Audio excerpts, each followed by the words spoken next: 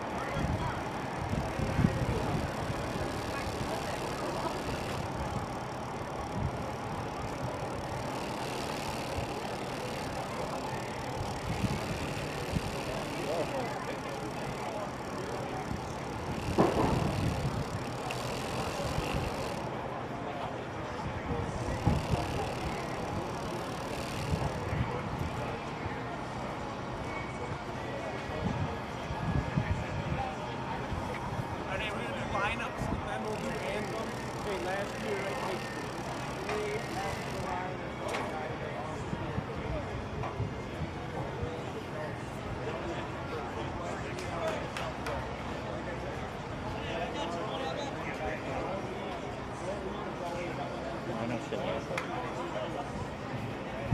kidding.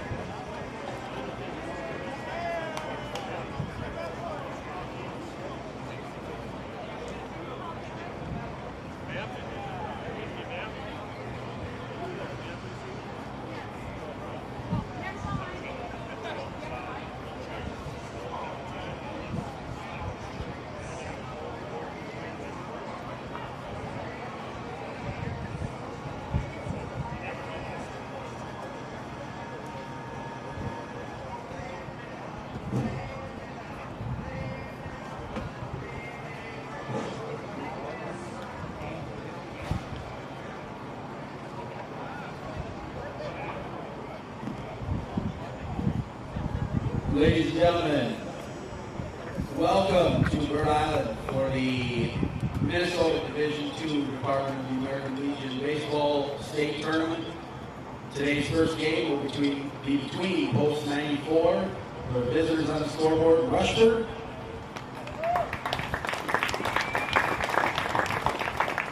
and our home team is Posts 55 and 74, the Sueur Henderson.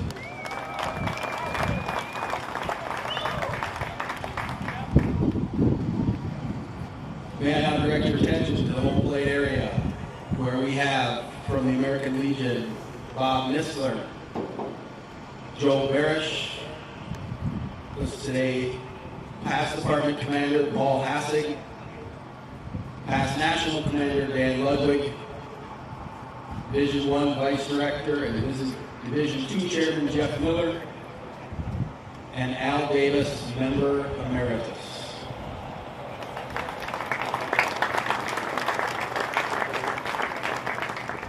Our umpires for today at home plate will be Zach Moore, and on the bases will be Al Floor.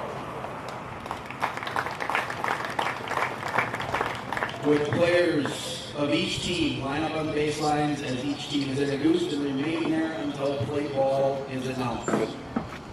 We will start with the visiting team, Post 94 from Rushford Pearson.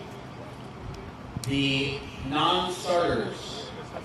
Number 5, Owen Lang. No. Number 10, Zach Baker. Number 20, Jace Dvorak. And number 25, Avery Kammerer. The starting lineup for Rushford. At second base, number 3, Jonah Bonke. Batting second will be the pitcher, number 16, Rylan Schneider. In the 3 spot at third base, number 12, Riley Tesh. Batting cleanup, catcher, number 7, Evan Kammerer. Followed by first baseman, number 4, Katie Johnson.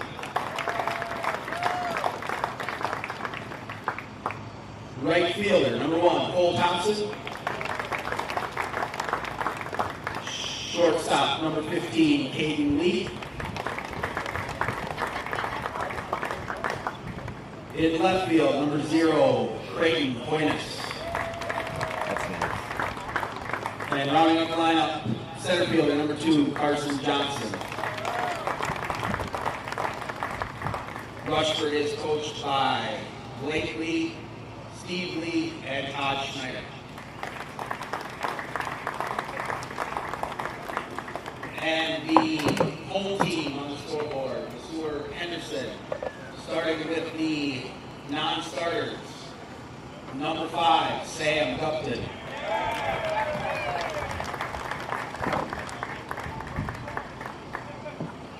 Number 10, Caleb Luna. Number 23, Corbin Lugisberg. Number 36, Jack Miller. Need it.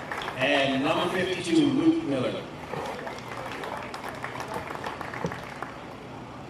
And leading off for the Sueur Henderson will be center fielder, number 3, Ethan Halloway. In the 2 spot, number 8, Logan Feeney. No. Good. Andrew. Wraps around the neck, blows out the top. Okay. Followed by number 6, shortstop, number 13, Brody Barrett. Number 27, third baseman, Peyton Telejohn. Batting 5th, first baseman, number 11, Braylon Hoffman.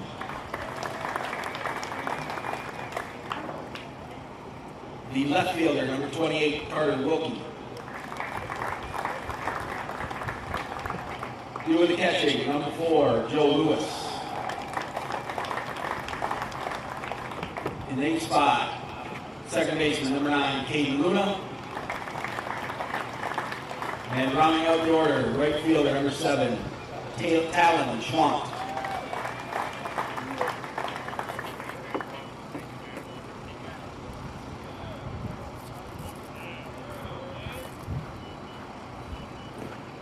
Dan Ludwig will now lead the players in reading the code of sportsmanship.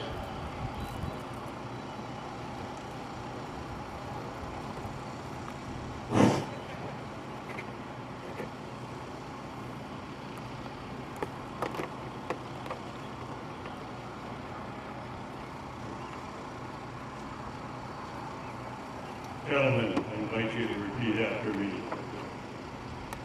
I will keep the rules, keep faith with my teammates,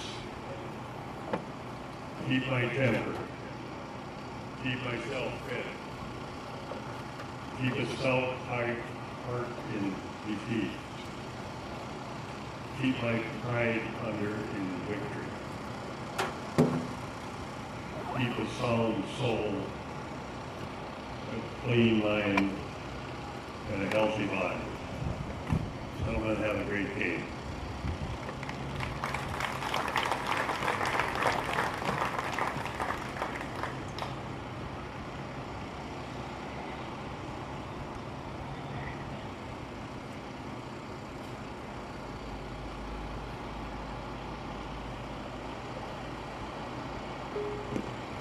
Please rise for the playing of our national anthem. Excuse me, our national anthem will be performed by Kathy Reese.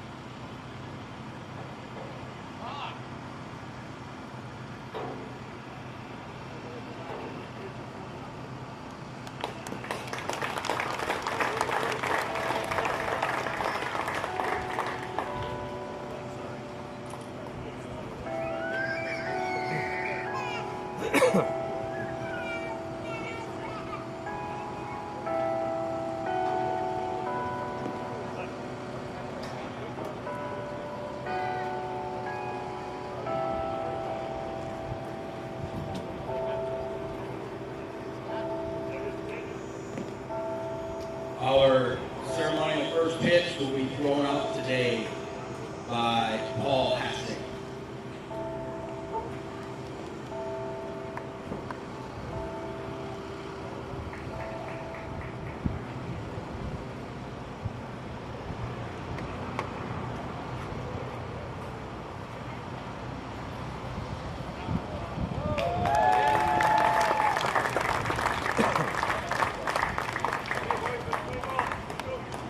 Play ball.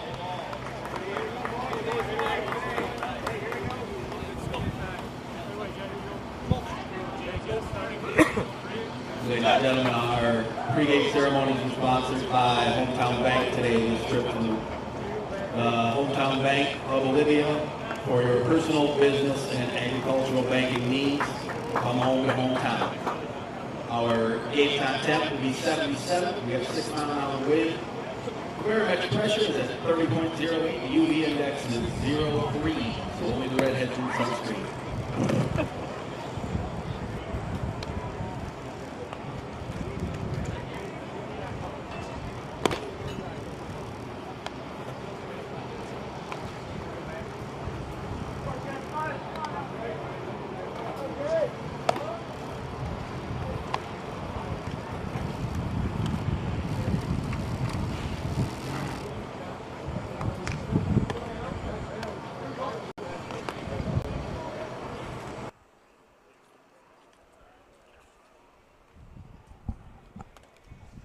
All right, good morning, baseball fans, and welcome to Minnesota American Legion Baseball. It is the state tournament. We are live here in Bird Island at Lions Memorial Park, bringing you state tournament baseball. The opening round game today is Sueur taking on Rushford. As we pull up the bracket here real quick, as we look at today's ball games as it goes, 4 games slated for today. The next game will feature Glenwood-Lowry taking on Esko. 4 o'clock game, Sleepy Eye versus New London Spicer. Then we will have the kind of the opening ceremonies after that, followed by Fosston and host Bold to follow up the evening. I'm Dean Rivers with the play-by-play for, well, the games throughout the entire weekend. We've got our camera out in the outfield that is somewhat appear to be working. It's a little fading in and out. I'll try and get that as best I can. It was working just fine a little bit ago, but either way, we've got 2 here. Top right-hand corner is going to be on follow the lead runner when there's a runner on base. If there's not, then it's just going to stay pitcher-catcher, umpire combination. And then we've got the main camera that will follow the ball. And here we go. We are underway. First pitch fastball is a swing and a miss from Jonah Bunke. 0-1. The count on Bunke for Rushford. Pitch number 2 is going to sail just high above the shoulders. That'll even up the count at 1-1.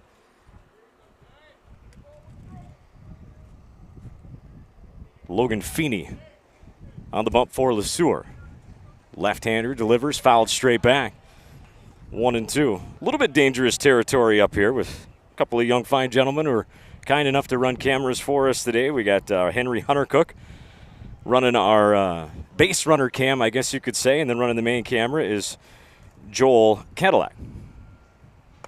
That's going to miss high. That'll even up the count at 2-2 on the leadoff hitter, Bunky. We've got scoreboard in the bottom left. I'll do my best to keep track of that for you throughout the games. Oh, that is in there, inner half, just above the knee for a called third strike. And Bunky strikes out looking for the first out of the inning. That'll bring up Rylan Schneider. Right-hander steps into the box. Ballpark is pristine. It looks beautiful. They always do an outstanding job here at Bold and Bird Island, not just for these tournaments, but throughout the year. It's always a great ballpark to come to and play at. You can see kind of the platform above the first base dugout where the fans can kind of hang out. The concession stands are back there. Just a beautiful view just about anywhere to watch a ball game here at Lions Memorial Park in Bird Island. That pitch is going to miss way high.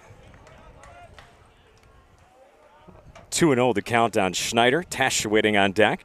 Also, just a reminder that the chat line is open on the YouTube feed. Feel free to join in. All I ask is that you keep it clean. If I mispronounce a name, feel free to correct me. Just do it colorfully. Yeah, no problem giving me a hard time. Just don't give the boys to my left and right a hard time as they're learning camera for the first time. There's a called strike. 3-1 to count on Schneider. But, yeah, let us know where you're watching from, who you're cheering for. Again, that's on the YouTube chat line. That's going to be fouled off towards the first base dugout as the bat boy comes out and gets it. Yes, once again, I'm Dean Rivers. I'll be slated for you for the commentary throughout all 11 games of the tournament. As that misses high, and we got a one-out walk to Schneider. So a runner on for the third baseman, Riley Tesh. Defensively for Sueur. Again, Feeney on the bump. Behind the plate is Joe Lewis. Over at first base, Braylon Hoffman. Third base, Peyton Telejohn. Shortstop, Brody Barrett. And at second base, Caden Lung. We'll go through the outfield here in a second. Inside, nearly hit him. Just missed. So 5 balls in the last 6 pitches thrown by Feeney. Rounding out the outfield, Creighton Hoynes, Carson Johnson in center, and out in right is Cole Thompson. As that misses, it's 2-0 now to Tesh.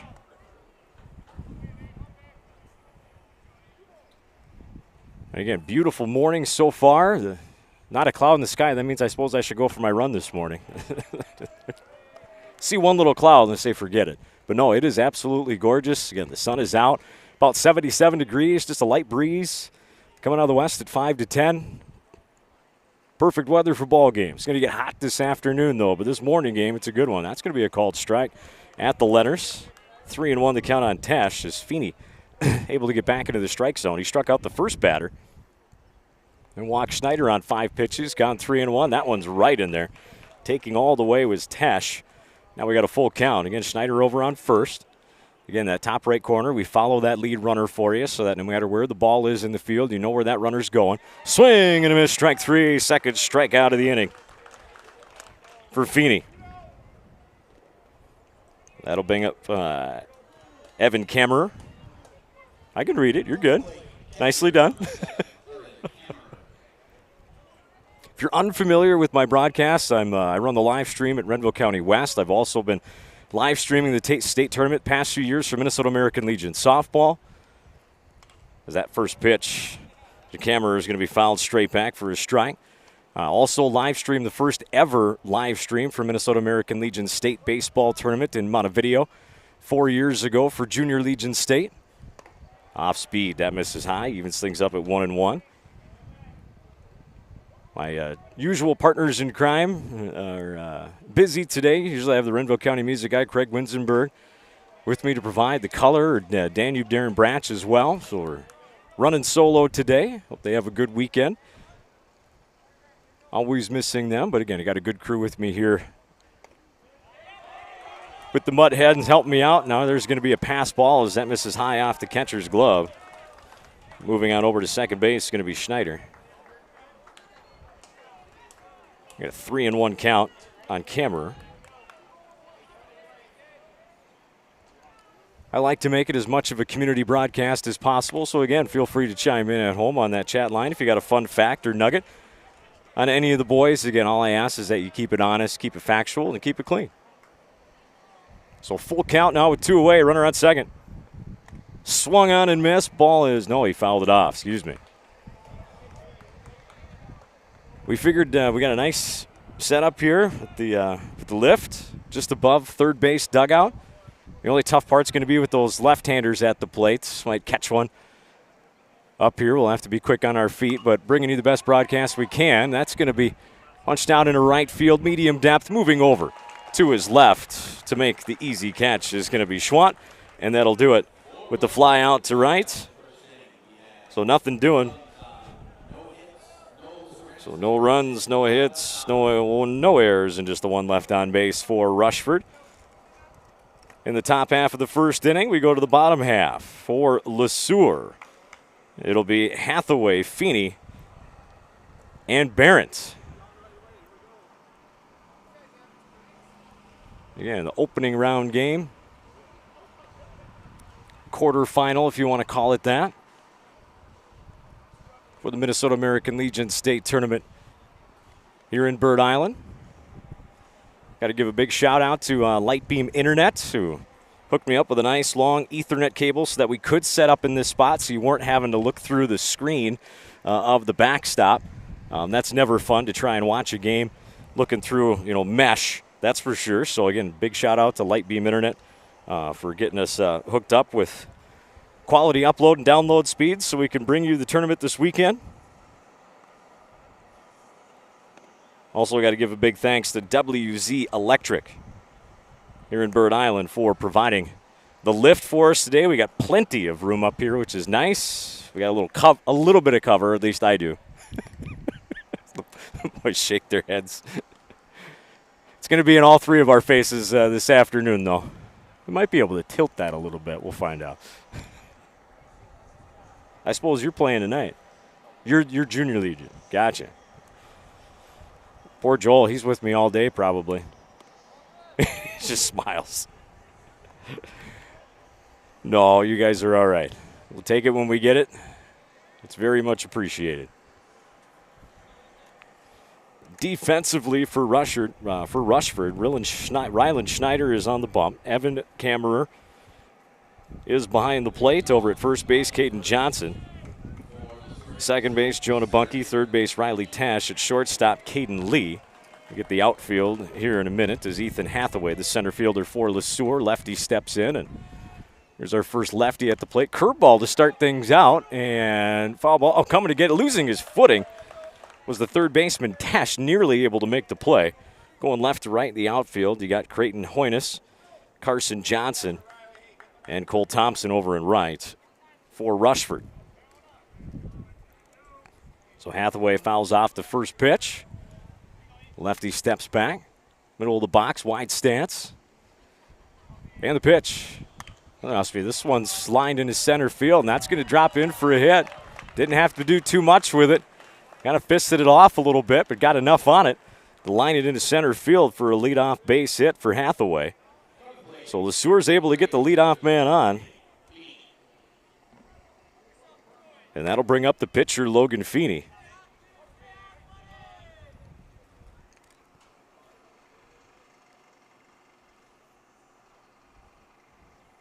First pitch, fouls it straight back. Goes over top of the grandstands into the softball field behind us. 0-1 to Feeney. Barrett on deck.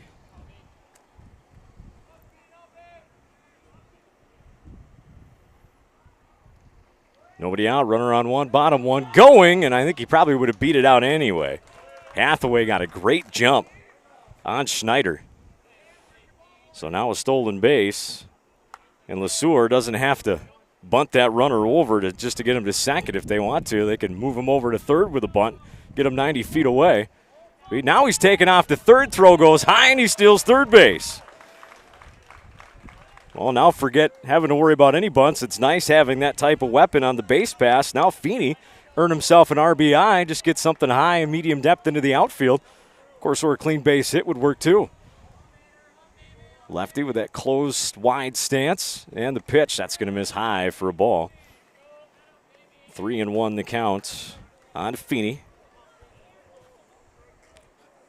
So Sueur threatening here early on.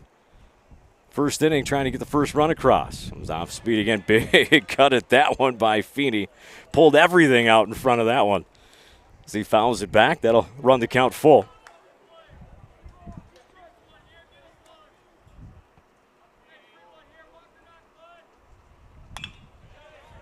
And that's going to be popped into center. That should be enough.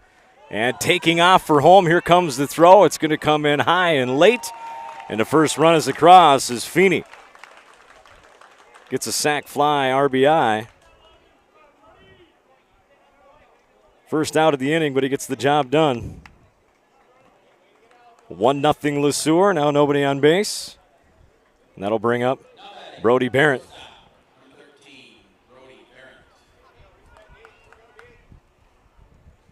Right-hander steps in. 1-0 Sueur. And a pitch. Like a curve, missed away for a ball, 1-0. Telejohn, third baseman, awaiting on deck. That's in the dirt. The curve 2-0 now. As Schneider struggling a little bit here in the first inning. As that one got by the catcher as well.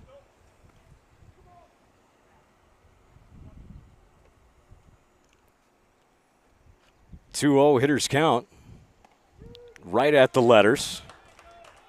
Not the 2-0 pitch you're looking for at the letters. You're looking for something typically between the thighs and the belly button. If it comes in that zone, then you're putting the barrel to it.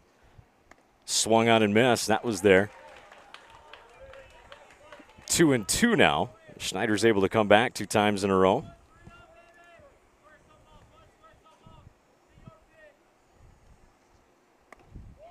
Ooh, that one just missed. It hit the catcher's glove. Fans weren't happy.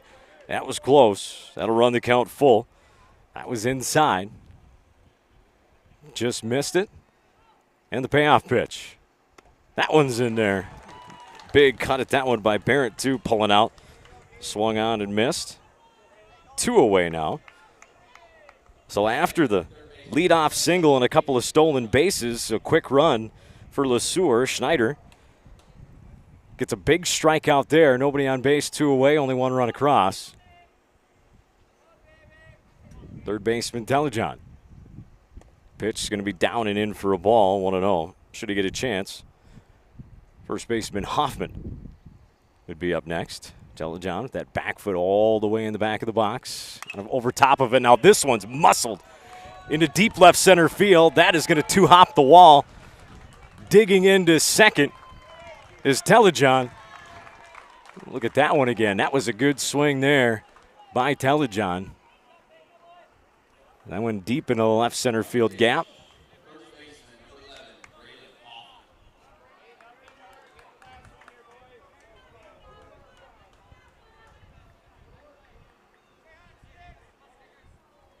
So now runner on second base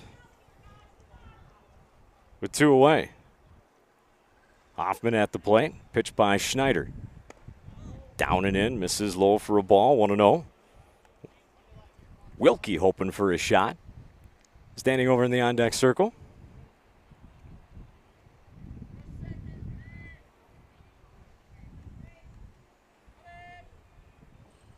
The 1-0. This one's going to be popped up. Should be playable as it's drifting over to his left, but coming in to make the play is the center fielder Johnson to end the inning. Telejohn put a good rope on that ball for a double, but to no avail. However, damage done in the first inning. Hathaway, the leadoff runner, got on, stole a couple bases. Feeney with the sac fly. 1-0 the score as we head to the top of the second inning.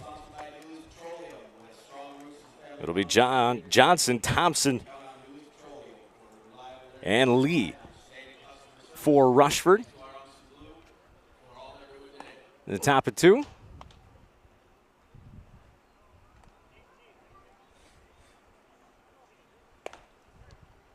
If I go blank, that's only because I'm updating your screen down there in the bottom left, our little scoreboard.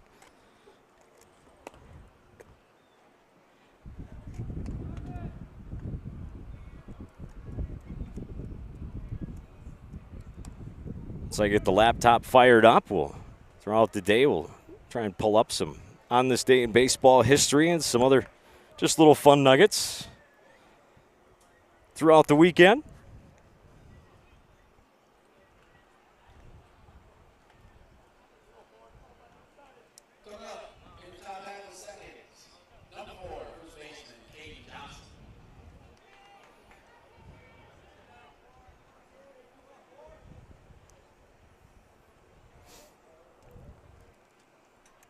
So Johnson will lead off, and that's going to miss inside.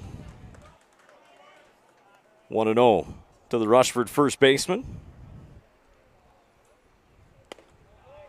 And that misses as well. 2-0 now. That's going to miss inside.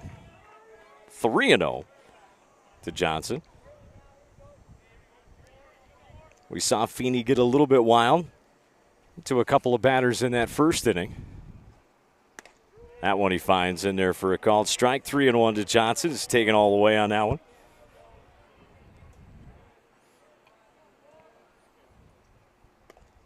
(3-1) catches on the inside corner. Catchers having a little bit of trouble on both teams today.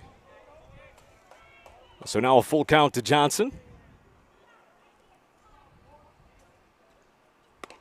Swung on and missed. Strike three. Nice job by Feeney to come all the way back. Down 3-0. Got the strikeout, his third of the game. One away with Cole Thompson, the right fielder, up for Rushford.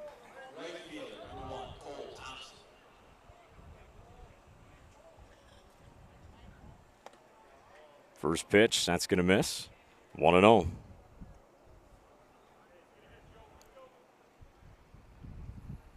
Swung on and missed there. Evens things up at 1-1.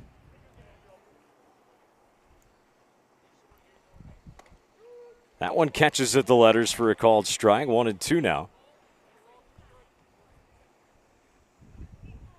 And the 1-2. Down and in, got him. Swing and a miss, strike three. 2 away now.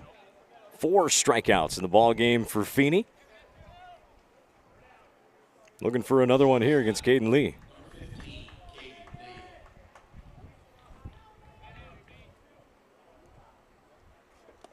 That one's going to miss in the dirt for the first pitch, 1-0. So all 3 batters in this inning. Feeney with the first pitch ball, but able to work his way back and get a couple of strikeouts. That's going to miss high, 2-0. Weird backfiring fastball on that one and missed.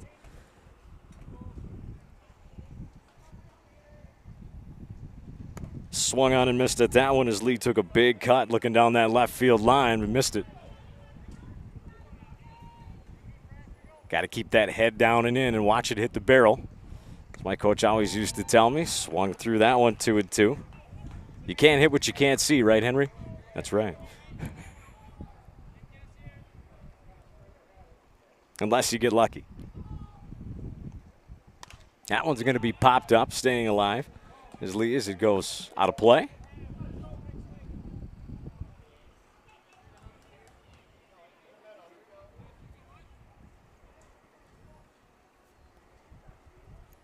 And the 2-2 with 2 away. This is going to be poked into right as it's going to tail and work its way easily to the right fielder, Schwant, for the final out of the inning.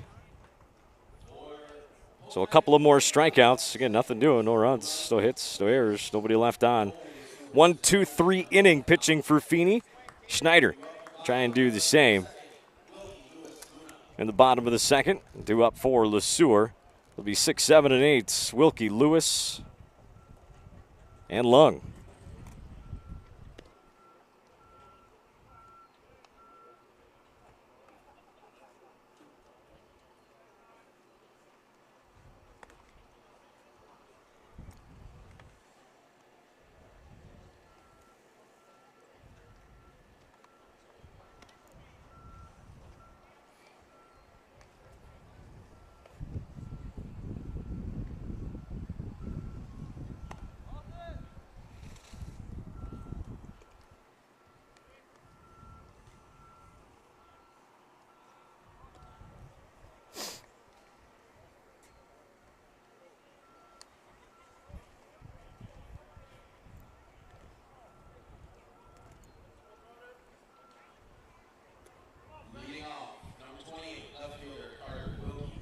Carter Wilkie will lead things off for Sueur.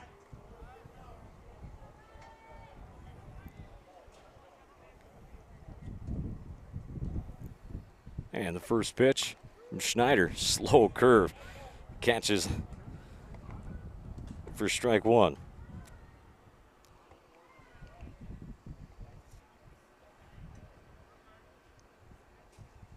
That one's going to miss high, evens things up at 1-1.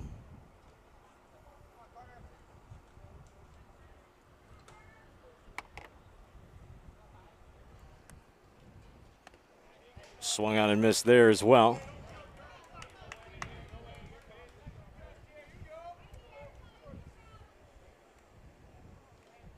Wait one moment here, folks. Get this back up and running.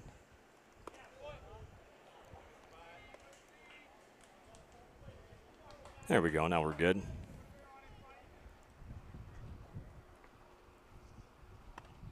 Swung on and missed. Strike three. So Schneider strikes out. Leadoff batter Wilkie for the first out of the inning.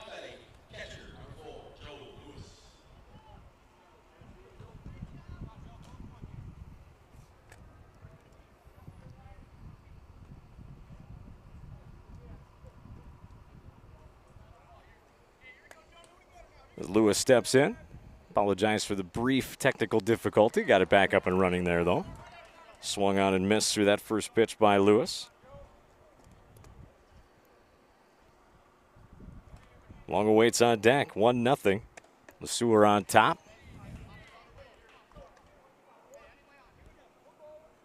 And that one misses, evens up the count at 1-1.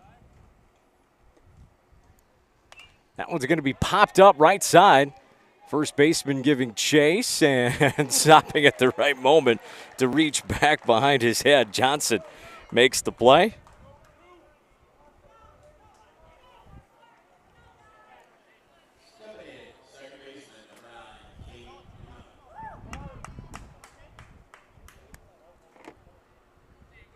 Step in Caden Luna.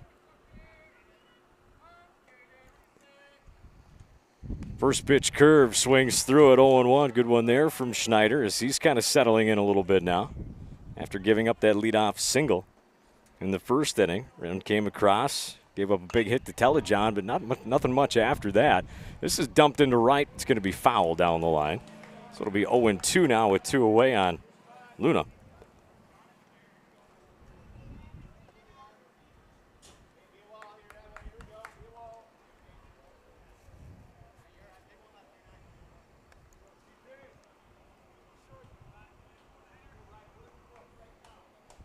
And the 0-2.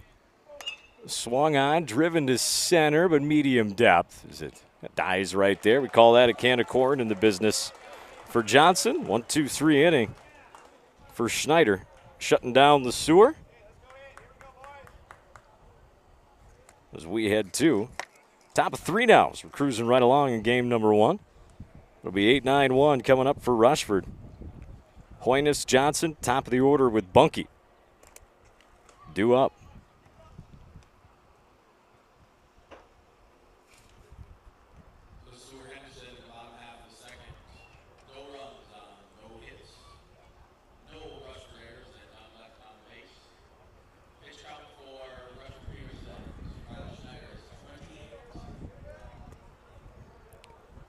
Pitch count for Schneider at Rushford is at 28 pitches. Through 2 innings. And for Feeney, he is at 41 through 2.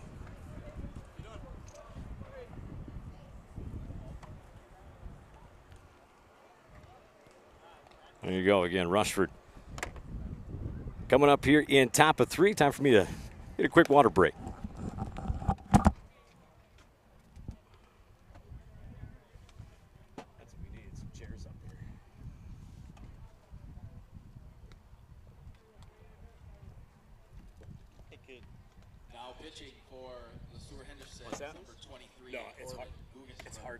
So you're okay. That's only if there was a battery pack.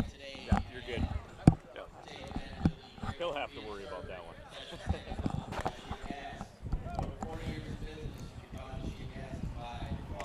All right.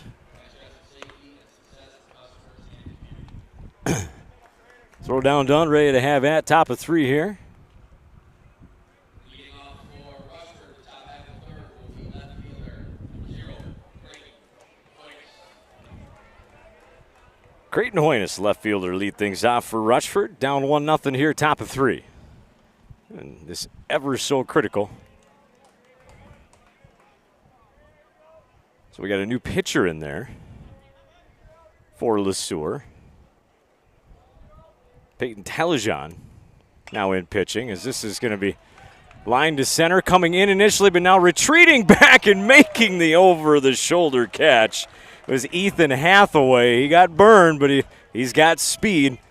He was able to backtrack and get it.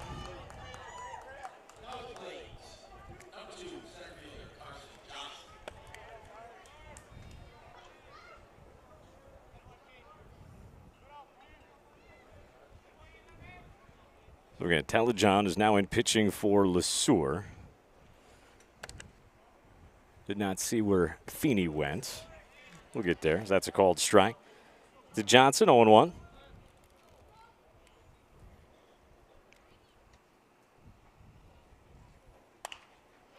That one's just dumped into center. No, picked up by the shortstop. Throw on over is not going to be in time. This is going to go to the first base dugout. Wisely staying place is Johnson. Again, they've got that brick as the backstop over there in front of the dugout and along that first base edge foul line. That ball bounces right back. It doesn't hit any wood or padding and drop dead. They gave that a hit to Johnson, as they say he would have beat it out.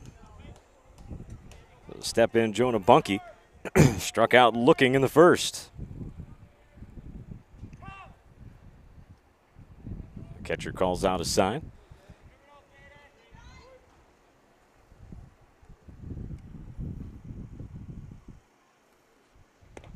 That's going to be in there at the knees. Down in for a called strike. It appears Feeney went out to right. Nope, never mind. That's still Taylor Schwant. Looks like Feeney's down. Done for the day.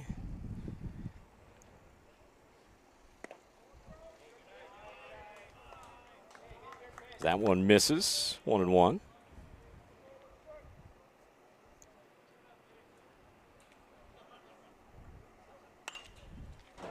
That's popped up right field line. First baseman giving chase. Right field, but it's going to drop.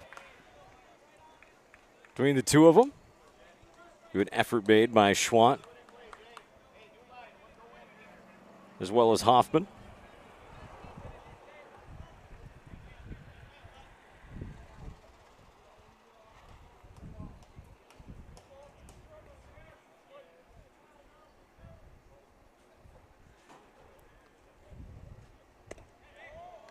Ooh, that one just missed. Good spot, just missed.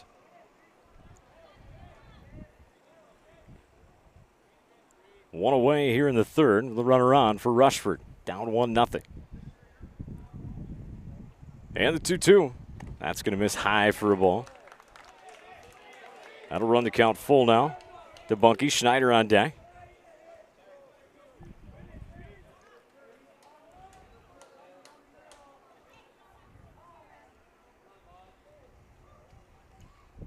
That's going to miss low in the dirt. 2 runners on. Rushford threatening here in the third. So runners on first and second. You got Johnson on second, Bunke on first, and that'll bring up the pitcher Schneider with a chance to help his cause here. Yeah, so Feeney's down. It looks like 23 Corbin Gugesberg is in the ball game. We'll see if he hits for Feeney coming back around in that 2 spot, as this one's lifted into center, but easily playable. Tagging up to third. No, throw comes in. Decent throw from center fielder Hathaway. No chance for Johnson to tag up at all. So now 2 away. And that'll bring up Riley Test, struck out swinging in the first.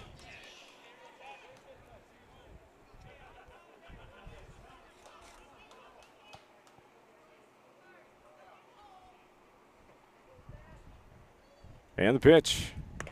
First pitch misses outside, 1-0. Kammerer, should he get a chance, waiting on deck.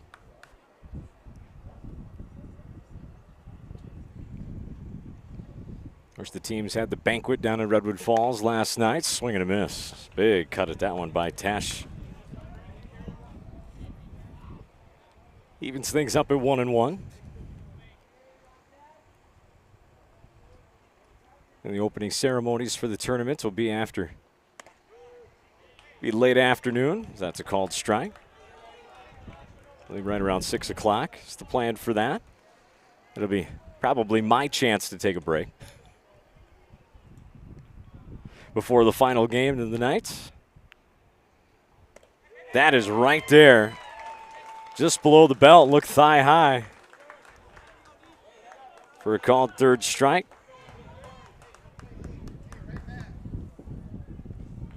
The one hit, but no runs. 2 left on.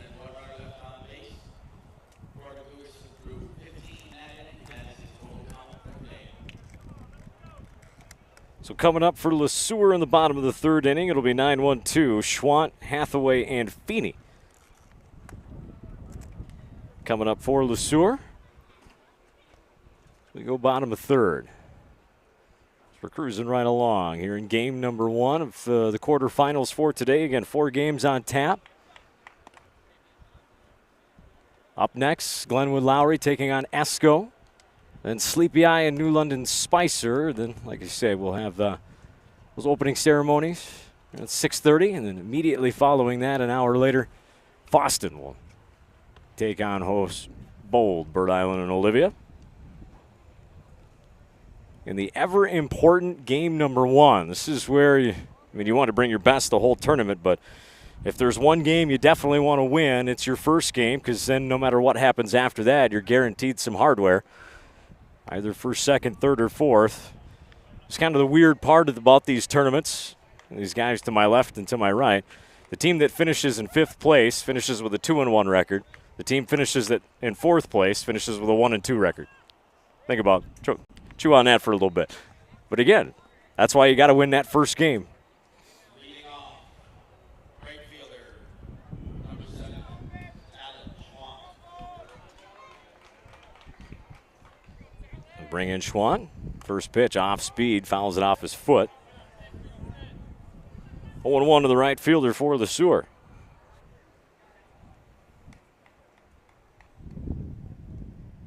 That breeze coming out of the west-southwest, feeling pretty darn good right now up here in the with another curve that misses for a ball. 1-1. If I'm not mistaken, and we'll get it here in the half inning, but about it.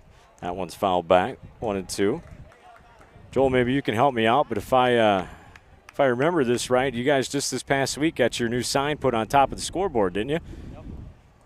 We'll get that in between pitches here. I'll show you that. As the crane came out, put that up. Go ahead and zoom in out there on the scoreboard. The Lions Memorial Park, welcome to Bird Island, got put on top of that this week. Thank you, Joel. We're back to the action. Look at that. It's like we've been doing this for years. Look at that. Perfect. That was high for a ball. 3-2 now.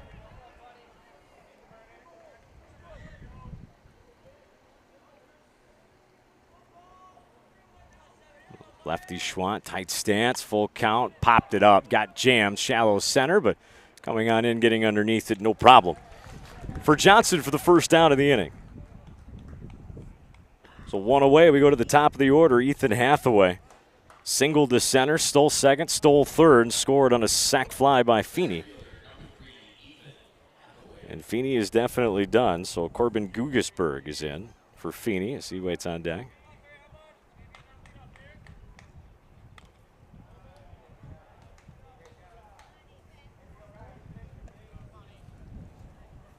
So he is at second base. Luna moved over to third.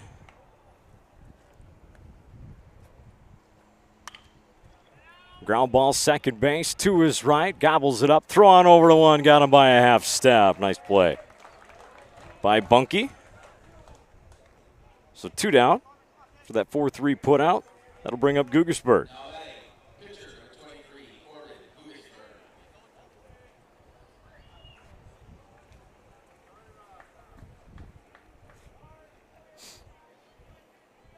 Schneider steps back on.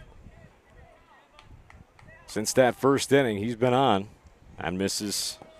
Breaking ball down to the dirt. We've seen a lot of off speed, a lot of breaking balls thrown by Schneider in this one.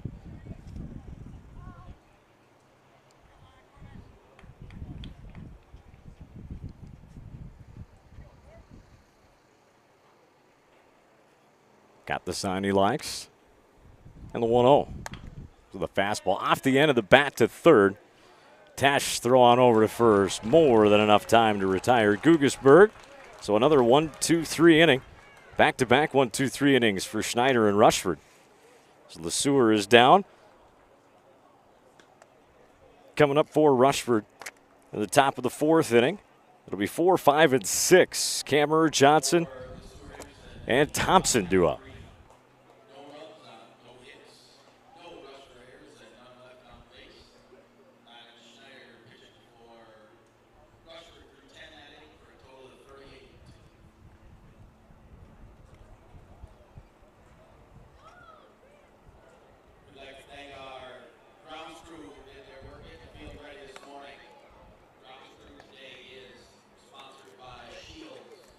Talking about the grounds crew. Over on the PA, maybe you could pick it up through my mic. But, yeah, those guys do an outstanding job in between games and just working on prepping the field beforehand, getting all the edging done. Everything is nice and crisp and tight. Grass looks good. Lines look beautiful, mowing the outfield. You're kind of the unsung heroes of a tournament. It's the grounds crew. If you're ever at a tournament, be sure to thank those guys, as well as the umpires, because if the umpires decided not to show up, well, we wouldn't be playing, and you definitely don't want me to go out there and call balls and strikes. I have a hard enough time seeing them up here as it is. Kammerer to lead things off, popped out to right. First pitch in there. Recalled strike one, so we got a new pitcher. No, same pitcher for Telejohn still out there for his second inning work, excuse me. 1-1 to Kammerer.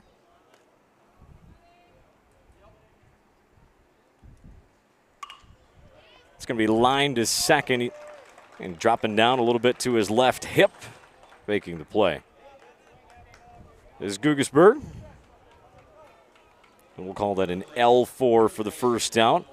Caden Johnson, first baseman, steps in. He struck out swinging to lead off the second inning.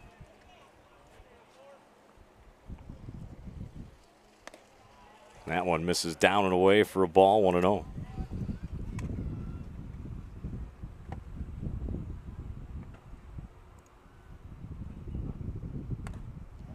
Swing and a miss at that one evens things up at 1-1.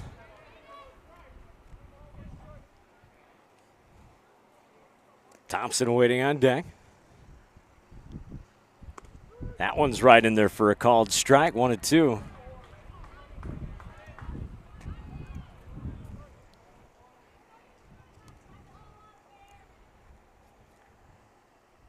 Telejohn sets. He pitches from the stretch. The 1-2. Just misses high. Of the letters 2-2. Good hold there. Good eye by Johnson. It's a tough 1-2 fastball to hit. Right at just above the letters, just below the shoulders. Tough one to lay off of. And even if you do swing at it, it's typically a pop-up. This time he got something just above the bell, and he lined a single to left. Fastball, and he was all over it. Didn't miss that one. Johnson rips a 2-2 single to left, and Rushford's got another runner on.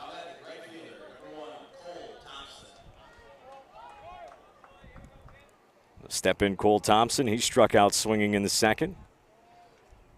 And one away, Johnson on first. That one misses outside, 1-0. Lee waiting on deck. And 1-0 Sueur. Leading here in the fourth. There's in there. That's a called strike. 1-1 on Thompson. John comes set, takes a peek, now fires. That one's right through the swing of Thompson, 1-2.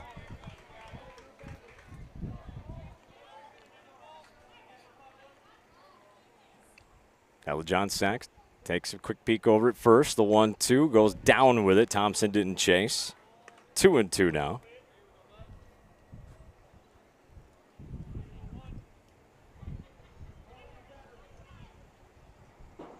Johnson leads away from first. And the pitch. Drop down a little bit. That misses. Full count now to Thompson.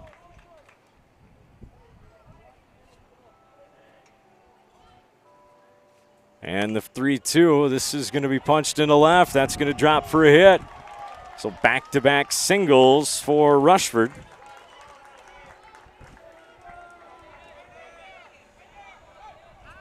It's the third hit of the ball game for Rushford.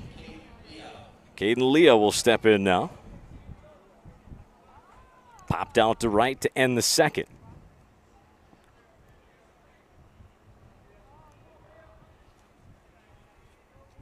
Takes a long look at second, now throws over, diving back head first, and plenty of time is Johnson.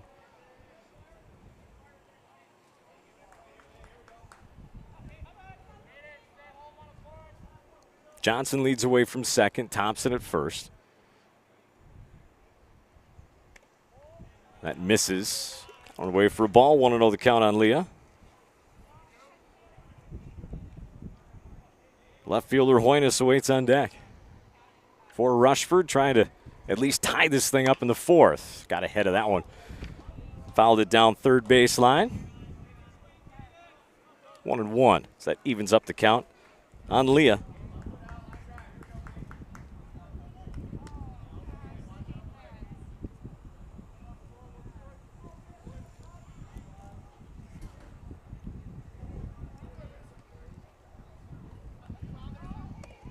That's in there for a called strike, 1-2.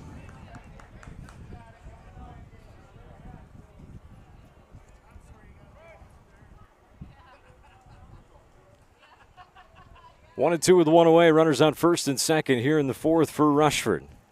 Leah pops it up. Left center field, drifting over to his right and underneath it. To make the catch is Hathaway. So now two away. Again, back-to-back innings. Rushford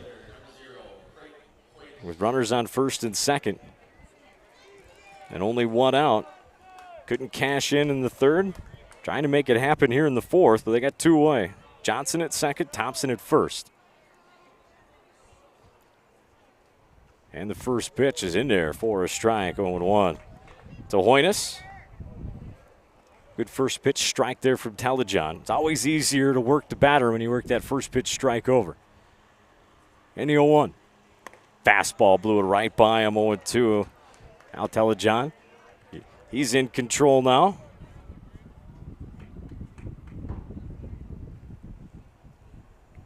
And comes set. The 0-2 with two away. Came up and in and missed. 1-2. You always got to be careful in this situation if you're looking for that curveball down and away in the dirt. You don't want that to get past your catcher. And a swing and miss, strike three with two away is, everybody'd be moving up. Oh, nice breaking ball. Got him to buckle. Started it probably right at just behind his front hip. Fooled Hoynes on that one for a called strike three. So a couple of hits, but no runs. No errors and two more left on. 5 runners left on base for Rushford. 3 of those 5 were runners in scoring position, unable to cash in. So bottom of 4 we go. 3, 4, 5, meat of the order coming up for Sueur. Barrett, Telejohn, and Hoffman. Make my scoreboard adjustment here.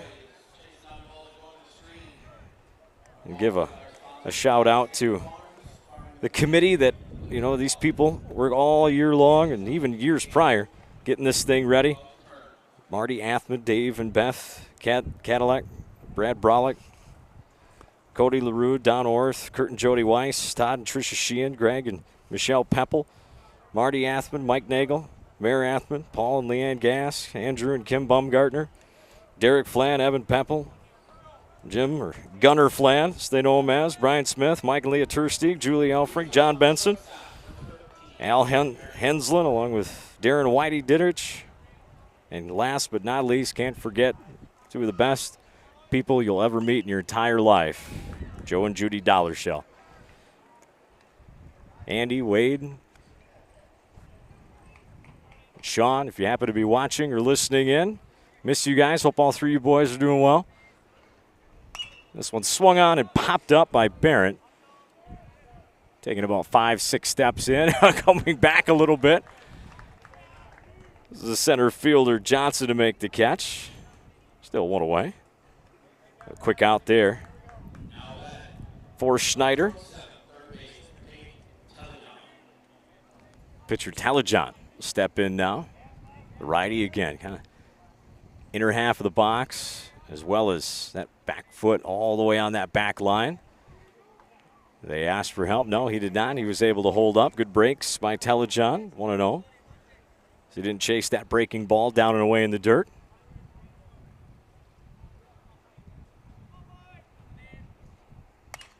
This one's popped up. Kind of got jammed a little bit. Didn't quite get it on the barrel. An easy play. The left fielder, Hoynes, going over to his left into the gap. So 2 straight pop-outs. Going to bring up Braylon Hoffman. He popped out to center to end the first. There's Sueur. Hasn't been able to get anything going with the bat since the first. That one's in there for a called strike, 0-1 on Hoffman. As Schneider has settled in nicely for Rushford.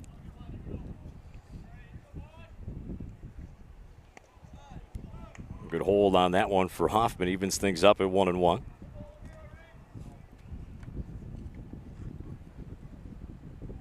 Schneider in his motion. Pitch. Chases a high one at his chin, and that'll be another can of corn for the outfielders. 3 up, 3 down, 3 straight pop-outs. 2 to center, 1 to left. Nothing doing for Sueur. In that one, 3 straight, 1, 2, 3 innings for the pitcher Schneider and for his teammates in Rushford. Coming up in the 5th, it'll be 9-1-2. Johnson, Bunky, and Schneider. We'll get to the thank you of the sponsors of the tournament that make everything happen.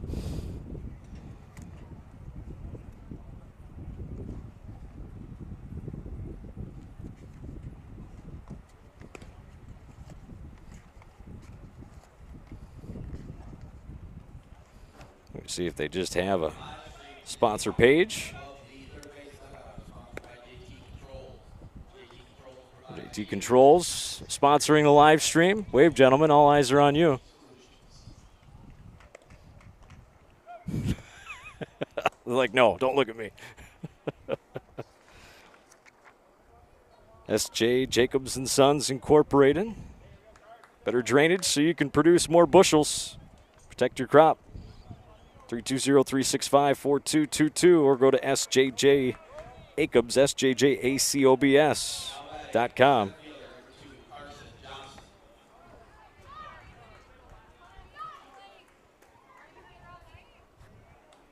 Step in Carson Johnson. He singled, got stranded at second in the 3rd. That's in the dirt. Ball 1, 1-0.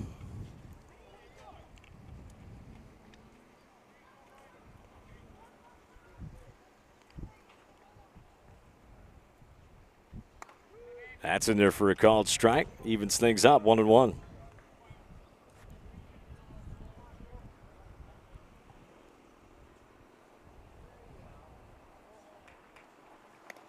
That misses down and away for a ball. 2-1 now on Johnson. Again, the leadoff batter, Bunky, waits on deck.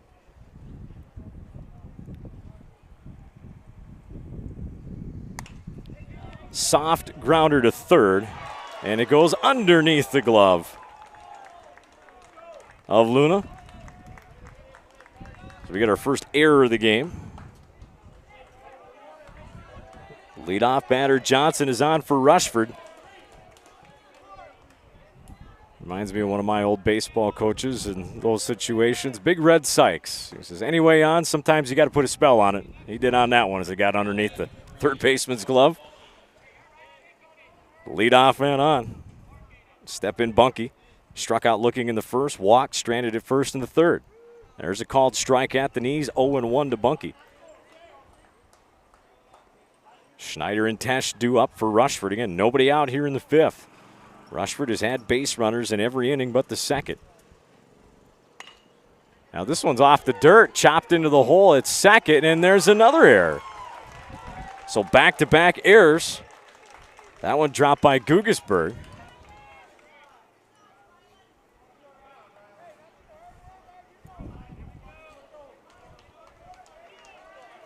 So now runners at first and second, nobody out, back-to-back errors. Step in Rylan Schneider.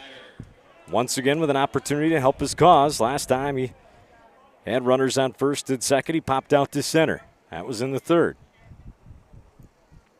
Struck out in the first. Pulled the brakes, but the pitch was inside. Called a strike, 0-1 on Schneider with Tesh on deck. Standing at second is Johnson. Over at first is Bunky. Again, nobody out.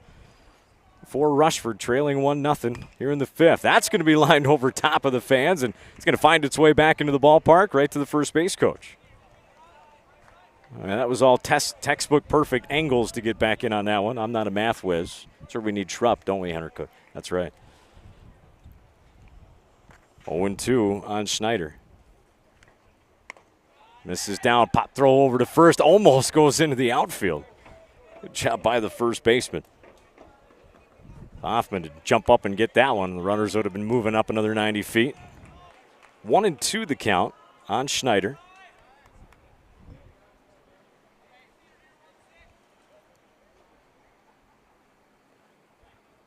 And the pitch. Grounder to first base. Going to get one runner over, and now that's dropped by the shortstop, and that's going to lead to a run. 3 straight hitters, 3 straight errors.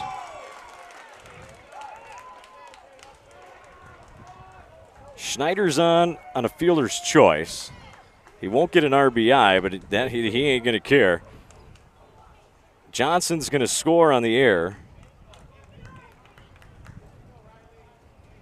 And we've got a 1-1 ball game. As Sueur will try and calm themselves down here. Coach goes out there to talk to him. We'll take this time.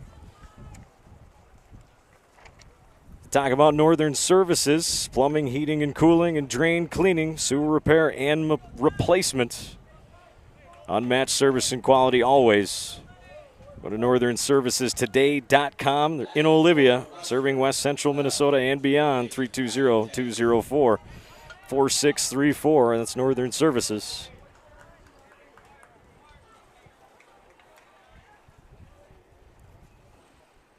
Tesh swings and misses at the first pitch, 0-1. Tesh 0 for 2 with a couple of strikeouts. One looking, one swinging. Nobody out. One run across here in the fifth already for Rushford. Runners on first and second, trying to add more. There's a bunt, first base side, and it's a good one. Nobody's at first. That's going to be – did he get the tag? He did. Oh, heck of a play. Heck of a play by Hoffman and Telejon to get the out on Tesh. I mean, that was going to take a perfect throw and tag, and it was perfect timing to get that out.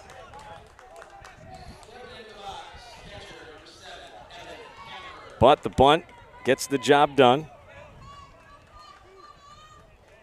So now only one out, 2 runners in scoring position now for Kammerer, the cleanup batter, and this is what you want if you're Rushford. Kammerer leaning with that weight on that back foot.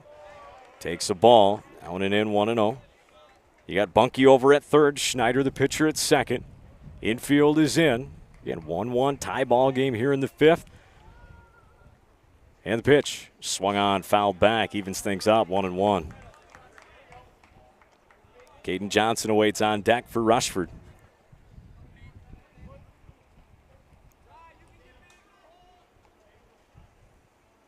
And the pitch.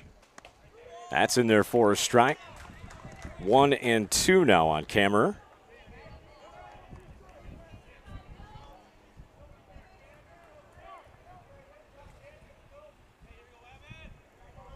It's Telejohn.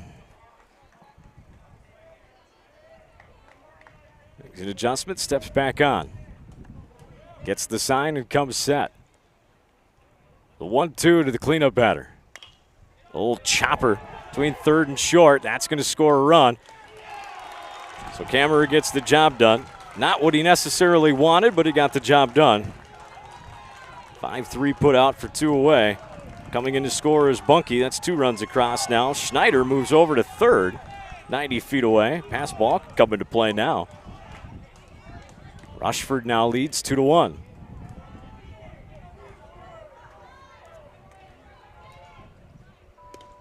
There's a called strike to Johnson. Thompson awaits on deck. Johnson 1 for 2, struck out swinging to start the second. Singled, stranded at second in the fourth. That misses high for ball, 1-1. No hits in the inning for Rushford. 3 errors, 2 runs across. Swung on, popped up, straight back, out of play. Right behind second base in the softball field behind us, in case you really wanted to know. I got 1 and 2 to Johnson. It's Telejohn. Steps off. Takes a long look at his outfielders. He knows this is a big pitch right here for Sueur. It's been a nightmare of an inning with 3 errors. Trying to get out of it right here. Didn't get the call. Good location. Evens things up, I believe, 2 and 2 now. Yeah, 2 and 2.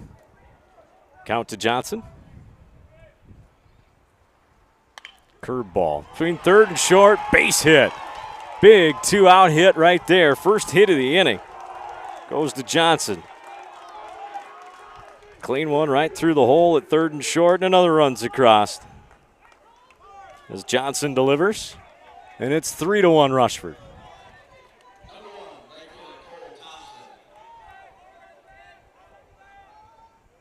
Step in Thompson, the right fielder. He fouls that one off. Out of play. Over the stands, 0-1 to Thompson. Thompson 1 for 2. Singled to left in the fourth, stranded at first, struck out swinging in the second. That one misses high for a ball, 1-1.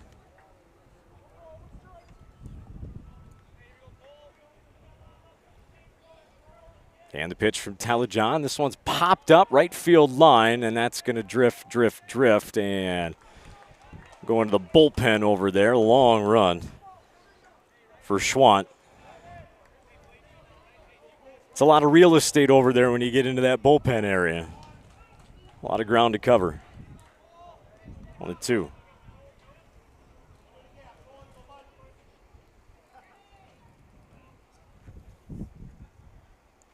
And the 1-2, that's in the dirt. Stopped by Lewis. Evens things up at 2-2 to Thompson.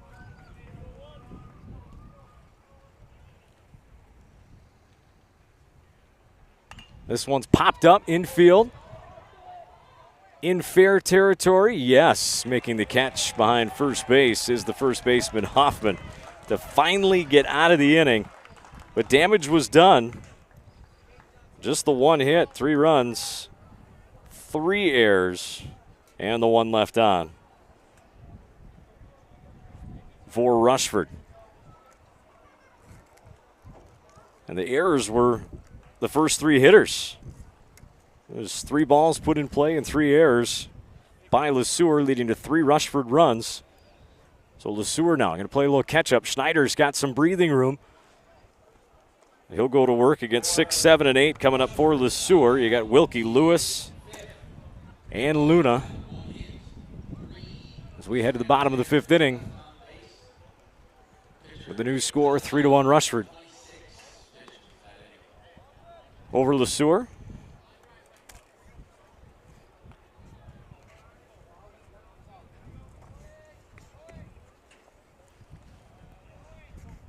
Take a quick time to talk about Edina Realty, sponsors of the tournament, specifically Brenda Rouse. Brenda Rouse at edinarealty.net, BRENDAROUSE, 320-522-0949. In the market for real estate, get a hold of Brenda at Edina Realty.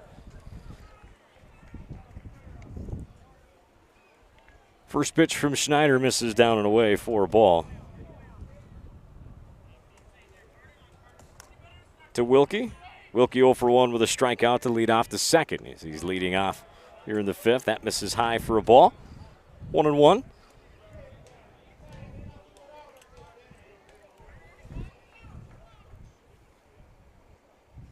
And the pitch. Good curve right there. Catches at the letters, 1-2. You know, you look at Schneider, he's not overpowering. Does throw a lot of breaking balls, but he's settled in. He's hit his spots, and the Sueur hitter is having trouble with it. Struggling to make solid contact as this is just punched and popped up into right. Another can of corn out there. Thompson makes the play on that one. One away. He's had 3 straight 1-2-3 innings after giving up the leadoff hit run in the top of the first to Hathaway. For the most part, been all Schneider pitching since. Taking care of Sueur. That one misses down and away for a ball on Lewis, 1-0. Lewis popped out to the first baseman in the second inning. Fastball, didn't miss that one. Line drive, base hit into center field.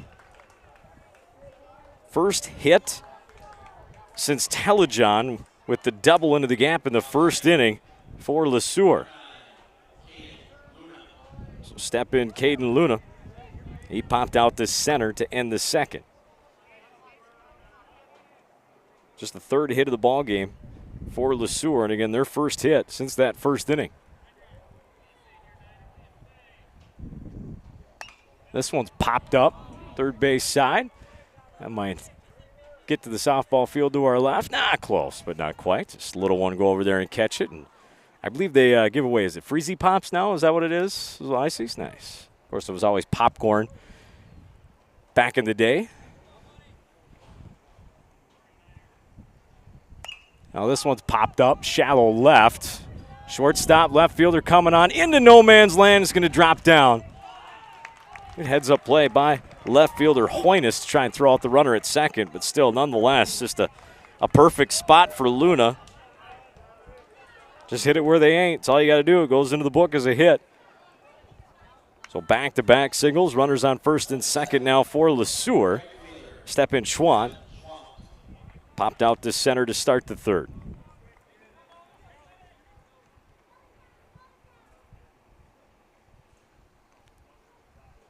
And the lefty lines this one to center, dropping down, now drifting back to his right. Easily make the catch as the center fielder Johnson. So he had a beat on that one right away. 2 away.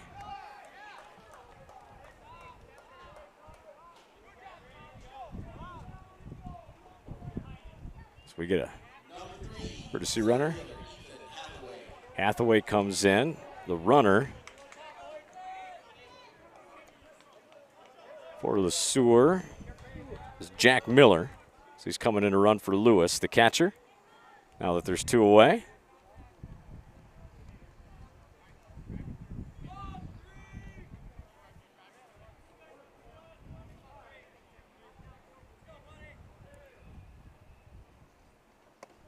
That misses high for a ball, 1-0.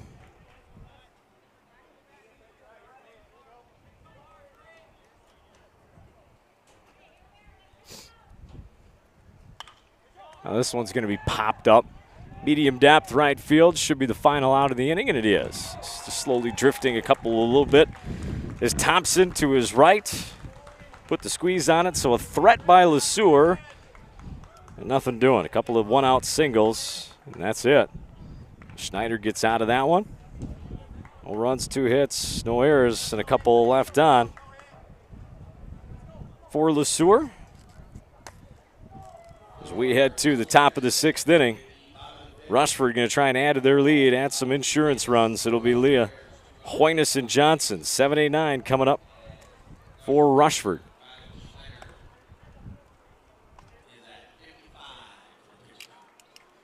Schneider's been brilliant. Only 55 pitches through the 5 innings.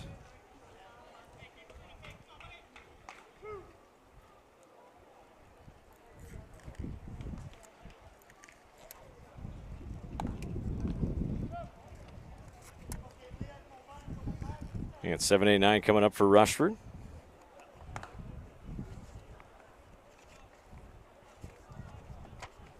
So we go to Sheehan's Gas. Service is their business, located on 106 Main Street in Bird Island. 320-365-4400. Good luck to all the Legion teams. Before you dig, call 811. Go for state one call. Again, Sheehan's Gas Company. Service is their business. First pitch to Leah. That's going to miss. For a ball. 1-0 as Telejohn's back out there. Now this one's cracked. Line drive right into center field, but coming on into his right is Hathaway. Beat on it, decent contact for Leah. No avail, one away. Hoynes will step in, he's 0 for 2. He popped out to center and struck out looking.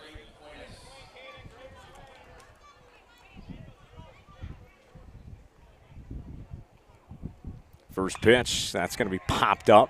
Right field. Drifting now running in is the right fielder Schwant to make the play. 2 away.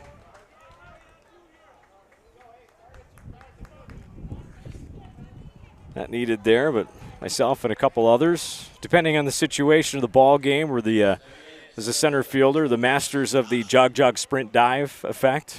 Try and get the team going, make a play that you didn't probably have to. But at least makes something exciting happen. There's a called strike. 0-1.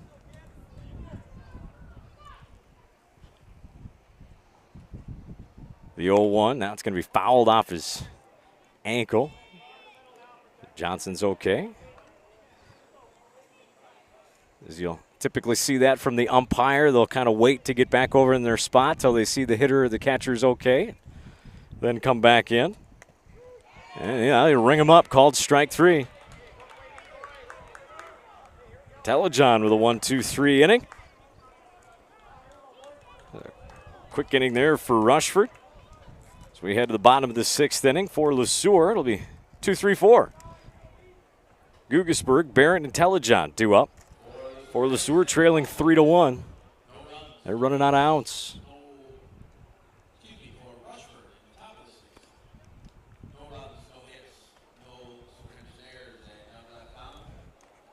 Bottom of the 6th inning. Coming up, brought to you by Hometown Insurance. Kyle Athman, insurance agent in Olivia, located right off of West Lincoln Avenue. Suite number 4, go to myht.biz. Also got Hometown Solutions right there as well, myht.biz. Kyle Athman. Hometown Insurance and Hometown Solutions right here in Olivia.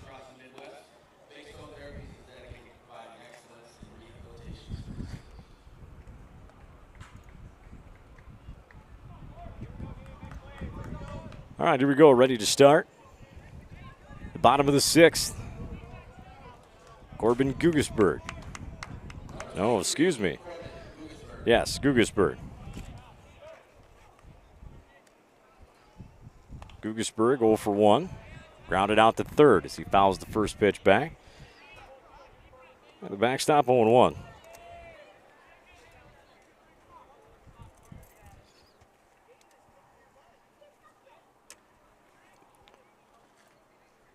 Pitch number 2 is going to miss high over top of the helmet. It'll even things up at 1-1 to Guggisberg.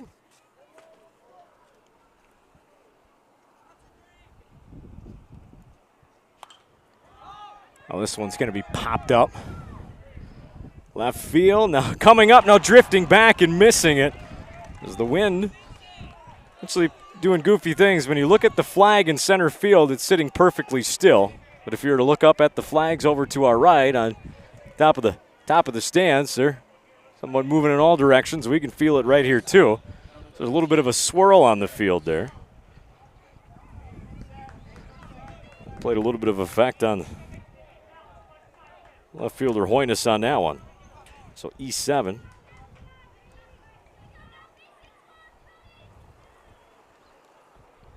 Step in Barrett. He's 0 for 2. Strikeout, pop out to center.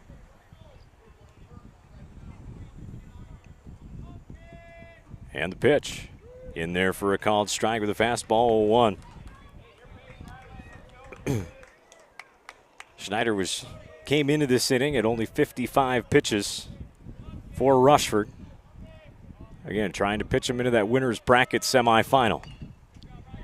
Fouled off, it's not fouled off, right side. Nice play by Schneider. A dive by Barrett, but not in time.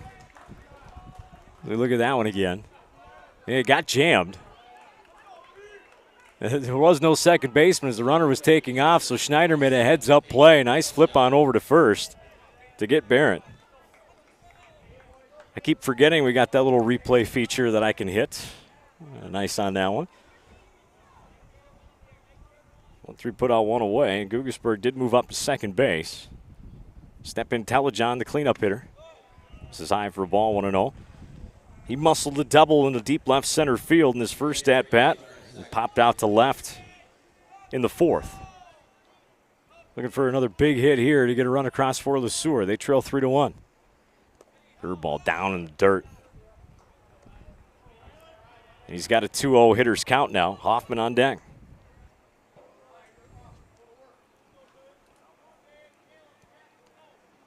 Schneider, the 2-0. Hard grounded to third.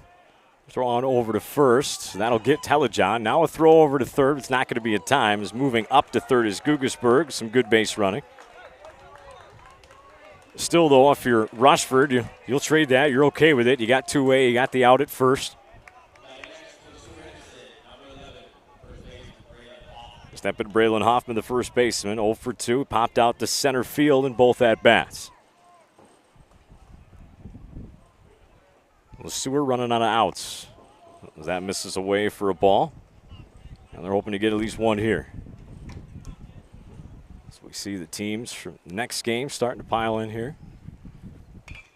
Down the right field line. Diving play by the first baseman, Johnson. Step on the bag to make the play. That one's definitely worth another look. And just a little jam shot down that right field line. A nice dive down there. That would have scored a run, potentially a double. Heck of a play by Johnson for the final out of the inning.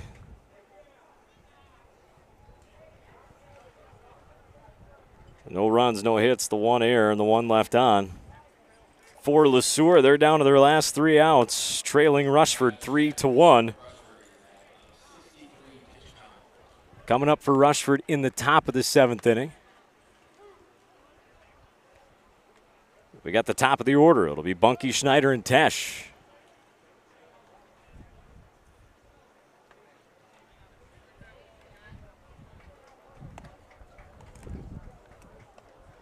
This half inning brought to you by the Olivia Liquor Store right on East Lincoln Avenue in Olivia, as well as Lee's Plumbing and Heating in Olivia. Lee's Plumbing and Heating. Give them a call, 320-220-1009 for your plumbing and heating needs. So Jonah Bunky will lead things off. For Rushford, again, trying to add to their lead. For their pitcher, Schneider, who's been brilliant since that first inning. And misses down for a ball, 1-0.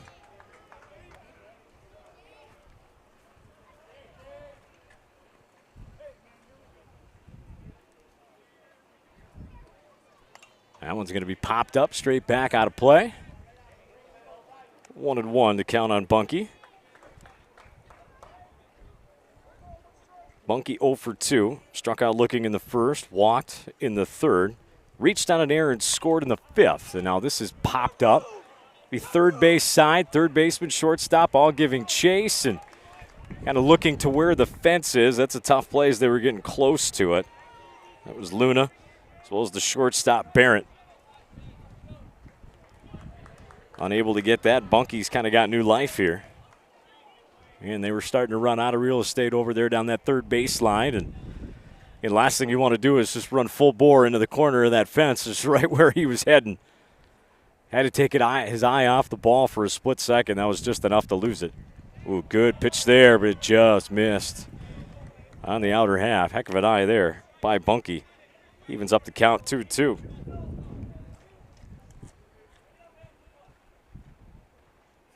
That's going to miss high. 3-2 now as Telejohn. It's probably one of the harder pitches we've seen him throw so far as he reached back and put a little bit extra on that one. Full count, nobody out. We're in the top of the 7th for Sueur, and that misses down way in the dirt. And a heck of an at-bat by Bunky as he's on base once again, his second walk of the game. That's what you want out of your leadoff batter. Get things started, get things going. Doesn't matter how you get on, find a way. Step in the pitcher, Schneider. He walked in the first, stranded second, popped out to center. He takes ball 1. Reached and scored.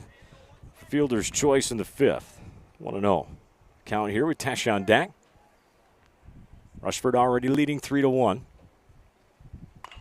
Here's a soft grounder right back of the pitcher. Could be 2. On over to short to 1. Double play. Nifty turn there by Sueur. Little 1-6-3 double play. Nice quick turn.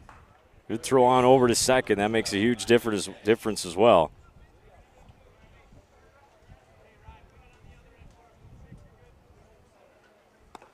Swung on and missed first pitch. 0-1 to Tesh. Tesh 0 for 2 with a sacrifice bunt in the 5th. That's in there for a called strike 2. Telejohn. 1 pitch away. We're getting out of this after letting the leadoff runner get on with a walk.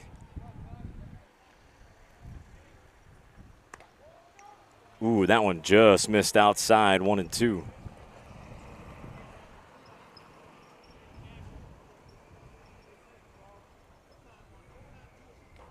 One, two again. This one line drive, heads up over there. Again, that takes you don't know how it's going to hit off that uneven brick over there. It could take any angle. You got to be ducking for cover over there. Still 1-2 to Tesh. That misses high, 2-2. You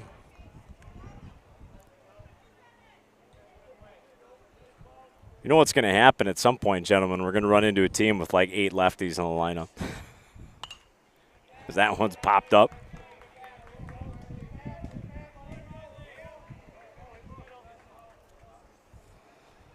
Foul off the right side. We'll do the 2-2 again with 2 away.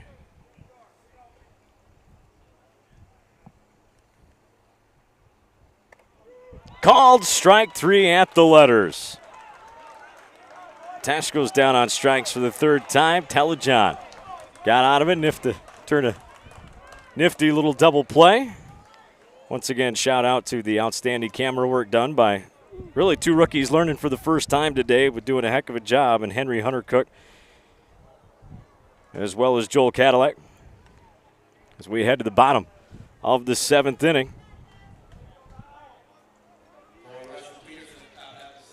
With Rushford leading 3-1, Sueur down their last 3 outs. It'll be 6, 7, and 8 coming up. Wilkie, Lewis, and Luna.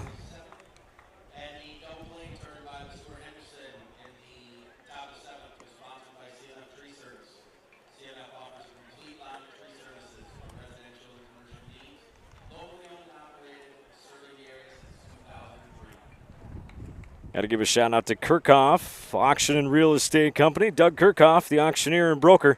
Go to KirchhoffAuction.com to see what they've got coming up. Give them a call, 507-829-6859. Again, KirchhoffAuction.com, KERKHOFF auction.com. Bottom of the 7th on its way. 3-1 here in this opening quarterfinal game. Rushford leading 3-1. Looking to advance to play the 5 o'clock game tonight on the winner's bracket side. No, excuse me, tomorrow night, I'm sorry. I got Legion softball in my head. Glenwood-Lowry and Esko will be the next quarterfinal.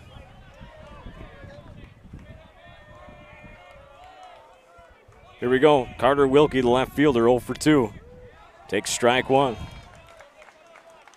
Struck out swinging, popped out to right. His only 2 at-bats. Again, as Schneider has pretty much shut down this lineup since inning number 1. This one's going to be popped up right side. Tough play. Drifting back is the first baseman and getting back to make the catch. Johnson with Back-to-back plays and back-to-back innings.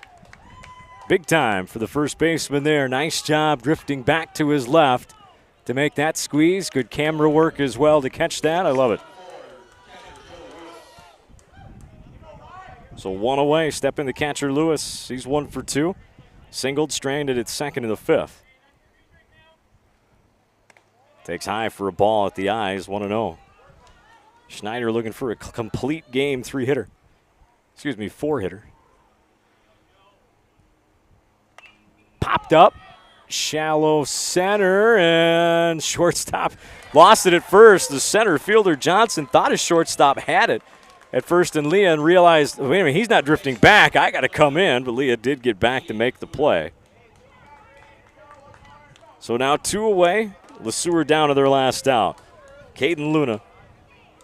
He's 1 for 2, popped out to center. Single to left, stranded at first in the 5th. First pitch to him here, popped up right side, out of play. Sueur down to their last 2 strikes. Gentlemen, we will drop it down in between games, so if you got to go to the restroom or anything, we'll get lineup cards before we come back up. That's popped straight back, and now Sueur's down to their last strike. Again, Schneider looking for a complete game here in the opening round, trying to pitch Rushford into the winner's bracket semifinal. The 0-2. Swung on, driven to left, but it's going to be foul. That's almost got my car all the way out there. It might have even bounced off the front of it. I figured I was good over there. Just a long, loud foul ball is all that is. Catcher Kammerer go out quickly to talk to Schneider.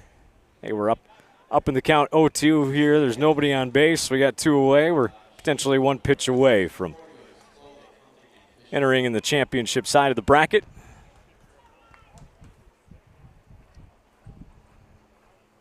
See if he goes with that curveball down and away here. And the 0-2. There it is, and it caught it. Caught the corner, down and away. Heck of a pitch by Schneider as he gets another strikeout, and he pitches a complete game. Only his 3rd strikeout of the game, but it came at the right time.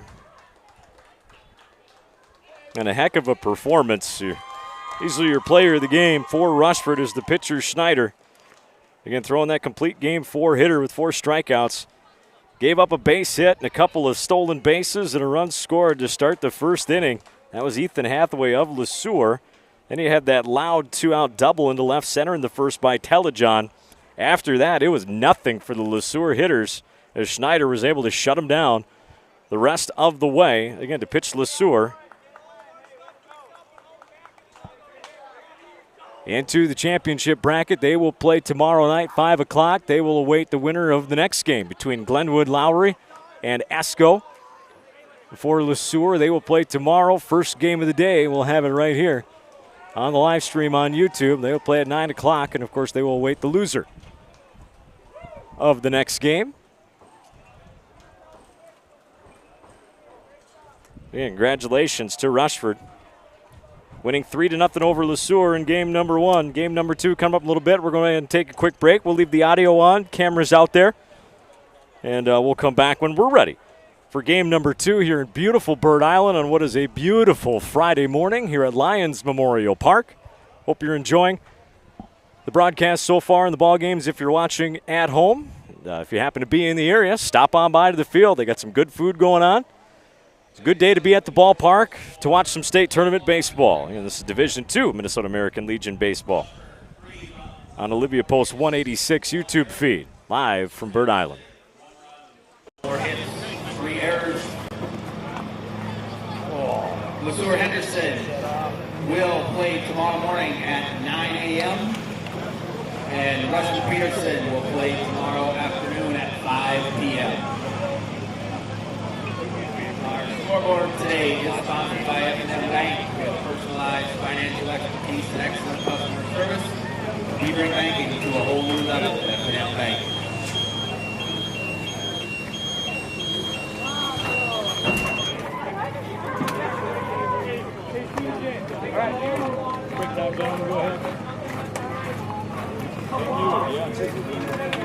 game 2? Both of you? Yep. Good. Henry, I got, you can give me another game, I'd appreciate it. I think I can get another game. You can even get one more. Winsenberg's coming later today. Okay. He gets off work at about 3 o'clock, I think. I'll see you. Otherwise, if you can find me a replacement, I'd appreciate it. I know it is.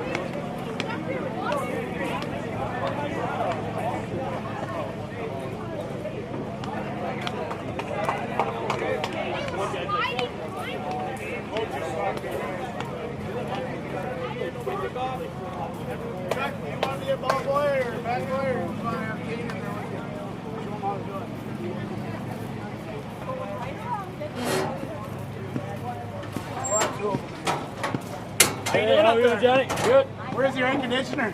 Right? You got fans.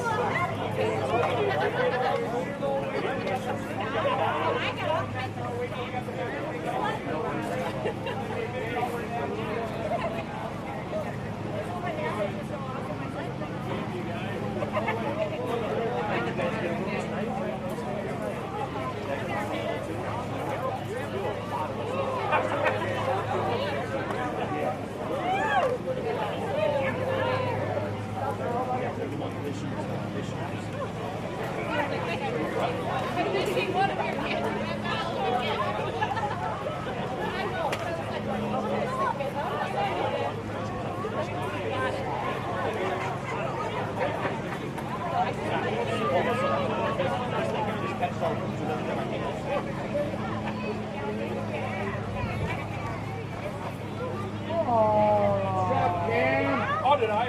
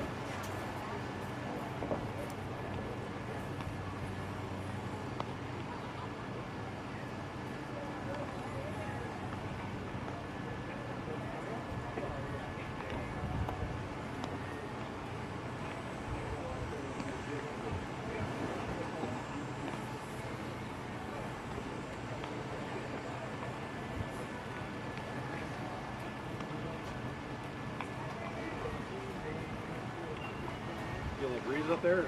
Yeah, up here we get it coming. It's not so bad. Yeah, you guys get it. Yeah, you guys got it great here. Oh, no, it's like no heat.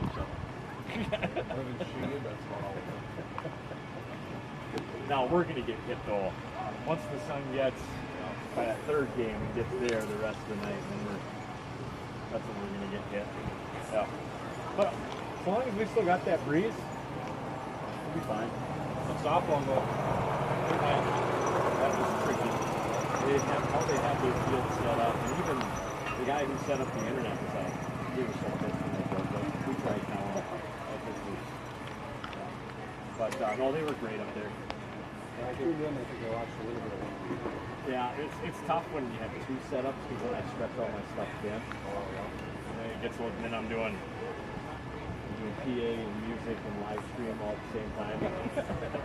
So thankfully they added the game Saturday night, so Sunday we just had the 2 games on one field. So then Craig Winsenberg, he was behind the backstop doing PA and music, and Darren and I were able to do, Sunday was great. But it went, we got it. Did they get one that get weather? It held off. Yep. Well, thankfully it held off. Yep.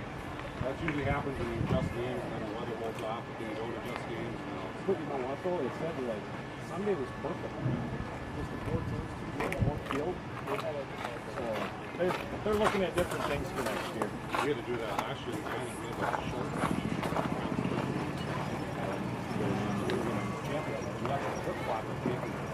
Esko, 5 minutes. We'll never do that. 5 minutes.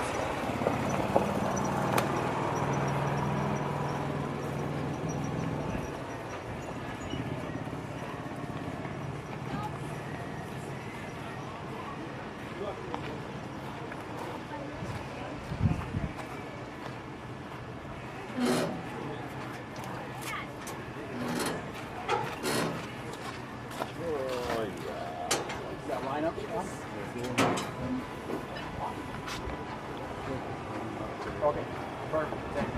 Hey, Dan. Yeah. You working? Okay. My hand ready. Oh, you didn't go up to the victory? They haven't even taken infield outfield yet, have they? No. Okay, we got a ton of time. Okay. Perfect.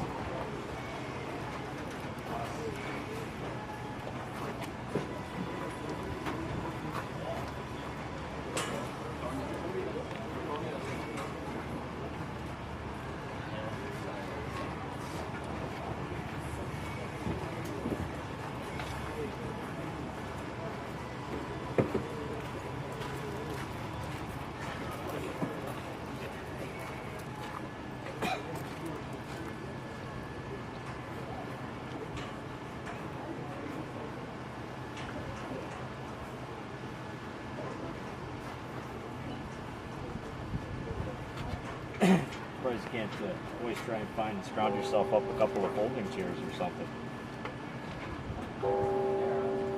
Where? Grab them. Is there anybody in the tent? I'm gonna come over. I bet if you boys want, because I stand when I stream, I can't sit. But if you guys want a chair just to sit down and take a break, go for it.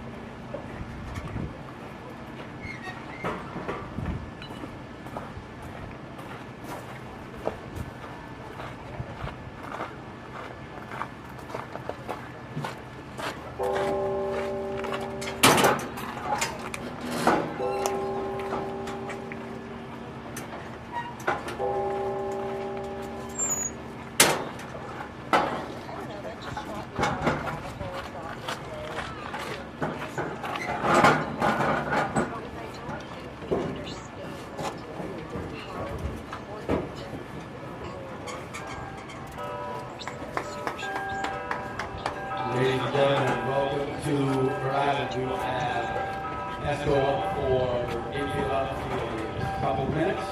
We want to say thank you to our grounds crew getting the field ready between games. Grounds crew is sponsored today by B&B Market, convenient one-stop shop for high-quality foods, friendly service, and great prices. We take pride in our communities, B&B Market. We'd also like to point out there are bathrooms up above the first base dugout by the concession stand. There are also bathrooms behind the grandstand here, right under the press box. And please keep in mind, if you are up on the bird above the first base dugout, to keep your eyes on home plate. The ball comes up there fast.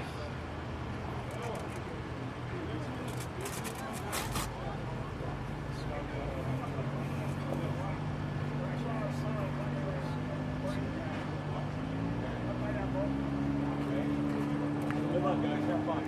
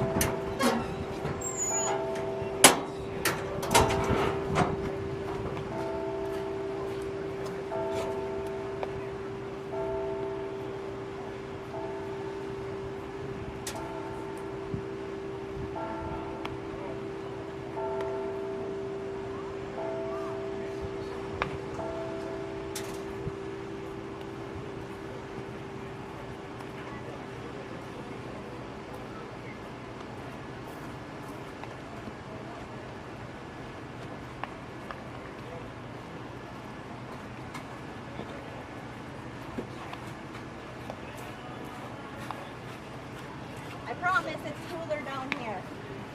Under the little tree. Okay. Yeah. Right back there. Okay. Yes, camouflage. Oh. So Ellie must be dead too? Yep. No idea. Must be Matt and Miley. Did Donnie come? Oh, okay. Hi. It's a lot cooler. There's a little tree up there.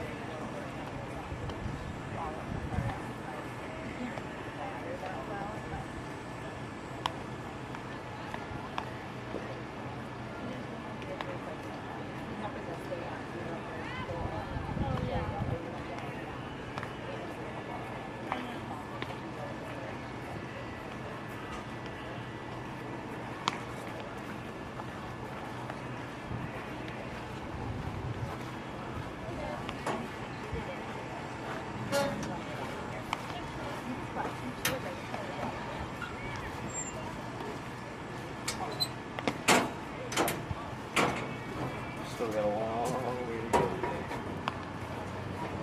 Henry's like, no good.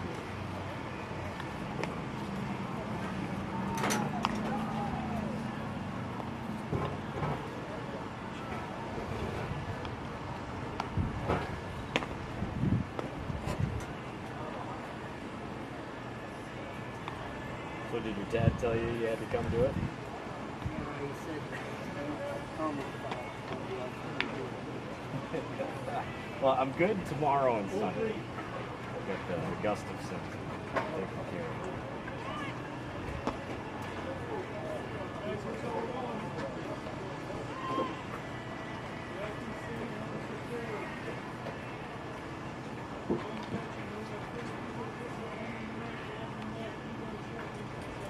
I gotta go after these games. Let's see, maybe he's got somebody that do it. I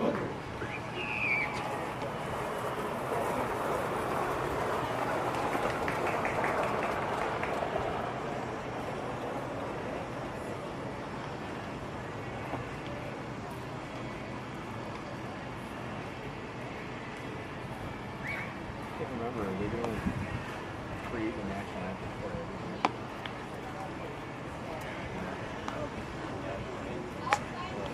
Speed and player announcements.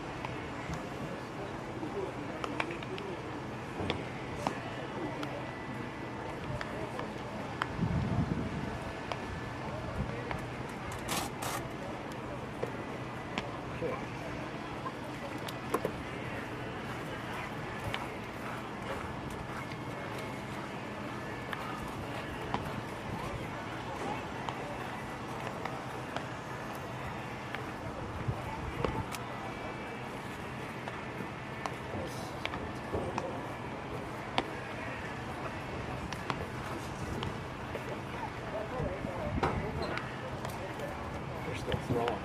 Yeah.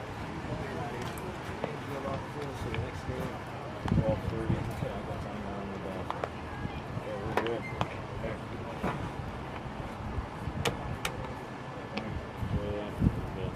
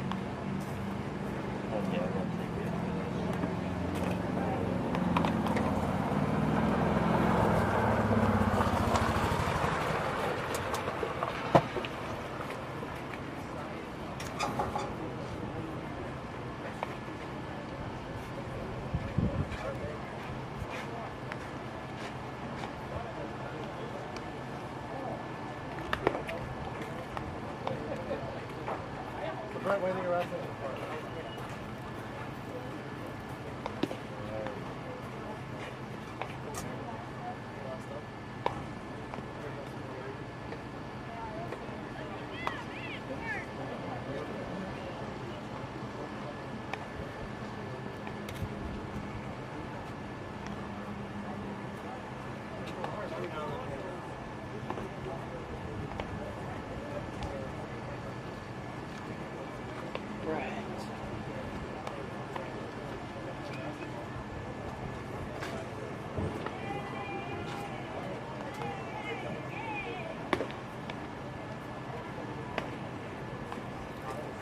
How's it going?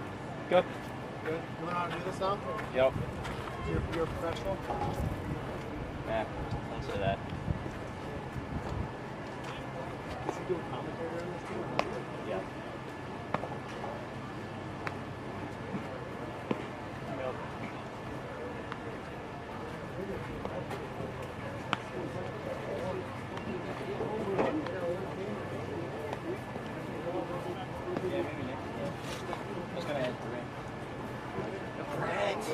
Brett.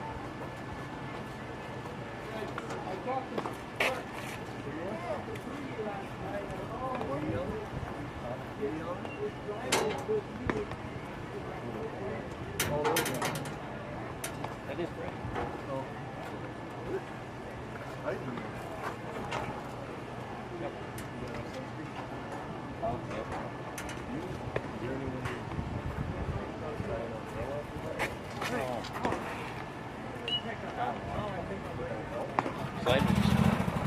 I'm mostly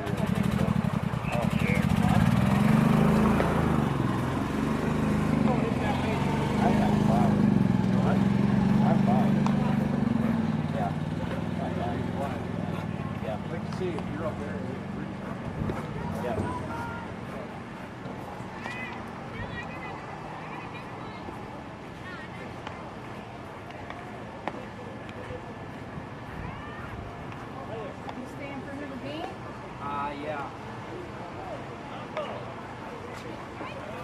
Hey, Joel. Stay cool. Sure you don't want another umbrella? Put it on the end, you'll have even more shade. Might as well take it up there.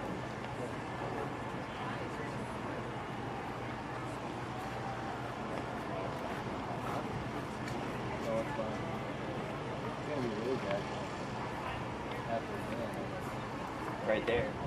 Right.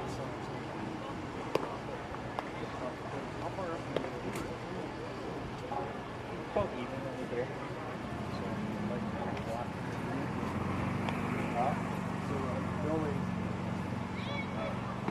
No, I get it. I get it right here. It's nice.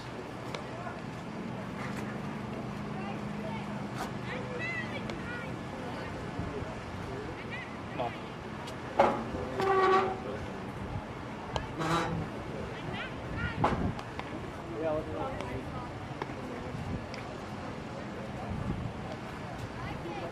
Moving up in the world. You'll be in Hollywood soon.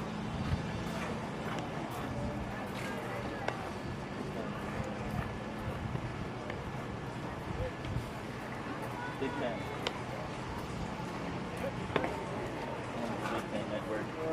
There you go. Taking my choices to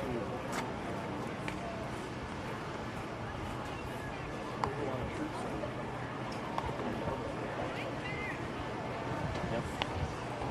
You guys are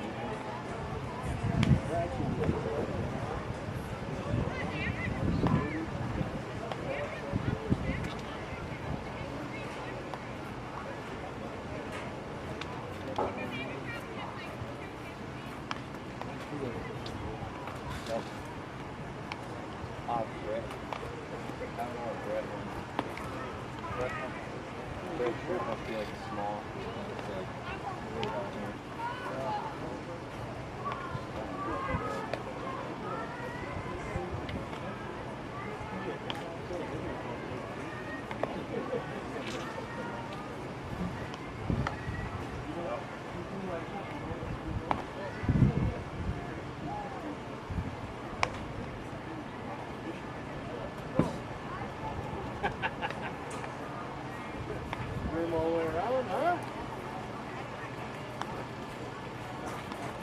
birthday.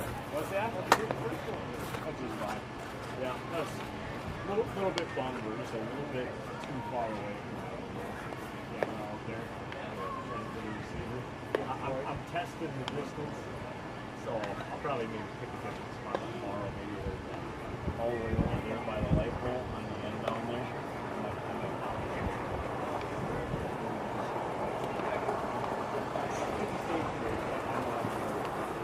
But that would have looked cool because that would have been way we got a slight angle picture so you can see the pitch location. Good. Oh.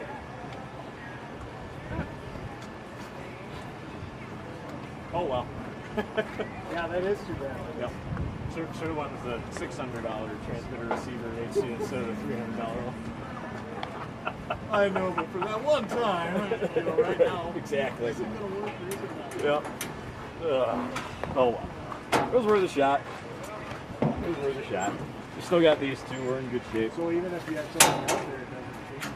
It's still, It's not going to. so the transmitter, it's the HDMI transmitter, so it goes from the camera into that. The receiver's right here.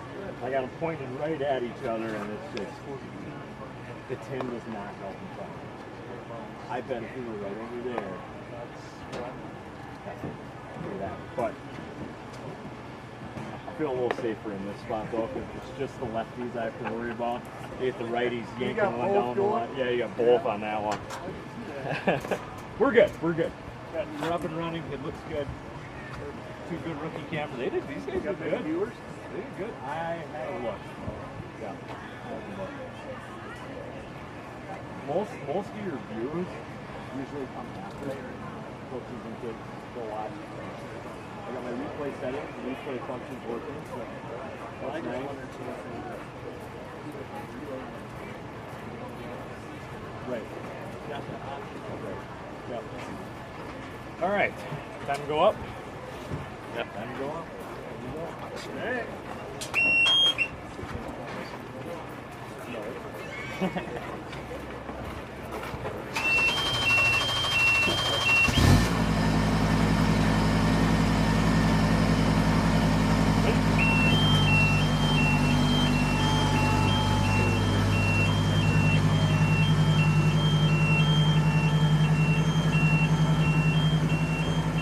Ladies and gentlemen, while we do our pregame meeting here at home plate between our umpires and coaches, a couple of announcements for the fans new to Good to go. Lions Memorial Park here in Rhode Island. Bathrooms are up above the first base dugout next to the concession stand or directly behind the grandstand here under the press box. If you came in from behind the stadium, the ticket booth is in the right field corner. We'd ask that you make your way down there and purchase your ticket for the day so we can keep hosting great tournaments like this. And any fans that are up above the first base dugout on the berm, make sure you keep your eyes on home plate, as there are fast-moving balls that come up there from time to time. We want everybody to be healthy walking out of here. Our game time temp is going to be 84 degrees. We got a light 5-mile-an-hour wind. That's like a 10. And the barometric pressure is at 30.06. The UV index is up to 7, so sunscreen your redhead. Nice to have that little bit of breeze. Yeah. Already up to 7.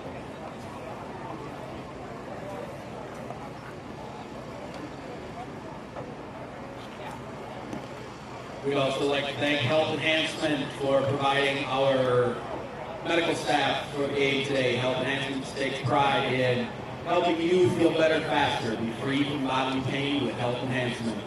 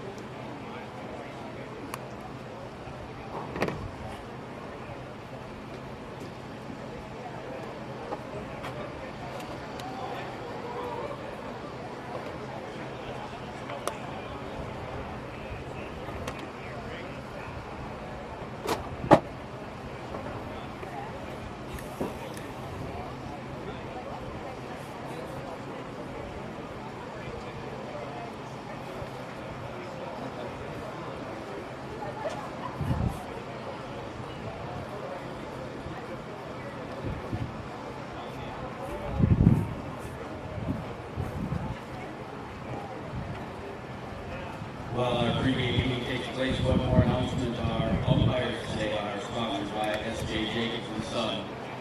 Your farmland is your biggest asset, and S.J. Jacobs Contrasting will help improve your productivity. Drainage and excavation experts since 1912.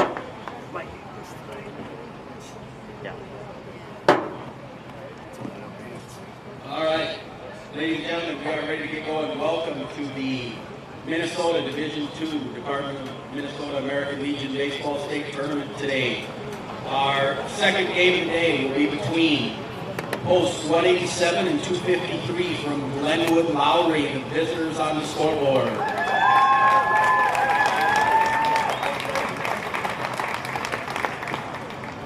And your home team today, coming down from Esko, post 262.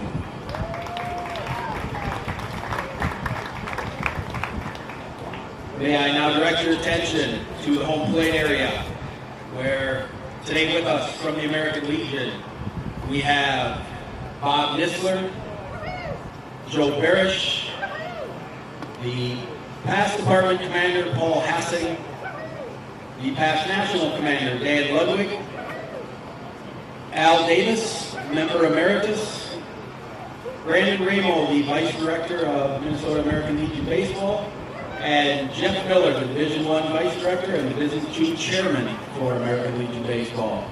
Thank you to these guys for working with us here today in Bird Island.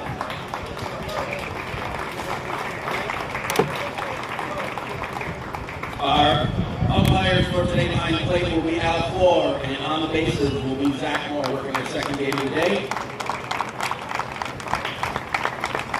And now, players from each team will be introduced. Please line up the bases as you are introduced and remain there until the right ball is announced following the national anthem. We will do the starting lineup first for the visiting Glenwood-Lowry team. Starting, or non-starters first. Number 2, Mark Brewer. Number 3, Connor Fry. Number 11, Ryland Martin. Number 13, Aaron Majerus. Number 19, Ethan Jacobs. Number 22, Riley Dell. Number 23, Hayden Larson. And number 24, Evan Freeze. Starting lineup for Glenwood-Lowry. Leading off, number 7, center fielder Jack Majerus. In the 2 spot, third baseman, number 10, Alex Panitsky. Doing the catching, the 3-hitter, number 12, Dylan Alexander. In the 4-hole, number 21, first baseman, Noah Jensen.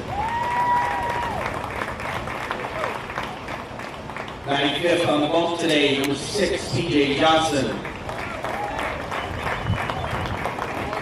In right field, number 9, Connor Erickson.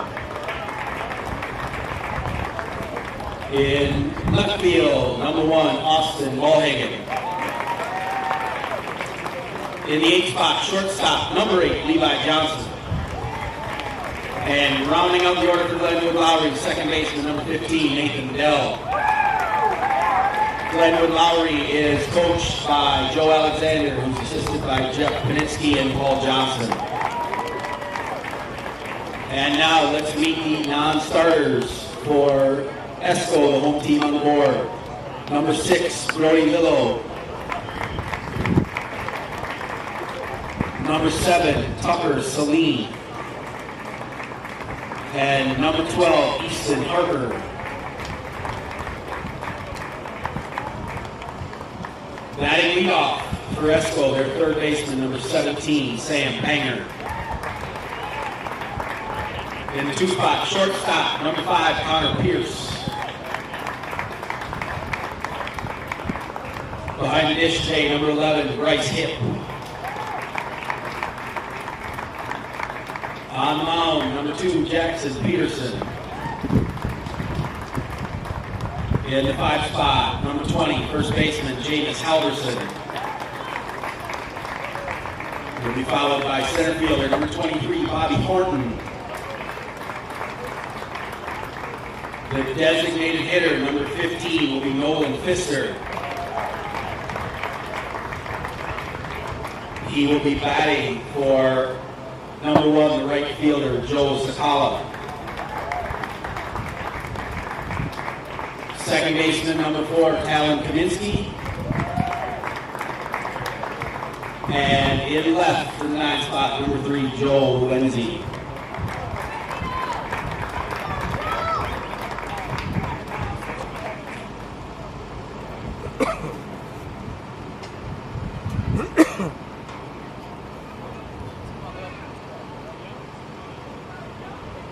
Brandon Ramo will now, coaches for Esko, Nick Lagarde, assisted by James Lagarde and Greg Anderson.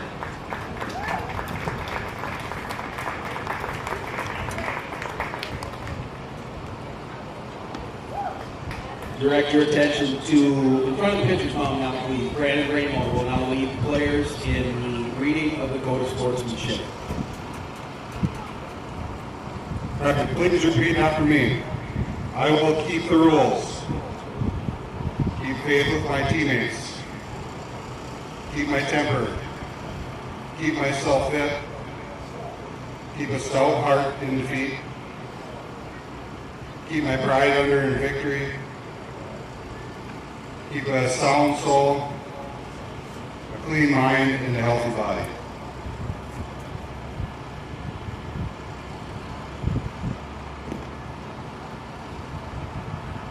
Please rise as colors come on the field. Amy Holland will be leading us in the national anthem today.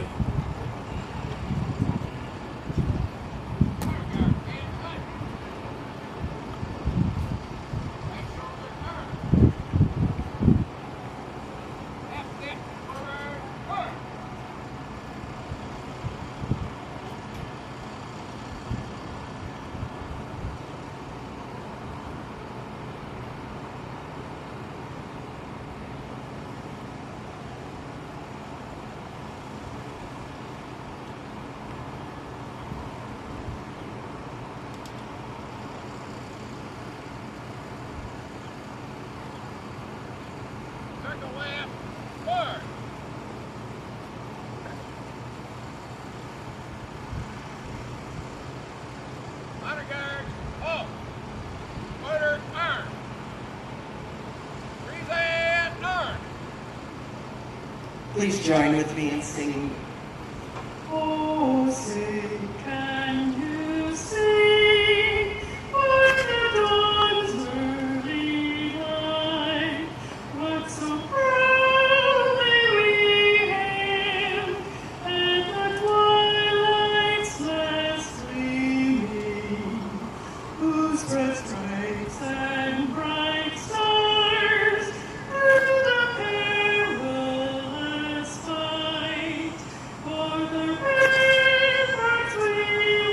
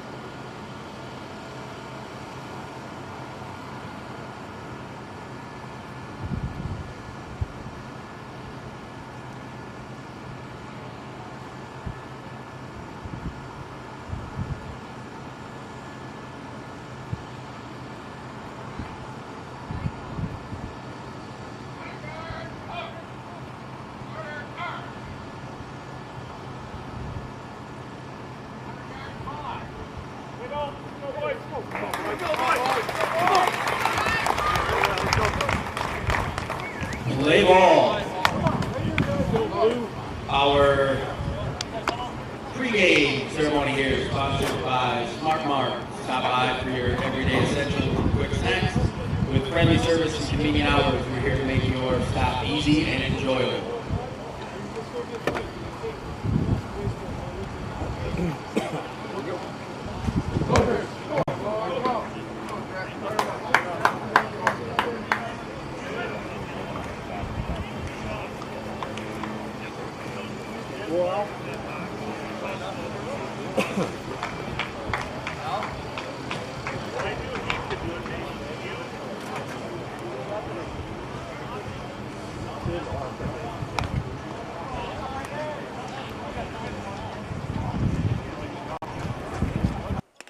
Okay, good afternoon, baseball fans, and welcome to game number 2 of the day here at the 2024 Minnesota Division II American Legion Baseball State Tournament from Lions Memorial Park in Bird Island, Minnesota. I'm Dean Rivers with the commentary throughout the weekend. I got to give a quick shout out to my 2 camera operators who learned on the fly in game 1, did an outstanding job. They're back at it for another one. We've got Henry Hunter-Cook running the lead base runner camera. That's in the picture-in-picture. So if there's nobody on base, that'll be right around the home plate area.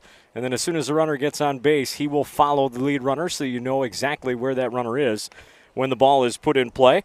On our main camera, we've got Joel Cadillac running the main. Did an outstanding job in game 1. Even started playing around with different things, zooming in, zooming out, hitting different things, and it's like these two are a couple of naturals. I love it. Wouldn't have it any other way than what I've got from these 2 fine gentlemen. Game 1 saw Rushford defeating Sueur Henderson 3-1, so they moved on. They say what we've got right here, Glenwood-Lowry taking on Esko. Winner will play Rushford tomorrow at 5 o'clock. Leading off for Glenwood, center fielder Jack Majerus. On the bump for Esko is Jackson Peterson, and his first pitch is in there just above the knees for a called first strike. That's how we start out quarterfinal number 2. And we'll get the defense for Esko. That one misses high for a ball. Catching is Dylan Alexander. Over at first base, Noah Jensen. Second base is Nathan Dell. Third base, Alex Piditsky. And at shortstop is Levi Johnson. There's swing and a miss. Bottom dropped out of that one. 1-2. Excuse me. Peterson's on the bump. Bryce Hipp is behind the plate. I'm sorry. You got to flip the book there, genius. Jameis Halverson is at first. Second base, Talon Kaminsky, as that one misses. Third base, Sam Panger. Shortstop, Connor Pierce. There, we got it. Got a long weekend ahead. We're going to get there. 2-2 the count to Majerus.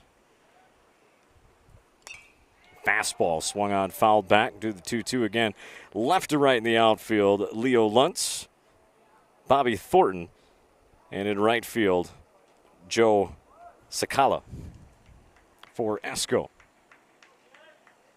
2-2, fouled back again. And run out of baseballs in a hurry, first batter.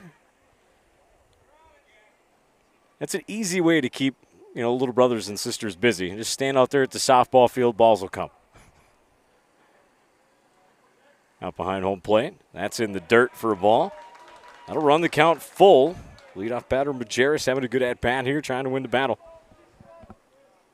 against Peterson.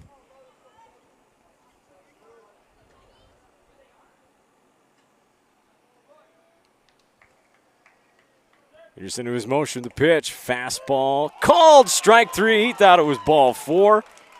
It was right at the letters a little bit. 1 away. Peterson gets the strikeout. Jarris thought he had drawn a leadoff walk. That'll bring in Alex Panitsky.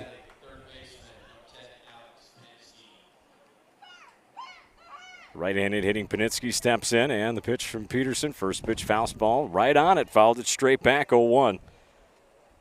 Excuse me, Dylan Alexander waiting in the hole. Line up for Glenwood, number 4 batter, Noah Jensen, batting 5th, P.J. Johnson, 6th, Connor Erickson, 7th, Austin Ballhagen, batting 8th, Levi Johnson, and 9th, Nathan Dell for Glenwood-Lowry. There I got something right straight through.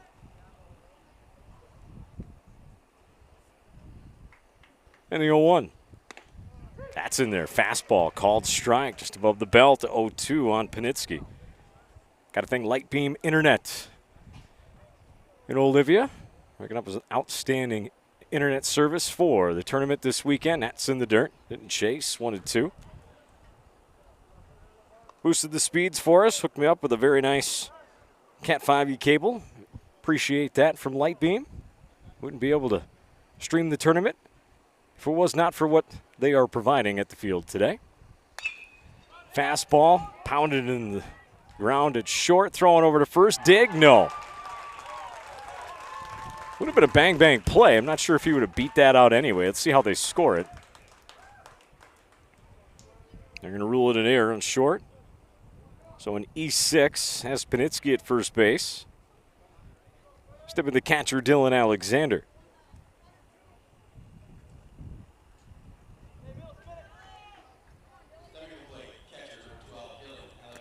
Wind's picked up a little bit. Feels good from where we're standing. Ball 1. Currently sitting at 84. Winds to the west, a little bit northwest at about 5 to 10 to 15. Feels good on this sunny day. Not a cloud in the sky from our viewpoint. He offered at that one. The umpire 1-1 to Alexander. Sitting at 85 degrees. And a beautiful day in Bird Island for some state baseball. Curveball. This one's hammered into left center. That's going to be down. It's not going to go through the gap, but it's going to bring a runner to third. And chugging into second base with a double is Alexander. As we'll take a look at that one again. Hit that one right on the screws in a left center field for a double. Good shot there from Alexander. Panitsky's at third. Alexander at second, only one away. Glenwood-Lowry threatening here in the first inning. Step in Noah Jensen, the first baseman now, with 2 runners in scoring position and only 1 out. Wide stance for the right-handed batter. Starts with the hands low. Curveball misses down and away. Good spot, just missed. Jensen, the clean-out batter, you could tell he's built solid, big boy. Looking to cash in here, looking for 2 RBI. And the pitch. Did he offer? Yes, he did, says home plate umpire. Good pitch there from Peterson to fool him a little bit. Couldn't quite pump the brakes in time. Evens up the count at 1-1. Outfield playing to pull, infield playing to pull too. Second baseman Kaminsky playing just the left of second base. There's a called strike on the inner half. Jensen down 1-2 now. Good spots there on those last 2 pitches from Peterson. Looking for a big punch out here to the cleanup batter. Time called by Jensen.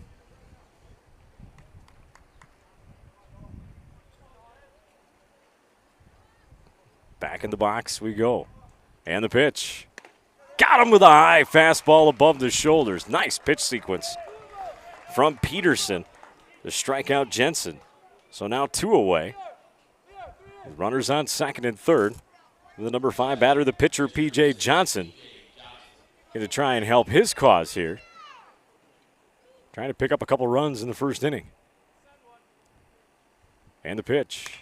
This one's launched into left center field. That's going to be over the left fielder's head, and it's going to 2-hop the wall. 2 runs for sure in. And P.J. Johnson has a 2-out, 2 RBI double after that smash into left center field.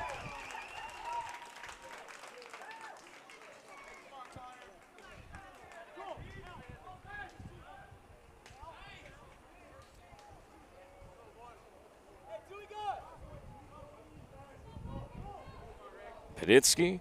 Alexander came in to score. Johnson on second. 2 away for Connor Erickson, the right fielder. 2 balls hit right on the screws by Alexander and Johnson this inning. Both for doubles in a left center field gap. That one's fouled off straight back. Erickson was right on at 0-1. Ballhagen, should he get a chance, is waiting on deck.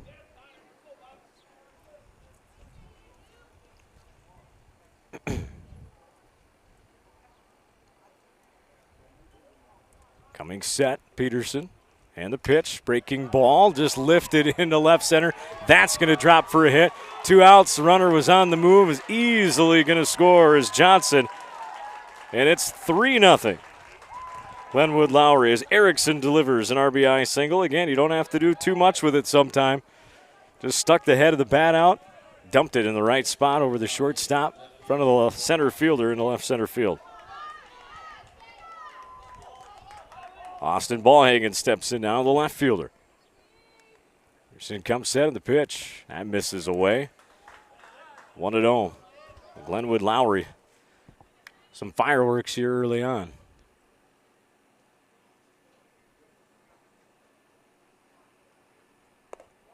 That misses low for a ball. 2-0.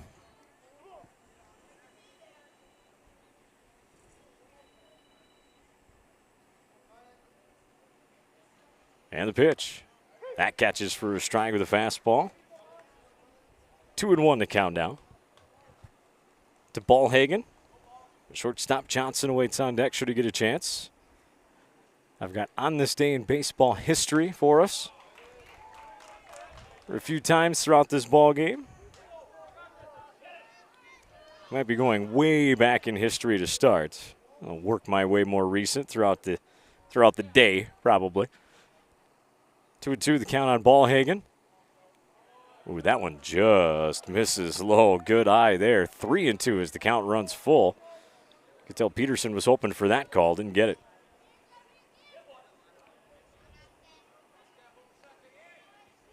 Comes set. And the pitch. Fouled back. Erickson, the runner with a full count, off and moving on the pitch. We'll do it again, though.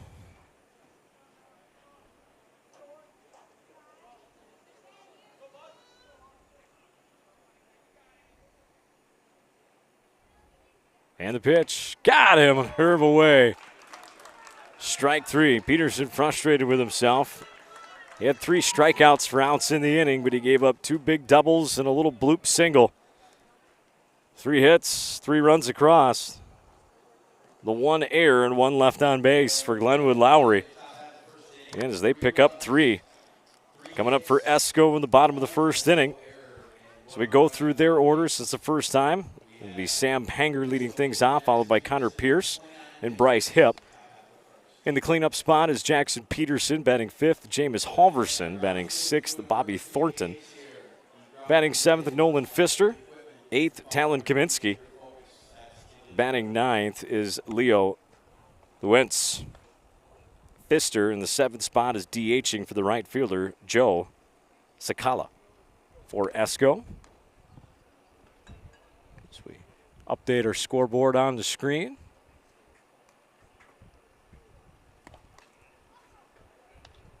Can somewhat pull double duty. All right, just a reminder once again, still haven't had anybody chime in on the chat line through the YouTube feed.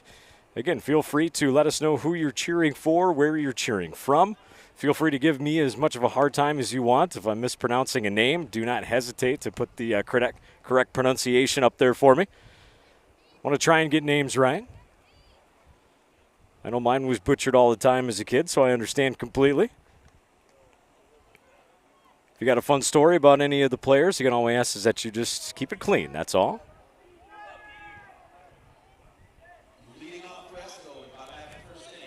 And pitching for Glenwood-Lowry's P.J. Johnson. Behind the plate, Dylan Alexander. First base, Noah Jensen. Second base, Nathan Dell. Third base, Alex Panitsky. As the first pitch is fouled off right over top of us and out of play. Shortstop, Levi Johnson. Left to right in the outfield, Austin Ballhagen. Jack Majerus. And in right field, Connor Erickson rounds out the defense for Glenwood-Lowry. And that pitch is outside. 1-1 the counts to the lefty Panger. That one's popped up. Third base side, not a play. Eyeing a couple golf carts over there. I do like that, how they've got it set up here. When you come into the ballpark, you park far away, but you don't have to walk. If you want to, you can, but they've got golf carts available. Bring people in and out. That one just missed. 2-1.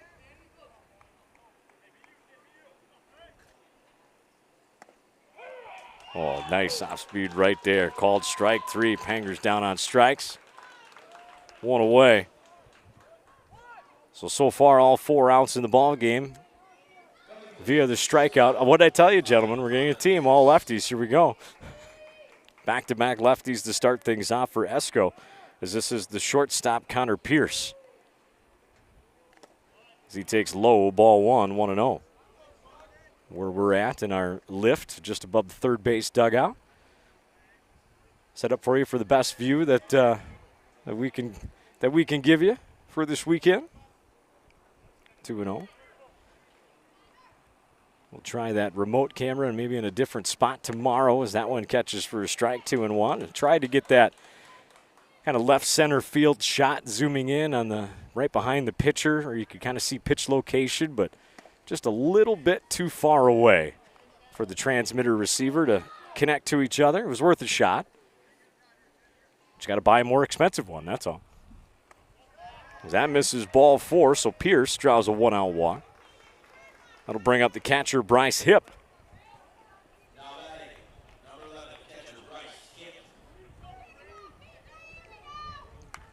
Coaches for Esko or Nick Lagarde and James Lagarde, along with Greg Anderson for Glenwood-Lowry.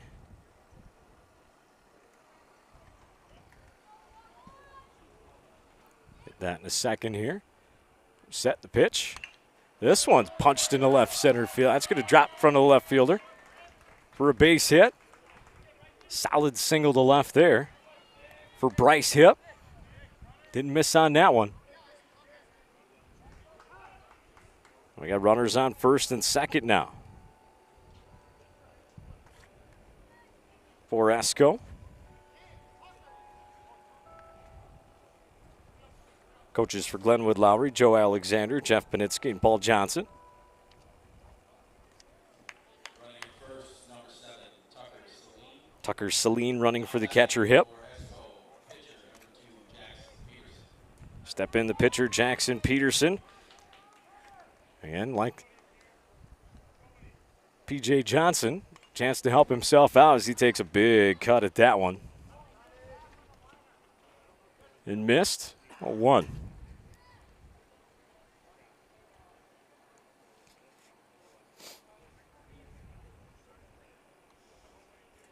Johnson comes set. Couple looks at second.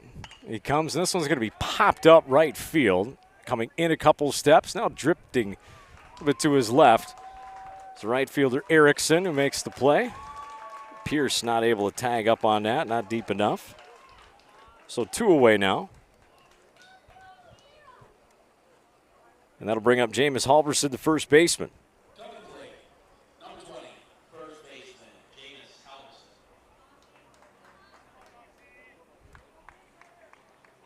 Another lefty for Esko. Halverson slightly closed off stance.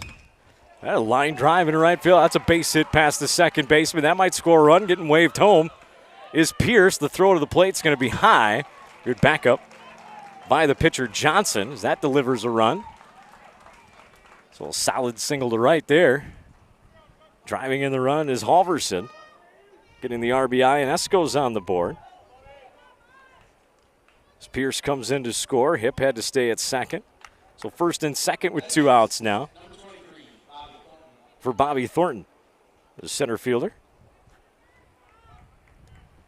So Esko able to answer so far, at least for now, with 1 run. Good. Breaking ball there. Catches low. Called strike 1 on Thornton.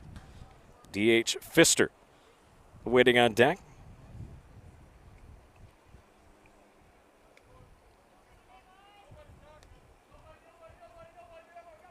And the pitch. That's going to be in the dirt.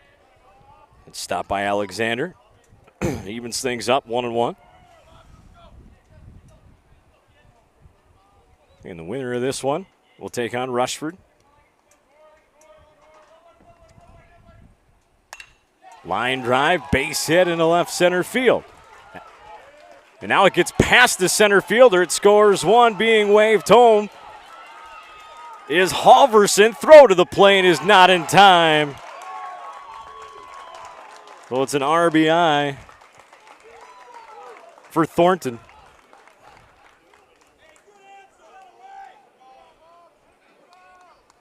Safe at the plate was Halverson. Halverson scores on the air by the center fielder.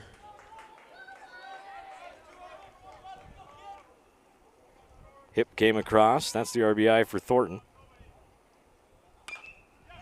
And now this one's put into play. Slow roller to first and moving on over to his left to make it unassisted is Jensen, but Esko answers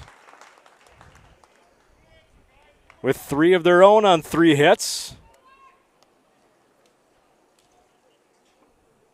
All coming with 2 outs. So Esko answers Glenwood with 3 runs on 3 hits, just the 1 error, 1 left on. New score reads 3-3. After 1, we head to top at 2. With some offensive firepower shown from both teams in that first inning. Coming up for Glenwood-Lowry, it'll be Levi Johnson. We got 8-9-1. Levi Johnson, Nathan Dell, and then back to the top of the order with Majerus. Coming up for Glenwood-Lowry. If you're in the market for cakes and cupcakes, nobody better to go to than Kelly Williams in Danube, Minnesota. 507-829-9649. Cakes and Cupcakes by Kelly Williams in Danube. Not going to lie, a nice cupcake, just moist. Not too hard. That actually sounds pretty good right now. Can never go wrong with a chocolate cupcake. Just saying.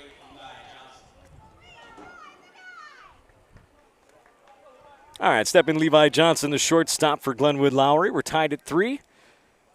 Top at 2. Hard shot. So the offense again for both sides on display here early on in this quarterfinal. Levi Johnson, first pitch swinging, leadoff single to center. It'll be Nathan Dell now, the second baseman. Dell, right-hander, right on top of the plate, wide stance. Squares around a bunt. It was a high pitch, good pitch there from Peterson to get that pitch elevated on that bunt attempt. As Dell fouled it straight back, trying to move Johnson up into scoring position.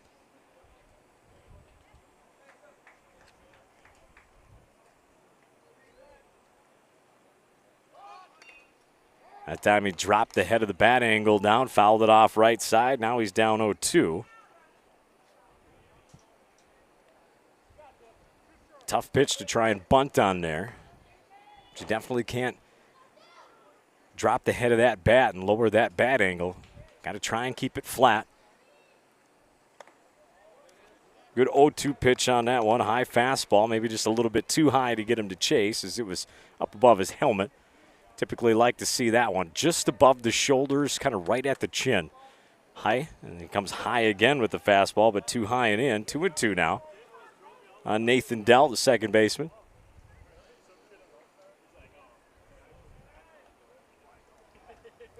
Johnson leads away from first. We're in the top of the second. Swing and a miss, strike 3. 4th strikeout of the game for Peterson. He's recorded 4 outs, all strikeouts. Top of the order, Majerus was the first strikeout. Lead off the first. Got him looking. Majerus had thought he walked. Umpire said, no, we're going to slide you a chair over there back on the bench. That comes high for a ball. Thought about popping over to first. It's the catcher hip. 1-0 to Majerus. And Johnson leads away from first. And the pitch, curve, nice pitch there. Good location, good change of speed. 1-2 to Majerus. He was way out in front of that one.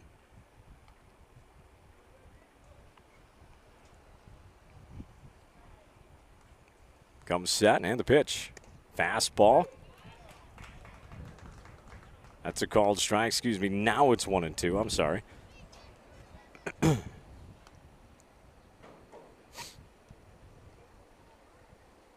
Catcher hip and the umpire sharing a little Small laugh together.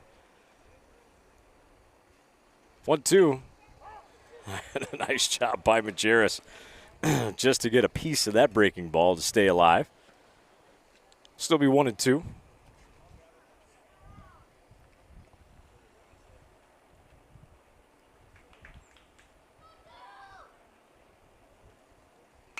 Now this one's going to be popped up. It's going to drift its way to the right fielder.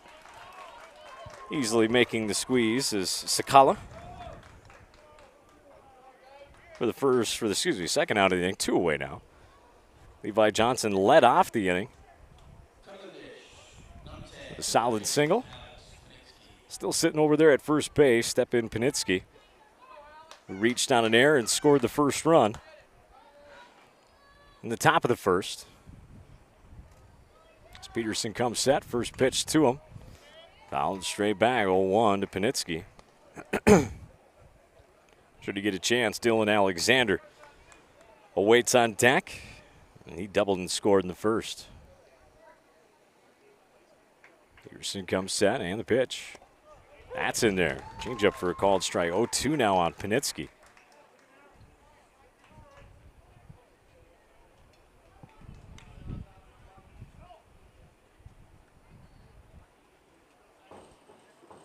Peterson takes a look, comes set, and the 0-2. Called strike 3. Called out again. And there's another strikeout. 5th of the game for Peterson. They did get 1 hit, but nothing across. No errors in the inning, just the 1 left on. For Glenwood-Lowry. Coming up for Esko. The bottom of the second inning, 7-8-9 on the way. Pfister, Kamitsky, and Luentz. Have your first on this day in baseball history. We'll make it a clue style. See if you can guess. See if we can get some people to chime in on the chat.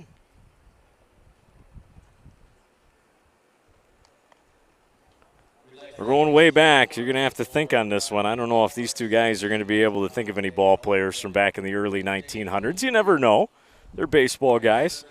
Here's the clue. It's got a Washington Senators connection. On this day in 1907, Walter Johnson, the Hall of Fame pitcher, 19 years old, debuted on this day. He lost 3-2 to the Detroit Tigers, who was the first major league player to get a hit off him. 1907. Just think about it. Don't give me your answer yet, gentlemen. But, yeah, if you're at home, go ahead and if you want to text it in on the chat, go ahead. Who got the very first hit off of a rookie? Walter Johnson. He was 19 years old, debuted on this day. Lost to the Detroit Tigers 3-2. Henry and Joel are thinking about it. We'll have the answer after this half inning. Again, I'm starting all the way back, and throughout the day, I'm going to work my way more recent. I'll give a clue. It's definitely a Hall of Famer. As that first pitch misses low to Pfister. Pitch two's in there for a called strike. That was at the knees. Evens things up at 1-1. 3-3 ball game, bottom of 2. That one's fouled straight back. Be 1-2 now to Pfister. So this is the 4th lefty in the lineup. It's funny, I told the guys before the game, we're in a spot where we're, fortunate there's more righties than lefties, but we're going to come across that team where half the lineup is lefties, and we're almost there. Swing and a miss, strike 3, got him swinging. For the first out of the inning, second strikeout for P.J. Johnson.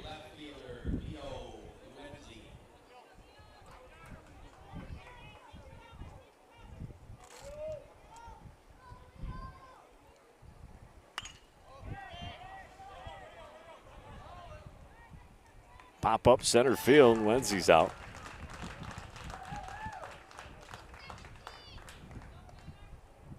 Pfister was out in the first inning. So it was Kaminsky who struck out. Lindsey just popped out to center for the second out of the inning. Now we're to the top of the order in Panger.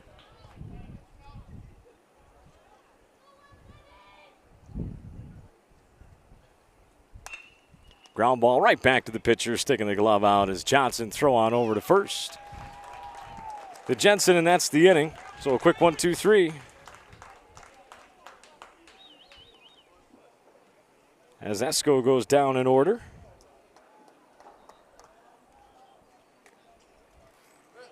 We head to the top of the third inning. It'll be 3-4-5, Alexander, Jensen, and Johnson. As we go to our two gentlemen, Joel and Henry, can they think of what Detroit Tiger Hall of Famer got the first hit off of Walter Johnson? Any guesses, gentlemen? Henry's shaking his head no. If your dad's watching right now, I bet he knows. Joel, any guesses? Nothing? I know you've heard of him. We'll check the chat here in a second. And a Hall of Fame, he was part of the very first Hall of Fame baseball class as well. Detroit Tigers. Nothing? That'd be Ty Cobb. I know you've heard that name before. Was the first major leaguer to get a hit off of eventual Hall of Famer Walter Johnson, who debuted on this day for the Washington Senators back in 1907. We got more coming up a couple more times throughout this game and throughout the rest of the day. And, of course, we've got a brand new day of this tomorrow. Tomorrow it'll be the Gustafson show up here in the, we'll call the lift, the booth. Ella Gustafson, her dad Jimbo will be running cameras for us all day tomorrow. 5 games, a couple of troopers even committed for Sunday as well. So we're good to go with what you're seeing on the screen for the weekend. Swing and a miss on the first pitch from Alexander, who was maybe looking for more than the double, the 2-hopper off the wall in the first inning he had. Came around to score. And the pitch from Peterson. That catches for a strike. Alexander down 0-2 now. Jensen and Johnson on deck and in the hole for Glenwood-Lowry. And the pitch. Just misses low. Umpire thought about ringing him up. The hands were there. Called it a ball low.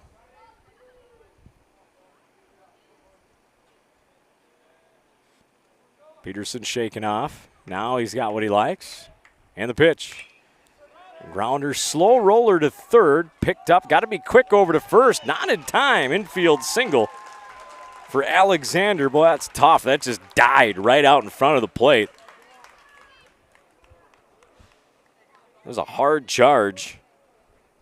Panger just couldn't quite get there. Had to be quick with the glove, but did all he could. Alexander just beat it out. Infield single. First baseman Noah Jensen steps in, struck out swinging in the first.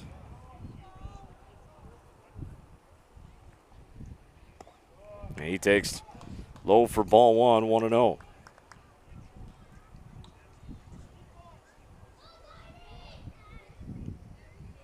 Peterson steps on the rubber, takes a deep breath in and out, peek over at first, now comes set.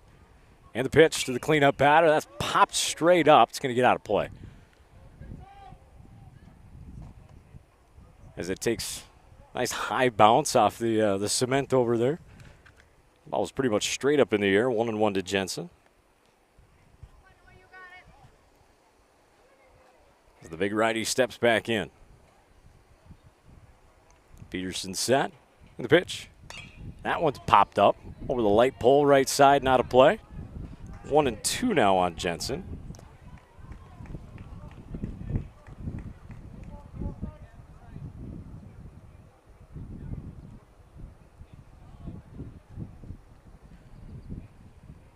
And the pitch. This is line drive into right field, but they're playing him perfect. They're playing him to pull. Right fielder was right there. Standing in the gap was Sakala for the out. So defensive strategy for all pull working perfectly there for Esko. So step in the pitcher, P.J. Johnson, who delivered a 2-out, 2 RBI double and came around to score in the first. First pitch, that's fouled off right side over top of the fans over there. In front of the concession stand over on the plaza.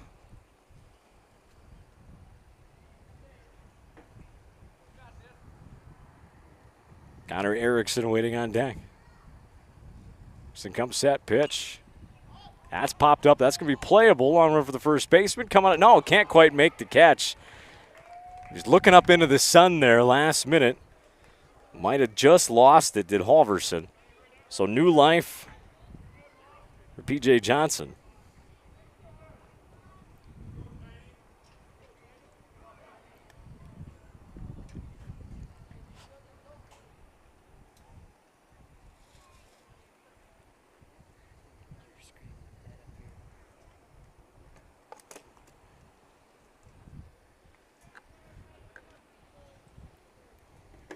Follow there, I'll get you in the half inning.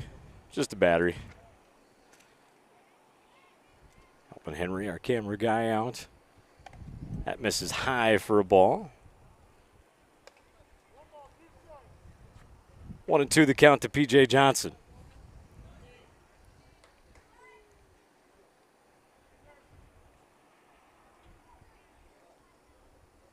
Comes set, pitch, nice breaks there from Johnson as he holds up.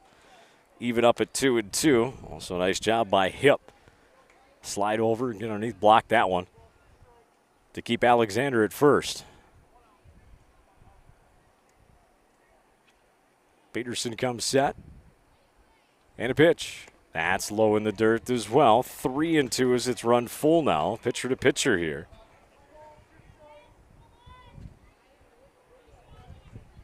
Peterson steps back on. Peeks over at Alexander. Not a big lead over there. And that misses low. Ball 4. So he started him 0-2. Johnson worked it all the way back to work the walk. So now we got first and second. With only one out, step in Connor Erickson, who delivered a little bloop single RBI in the first. Looking to deliver again here is the Glenwood-Lowry right fielder. So we get a courtesy runner for the pitcher. It'll be number 13, Aaron Majerus.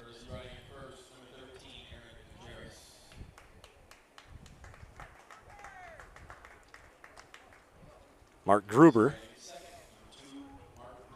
will be running at second base for Dylan Alexander. Now he's in scoring position. It's the pitcher and catcher for the courtesy runners out there.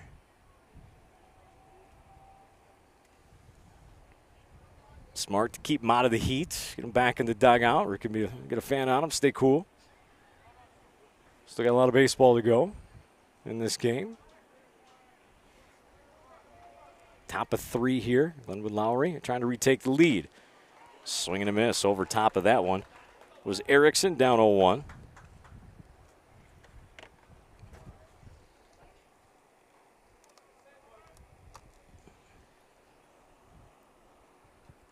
Peterson comes set. Swung and missed through that one. Pop throw over to first. Oh boy, that could have been dangerous. That one might have went all the way to the wall out there in right field. First baseman not gotten up. Wait till that turns red, then it should be able to turn it on.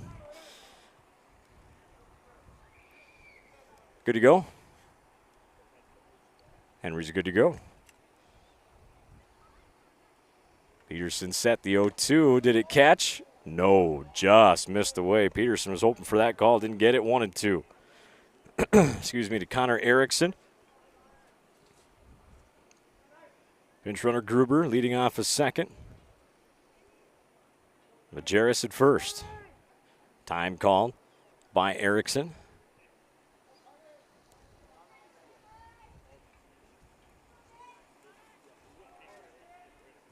RV, I got you. I got your text. Yeah, he had it right. Swing and a miss. Strike 3, first base is occupied. Runners can go if they want, but they'll stay put. So Erickson's down on strikes. 6th strikeout of the ball game for Peterson. Austin Ballhagen will step in. He struck out swinging to end the first. And runners on first and second here with 2 out. Of course, Mike Arvidsson. Arvy, an outstanding job helping me out for Minnesota American Legion fast pitch softball. It was just at the state tournament in Bemidji. We crowned our 3rd-year champion, St. Cloud. Last weekend up in Bemidji. And what was thankfully a good weekend weather-wise. The rain held off. The storms did, at least during the games. There's a good block there by the catcher hip.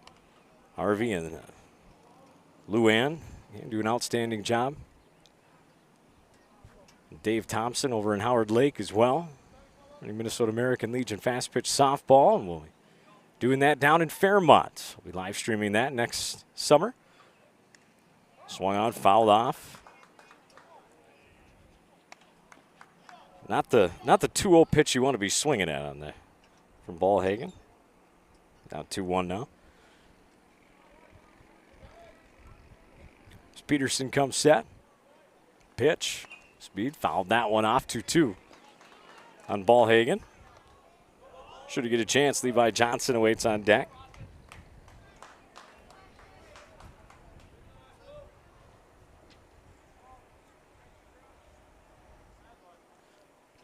Gruber leads away from second. And that's punched right into the hole. It was vacated by the second baseman, holding Gruber on at second. Coming around third to score is Gruber. Ballhagen delivers. Everybody moves up. A little bit on the throw as well. Ballhagen with an RBI, single to right. Johnson moved over to third on the throw to home as Alexander came in to score. And Glenwood-Lowry retakes the lead. 4-3 here in the third. Step in Levi Johnson, the shortstop. He's singled up the middle. In the second, got stranded at first though. First and third here, 2 away. And Lowry did it with 2 outs in the first inning. Going to do more here. This is popped up shallow right. Second baseman drifting over. Kaminsky is able to make the play, moving back into his left to end the threat, but still, damage was done as 1 run comes across. That would have been Alexander the catcher. It was Gruber running for him. So a couple of hits with 1 run. Oh, here's 2 left on base. This is how it goes for Glenwood-Lowry as we move to the bottom of the third inning, due up for Esko. It's going to be 2-3-4, Pierce, Hip, and Peterson. Esko will be looking to answer again in the bottom of the third inning.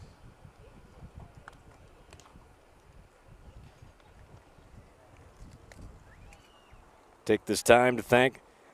If you need web and printing done for your marketing solutions for your business, get a hold of Tacklebox Web and Printing in Olivia, 320-523-2380. Direct mail services, branding, web design, promotional items, digital marketing, letterheads, envelopes, flyers, vinyl banners, you name it, they can do it. That's tackleboxwebandprinting.com. Also, shout out to Max's Grill in Olivia as well. Fine eating at Max's Grill. Great place to hang out for and after the game. 320-523-2833 if you maybe need some catering done, or go to maxsgrillonline.com. Leading off for Esko is Connor Pierce, the shortstop, and that misses high for a ball. Pierce walked and scored in that first inning for Esko. That's fouled out over top of us. Well, I got to keep my head up. Down making marks in the book. We got all these lefties up there now for Esko. Evens things up at 1-1. That one's fouled straight back and out of play. So now 1-2 on Pierce.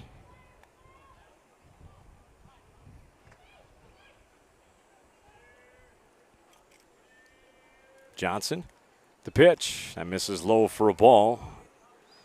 Even it up at 2-2. 4-3 ball game. Glenwood-Lowry on top of Esko here in the bottom of the third inning. That's a line drive. Base hit. Right back near up the middle. Center fielder's a few strides over his left, Majerus, but solid single for Pierce to lead things off for Esko. They answered the 3 runs by Glenwood-Lowry in the first inning. Starting off good here in the bottom of the third to answer the 1 run that they got in the top of the third. Step in, number 3 batter Bryce Hip, the second baseman, singled and scored in the first as well. That rag in that back pocket. Pitch misses high for a ball, 1-0, as that breeze feels good as it comes in.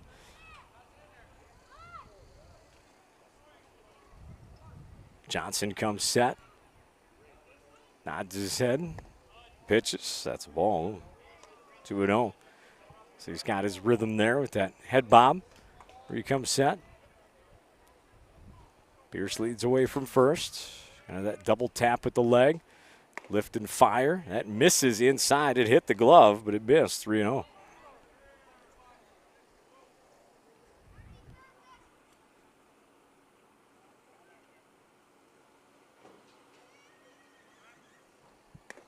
And that misses high as well. So a single and a walk. First two runners are on for Esko. As Johnson struggling a little bit here.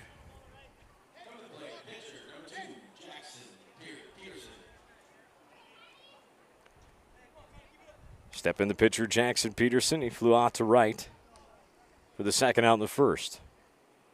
Nobody out here in the third. It's a 4-3 ball game. Glenwood-Lowry with the lead over Esko. This one's going to short, could be two. Flip on over to second, over to one. Not in time, beat it out. So we'll have a first and third situation with one away. So Peterson on a fielder's choice. Hip put out at second. The 6-4 put out over to third goes Pierce. Step in Jameis Halverson.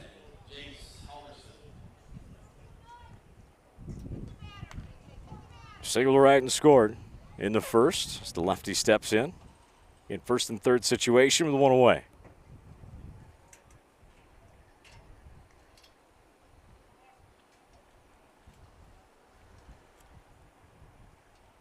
Johnson takes a breath. There's 3 taps and set. And the pitch. Runner takes off, throw down to third. Sliding in head first safely is Pierce as Peterson takes second base. So now second and third with one out. 2 runners out there in scoring position now for Halverson.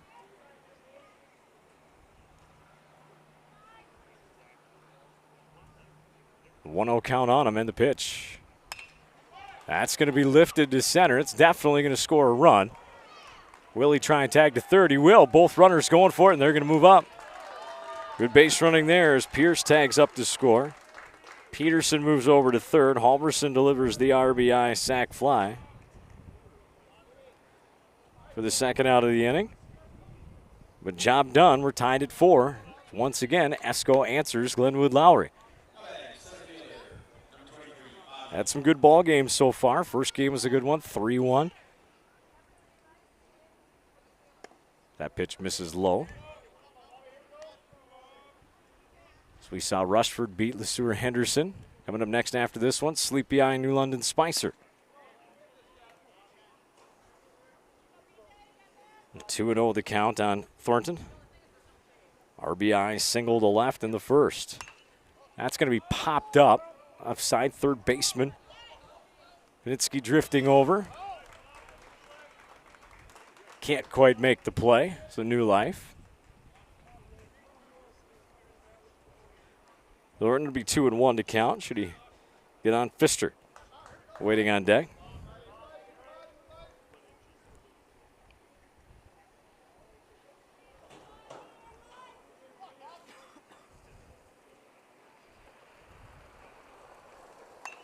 That's going to be popped up. Just back over to our right. Closest ball we've had so far. 2-2 now to Thornton.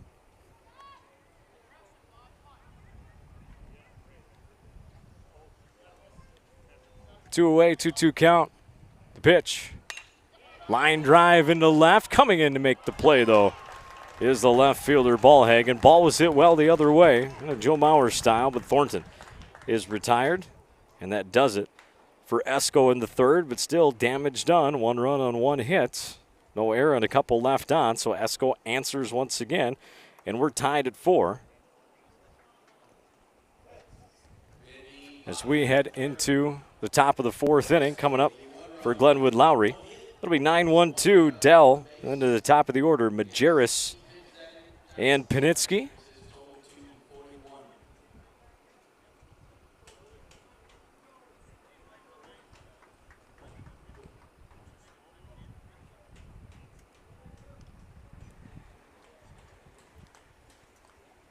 So I've got, we're going to go back to 1921 right now. And now this one should be an easy one. Again, if you want on the chat line, go ahead and chime in.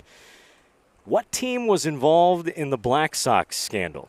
It was a Chicago jury brought the verdict down of not guilty against the Black Sox. That was on this day in 1921. That night, jurors and defendants would celebrate with a party. Ignoring the verdict, Judge Kennesaw Mountain Landis still ended up banning all 8 defendants from the team for life from baseball. Again, it was the Black Sox scandal. The jury granted a not guilty verdict against the team. However, Judge Kennesaw Landis still banned all the players from Major League Baseball for life. What team was that? Come on, this is an easy one, people. You should be able to get this. Swung on, line drive, base hit, first pitch swinging is Nathan Dell. Single to left. Leadoff man on for Glenwood-Lowry as we go to the top of the order. In the center fielder, Majerus, 0 for 2. Struck out looking in the first, popped out to right in the second. And if you got the answer, go ahead and type it in on the chat. Pretty quiet chat group today. There's a called strike. Not going to lie, Legion softball fans that were watching at home chimed in more than this. Come on now. We like to make it a community broadcast as best we can. Bragging rights, if you could type it in first. Bunt attempt, it's going to be fouled off. 0-2.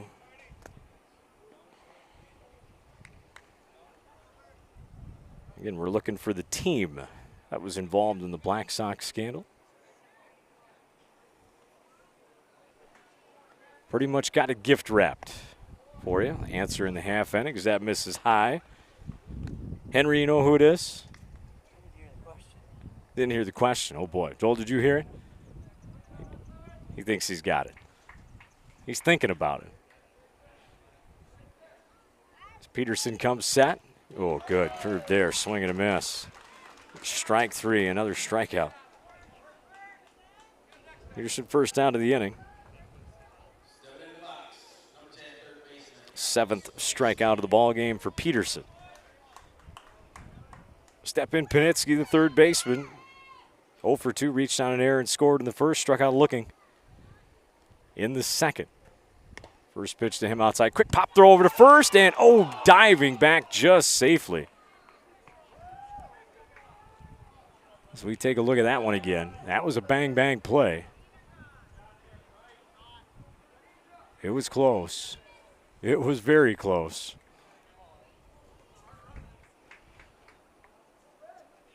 Either way, it's 1-0 to Panitsky.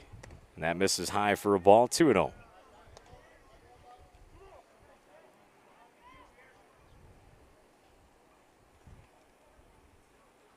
Still not a cloud in sight. So we see that west wind picking up a little bit. That's in there for a called strike, 2-1. At about 5 to 10.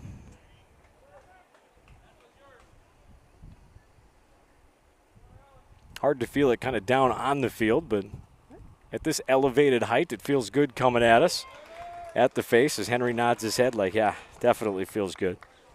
You got all these fans here, he says, Dean, and not a one of them's blowing on any of us. Got to try and keep that equipment cool. 2-2. Grounder to third. Throwing over to second to get the lead runner. Try and pop throw over to first. Not going to be in time, but still nicely done. Third baseman Panger. Over to shortstop Kaminsky. At least get that lead runner. 2 away now.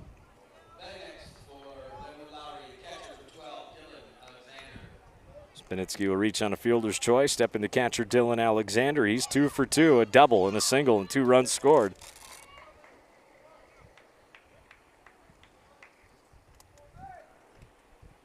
First pitch, going to miss high for a ball, 1-0. Any ice left in there, Henry? A little bit, at least still cool.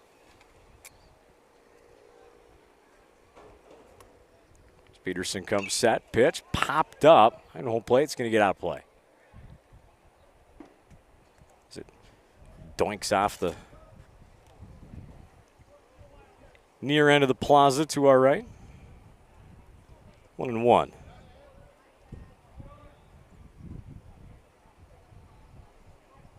I might have to get a new shoe on there for you, Joel, one that's a little tighter. This one's lined into right.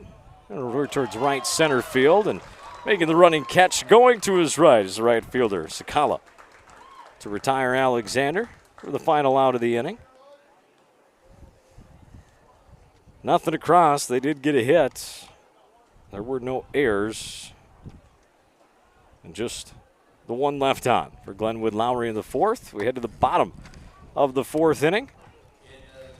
It'll be 7-8-9 coming up for Esko, Pfister, Kaminsky, and Luenz. And our answer coming up as well.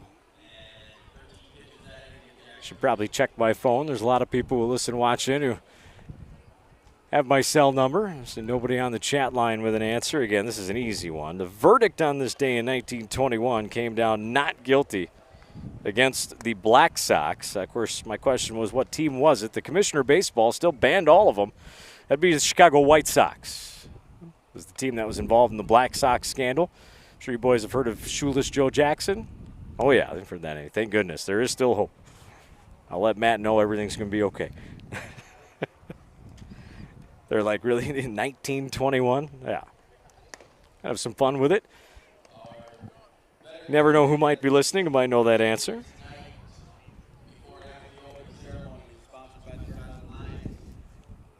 I don't think I'm going to be able to help you with a new shoe until in between games. I've got an extra one that'll be a little tighter than that one.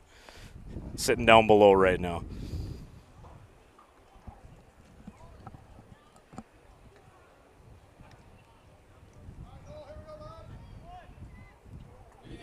All right, these two teams in this quarterfinal, all tied at 4. We're in the bottom of the fourth. Low for a ball, little lefty Pfister, the DH. He struck out swinging in the first. Johnson's back out there for more work as well. That's going to be popped up, straight back, out of play.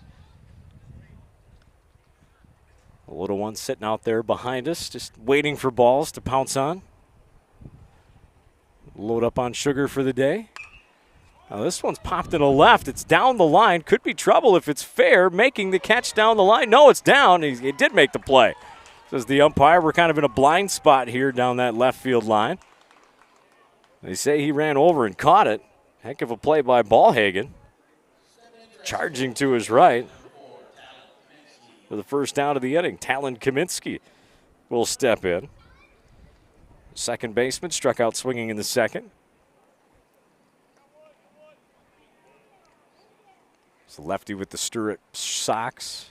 Pants hiked up to the knee. Like that old school stirrup look. Reminds me back to, yeah, I go back that far. Swing and a miss. 1-1 the count. The Little League days with the stirrup socks. And the pitch, that's going to be in the dirt for a ball, 2-1.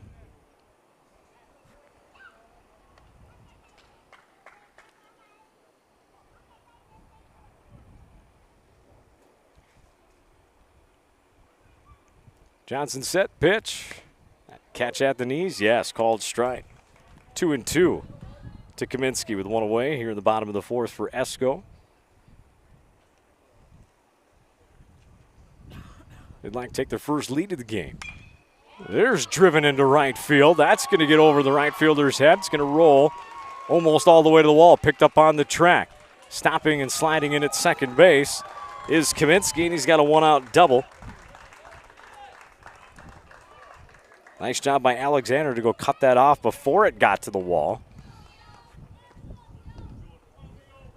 So Kaminsky in with a double. Left fielder Leo Luenzi now. He popped out to center in his first at-bat in the second. Top of the order after this. So Esko in business here in the bottom of the fourth, looking to take their first lead of the ball game. Tied at 4. That's in the dirt. Good block, though, by catcher Alexander. 1-0 to Luenzi.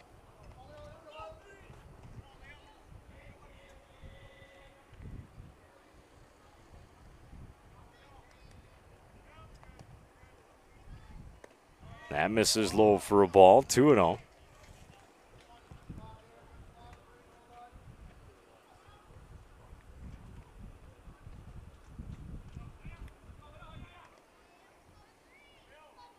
And the 2-0 pitch.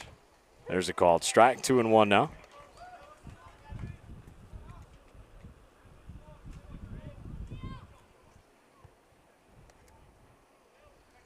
Johnson comes set.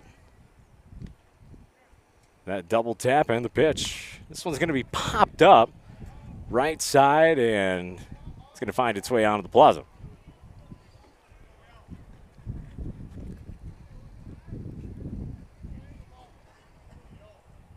We'll run the count even at 2-2 now on Lewenzi.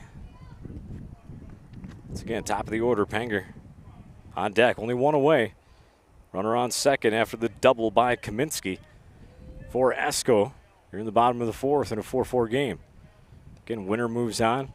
The championship rounds tomorrow. That misses for a ball, 3-2.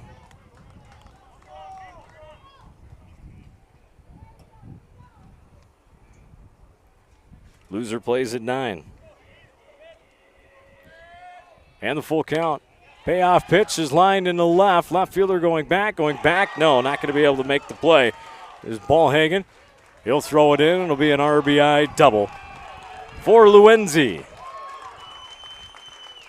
Good contact there by your number 9 batters. He muscled that one into deep left field.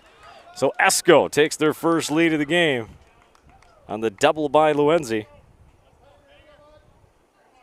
Kaminsky comes in to score.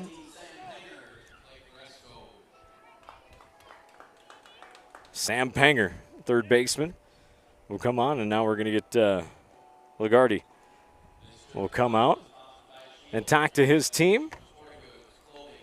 A good opportunity for me to get a drink as well.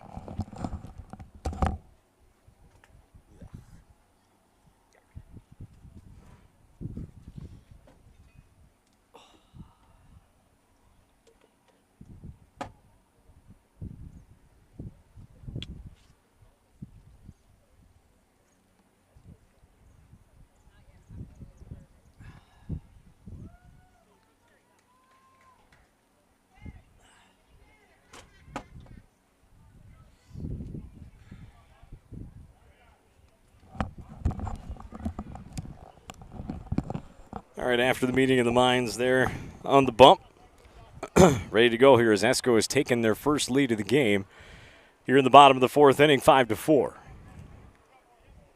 Johnson with a pitch. That misses low. Left-handed hitting leadoff batter Panger. He's 0 for 2, struck out looking. Rounded out, back to Johnson.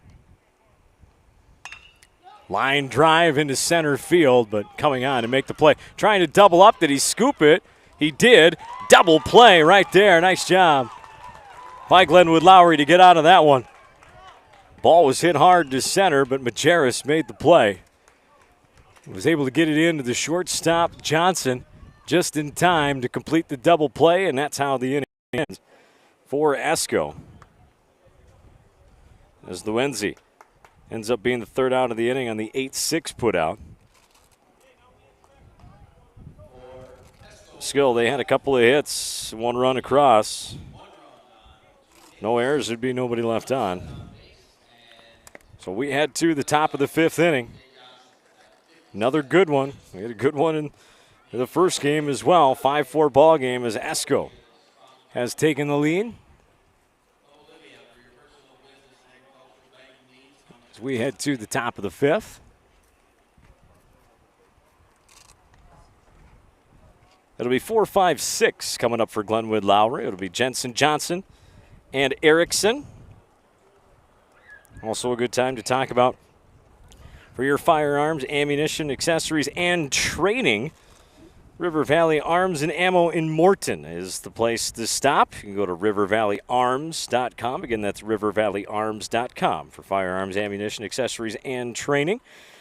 Also, check out H&L Printing Services for all your printing needs. They've been serving Olivia and the surrounding areas for 45 years. You heard that right. They're in Olivia and Redwood Falls. Go to hlprintbarb@gmail.com for Olivia, or for Redwood Falls, hlprintrwf at newulmtel.net. H&L Printing Services. To sponsor this state tournament here in Bird Island this weekend. Again, if it wasn't for all these sponsors for the tournament, we wouldn't have, helps pay for all the trophies, all the work on the ballpark, all the upgrades they make, bringing the food vendors in, all sorts of stuff to help make it happen. You can't make it look this nice for free, that's for sure. Volunteers can only go so far. It's 1-0. At the count, and that's in there for a called strike on Jensen, 1-1. Jensen 0 for 2, struck out, popped out to right. Peterson's back out there for Esko. Try to slider, that misses away, 2-1. Again, that ever important first game on opening day, so important. You win and you're guaranteed top 4. That misses. Or ball, no, it caught him. Caught the umpire, too, as Jensen's hit by a pitch. He'll get on. Step in P.J. Johnson. He delivered back in the first. 2 out, 2 RBI double. And the winner of this one will play Rushford Peterson. Tomorrow at 5 o'clock, the loser will play Sueur Henderson in the opening game, 9 in the morning. We get our courtesy runner.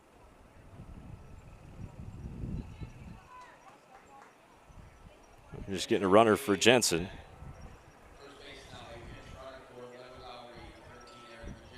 Aaron Majerus goes in to run.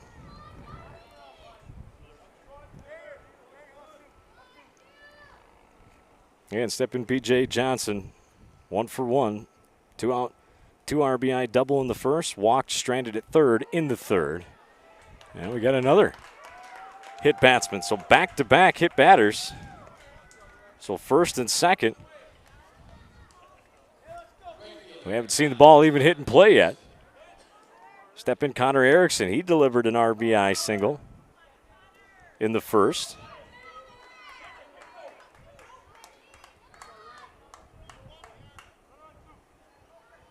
And struck out swinging in the third. First and second, nobody out. Glenwood trying to answer Esko as that misses high for a ball. 1-0.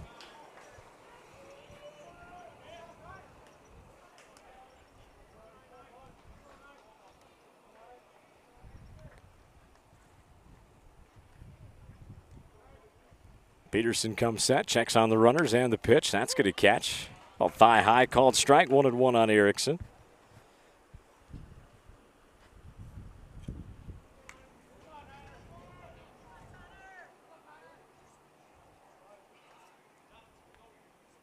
Comes set, and the pitch. Curver slider fouled off on the bunt attempt. 1-2 the count on Erickson.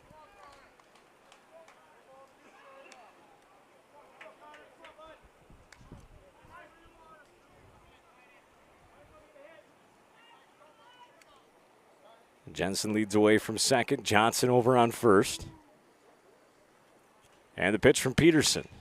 This one's going to be popped up right field, medium depth. A few steps over to his left to make the play is Sakala tagging up to third. Diving in head first, no problem, is Jensen. So 1 away, but tying run now 90 feet away.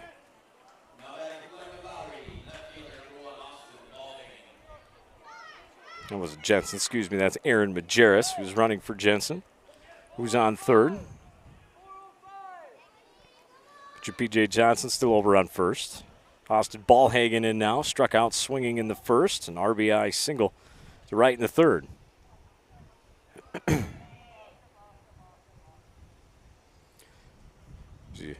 the catcher there, hip, telling his pitcher to step off. Didn't like that sequence. That's okay. Start over, regroup. And the pitch. Good frame attempt, but still low for a ball, 1-0.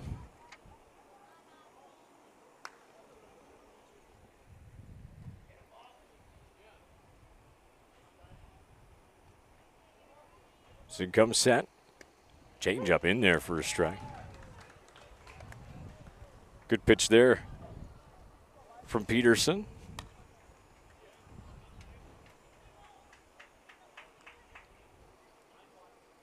Counts even in 1-1, one away, runners at the corners. Glenwood-Lowry threatening to try and at least tie here. Now here's a bunt, third baseline, squeeze play, and it's going to work as the throw goes behind the catcher, and the runners will move up 90 feet. Suicide squeeze worked to perfection. Ballhagen delivers on it.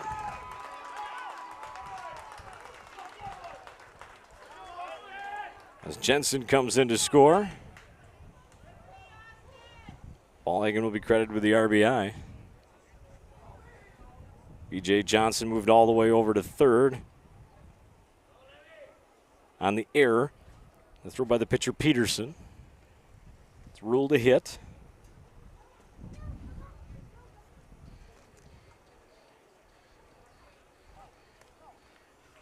So it looks like we're going to have a pitching change, or just a conference here.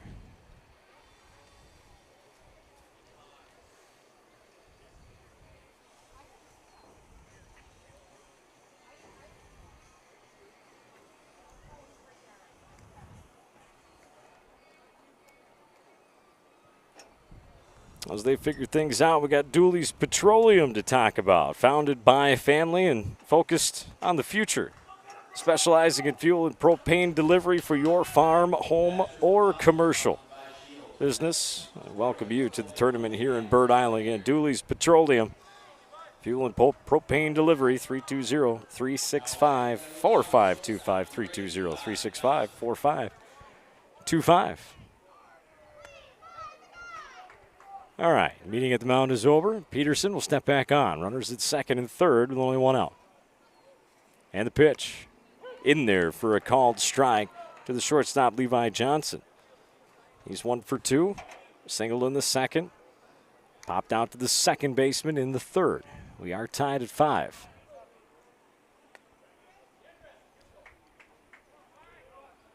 Peterson from the motion, another suicide squeeze, another good bunt, but it goes foul. It would have worked. Peterson going for the full windup. Glenwood trying to take advantage of it with a squeeze. See, Peterson goes from the windup again. Glenwood-Lowry trying to take advantage, but it's 0-2 on Johnson now. So not this time. Johnson more likely swinging away. You hear the catcher hip saying he's swinging, don't worry. As Peterson's from the stretch now. And the pitch. Misses down and away for a ball. 1-2 as Johnson doesn't chase. Still got 2 more ball games today, and give it a ceremony in between that at 6:30.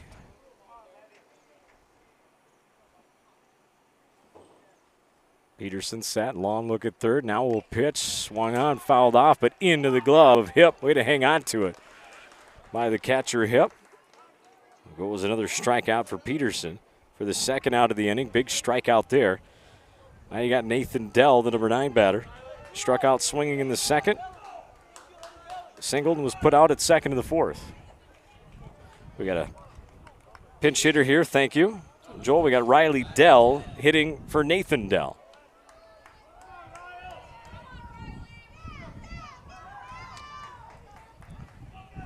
So Dell hitting in the 5th. Good man, thank you. Trying to deliver here with 2 runners in scoring position and 2 away. Took a big cut at that one. Fouled it off 0-1.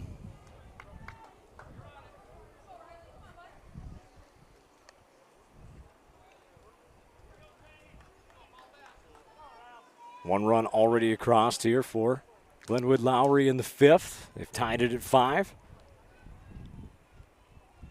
2 in scoring position with 2 away. Big spot here. Peterson, the pitch. This is outside. That breaking ball evens things up at 1-1.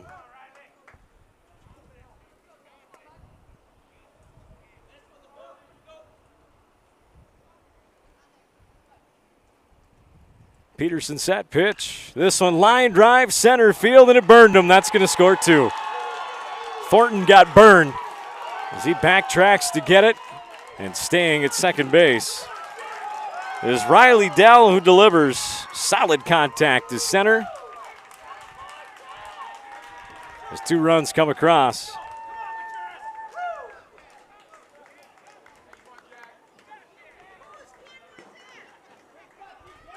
New score reads 7-5. Glenwood-Lowry on top now.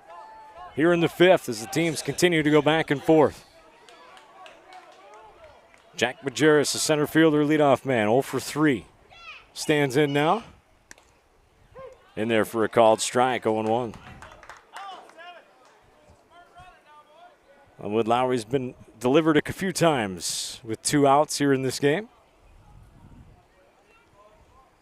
Peterson set pitch. This one's going to be popped up right side. First baseman going back is Halverson to make the catch, and that'll end it. But damage was done. Once again, big 2-out hit by Riley Dell. 3 runs come across in an inning.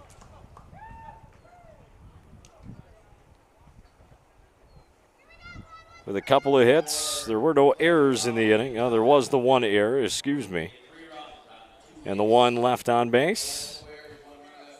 So new score after 4.5. Glenwood-Lowry 7.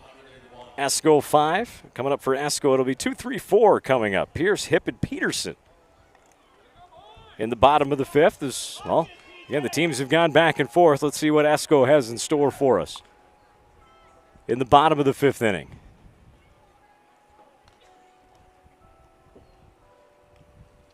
As we pull up our bracket here.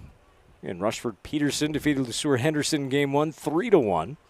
So again, the winner of this one will play Rushford Peterson 5 o'clock tomorrow night. Loser will play at 9 in the morning against Sueur Henderson.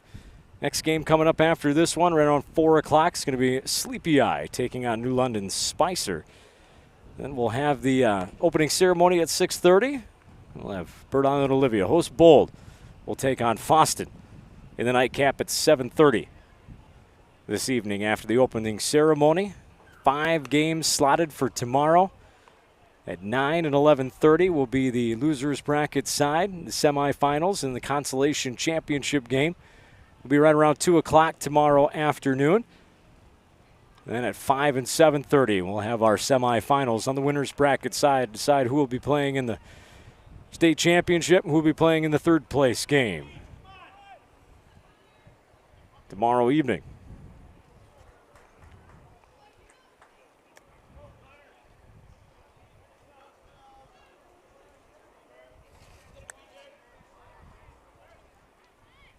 Back out there once again, throws first pitch in the dirt to Pete J. Johnson for Glenwood-Lowry. 1-0 the count on Connor Pierce, the shortstop. Pierce, 1 for 1, walked and scored in the 1st, singled and scored in the 3rd. And the lefty takes inside. Ball 2, 2-0 as that one just missed from Johnson. That one's in there for a called strike. 2-1.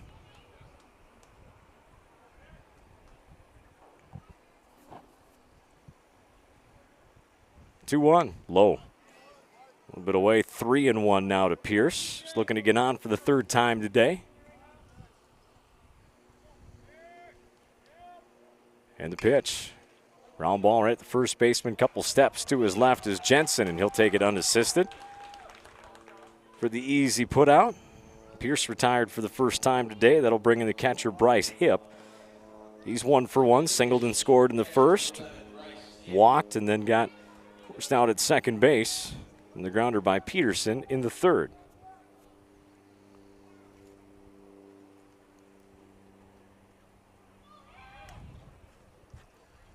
Johnson into his motion in the pitch. In there for a called strike. Well, thigh high outer half, 0-1 to Hip. Jackson Peterson waiting on deck for Esko, who got their first lead of the game. That one misses away. In the bottom of the 4th inning.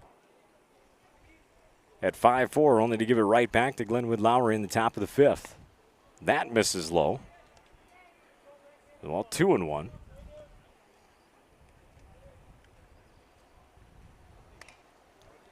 That one's fouled off right off the end of the bat, right side. 2-2, the count to hip.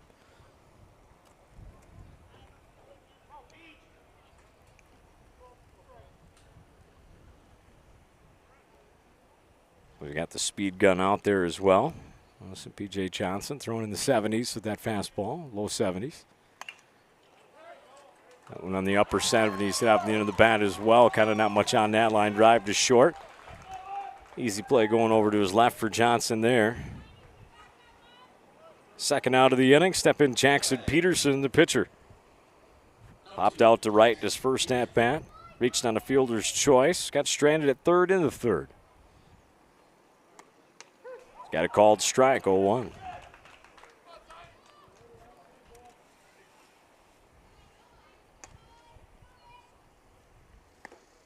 That one just misses high. 1-1 as the count evens up. Should he get a chance? First baseman Halverson awaits on deck for Esko. That one's going to miss at the knees. 2-1. Good pitch there that just missed. That one's in there for a called strike. Even it up 2-2. 78 on that one.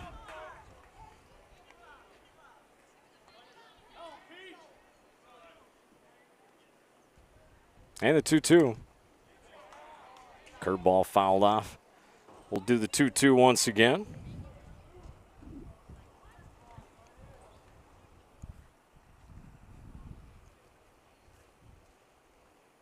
And the 2-2 once again. That's going to be fouled off over top of the plaza. Actually goes in there underneath the feed part. Over top of the people standing along the fence line, though, so they're safe, so that's good. And the 2-2 with 2 away. Going to miss down and away for a ball. That'll run the count full.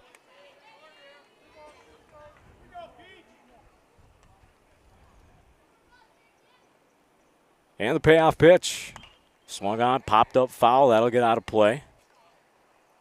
You hear the bang of the tin metal on the roof of the stands. We'll do the payoff once again. As you can feel the heat coming here today as that sun reaching that high point in the sky.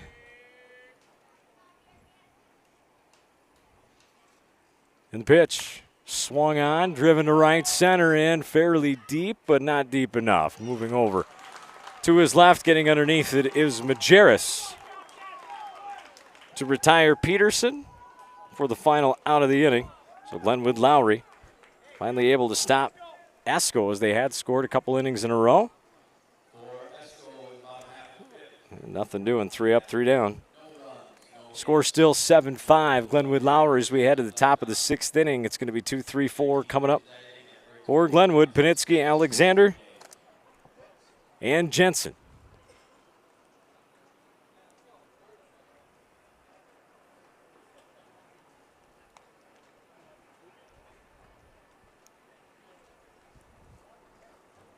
The game's also brought to you by Smart Mart in Bird Island off of Highway 212.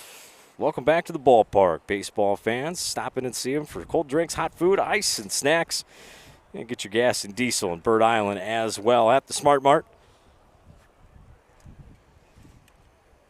On your way in and out of town, pick up what you need.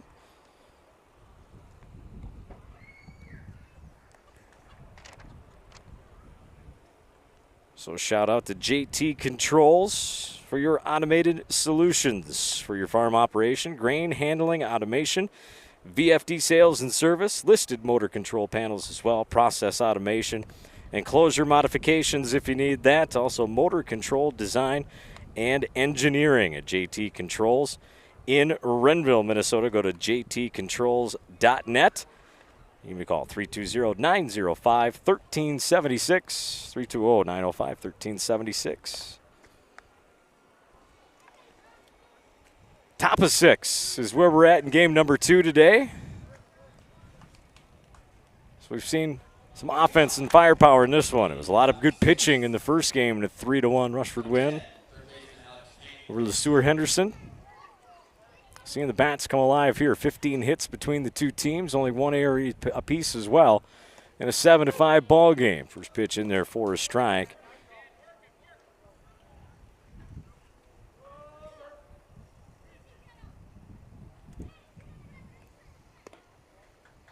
As that misses low for a ball.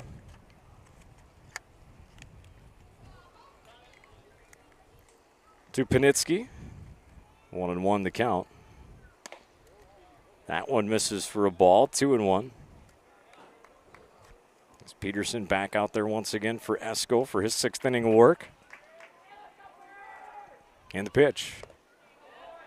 Breaking ball. Did he go? Yes, he did, says the first base umpire. Evens things up at 2-2 on Panitsky. Was 0 for 3 in the game, but did reach on an errant score. Calls for time, and he gets it.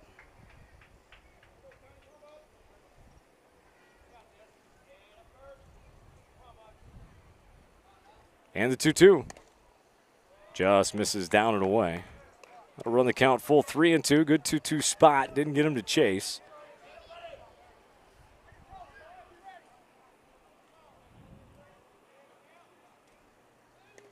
That misses away, ball 4.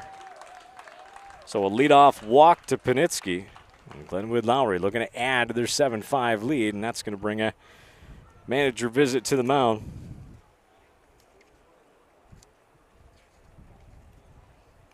For Esko, as Lagarde heads out, he's going to make a change.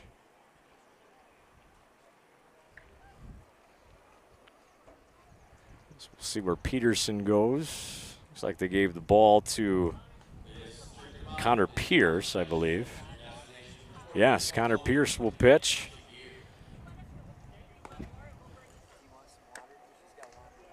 But I've got some up here. Thank you, though. Appreciate it. Probably for the nightcap. Probably for the nightcap is what I'll need a refill. Thank you. Yep. Definitely not going to turn down water when I run out up here, that's for sure. Already gone through 3 bottles, only got a couple left. Okay, so Connor Pierce coming into pitch here in the 6th. Jackson Peterson will go to short. It's an easy one to figure out. A little shortstop pitcher flip. So Pierce will try and stop the bleeding. And speaking of water, here we go.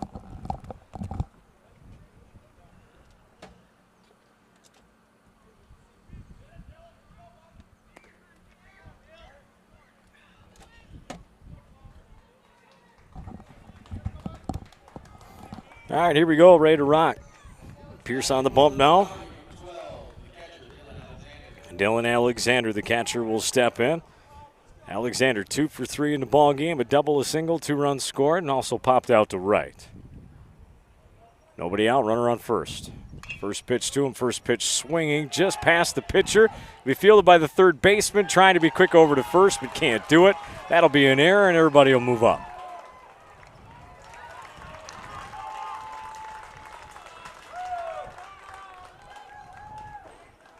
So everybody moves up on the throwing error.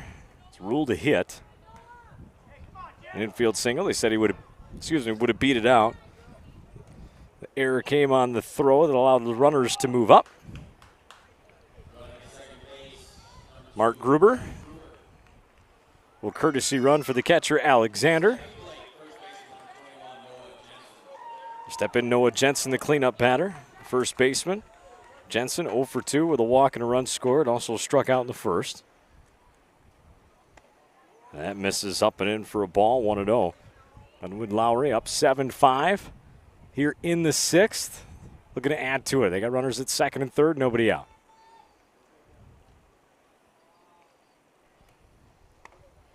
Pitch from Pierce in there for a strike. 1-1.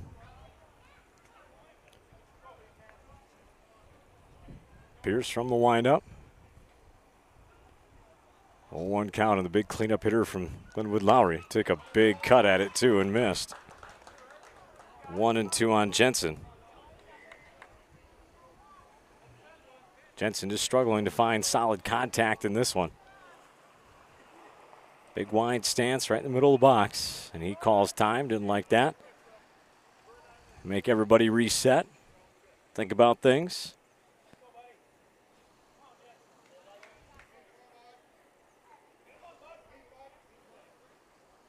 And that's going to miss down and away for a ball. We'll even things up at 2-2. Pitcher P.J. Johnson awaits on deck.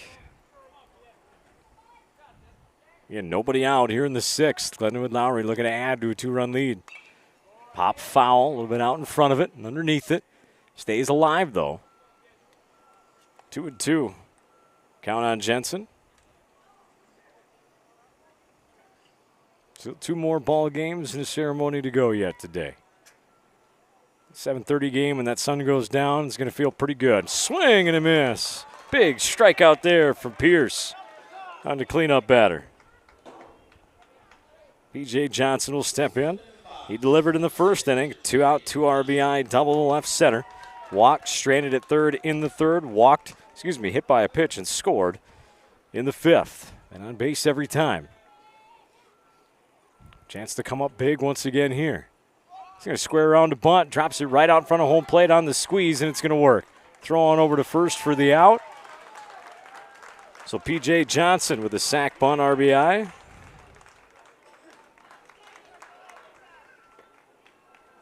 Scores Panitsky at third. Courtesy runner Gruber moves up to third base. 2 away, step in Connor Erickson now. 8-5 is the new score. Glenwood-Lowry with the lead.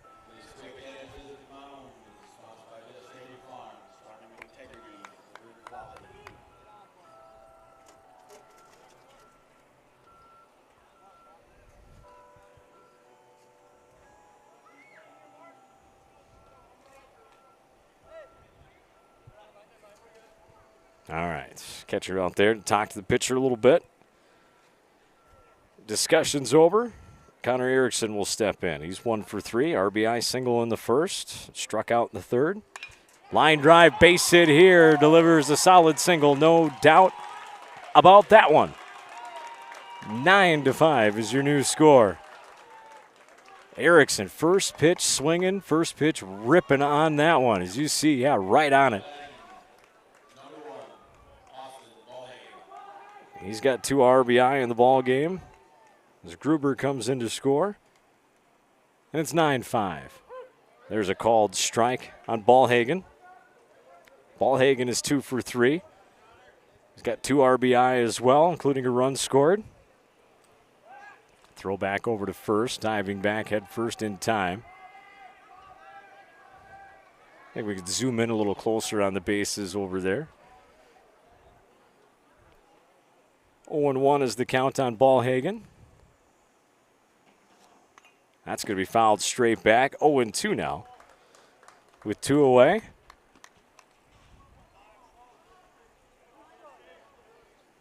Damage already done. Glenwood-Lowry still hitting here in the top of the 6th. And the pitch. Just missed. Low 1-2 to Ballhagen. Good frame there from Hip. Didn't get the call.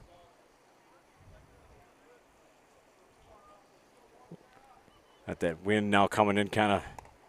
Good pitch there. 2-strike pitch just above the shoulders.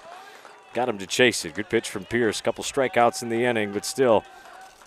A couple of big sacrifice bunt from P.J. Johnson and a 2-out hit from Erickson. Delivered for Glenwood-Lowry as they plate 2. On a couple of hits, including an error. And just the 1 left on base for Glenwood-Lowry. Coming up for Esko in the bottom of the 6th inning. It'll be 5, 6, 7. Halverson, Thornton, and Pfister coming up. Including another clue and trivia.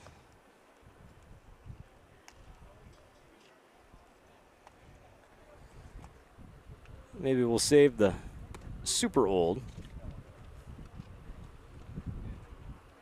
or later on. All right, gentlemen, we're going to go 1982 here. Can you think of the Oakland Athletic, again, the Oakland Athletic that stole his 100th base on this day back in 1982, tying his single-season record from the year before. Don't say it out loud. Just think about it. Still got nothing. 1982 is still going, still not close enough. Oakland Athletic, back-to-back 100 stolen base seasons, got his 100th on this day. Back in 1982, that misses low for a ball to Halverson, 1-0.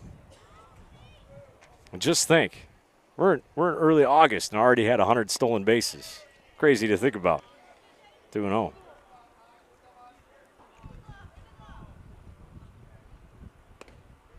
There's a called strike.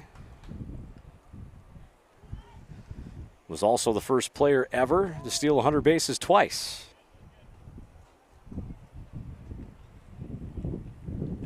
You can chime in on the chat if you think you know it. Got to get somebody on there. That misses outside for a ball. 3-1 the count now to Halverson.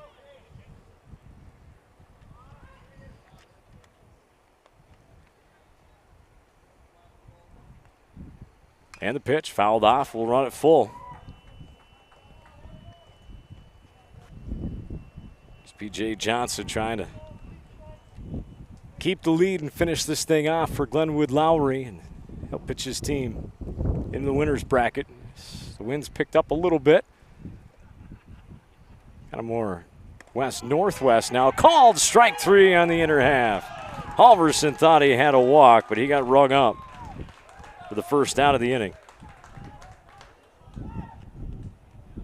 Just the 4th strikeout of the game for P.J. Johnson. A big one to lead off the inning there. Step in Bobby Thornton, the center fielder. Single drove in a run in the first, popped out to left in the third as that misses for a ball, 1-0. Oh, okay. There's a called strike, 1-1.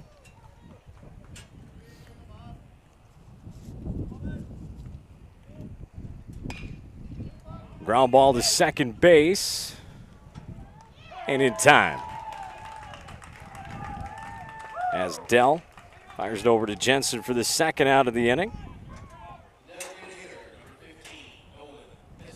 DH Nolan Pfister will step in now. He's 0 for 2 in the ball game.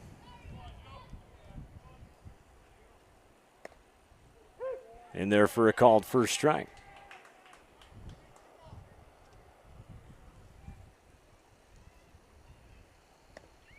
That's going to miss low for a ball. It'll even things up, 1-1.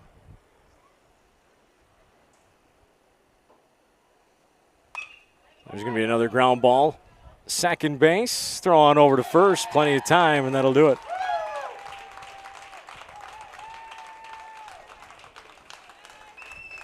For Esko in the 6th inning. We're headed to the top of the 7th. It was a 1-2-3 inning.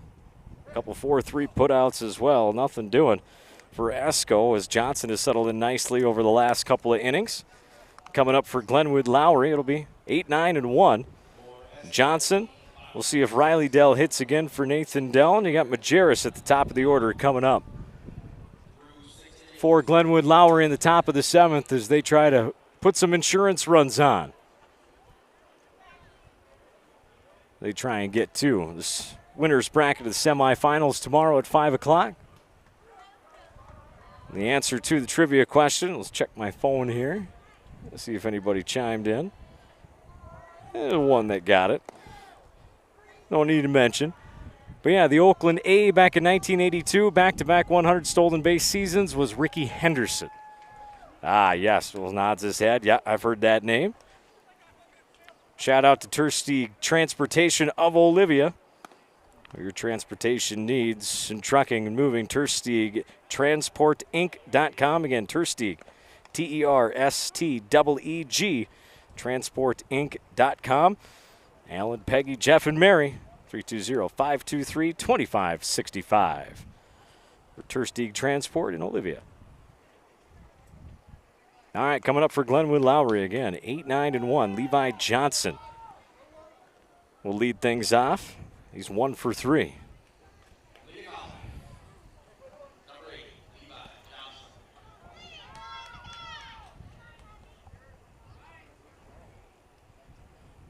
And the pitch from Pierce, that's going to miss low for a ball, 1-0.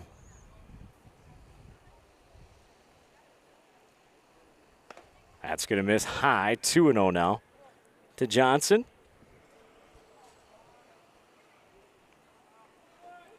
Pierce into his motion and the pitch. There's a called strike, 2-1.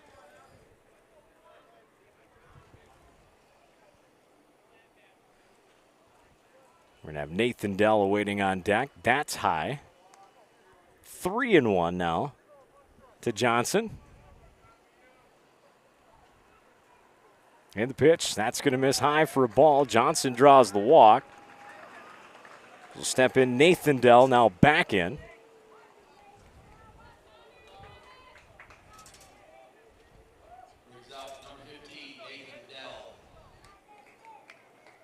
Of course, Riley Dell had the pinch hit. Big 2-out, 2 RBI double in the 5th. Nathan Dell back in. First pitch from Pierce. Bunt attempt. No, pulled back. Ball 1. Everybody goes back. 1-0 the count on Dell. Pierce takes a look over. Third base playing in. Right around. There's a called strike. He didn't like that one. 1-1 to Dell.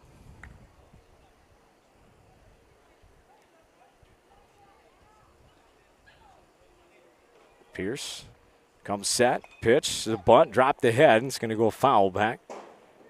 And out of play.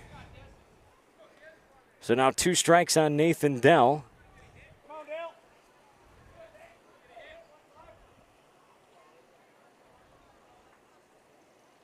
In a 9-5 ball game, again, Glenwood trying to tack on some insurance runs here.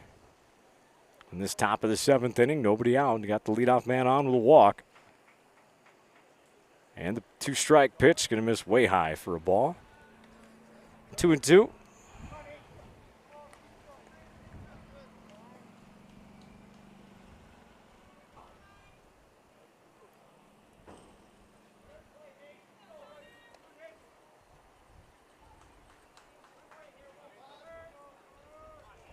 Pierce takes a look in. Peek over at first. Will come set. 2-2. Swung on and missed. Strike 3. So 1 out now. Big strike out there for Pierce. His 3rd. He needed that one. After giving up the leadoff walk, step in Jack Majerus, the center fielder. He's 0 for 4 in the ballgame.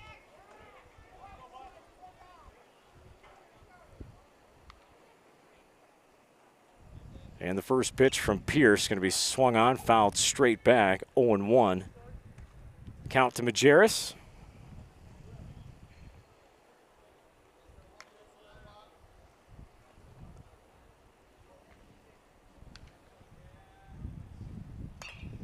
That one's going to be fouled off right side, so 0-2. Quickly the count on Majerus. Pierce could fire whatever he wants here now. See if he goes high fastball at the shoulders. And the 0-2, he comes high with it, and he was able to foul it off. Straight back and out of play. We'll do the 0-2 again. Johnson had that leadoff walk, leads away from first. Pierce comes set. And the pitch. Curveball. This one's grounded to third. Backhanded. Kind of lost it in his glove and overthrew. Didn't quite have a good handle on the ball.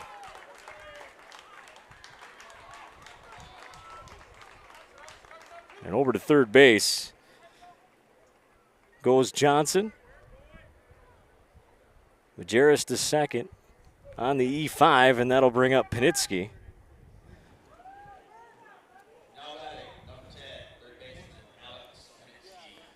So Alex Panitsky steps in.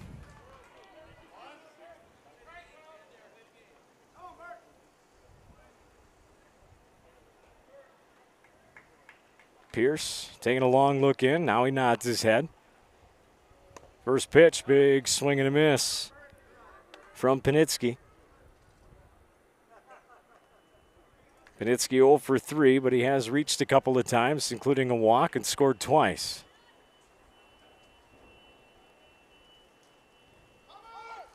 And now he's coming home. They're going to suicide squeeze again. It's going to work to perfection. Throw on over to first, not in time. We're going to get another run coming across. 2 more come in.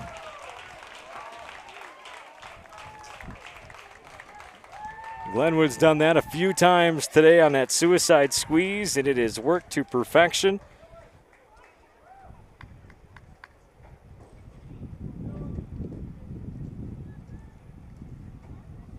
As Johnson and Majerus both score. And we're going to get a meeting at the mound as we update our scoreboard over here. So I'm pulling a little double duty, running camera as well. New score reads 11-5. Glenwood-Lowry on top. And it looks like we might get another pitching change.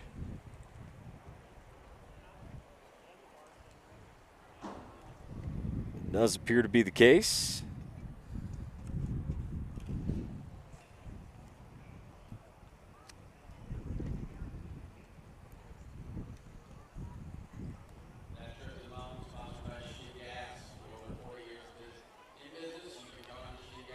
And yes, we do.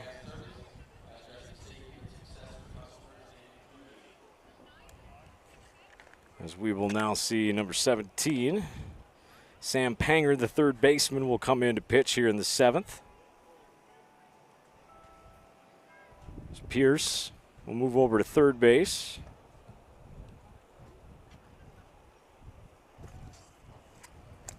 For Esko. 3-4-5 coming up. Tough spot to come in the ball game on. Just 1 out for Panger.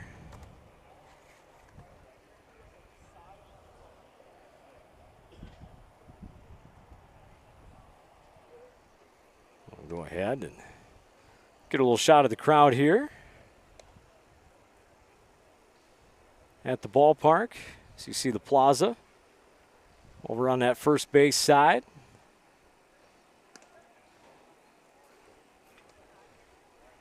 People enjoying the beautiful view on top there. Great place to watch a ball game. Lions Memorial Park in Bird Island.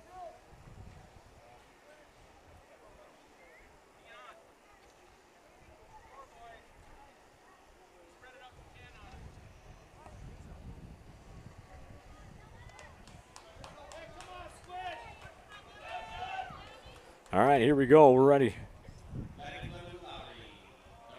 Back for more action here.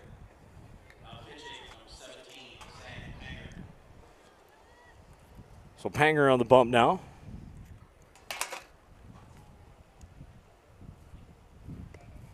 First pitch going to miss low.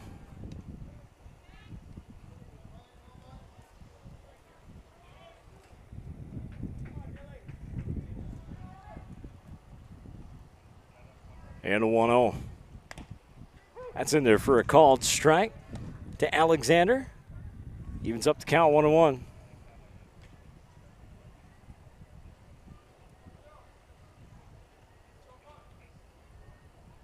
1-1 count with 1 away here in the 7th. That's in the dirt. Good block. 2-1 now.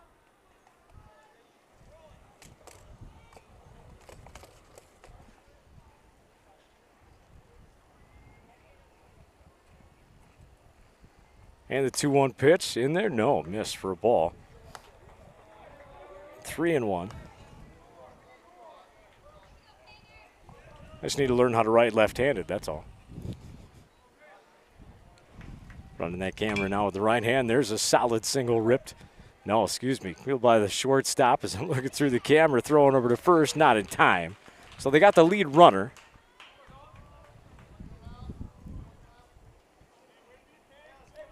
Ball was hit hard by Alexander. He's on the fielder's choice. Panitsky's put out at second.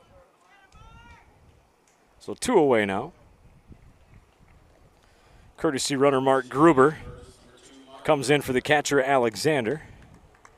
That'll bring up the cleanup batter Noah Jensen. He struggled today. 0 for 3. Did walk and score a run. Just hasn't been able to find solid contact. That misses away for a ball, 1-0.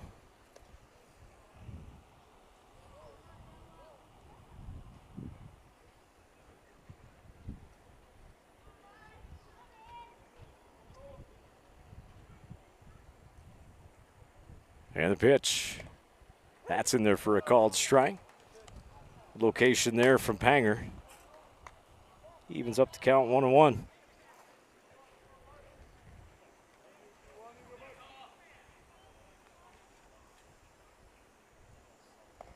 Sidearm delivery.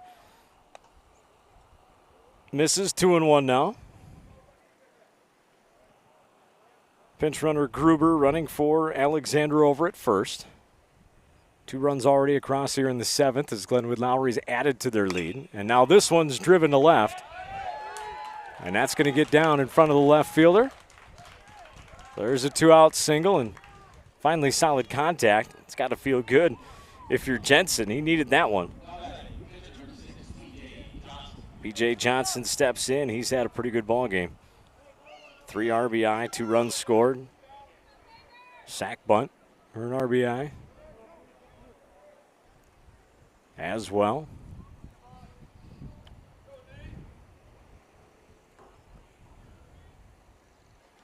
Panger back on the rubber. Gruber leading away from second. Jensen over at first. 2 outs here in the 7th. Esko trying to get out of this as that misses away for a ball. To the pitcher, P.J. Johnson. Either reached or delivered every time to the plate so far today. Panger, motion, pitch, fouled, straight back. Big cut on that one by Johnson. How's it straight back? 1-1.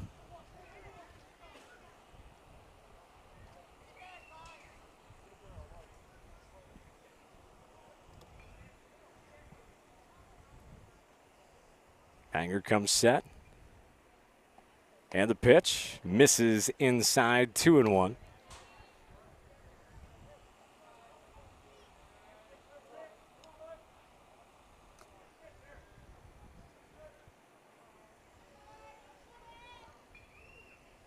And the 2-1 now with 2 away. Line drive into right center field, and that's going to drop.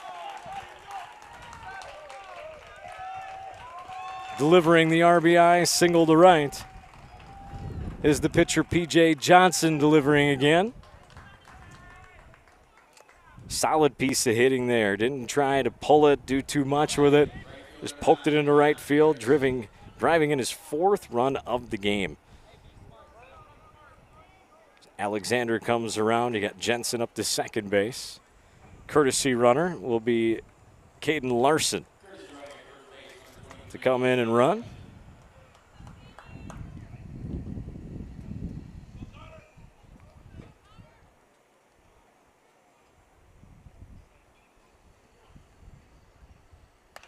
So another runs across, and that one's just kind of fisted. Takes a funny hop, throwing over to first. It's going to be in plenty of time, and that'll do it. Damage was done, though, once again by Glenwood-Lowry as they tack on 3 more runs in the top of the 7th inning as they lead 12-5 now. They almost batted around there in the 7th.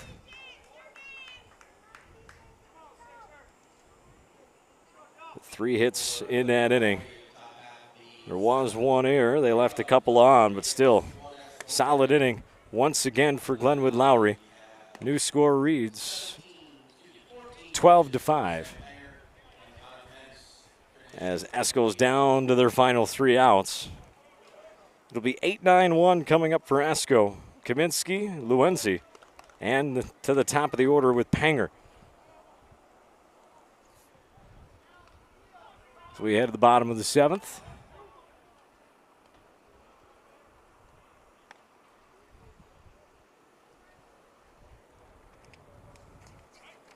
As we thank more of our fine sponsors for this Minnesota American Legion State Baseball Tournament, including McNamara Seed. Get a hold of Logan McNamara, 320-579-1285. Again, 320-579-1285. Every farm, every crop, every acre. Rob Seco taken care of by McNamara Seed. Step in the lefty, second baseman Kaminsky. He doubled in his last at-bat and scored, and he takes a called strike.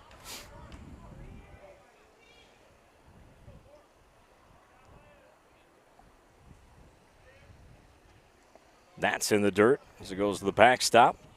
Even things up 1-1.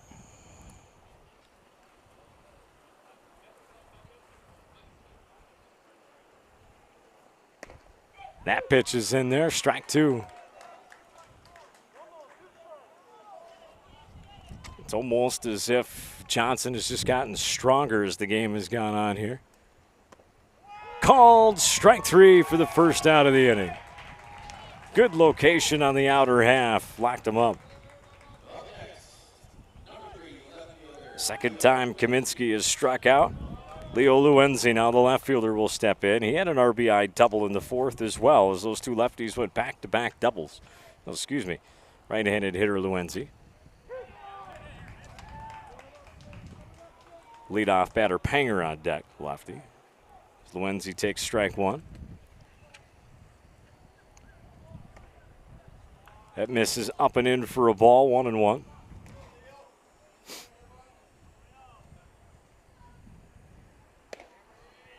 That misses up as well, 2-1.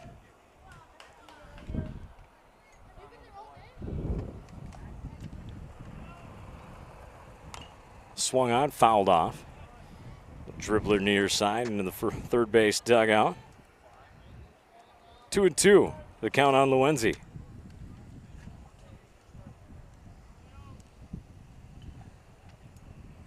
And the pitch misses low.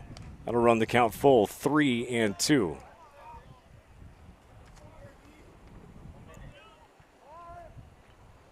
Time called by Luenzi. So he wants to take a little quick breath here. Full count pitch coming up with 1 away in the bottom of the 7th. Esko needing a lot of base runners. Payoff pitch.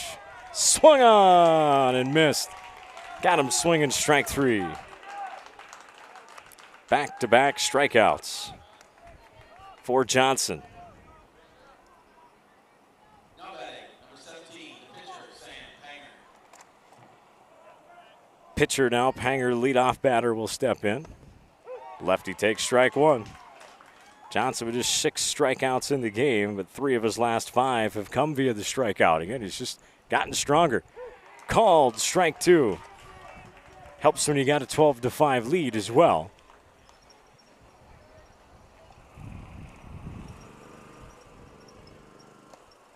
Swung on and missed. Caught by the catcher. Strike 3. Glenwood-Lowry, your winners 12-5. In game number 2, 7 strikeouts in the ball game. In the complete game for P.J. Johnson. And Glenwood-Lowry will move on.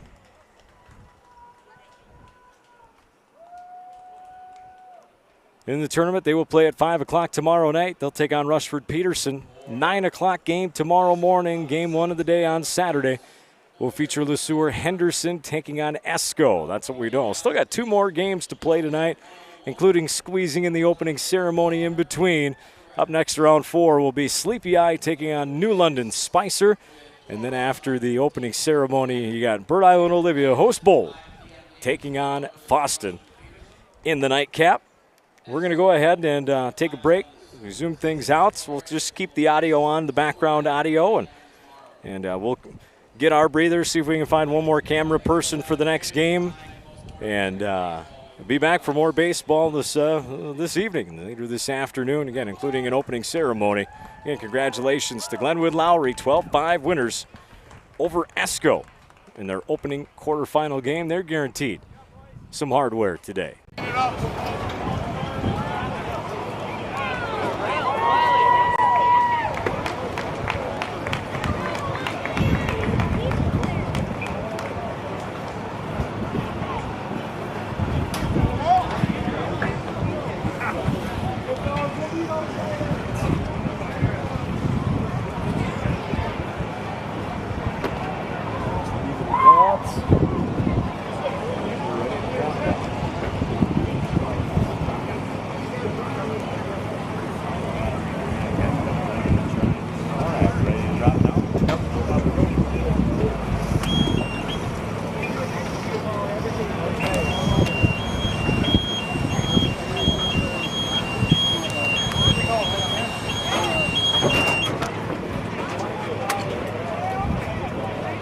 Good deal. You can scrounge up a buddy. See you. Good luck.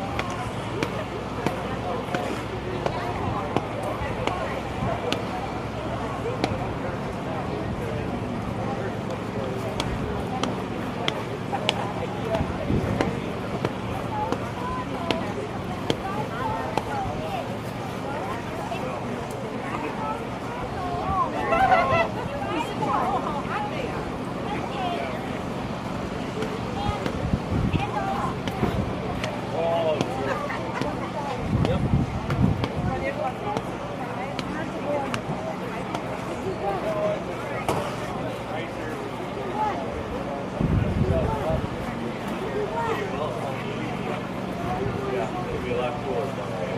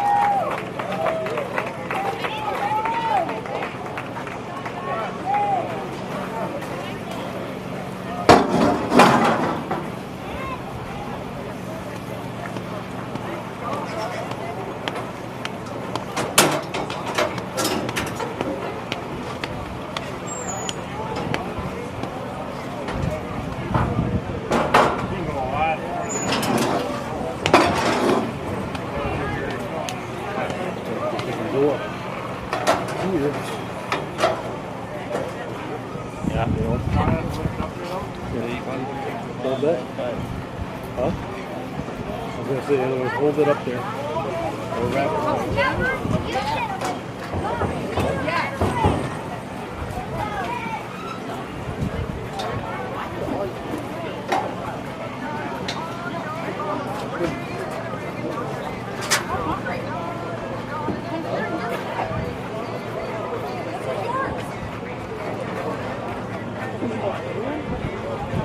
That might be something. Huh? Hey, Elsie. Is there anything else you need, Joe? Or want? Right here. I need a spot right there. Is there anything else you need? I got Allison getting some more Gatorade. You want the cool blue? Yeah. Did she get a shirt for me? A what? Did she get a shirt for me? Did she get a shirt for you? Yeah, or did you? I've got shirts for you.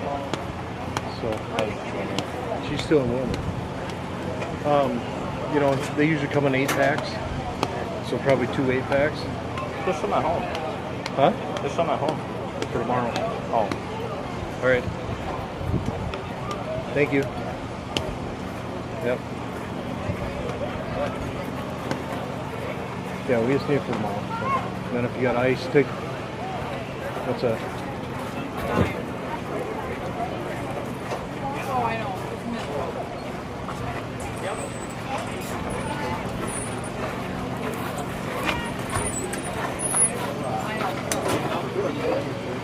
I already have none. Okay. Yeah. No, and in fact, they put me over 80 and I cut her to go.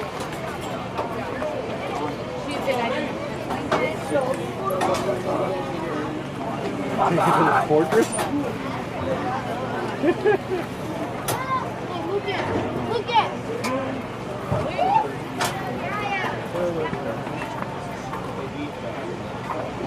Oh, that's the guy was not. Yeah, before the guy was. He can't fit. We have Taylor. Yeah, they were saying some guys. I was saying give us some bits. Yeah, they were talking about In the bag and the passenger seat.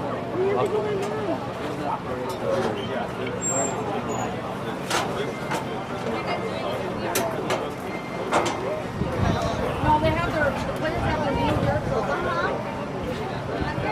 Well, that's what the tables are set up for. It's close work and he's doing all the speaking on it now. Can you just have a meal plate? What are you guys all doing right now?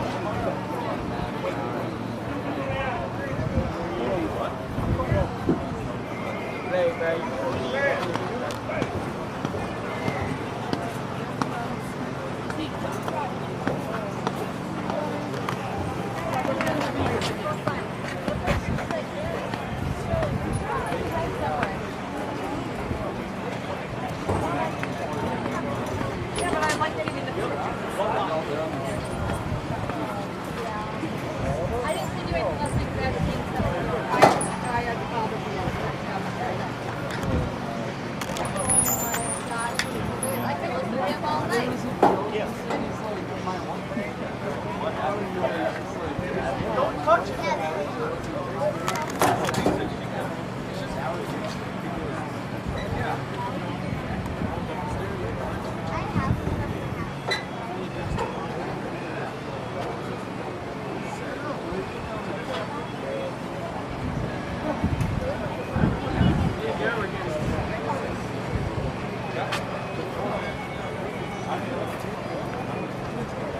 Oh, for heaven's sake.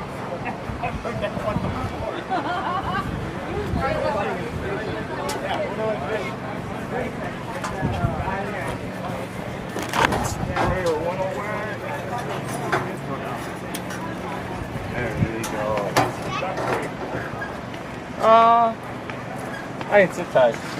Huh? I had some zip ties. It's right there.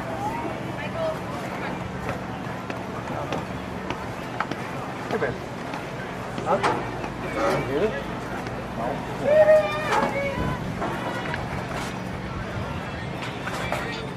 Yellow. I got that.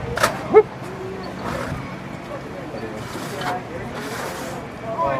Think up a little more, 17. Yeah. Go up a little higher. 16, 12. Good.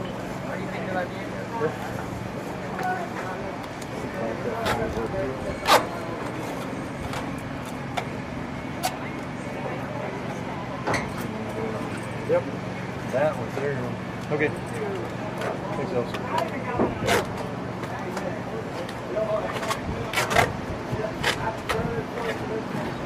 Being there's another day and a half left. Oh yeah. I was trying to think of what I bought that guy last night. Well, I was gonna. The lift came late. What I wanted to do was get 4 corners and put a big tarp over top of that too. Oh. So we'll see. We might do that. I've got another one of these in my truck. You do? Yes. That'd be nice. So. I'm overkill. I'm with you. I'm with you. Nope. And that's what I thought. That was just kind of a quick hold, and then I figured, well, yep, tighten that guy up. This baby up a little bit. There we go.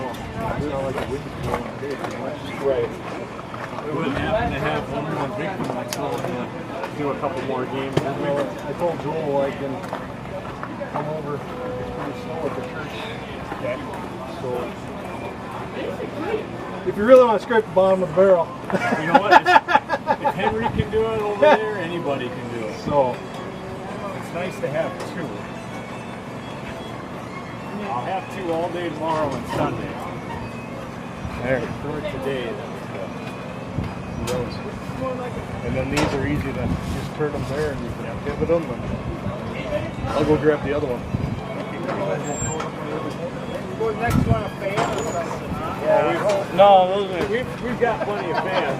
The only problem need to go cool off. Go sit in the fish house building. The only problem with the fans is they're on the equipment, not us. I know. Yeah, if you need to take half hour to go, just go sit down and yeah, because this next one isn't until 4, right?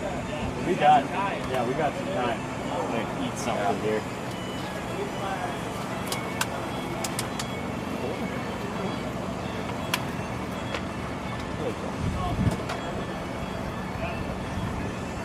What's this guy doing?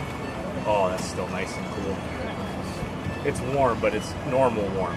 Oh yeah, that's not bad. No, we're doing great. Still at 100%. Last weekend, I have 2 of these. I was on 2 fields at once, and I had fans on it, cooling packs, and one of them went 100 to 0, even plugged in. That's 2.5 games. Just the humidity, just brutal. Just brutal. Another bottle of water. Well, he was going to bring another canopy, wasn't he? Yeah. For that one. Okay, I'll hang it over. Is that your dad? Yeah. What's his name? David. David. Yeah, Dave. Okay. You asked that to a 5-6-year-old. What's his name? Dad.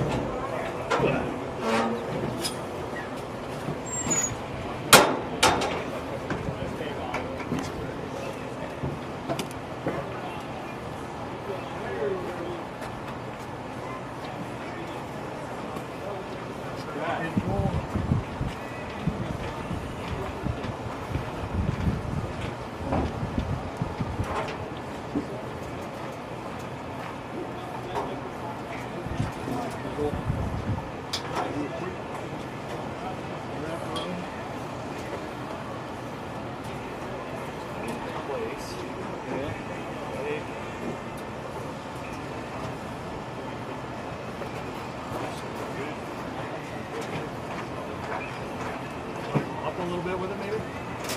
Actually, I think this one just follows the base runners. Okay. So this one does. This camera doesn't move up and down for top flies or anything. So Okay. we're good with this or something.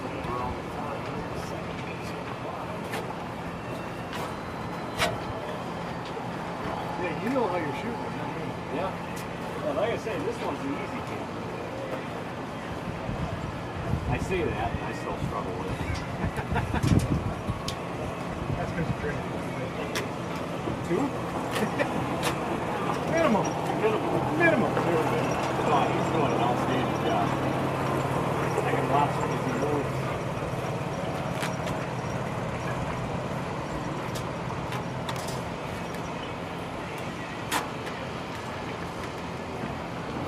Oh, is that overkill yet?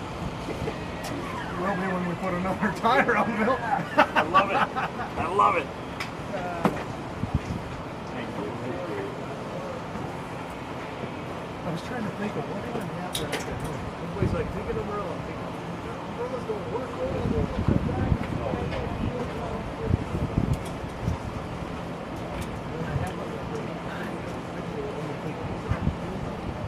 Yeah, I just happened. I was dropping my boy off. He was coming off last night. He was over by Walmart. I don't have anything for a lift. I've got, canopies, Yeah, 10 cents and stuff. I don't have anything for a lift. I was in the city yesterday. Almost I've never seen and then it went. So it's like, oh, Nice. but it only had one pedestal. Huh. So it comes like 11 foot. I'm just happy they had this one conflict.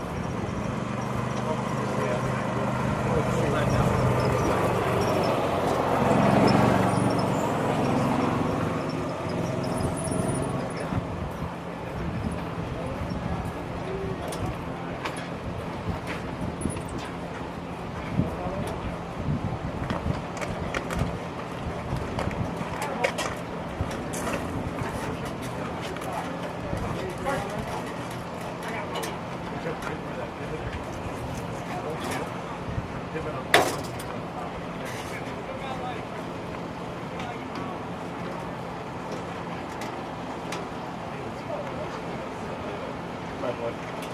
All 5. Here's that partner.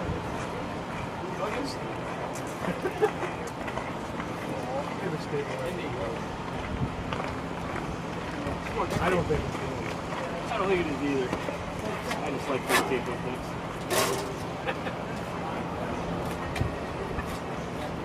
Got it, might as well use it. Stay. There. Like I said, if you can find another victim for the next game.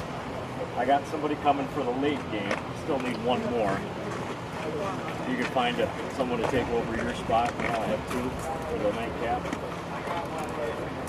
Like I said, tomorrow and Sunday I'm good. It was just today where I was like, I got nothing. Okay.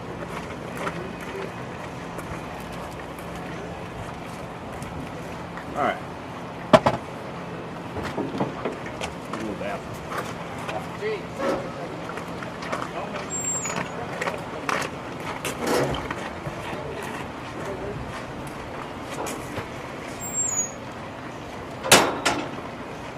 Sweet. Like that. Yep. I was just looking at it going, I wonder where the best spot is at for that for following the ball. Yeah, we don't have to. There's a deep top fly hit, just kind of angle where the defender is. Yeah, go over the head. Yep. And then this one, like I said, this one doesn't follow the lead base runner. So that one doesn't have to really go up or down. Yeah, well, we're good.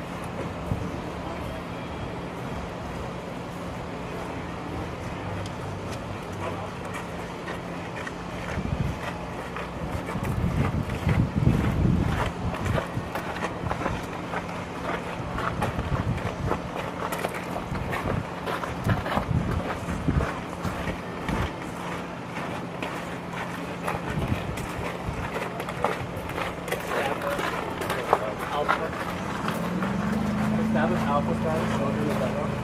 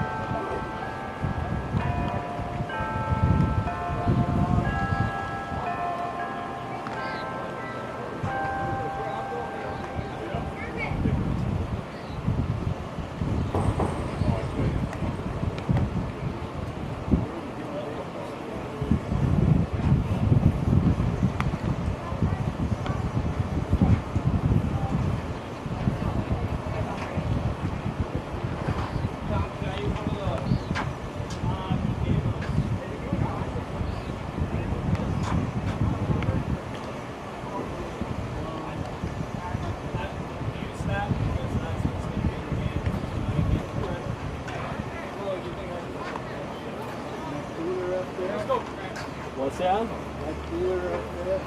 Once we get above the dugout,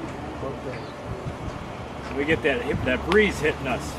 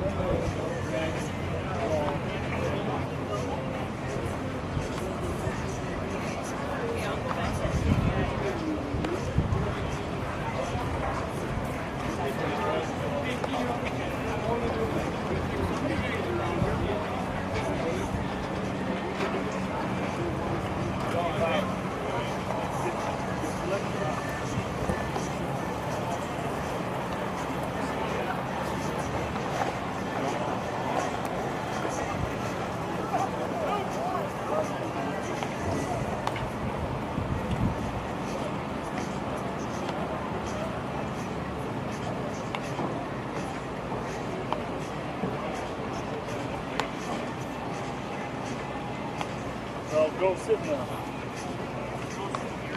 Let me know if you got enough help.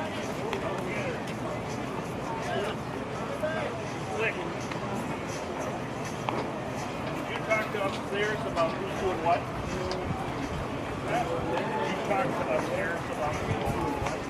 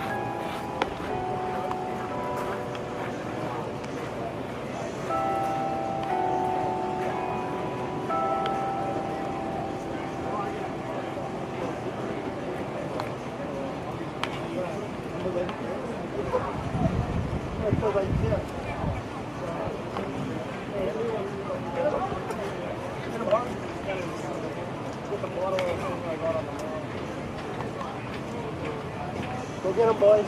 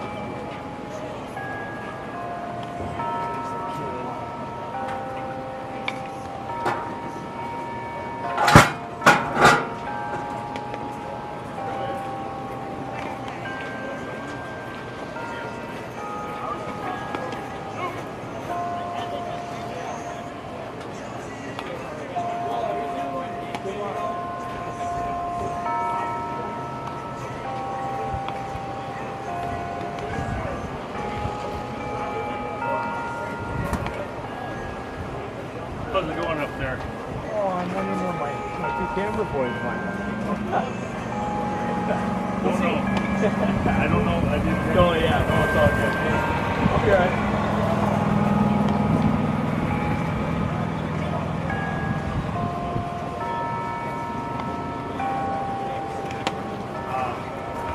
Otherwise, good. See what the president of the baseball association gets to do. Exactly. You won't get fired. Oh, you got that right. Good job, Gary.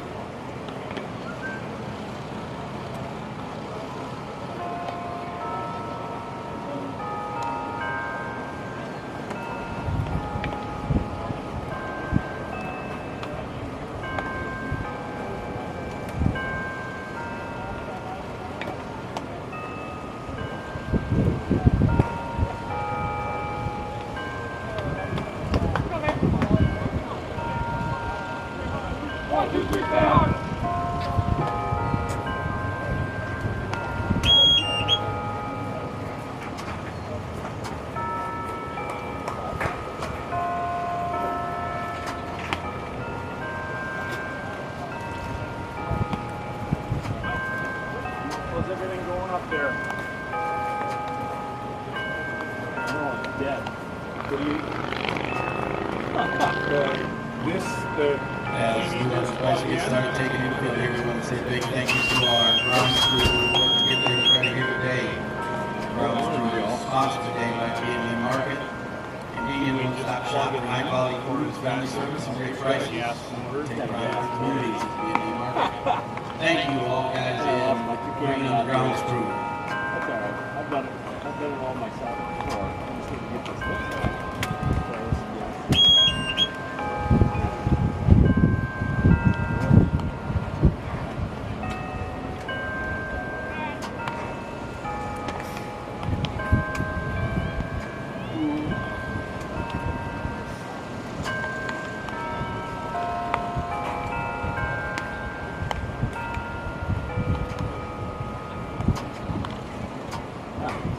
See if anybody knows anything about where. Do you know where we got this lit from? Yeah, WZ and Bird Island Electric or something like Valley that. Electric.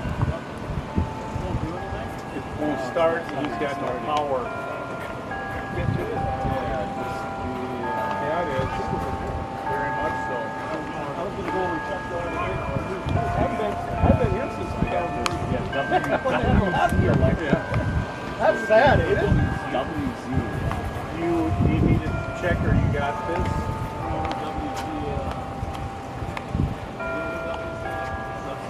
Oh, that's in Bird Island. Zens. Let me hang on.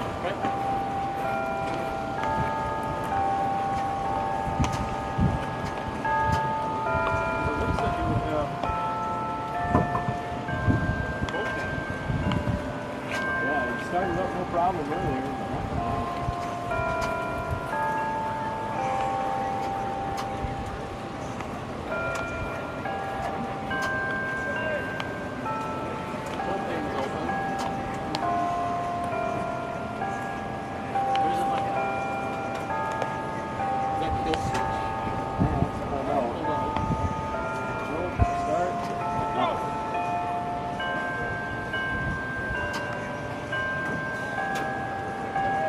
Guy brought it over. He's like, yeah, it's kind of finicky. I'm like, well, then why'd you give us this one? Sweet. That's good to know. Give us forewarning.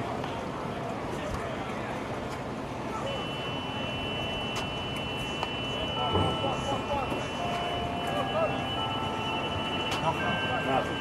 What's it doing? We'll turn up for nothing. Does it crank? Nothing.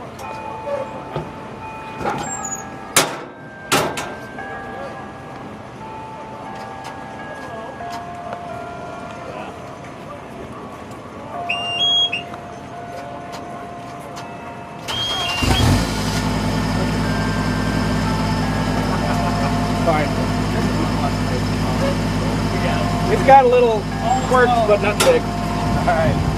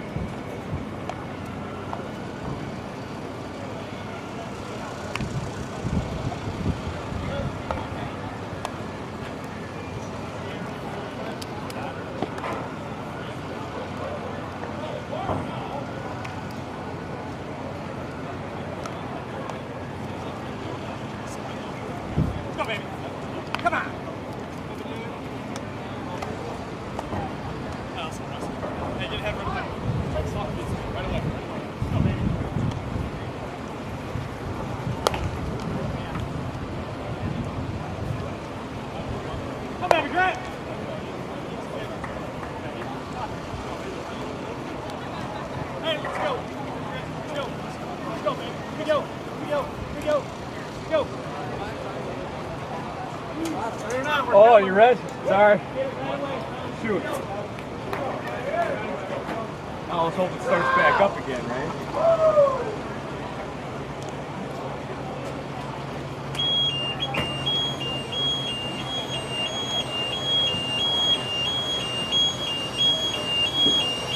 They're good.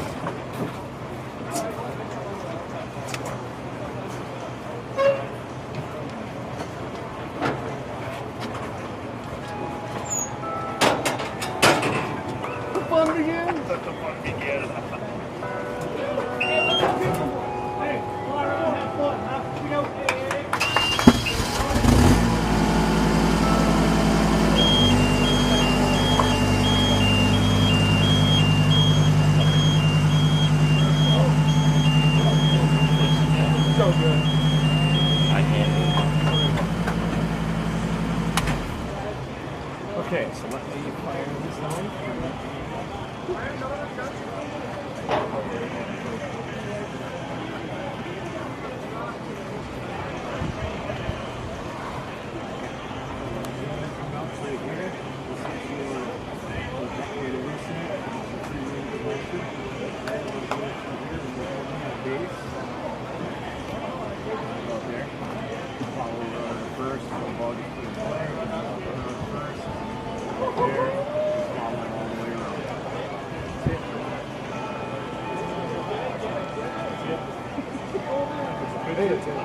Pitcher's going, if it's a perfect game for both pitchers, you just get to sit right there.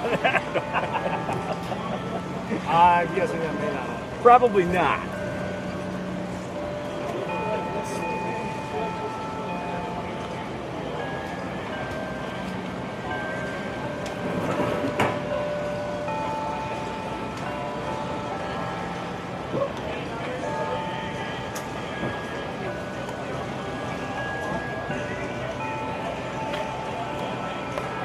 Crazy, but this is actually connected now to that outfield camera.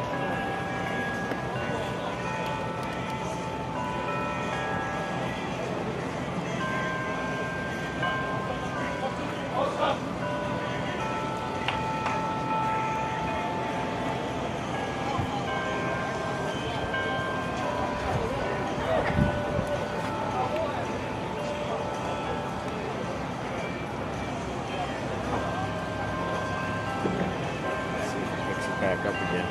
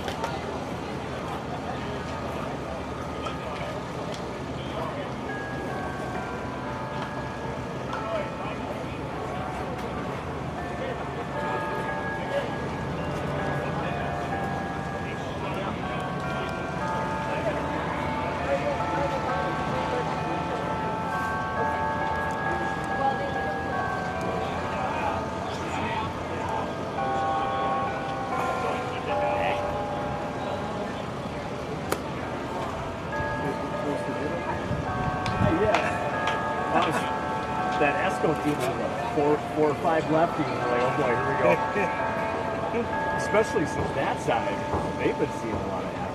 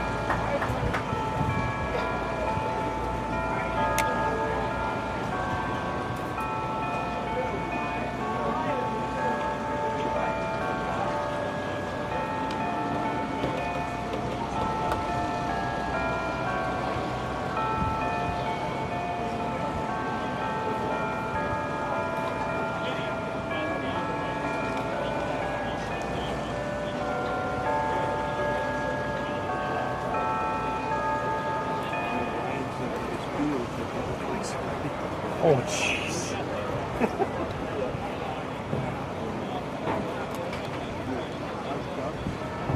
Wasn't sure where it was going.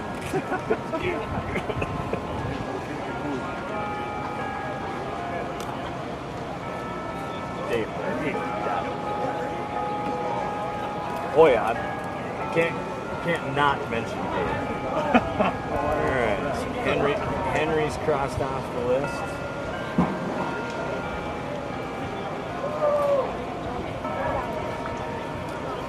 You want to put a headset on? No, I'm good. I'm surprised. Nobody on, no comments. Nothing under? I'm shocked. Usually they always get something. Must be a baseball thing. Softball, the moms are getting all over it. Really? Oh yeah. I'll have fun with them. Ladies and gentlemen, Stuff while we have our all right, who's doing this? pregame meeting at home plate, and coaches and umpires, a couple of announcements here. If you are new to Lions Memorial Park here in Rhode Island, bathrooms are behind the grandstand, directly in the press box here, or there's a bathroom up on the berm by the first base, or above the first base dugout by our concession stand. Please remember to visit the concession stand while you're here for your hot food, snacks, cold drinks. Probably drink more today than If you came in from behind the grandstand, across the that's it. right Yeah. to the line, please make your way down and buy your ticket and you came in through the back door. Lastly, if you are up on the berm watching above the first base dugout, please remember to keep your eyes on home plate. The ball gets up there fast at times. We want everybody to walk out of here safe and healthy. That's right. Game time temperature today is going to be 89 degrees. We have 6 mile an hour wind, keeping us real cool here. We're in good shape. Everything looks good. I checked all the internal stuff on everything. And Then the UV index is dropped down to 6, but still, sunscreen your wind the hit. breeze that comes out of this stuff, how much of a difference it makes. And then just natural. natural breeze. Yeah, that helps a lot. Now just a little shade. Yeah. Oh yeah. Yep. And this guy's doing good. Still at 100%. One of them even plugged in. Went down to 0 after 2.5 games. Our training medical staff for this game will be provided by Big Stone Therapies, offering services over 50 communities across the Midwest. Big Stone Therapies is dedicated to providing excellent rehabilitation. I could probably unplug it now and it'd last the rest of the night. Why chance it? No. Bad idea. Bad idea. Not worth it. And if this goes out, got backup battery charging right there.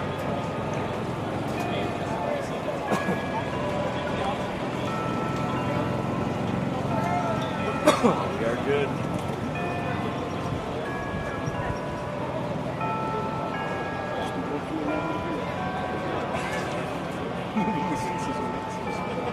I know. What happened?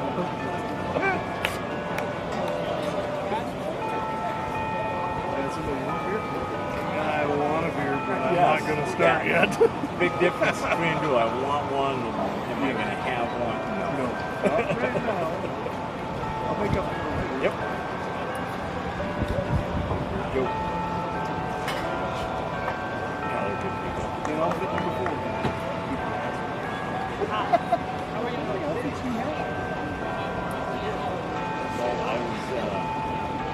I went on a football trip to Australia with some kids. Some dwarf were on that. Yep. And Annie and I became good friends. The first time I met Joe and Judy, I just knew these were the best self-care people. Oh my goodness. Yep. Yeah, you see why she was a date. Yep. And I ended up moving out here and keeping in touch. I grew up in the city. Minnesota. Yep. And I was telling your son he's seen the last college from Brown.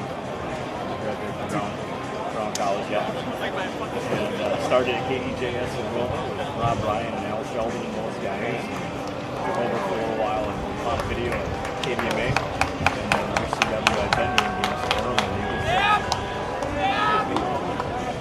over. Sure. Yeah. Sueur right now? Yeah. Yep. My wife is from Glenwood-Lowry. Okay. There was some family there. Last name?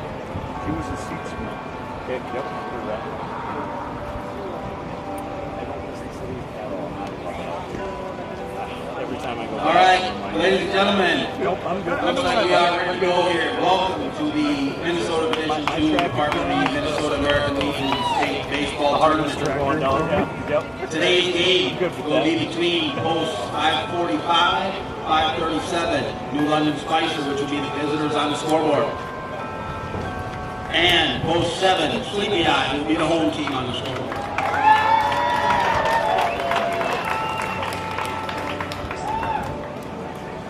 We'd like to say thank you and introduce our reps from the American Legion here. Some are at home plate, some are around the field. We have Jeff Miller, the Division I Vice Chair, Division II Chairman.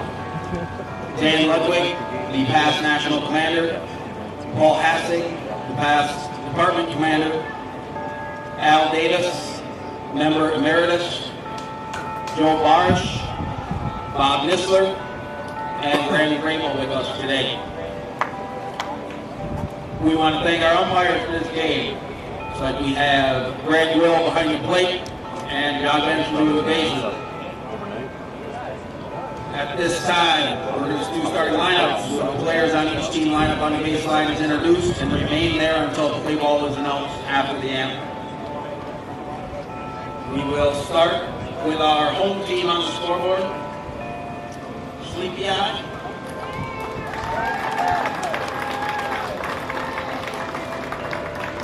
We're going to be introducing non-starters first. Number 3, Kessler Severson. Number 8, Cameron Kosak. Number 9, Tyler Mathewitz. Number 16, Marcus Martinez. Hey, I got movement. Number 18, Hayden Klein. Not enough. And number 24, Isaac Lent. And now the starting lineup for Sleepy Eye post 7. Number 2 in left field, Austin Eager. In right field, number 17, Talon Helget. Number 15, designated hitter, Ariane Sign. He will be DHing for the pitcher, number 1, Brandon Schmitz. In the fourth spot will be third baseman number 7, Cody Schultz. Followed by catcher number 4, 8 years. Number 13, center fielder John Peterman. Shortstop number 10, Winston Niehaus. First baseman number 19, Owen Weiss. And rounding out the lineup, Sleepy Eye, number 14, second baseman Mark Anderson. Sleepy Eye is managed by Bruce Boyce, coached by Zach Holla, Brandon Strike, and Luke Milkey. And now, let's meet New London Spicer, starting with their non-starter, number 11, Riley Shaver.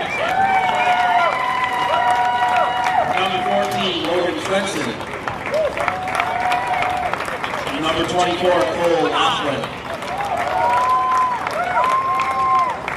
This starting lineup. Number 10 at second base, Braden Skidley. Shortstop, number 12, Luke Knudsen. Number 3 spot, number 5 in left field, Carson McCain. The right fielder, number 2, Nolan Johnson. Center fielder, number 1, Garrett White. Number 23 at first base, Grant Paffrath. Your third baseman, number 7, Blake Schultz. Catcher, number 3, Fisher Glavitz. And the designated hitter, number 6, Eli Jacobson. Will be batting for pitcher, number 9, Ian Toges.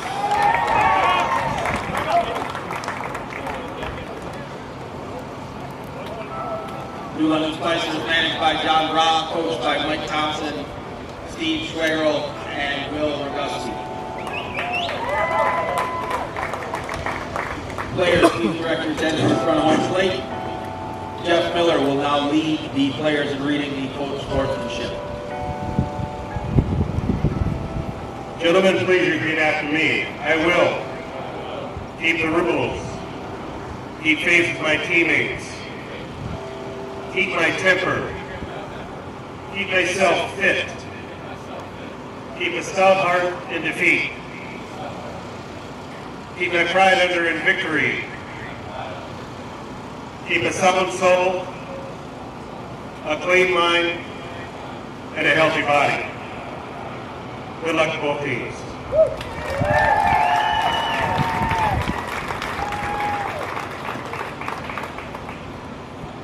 Now, if you would please rise as the colors are marched onto the field, our national anthem will be performed by Bowles Harper Cole.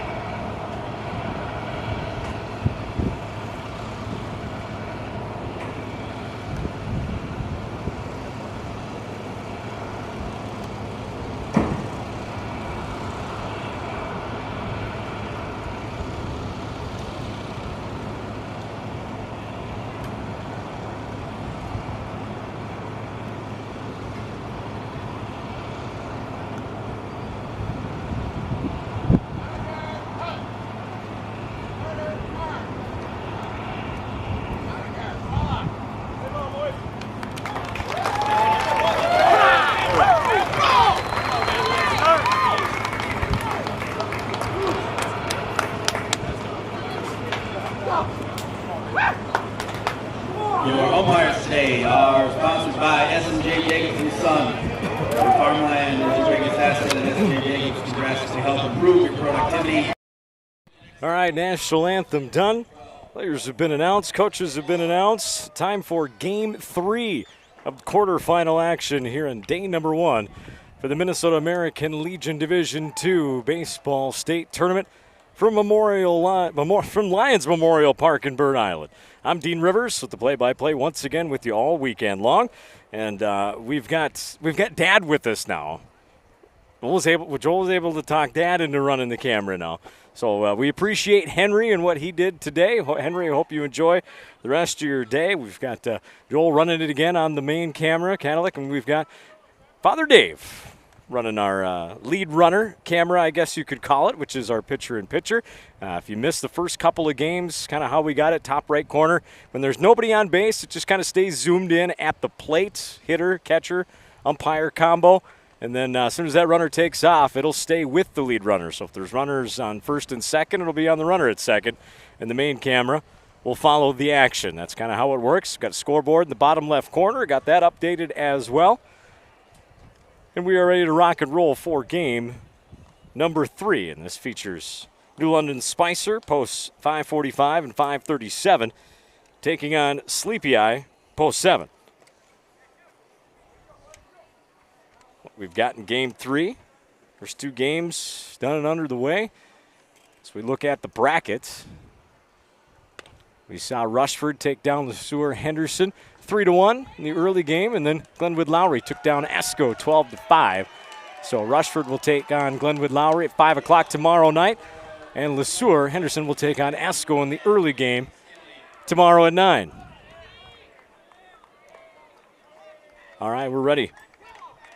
For first pitch, New London Spicer batting first. It's going to be Austin Euchre, and he takes a strike at the thigh from the pitcher, Brandon Schmidt. Off the end of the bat, almost like a swinging bunt first baseline, and he'll just tag him. Good play. It's one of those things where it can work if you can beat the pitcher to the ball. Obviously didn't do it there. We'll go 1 unassisted for the first out of the game. Not the first time I've seen that, but not necessarily all that common either for first play of the game. And here we go. We'll be lefty up here now. Luke Knutson on deck. Carson McCain batting fourth for New London Spicer. Nolan Johnson. 5th, Garrett White. 6th, Grant Paffrath. 7th, Blake Schultz. Fisher Glavitz batting 8th as the first pitch misses for a ball. And the DH batting 9th is Eli Jacobson. So 1-0 the count on Knutson. Fastball misses low. That's at 82 from Schmidt. 2-0 the count. For Schmidt behind the plate is Caden Evers. There's a called strike. 2-1.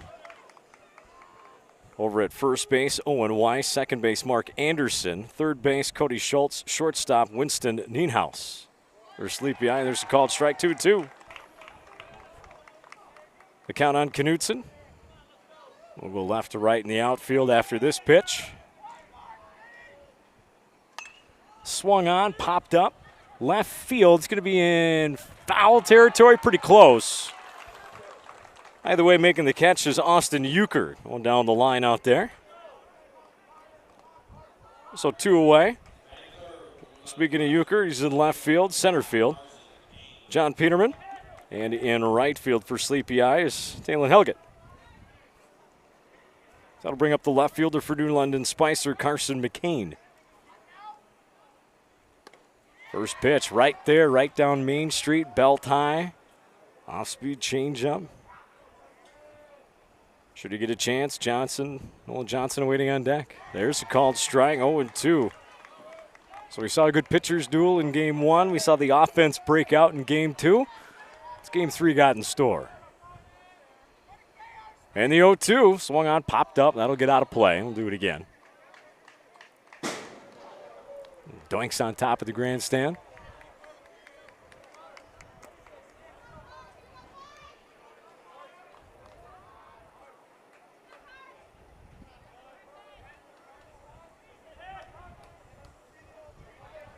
Some that say that this might be one of the best games of the day right here between these two teams. Howard Houses, that misses high for a ball, 1-2. Again, the ever-important first game of these tournaments. We've talked about it in the first 2 games. Win that first one, and you're guaranteed some good hardware. Guaranteed first, second, third, or fourth, and that one's ripped in the hole between third and short. Didn't have time to blink the way that one came off the bat. Solid single to left for McCain. 2 out, 1 on now for London Spicer. That'll bring up the right fielder, cleanup batter, Nolan Johnson.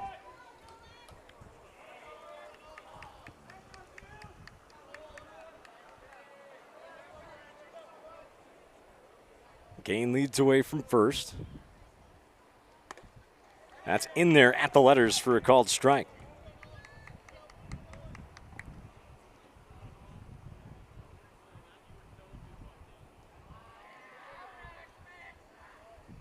And the 0-1. That one's going to be popped up right field. Coming in a few steps and settling underneath it for a can of corn catch. Will be Helget out and right, and that'll do it. For New London Spicer in the first, no runs, 1 hit, no error, 1 left on. So we go bottom 1.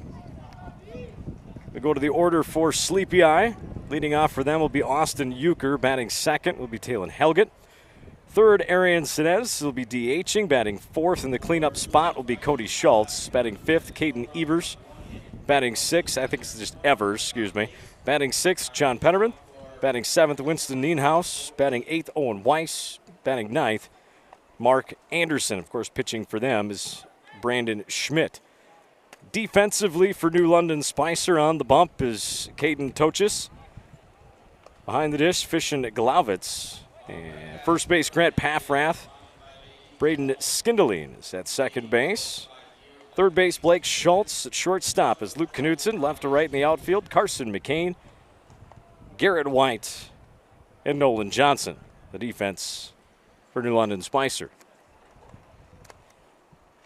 Update my little scoreboard here. So we are in the, certainly not bottom of 7. We're in bottom of the first. There we go. I made sure to change everything else but the inning. I think people figured it out. Even got the color combination on there. Is that tight enough on first? What's that? Is that tight enough on the lead runner? I think you're good. When I saw you zoom in there a little bit at the end as I was looking, I was like, there it is. That's what we're looking for. Again, if you've never watched or listened to one of my broadcasts, anybody from around the area, RCW is familiar with it. I make it a community broadcast. We try and get as many people involved as possible. We like to have fun and joke around. And why not, right? If you can't have fun in what you're doing, why bother? And we are here on a beautiful Saturday. This one's going to be popped up. First pitch swinging is Euchre in shallow center, but coming on to make the easy catch is Garrett White for the first out of the inning. So 1 pitch, 1 out for Tochis.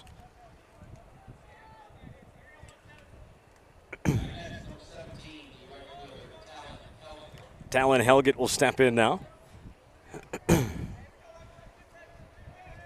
Lefty stands in the box. Toes right on that front line on top of the plate. First pitch on the outer half misses. 1-0 to Helget.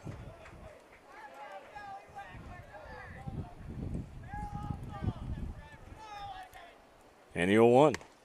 That's in there for a called strike at the knees. Inner half, 1-1 on Helget. I'll have more on this day in history, maybe not necessarily baseball. Well, that is the next one. Sports history as well throughout this ball game. Ground ball is short. Gobbled up no problem by Knudsen. Fire out over to first, though, off the mark. So an error, and Helget's on.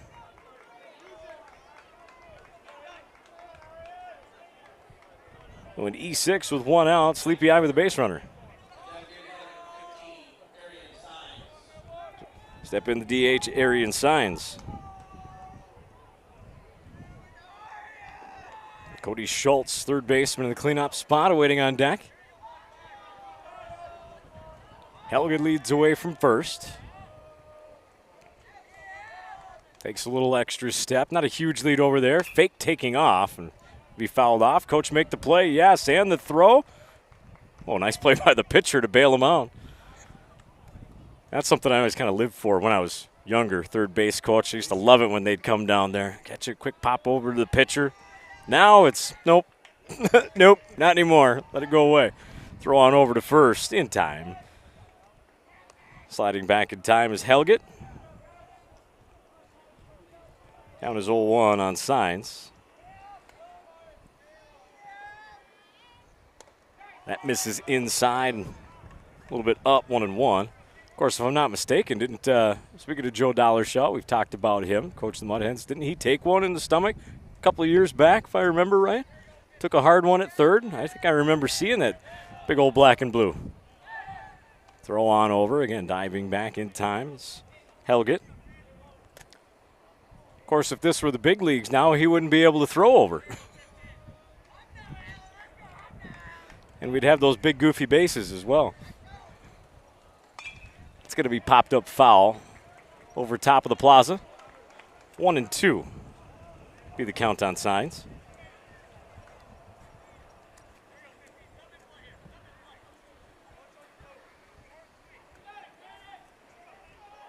All right, Joel, we're going to test your dad in trivia in this game. See what he's got. We'll do it in the next half inning. We'll give the clue. Something tells me he'll pick up on it right away.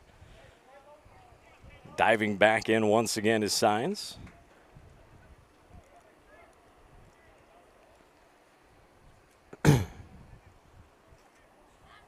Toches comes set, pitch, ripped down the third base line, right on the chalk, fair ball. Coming around second, digging into third is Helget. One out, double. We'll take a look at that one again. That one was roped down the third base line.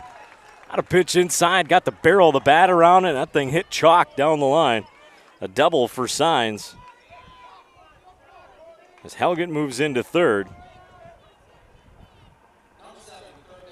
So second and third, only one out. Step in Cody Schultz, the third baseman, and Sleepy Eye looking to do some damage. Here in the bottom of the first inning. Just about any medium depth pop fly in the outfield will get it done, but the way that last one screamed off the bat, looking for more.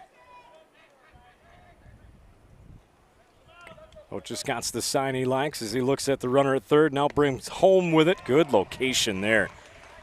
Down low at the knees on a first pitch strike. It's a good spot.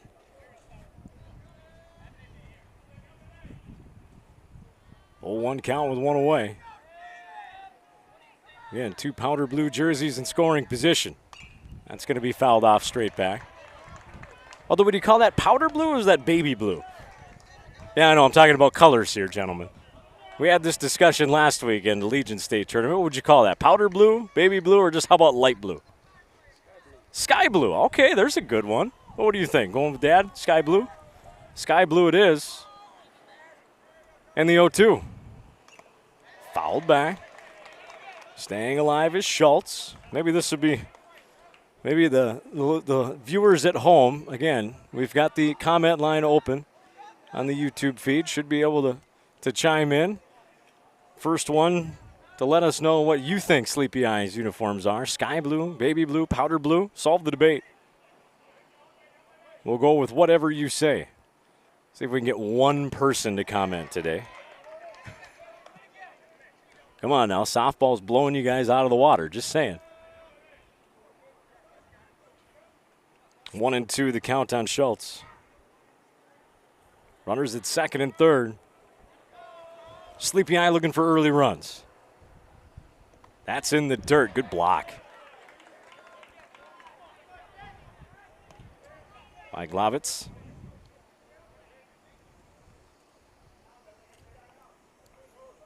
2-2 to Schultz. Should he get Evers awaiting on deck?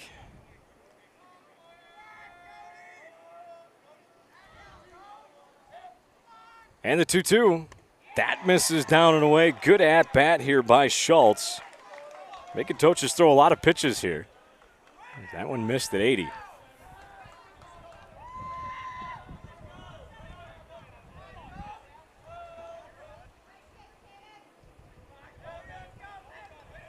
Toches, now he's got what he likes.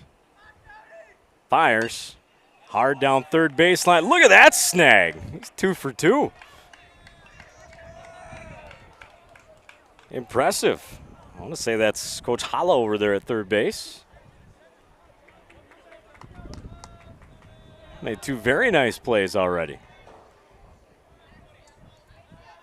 If we were to give a Coach's Glove Award for base coaches of the tournament, he's easily at the top of the list. There's a rocket between third and short.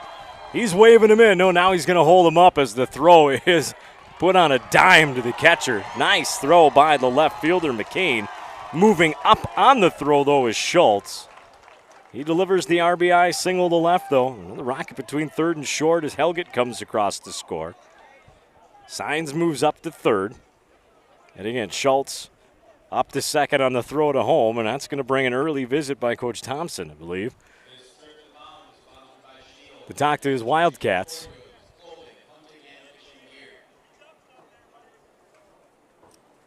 We'd like to thank Kibble Equipment for your John Deere equipment. Get a hold of Kibble. Go to kibbleeq.com.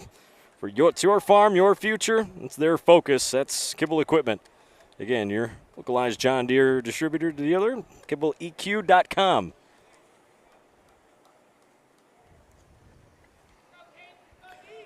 Also, another shout out once again to Lightbeam Internet, providing the internet so that we can live stream and bring you these games this weekend as they bumped the upload and download for us and gave us a nice, high-quality, long Cat 5 cable to hook into as well so we could hardline in. Big shout out to Lightbeam Internet in Olivia. He definitely did not check his swing there. It was down 0-1. Only 1 out, still runners at second and third. Sleepy Eyes got 1, looking to add more.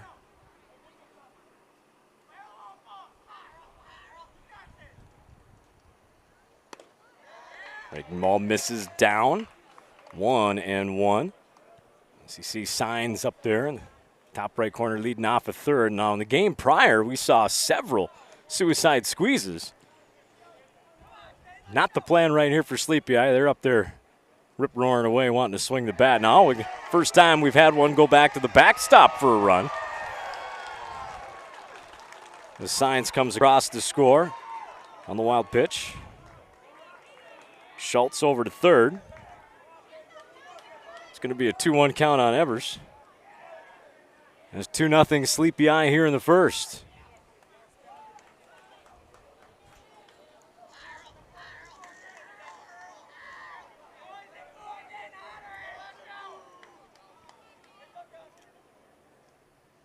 Swung on and missed. Tochis got that one by him. That evens it up at 2-2.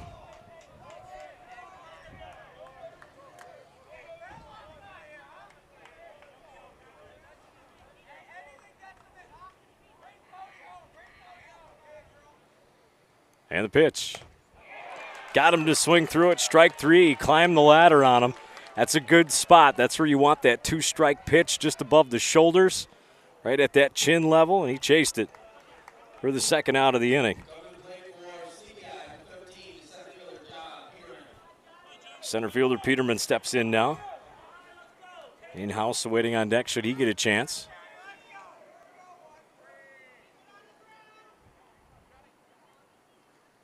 Swung on and missed, took a big cut at that one. A little over top was Peterman.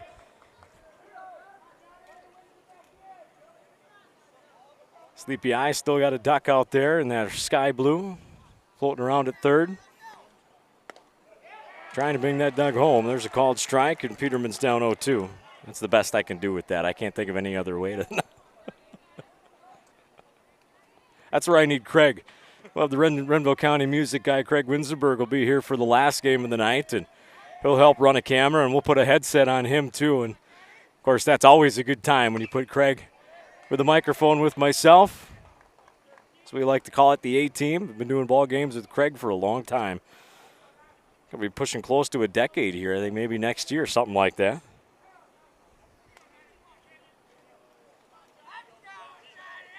So 0-2, 2 away. 2 runs already across for Sleepy Eye. Looking to add another one here in the bottom of the first. The pitch. Swung on, popped up. It's going to be playable. Moving to his left and on the track. near the wall making the catch is Paffrath. Damage was done by Sleepy Eye, though. They pounded out a couple hits, got a couple runs out of it. Was the one error, just the one left on. 2-0 after one. Coming up for New London Spicer, it's going to be 5, 6, and 7. White, Paffrath, and Schultz.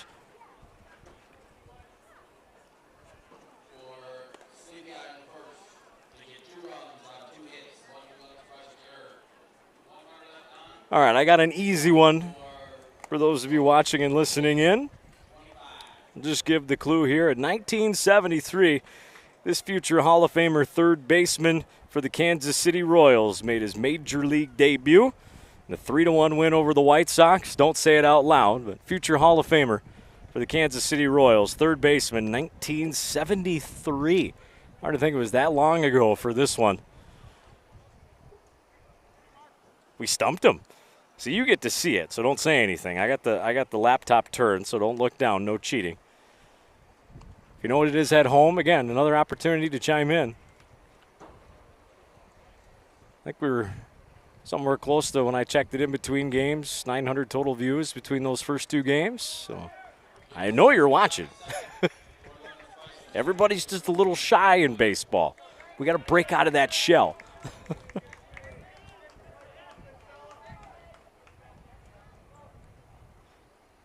Swung on and missed on the first pitch. Garrett White down 0-1. We'll have the answer after this half inning. Oh, nice looping curveball. Got him out in front of it. Now he's got him 0-2. Let's see what Schmidt decides to throw here. Everything at his arsenal, looking to set up outside. Oh, it comes with a high fastball just underneath the shoulders at 82. White unable to catch up to it. First strikeout of the ball game for Schmidt. Paffrath will step in now, first baseman for New London Spicer. Quick work, right into his motion, right down Main Street, called strike one. Boy, Schultz wastes no time out there on the mound. That's down and away. Good location, didn't chase. 1-1 the count on Paffrath as he had a good eye on that one. Now ripping a fastball down the line, but that's foul. So it'll be 1-2 on Paffrath.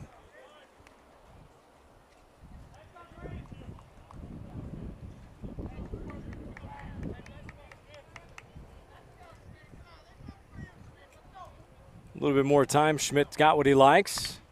Swung on, driven to left. That's going to be a base hit. The field was playing deep out there in left on Paffrath. That ball was roped. Missile hit the left, only about 20 feet high off the ground, something like that. A good piece of hitting, right on the screws by Paffrath. The New London Spicer got to run around, one out.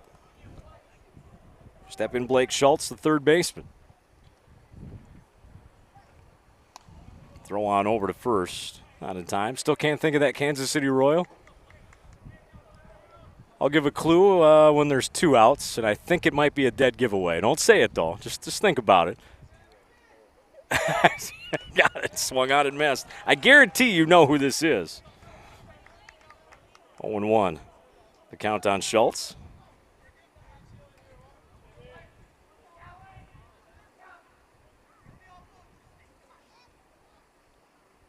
And the pitch. Swung on and missed. Couldn't catch up the heat at 81. 0-2 to Schultz. See what Schmidt decides to do here. If I was him, I wouldn't waste any time. I'd go shoulder high again with gas. Catcher. It wasn't high, but he challenged him. He said, here's my fastball. It's going to come in at 83. Hit it if you can. And he couldn't catch up. It's 2 away. All right, so this famous Kansas City Royal third baseman Hall of Famer was the one that was tied to the famous pine tar incidents. And he came running out on the field when they called him out after he hit the home run, which I believe was in the World Series, if I'm not mistaken. Still nothing. Uh-oh. He's going to kick himself when I tell him. 1-0 the count. Glovitz. D.H. Jacobson on deck. Should he get a chance? Chase something high. Missed it. 0-2. Excuse me, 1-1. Count.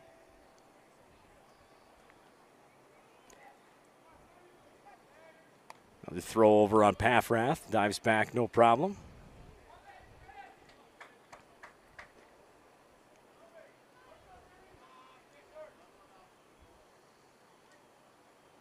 And the 1-1. Swung on and missed. Good curve there. So 1-2 now with 2 away, the count. And Glavitz.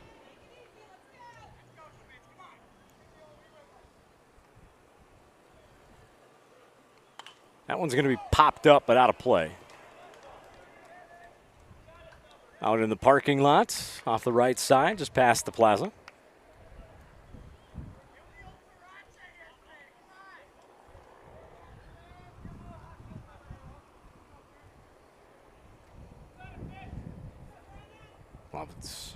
And the pitch. Called strike 3 at the letters. Glavitz buckled on that one.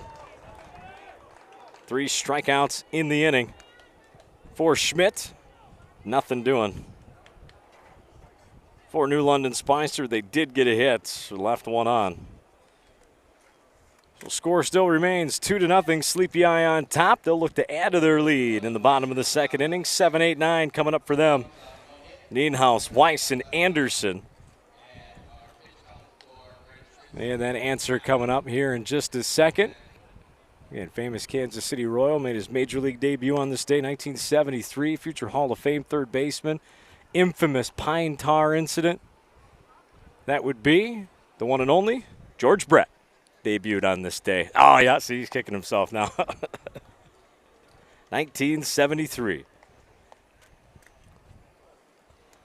I could just picture the video of it now when they called him out and he comes bolting out of the dugout, arms wide out.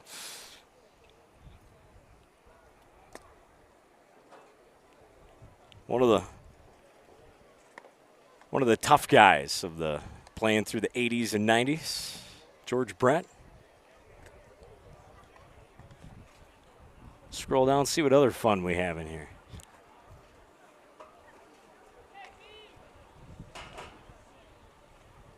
We already got the Ricky Henderson one. We did that one earlier on, the game before.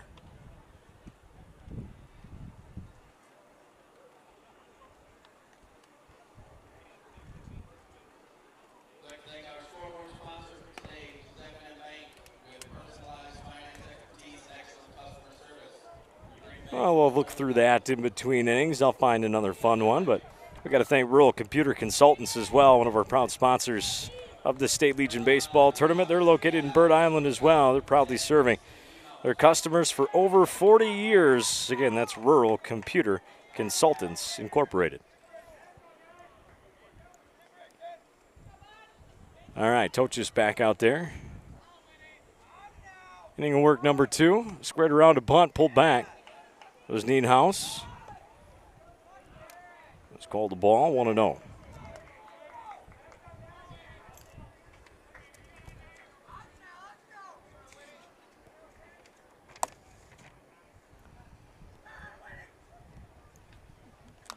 That's going to be fouled off his ankle, his foot. He's all right. Evens things up at 1-1. Again, 7, 8, 9 here for Sleepy Eye. They got 2 in the bottom of the first.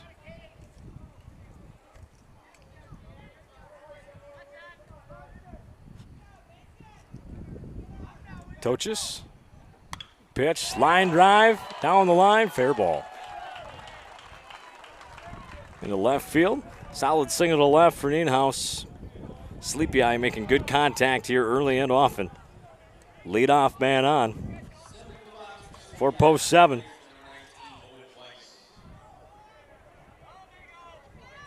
First baseman Owen Weiss steps in now.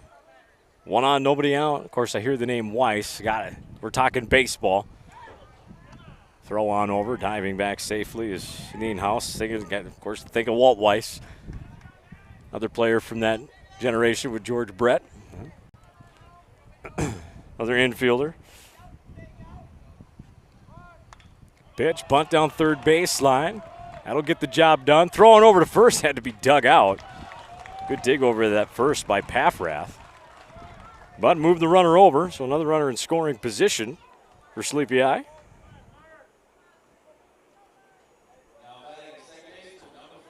Steenhouse moves up to second. Going to bring up second baseman Mark Anderson for his first at-bat.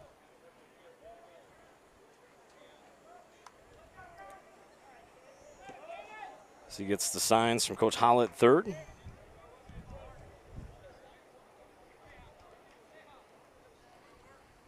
All right, I'll say it. Yeah, Tanner, you got it. RV, you got it as well. I got to remember to check my phone. See, not everybody does. Everybody's got my cell phone number, so nobody does it on the YouTube show. Everybody just texts me the answer. So after that, it's easier to just text me. I got you guys. Yeah, you had it.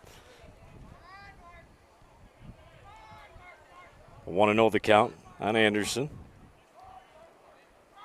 So it just comes set and the pitch. Swung on, fouled back. 1-1.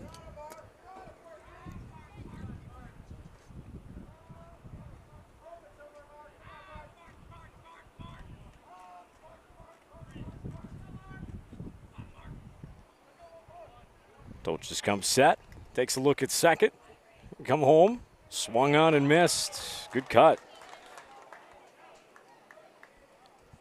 by Anderson. Of course, you see that. Teaches a lot now. That's that launch angle swing, of course. Something where if we were to do that back when we played, we'd be getting yelled at for it.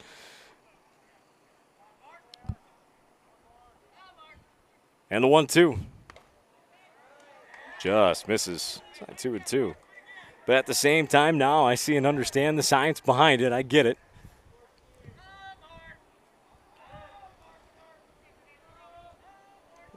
That's why the game evolves. Not just baseball, but all sports. Somebody comes up with a different idea, a different technique, and it works. Everybody wants to copycat. That misses away, so now the count is run full on Anderson. Toach just had him 1-2. Now it's gone to a full count. Runner in scoring position at second in Nienhuis. Toach's son beaten down on his back. On the bump comes set. And the pitch. Misses inside for ball 4. Runners at first and second now with only one out. We go back to the top of the order with Euchre. And we already talked about Weiss. I don't think I need to mention Euchre. Everybody knows who that is. Names with famous ball players. We're the best broadcasters out there, in my opinion. Especially movie broadcaster.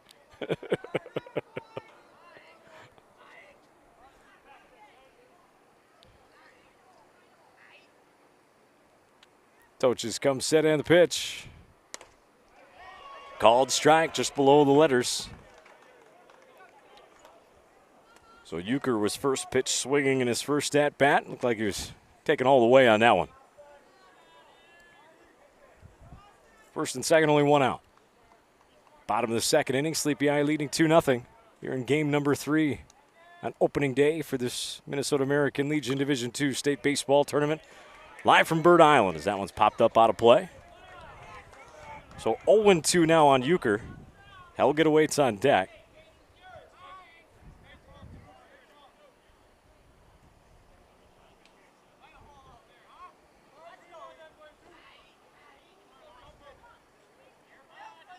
Toachis taking a long look. Nienhuis at second. Now he'll come to the plate with it. Inside corner, called strike 3. Shaking his head is Euchre as he walks off. So now 2 away. Second strikeout of the ball game for Toachis. Trying to pitch out of this little bit of a jam here in the second inning. And the lefty Helget comes to the plate. Reached on an error, scored the game's first run in the first.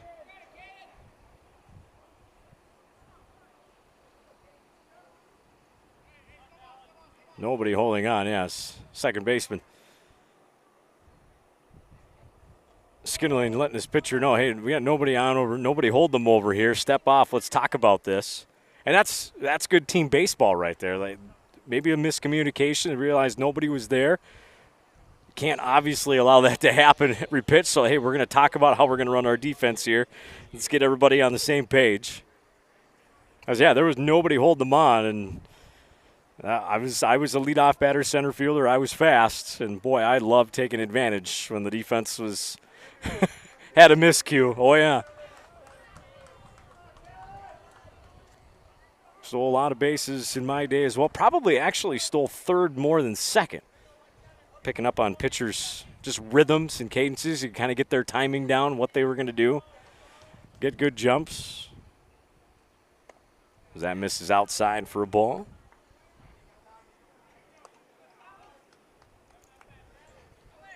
To Helget. Should he get a chance, Signs awaits on deck. He had that big double in the first inning.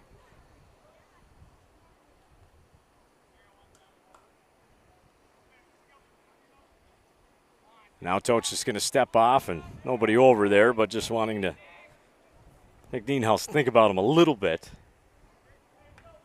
It's the second baseman. He's in a line with that left-handed batter, all pull, playing to pull, swung on and missed. Boy, if they wanted to put something on, they could. Pop down, throw to second. 1-1. Count to Helget. Of course, then again, at the same time, as a catcher, as you're pulling that arm back, if you see that right hip turn back to second, then you let it loose because you know he's going.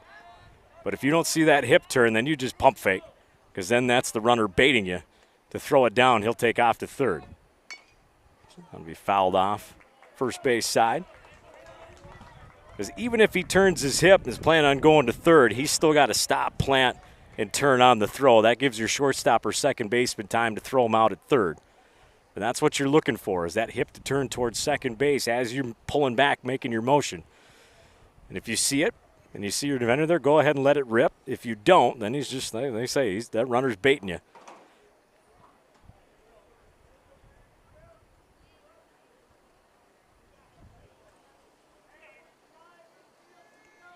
So 1-2 the count with two away.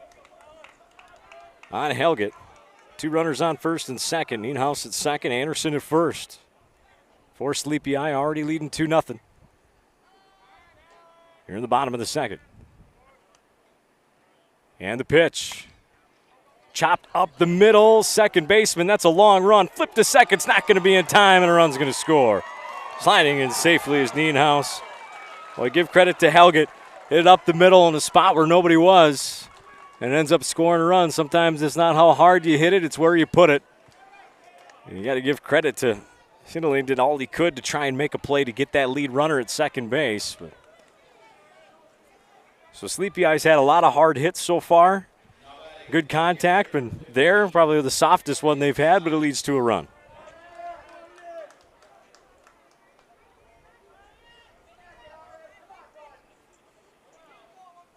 So runners at first and second once again. Step in Signs. And he lines a single to right. No, diving catch made. Yes! Oh, what a play by the right fielder. Take a look at that one again. Signs hit a rope to right. Johnson. A nice diving catch coming in to his right. Making that play to get New London Spicer out of that inning with no more damage done. That will go as a line out to right for Signs. Still, they got one, though. Only needed the one hit. With an error and a couple left on. New score after two reads Sleepy Eye up 3-0. As we head to the top of the third inning.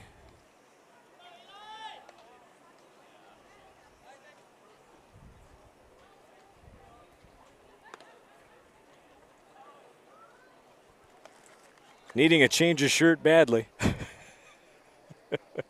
I got to thank Dave, though. He brought in a couple extra umbrellas for the corners of this thing so that we've kind of been able to stay in the shade a little bit here for this third game. The nice part is you know, after the ceremony, that last game, that sun eventually will drop down about It'll get dropped down in kind of the mid-70s, maybe low 70s by the end of the game. It'll feel pretty good by the time middle of that last game of the day comes through. Maybe we'll get in a little bit more of a breeze. But all in all, finally seeing some clouds far off in the western sky. Otherwise, at the same time, upper 80s, right around 90. Light breeze and sunshine. We'll take it for state tournament baseball. First pitch is called strike, swung and missed on pitch 2 by the DH Jacobson. As again, Schmidt working quick. On the bump, 0-2.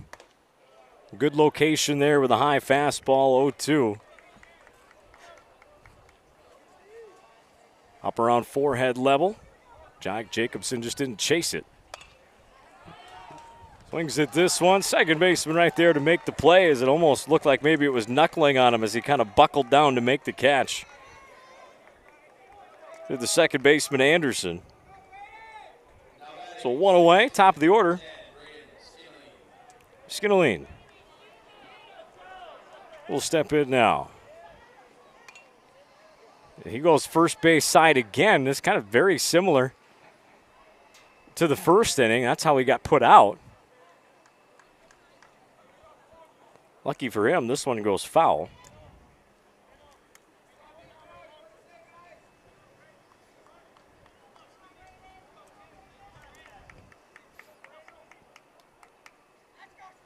Of course, we'll go Olympic theme next. USA, gold medals. What was that one? Misses high for a ball. Glue in the half inning. Yes, to everybody I know, feel free to just text me the answer.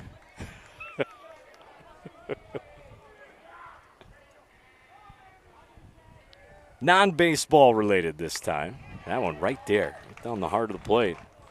Maybe a little in, but still belt high, 1-2. Skinnaline, 2-2. Pitch. Popped to centers, floating into the gap, but going over to his left. To make the catch, losing his hat in the process is Peterman. 2 away now. That'll bring up Knutson.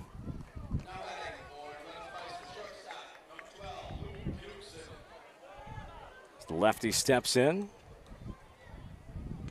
I still personally like the old school stirrup style sock. For them, we'll call it the bumblebee stripes. That one misses, 1-0. Should he get a chance, McCain awaits on deck for New London Spicer. Hike the pants up just below the knees. 2-0. Count on Knutson. Pitch. Called for a strike on the inner half. 2-1.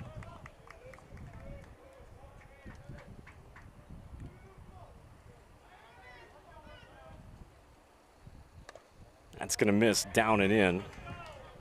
A hard slider, 3-1. To Knutson. That misses down and in. Knutson draws a walk. So a 2-out walk. Sometimes those can be the biggest killers. It'll be the number 3 batter now, left fielder Carson McCain. And he had a solid single left in his first at-bat, but got stranded at first.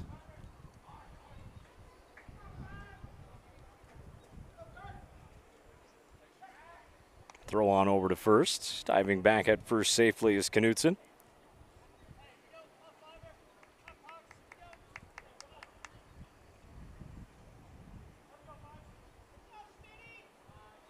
And the first pitch, McCain swung on and missed.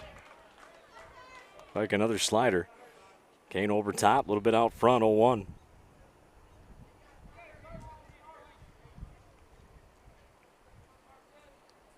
Doches comes set, throw back over again.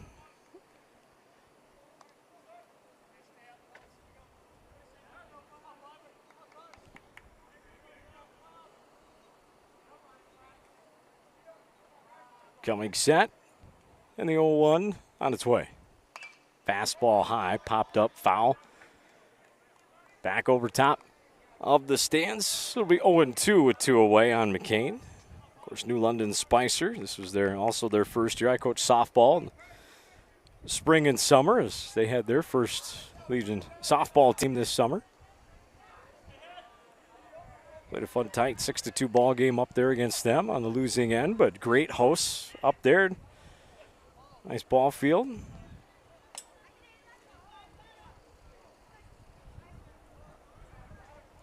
Definitely would enjoy going back. Taking off on the pitch, it'll be a foul ball. Knutson was off and running. 0-2 away.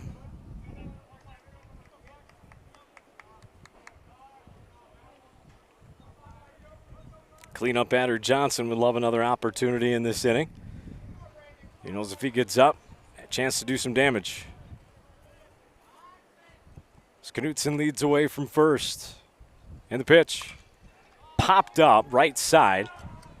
Looks like it's going to be playable for Weiss. And he makes the catch, kind of turning back to his left. Over the shoulder. Made it look interesting. But he got it. No runs, no hits, no errors, 1 left on. For New London Spicer's score still remains 3-0 after 2.5. Coming up for Sleepy Eye. In the bottom of the third inning, they got 4, 5, 6. It'll be Schultz, Evers, and Peterman.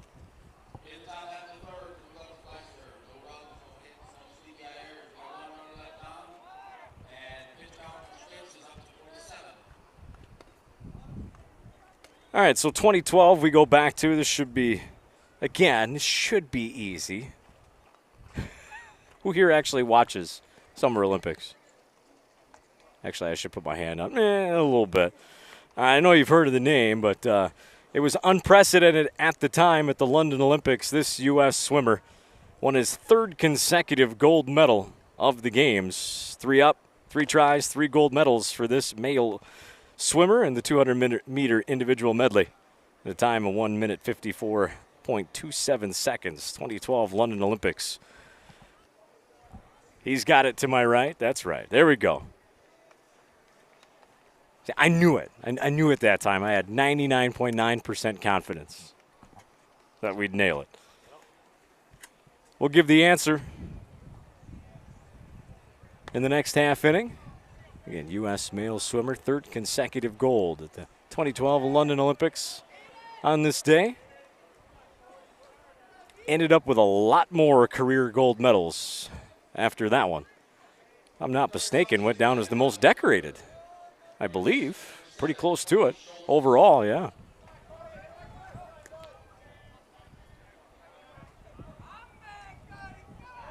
Toch is back out there to work.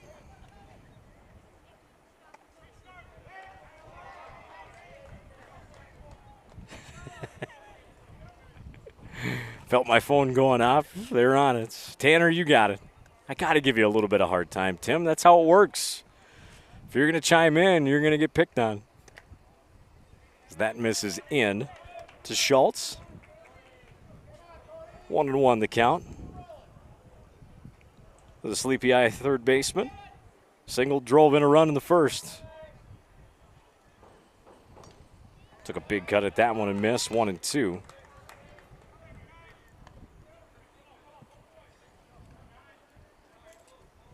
You can hear his teammates, coaches in the dugout. Toch is saying, come on, put him away. You're up 1-2. Get the sign from the dugout. Toch just nods, and here we go. Oof. I don't know where that one missed. I don't see very well. But that's one heck of an eye by Schultz. That'll even things up at 2-2.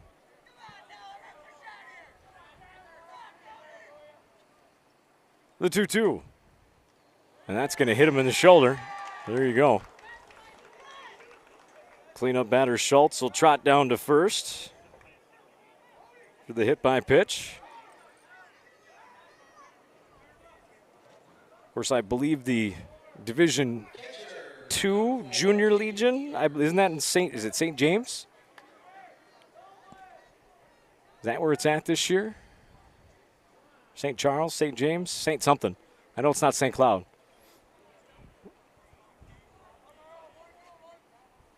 I just know RV's group at Parker's Prairie made it qualified for that one.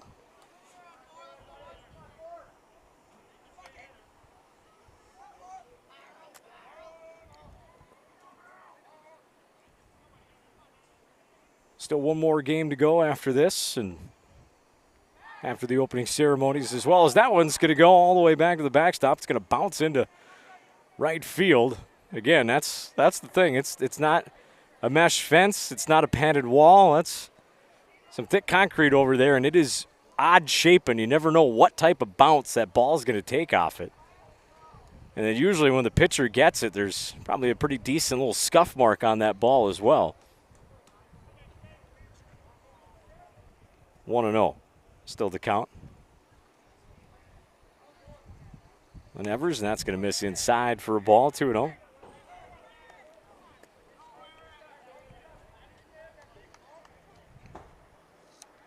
St. Charles, there it is.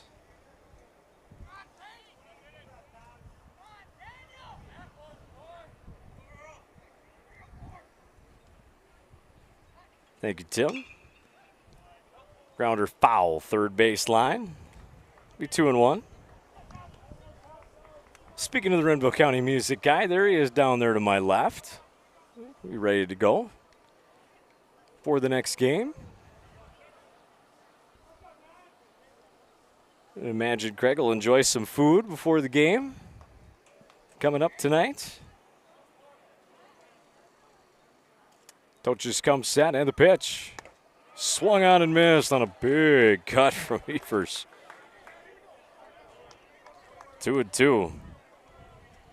He had his sights on my pop-up tent out there in left center field. Go ahead, ain't nothing working out there right now anyway.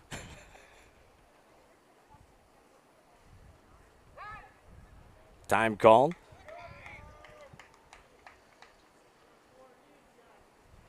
Counts 2-2. Nobody out.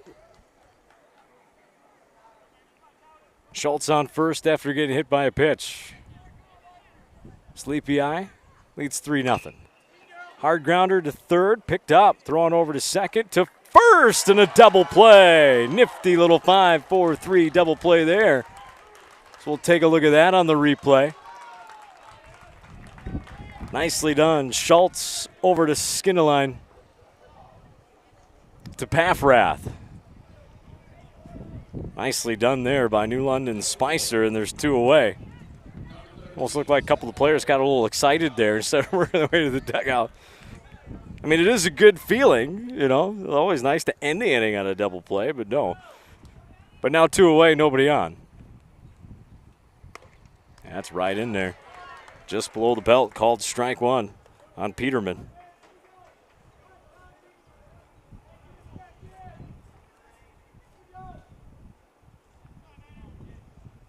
Peterman 0 for 1, popped out to the first baseman. Foul territory to end the first. And the pitch. Swung on and missed. He's down 0-2.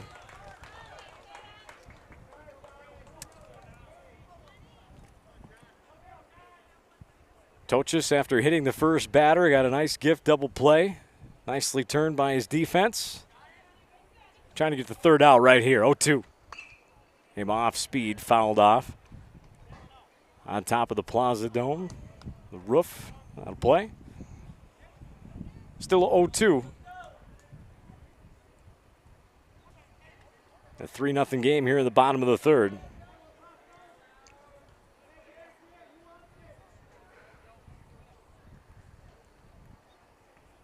And the pitch. It's going to miss. Up and away, 1-2. Nienhuis on deck. Should he get an opportunity? Toches into his motion in the 1-2 with 2 away. Swung on, driven to second, and another nice defensive play by New London Spicer. That's second baseman Skinneline. Hardliner jumping up to get it at 2. That'll end the inning. So New London Spicer flashes the gloves in that half inning. Can they do it on the offensive side of things? They need to get going here. They'd see themselves down 3-0 after 3 as we head to the top of the 4th inning. Coming up for New London Spicer, it's going to be 4, 5, and 6. Johnson, White, and Paffrath. As we get to trivia question, 2012 U.S. Olympic swimmer. Won 3rd consecutive gold on this day at the London Olympics. One of the most decorated Olympians of all time. Yeah, that's Michael Phelps. Yeah, you guys got it. It's, again, fairly easy, but apparently I thought the ones prior were easy, but they were hard apparently. So forget baseball. Just no more baseball. We're just going to skip baseball altogether.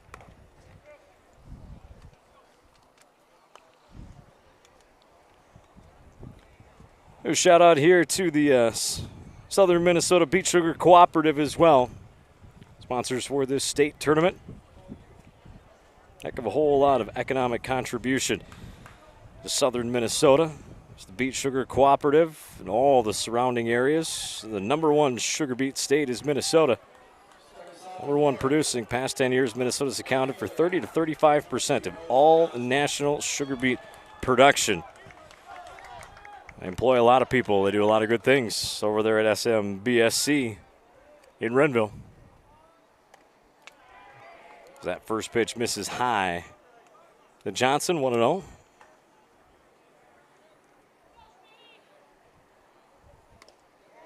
Off speed. Curve there. 1-1. Johnson 0 for 1, popped out to right. In his first at bat. Pitch goes high, knocks it straight into the ground at third. High throw, tag made, yes. Good bang bang play. Nice job by first baseman Weiss, as that was a high throw coming at him. At third from Schultz. So he was just able to get the tag down in time to get Johnson. So Garrett White will step in now. Struck out swinging to start the second. He takes strike 1. Right down Main Street, 0-1. Paffrath on deck for New London Spicer. Here in the top of the 4th, Sleepy Eye leads 3-0. Swung and missed through that one. He's down 0-2. See what Schmidt decides to bring him here.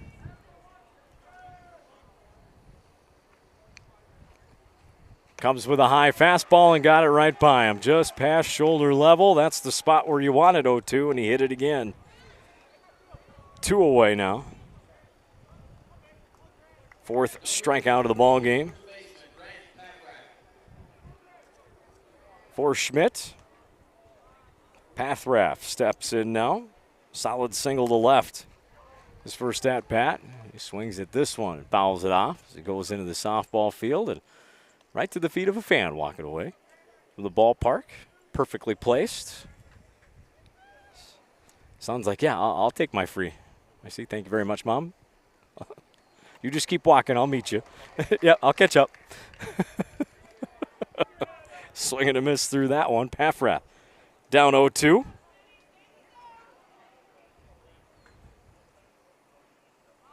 And the pitch. Swung on and missed. Down on strikes is Paffrath to end the inning. The replay of that strikeout. Schmidt settled in nicely there. 5th strikeout of the game. 3 up, 3 down for New London Spicer, and you just have this feeling that Sleepy Eye is going to break out once again offensively. So if you're New London Spicer, you've got to get it going on offense, and it can't just be one. They need a crooked number inning. I think if they're going to look to stay in this ball game. Coming up for Sleepy Eye at 7, 8, 9, but they kind of got it going a little bit in the second. We need House, Weiss, and Anderson. Coming up in the bottom of the 4th inning.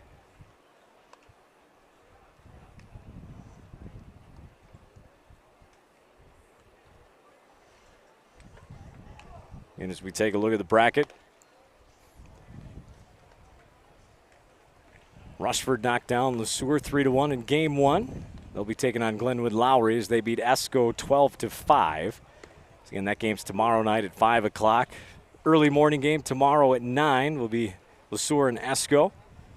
And the winner of this one will play the winner of the next game with Fosston and host Bold. That will be the nightcap tomorrow at 7:30. Consolation game to the losers will be at 11:30. Tomorrow morning, 5 games slated for tomorrow, and then the 2 championship round games on Sunday. Get a chance to sleep in a little bit Sunday morning. Looking forward to that.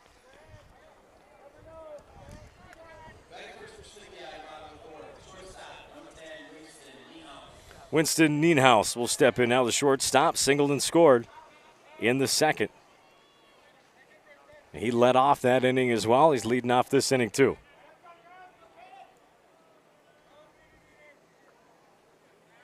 And the first pitch to him is going to be right there. Thigh high, inner half, called strike, 0-1.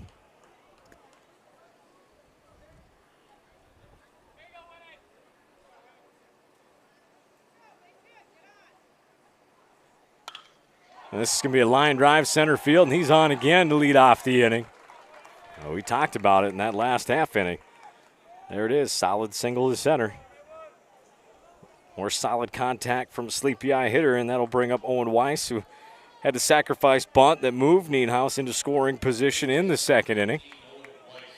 See what they decide to do with Weiss here. See if they bring a lot of the same. Weiss, tall kid. Slightly open stance. Front foot on that toe. Squared around to bunt, pulled back. Good eye, ball 1. Anderson awaits on deck.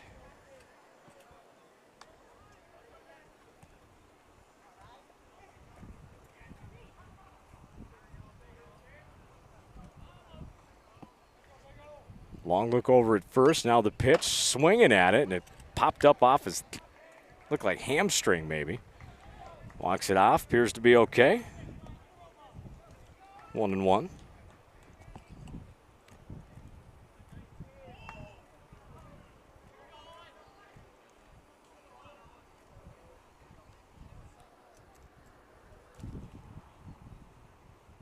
Tochis, long look over at first, comes set.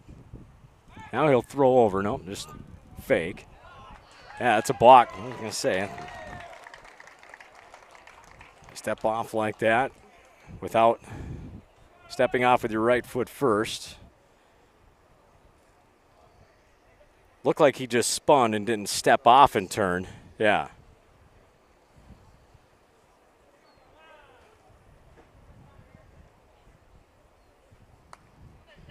Got an explanation whether he agrees with it or not. He got it. He's going to jog back to the dugout. And if you're the coach, you got to do it in that situation. Come out, kind of try and protect your player a little bit. Didn't look like a huge argument there. So Nienhuis at second after the balk. Let's see if they decide to bunt here. Get him over to third. Now that was legal. 1-1 is the count on Weiss.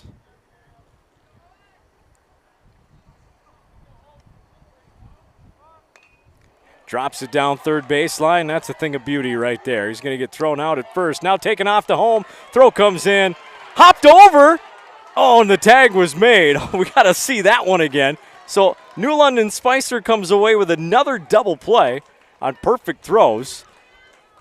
Nice shot over the first. Quick pop throw to home. Hopped over top, but yeah, it did look like he would have got him anyway after he turned around. But that was an impressive jump.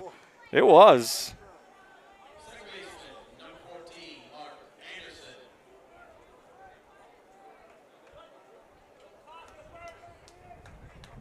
So 2 away after another double play by New London Spicer.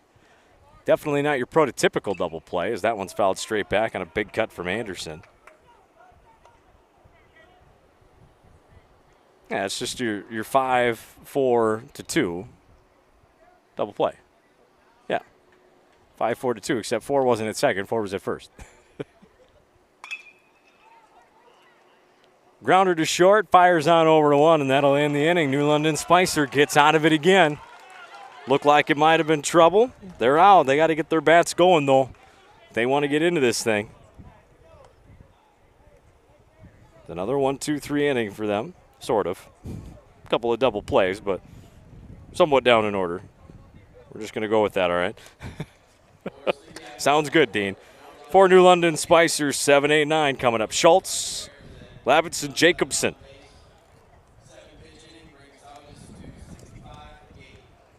Coming up in the top of the 5th inning.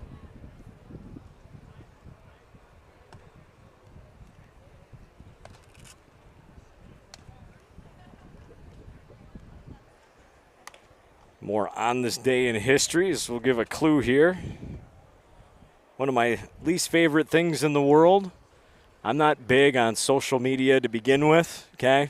I was on it for, Facebook. I used to just do nothing but scroll. You get caught up in it, right? So I'm like, all right, that's for the most part it. I spend enough time playing games on my phone as it is when I'm sitting down. So anyways, I'm sure the kids will know this one. It was on this day in 2018 when this video sharing social network became available worldwide after merging with musical.ly. I don't know. Everything comes out of China. I don't know. 2018 for this one. Very popular today. Very popular. 2 syllables that start with the same letter. That should be the dead giveaway. Again, I have never been on it. Never seen it, never been on it, never seen a video from it. Except for maybe in a TV commercial, but not on my phone. That misses for a ball, 1-0. Cut it that one, 1-1. To the New London Spicer third baseman. Struck out swinging in the second. Fouls this one straight back. 1-2 now.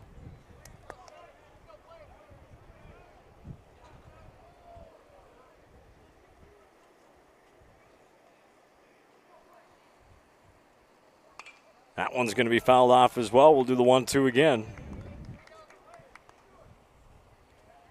Again, winner moves on. Play at 7:30 tomorrow night. Guarantees themselves 1st through 4th place. Of course, Dave, I was talking earlier today explaining to the guys that, the ever importance of these opening round games. You got to win them, but what's always a little goofy is your consolation champion finishes with a better record than your 4th place team. Swung on and missed. And he goes down on strikes again. That'll bring up Fisher Glavitz, the catcher, struck out looking to end the second. Glavitz, excuse me. And the first pitch to him, swung on. Hit between third and short. Diving play at short, no chance. They get up and make any Derek Jeter-esque play to throw out the runner, so it'll go as a hit. Still a nice dive by Nienhaus to get in the hole and stop that. It'll go as an infield single. For Glavitz to be the DH Jacobson now, lined out to the second baseman to start the third. So Rylan Shimmick will be the courtesy runner for the catcher Glavitz.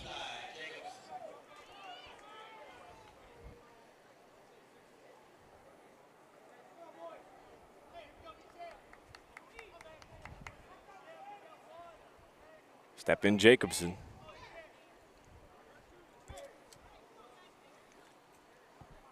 Not much of a lead over there for Shimmick. Swung on and missed on the first pitch by Jacobson. Down 0-1.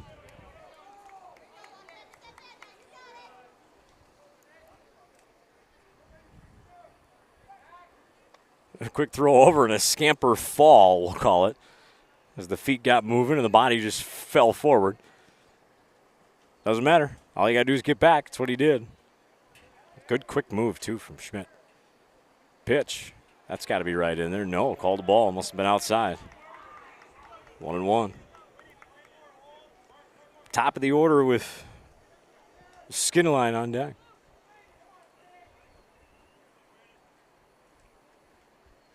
Swung on and missed. 1-2 the count now to Jacobson. 6 strikeouts on the day for Schmidt, looking for number 7. As he comes set. And the 1-2. Got just a piece of it to stay alive. He came with that high fastball again. It's where we've seen him get most of his strikeouts. As that high heat just above the shoulders. This time Jacobson able to get a little bit of a piece. Do the 1-2 again.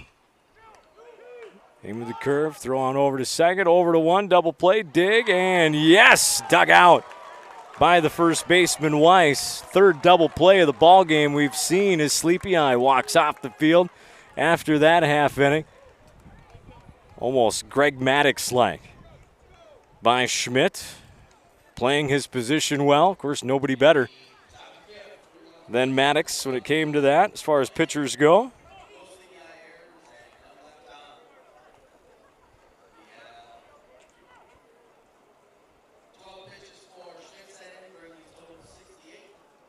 Coming up for Sleepy Eye in the bottom of the 5th inning. They go to the top of their order. Euchre, Helgett, and Signs for the bottom of the 5th as they'll look to add to their 3-0 lead. Again, trying to punch their ticket to the championship rounds tomorrow.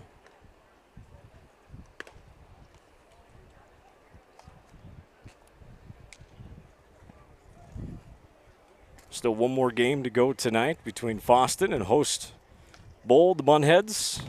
And Coach Dollarshell will try and do what Sacred Heart did a few years back.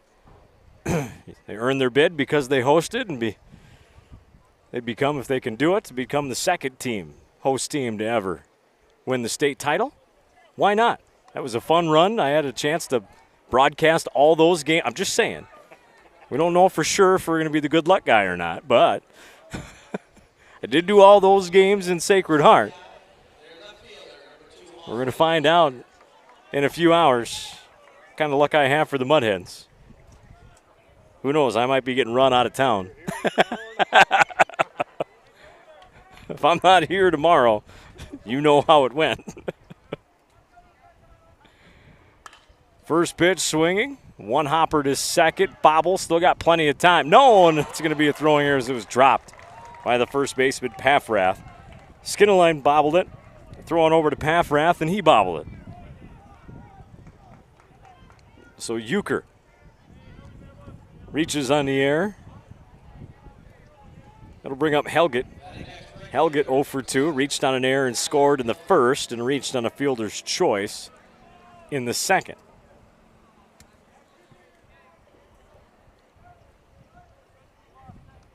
Tochis.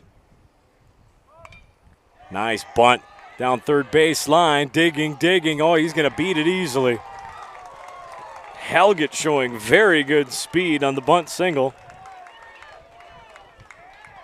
Forget getting him over. I want to hit, and he dropped down a beauty. Coming out of the box, the pitch must have been middle outer half, able to change the angle of that bat and drop it about 15 feet down third base line out in front of home plate. That is a thing of beauty right there. So runners on first and second now, and after the meeting of the minds on the bump, it'll be the dangerous DH, Arian Signs, who will hit. He had that big double. Scored a run in the first and lined out to right in the second. He's made solid contact both times at the plate. Looking to cause more damage here for Sleepy Eye.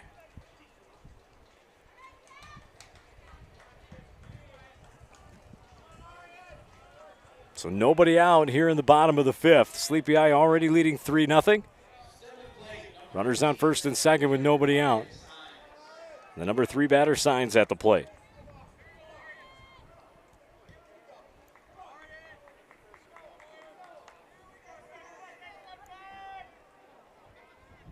And the pitch. First pitch, fishing. And that went out in the dirt in front of the plate. You know, Signs would love to have that swing back. I think he was thinking just dead red fastball the whole way on that first pitch. Tochis will come set, take a look at second, and come to the plate. Big turn at that one, not solid contact. And boy, 3 for 3 on the day. Coach Hollow over there at third. Hey, you got to celebrate every little thing you can on the ball field. Signs is down 0-2.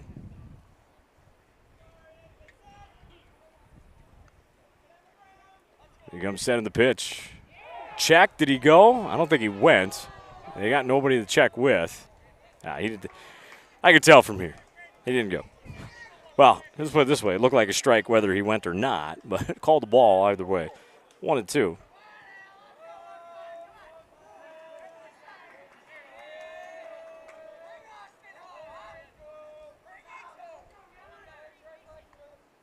Dugouts start to cheer a little bit, get into it. Signs pulls way up. 4 for 4, and the throw. Count it. Holla at third. Like it's nothing. Still 1-2 on Signs.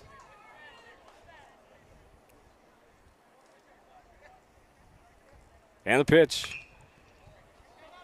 Oh, it took a tough hop off the lip. Did he get? No, safe at second base. Good hustle by Helget.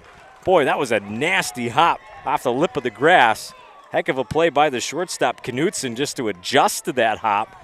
But a strong low throw over to second, but it wasn't in time. Euchre advances to third, Helget to second.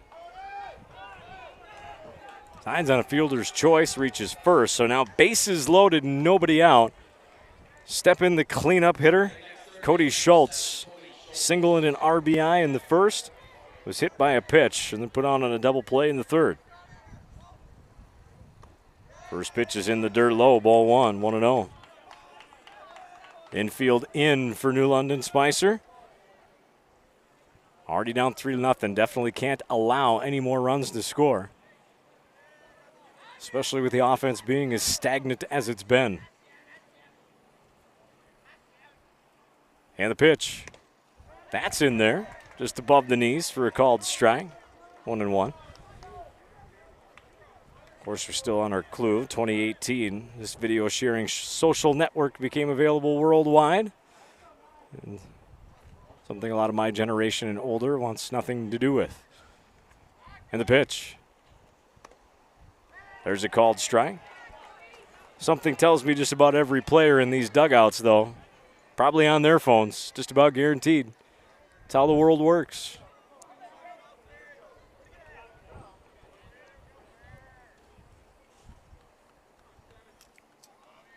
And a 1-2. Swan fouled off his foot. We'll do the 1-2 again with Schultz.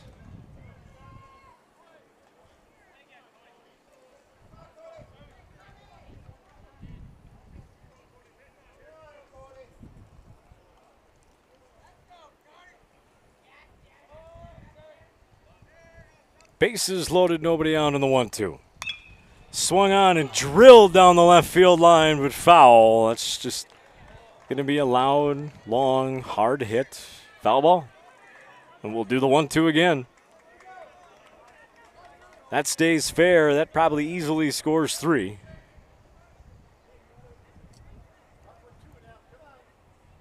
Almost all but assuredly making things out of reach for New London Spicer. And again, you never know. We've seen things happen.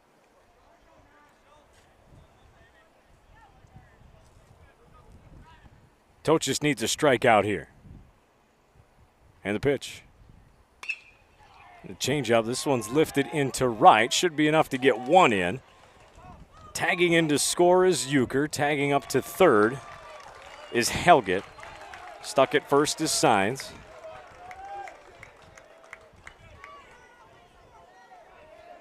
So sack fly for Schultz and an RBI.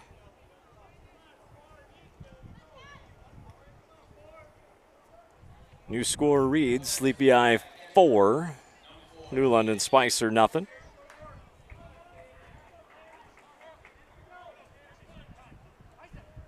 Hollow wants time.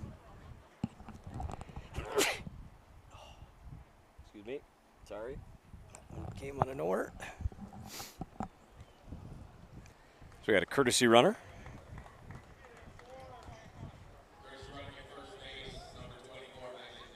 Isaac Lent comes in to run for signs at first.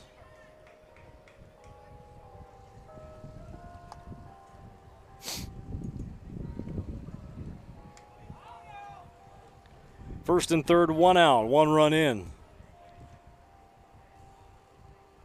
And the pitch. Swung on, driven hard to third. Nice play. They've got a hot box coming here. Throw on down to third. Tag. Did he get him? No, he missed the tag. Oh, what a job by Helget to get around the tag. That was impressive. See if we can quick catch that. Probably too late on the replay. Yes, it is. Sorry about that. Got to push that button sooner, Dean.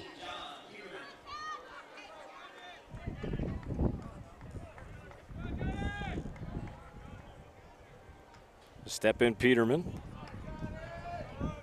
Well, bases loaded once again.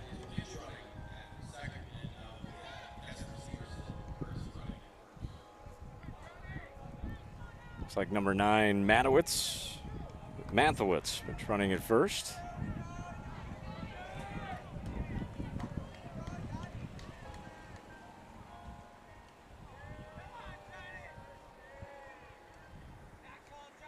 Peterman 0 for 2.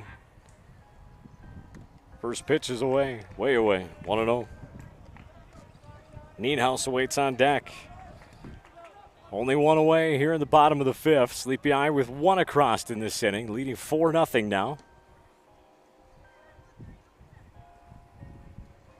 Swung on, popped up. Catcher giving chase, but it's going to go out of play. There's no chance for Glauvitz.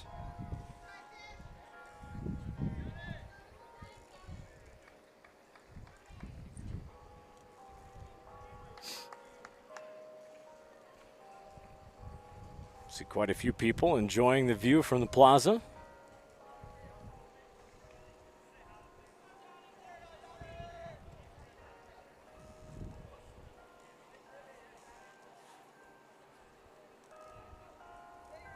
Toches with the pitch, the 0-1.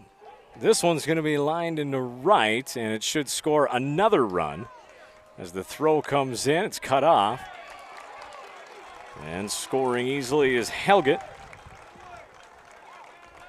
So Peterman gets the job done. Back-to-back sac flies, scored 2 more.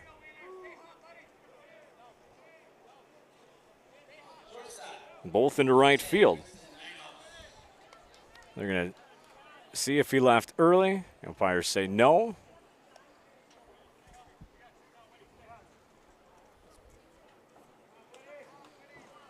So 2 runs in this half inning. New score reads 5-0 Sleepy Eye now.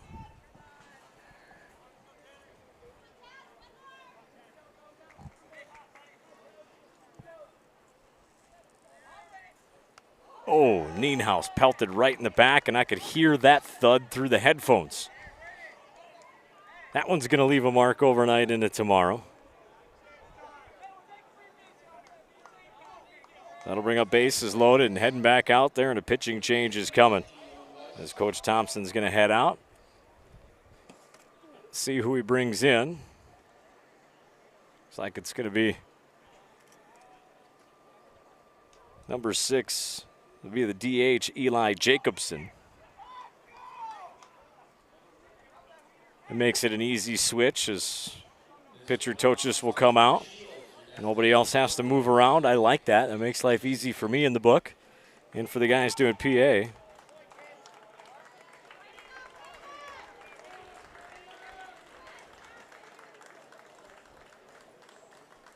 And a good time to clean off the ears and take a drink as well.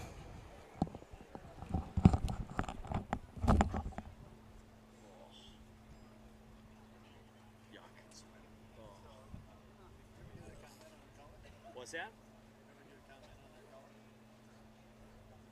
Oh, the bumblebee. Oh, nothing. I've had nothing all day long. Oh well. Oh yeah.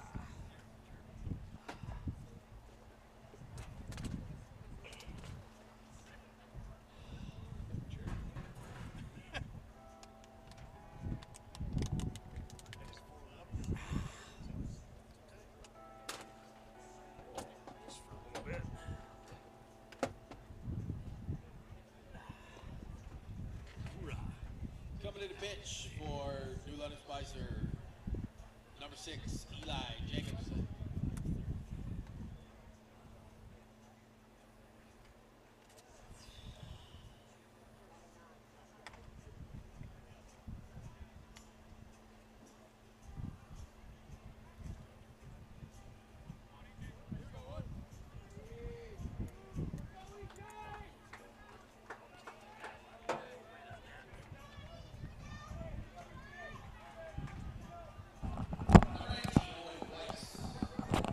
All right, here we go.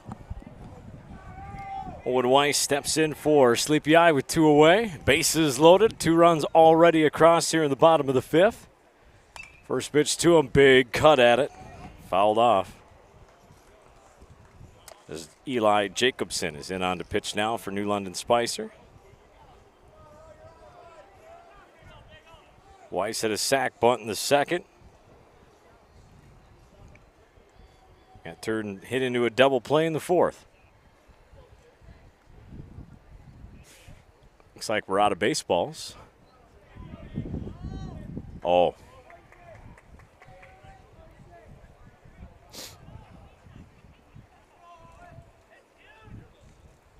And the 0-1.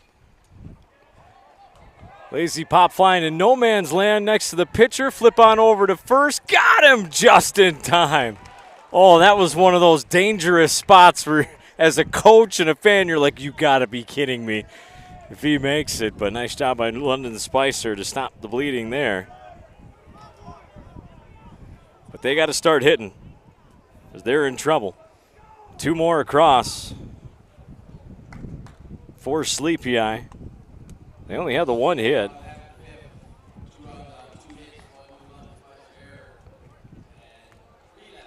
With 3 left on, coming up for New London Spicer.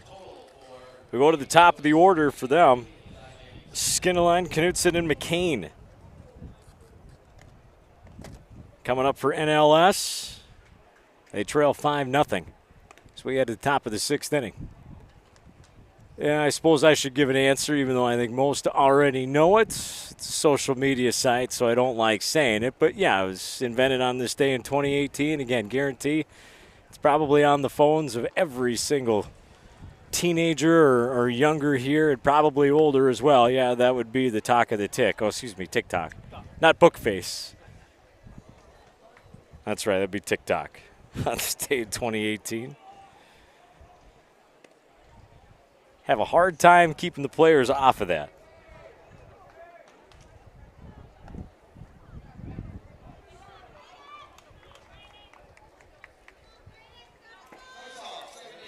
All right, Schmidt back out there for his 6th inning of work. Pitching a 3-hit shutout. Through 5 as we head to the top of the 6th.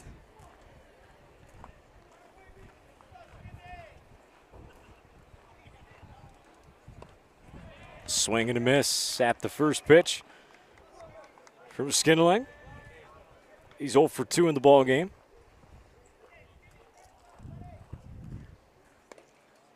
Takes that one low and outside, 1-1.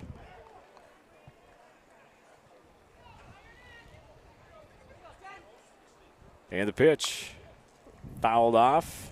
And New London Spicers. Coach on now and Thompson all over that. So coaches overall in this game, both sides, 5 for 5. Perfect fielding percentage.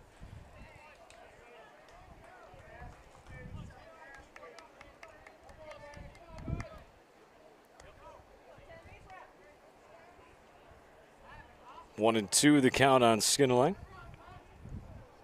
And Knutson and McCain waiting on deck and in the hole. Swung on and missed. Another strikeout.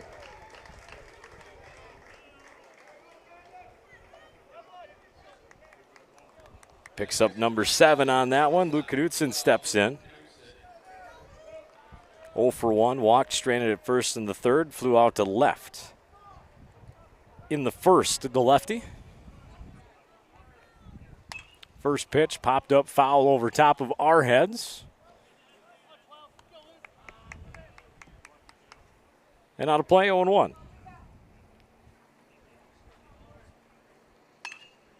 That one's going to be lined into the gap, and it's going to drop for a hit.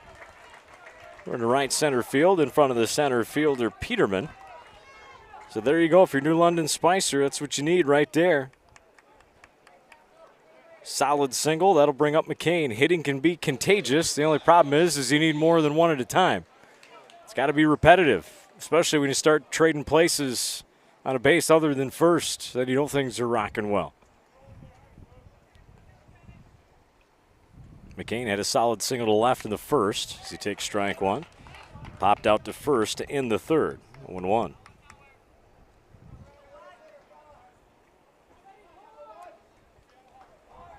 Quick throw over to first, diving back in plenty of time is Knutson.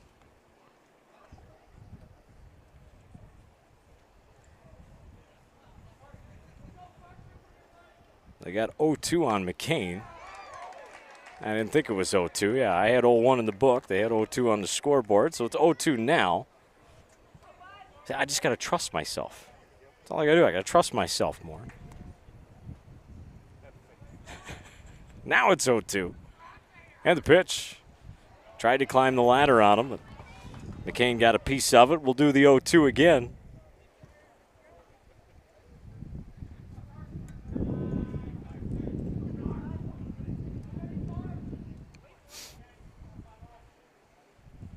Nothing Sleepy Eye. We're in the top of the sixth. New London Spicer running low on at-bats. Swung on and missed. Strike three. That's number 8 in the ball game. 2 away now. Schmidt pitching a beauty.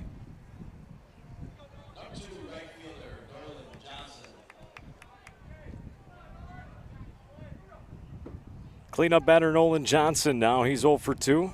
Pop out and a ground out. Throw on over to first again. Diving back safely again is Knutson.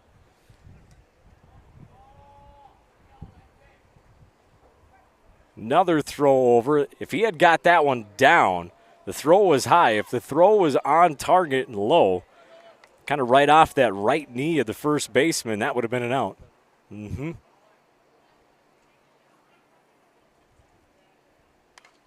Right on that pitch was Johnson. So he fouls it straight back.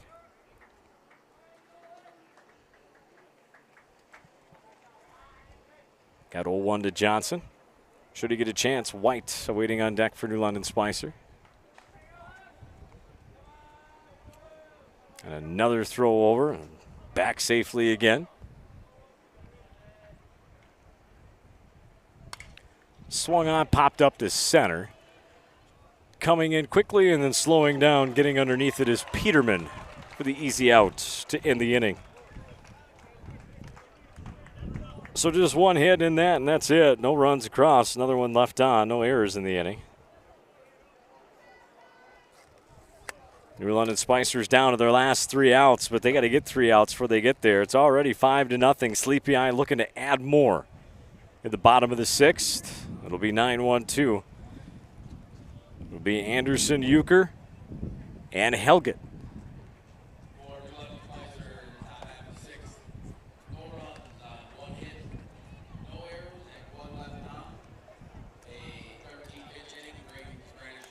Again, couldn't ask for better weather. Well, I mean, we're Minnesotans. I mean, we can always ask for better weather. But I currently see a whopping, maybe 3-4 clouds in the sky way off into the distance to the west, southwest, and that's about it. I ain't paying attention to what's behind me. Everything else, beautiful blue skies. That sun beating down on us, 89 degrees, but not super humid. You know, dew point isn't, way up there. It's not, it's hot, yes, you're sweating, but it certainly could be a lot worse, that's for sure. Overall, a good day to play some baseball. Tomorrow will be a lot of the same. A lot of sunshine, high in the upper 80s, that light breeze out of the west. Maybe west-northwest a little bit at about 5 to 10, gusting up to 15. Would like to feel a few more gusts up to 15, but Sunday cools off a little bit, but still I think we should be clear until the evening before the rain comes in and rains all day Monday. Swing and a miss. Strike one. To the second baseman, Anderson.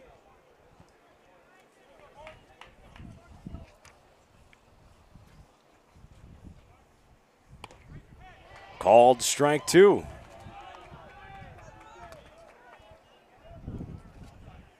So Jacobson coming in, showing command for New London Spicer. Ooh, that one just misses low. 1-2, and a heck of an eye from Anderson. So he took that one at 78 miles an hour. Motion of the pitch. Swung on and missed. Got him, strike three. One away. We go to the top of the order with Austin Euchre, the left fielder. 0 for 3. Reached on an error and scored in the fifth, though.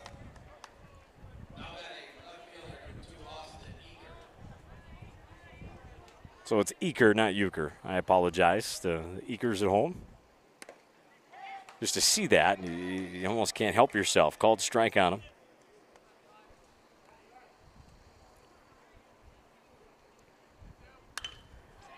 Swung on. That's driven hard in the left for a solid base hit. Good solid contact there from Eker. He's on with a single.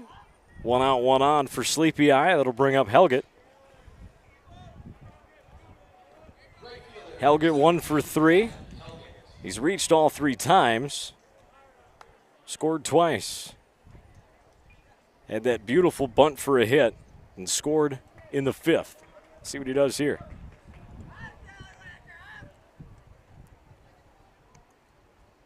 And the pitch. Goes to the shortstop, going up high to make the catch is Knudsen. So we'll line out to short for the second out. That'll bring up Signs. Signs with a solid double. Scored in the first, lined out to right in the second, and reached on a fielder's choice. Got stranded at third in the fifth.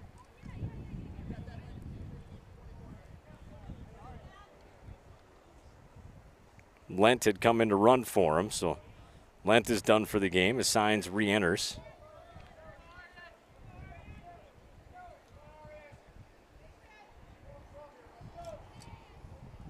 And the pitch from Jacobson, taking off on the pitch, throw down, not in time. Stolen base for Eker.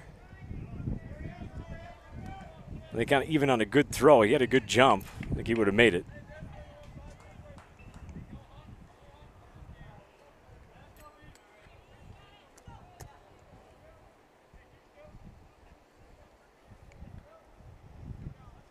Coming up at 6:30, it's the opening ceremonies, followed by the final game of the night, Fosston versus host Bold. And the pitch. That misses high for a ball. But in as well. 2-0. The count to Signs. Should he get a chance? Clean up better. Schultz awaits on deck.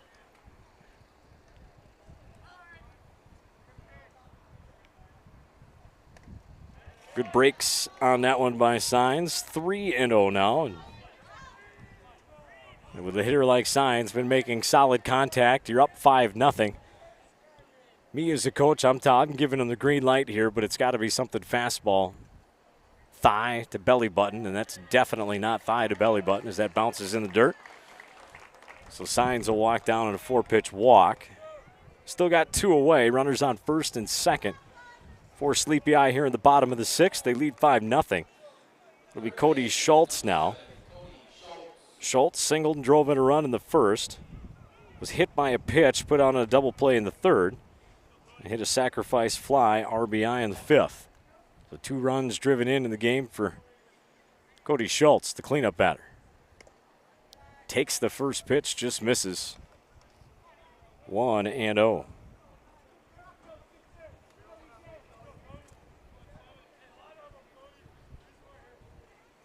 Jacobson comes set, takes a long look at the runner at second. Now he'll come to the plate. That one's going to catch above the knees. It's the location he wanted. 1-1 as it evens things up.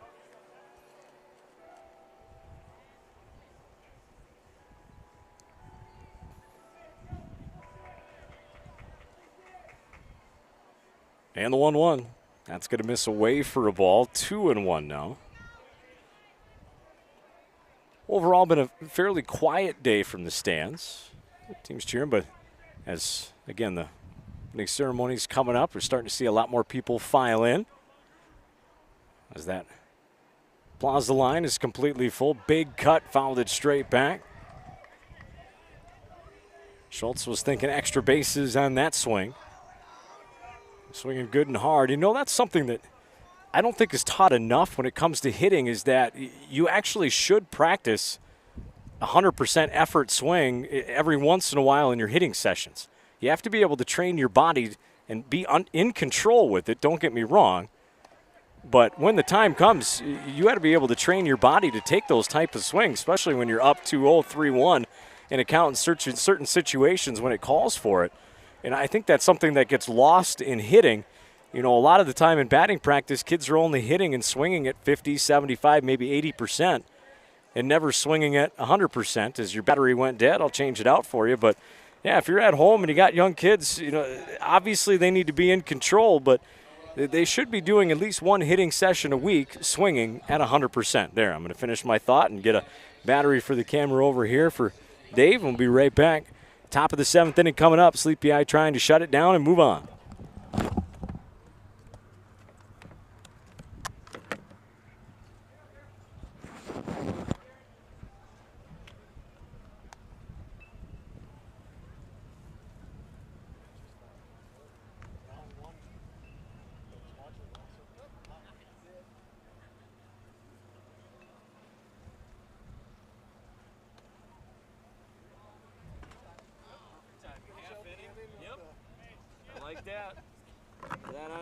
That on there. Between the two, they last all day long.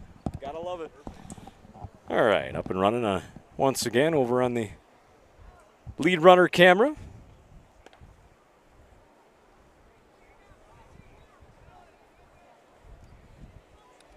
Coming up for New London Spicer here in the top of the 7th inning. They're down to their last 3 outs. It's 5, 6, 7. White, Paffrath, and Schultz.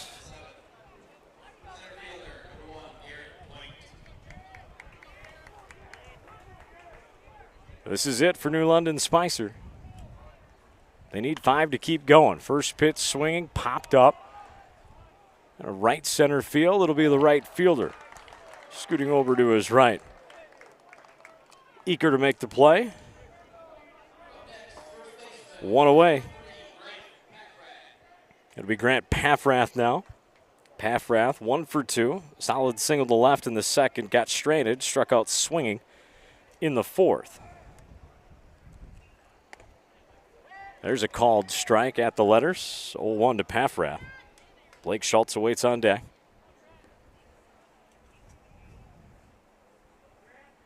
And the pitch. Check swing, foul ball, down 0-2 now.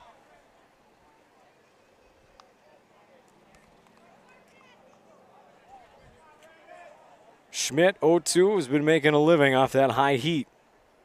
Blew it right by him. Swing and a miss, strike 3. 2 away.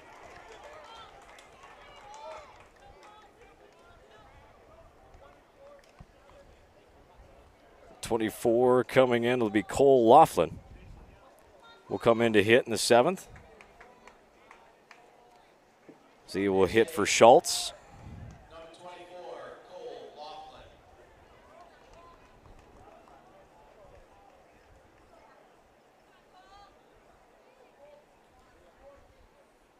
And the first pitch to him takes a big hack at it at the shoulders and swings and misses.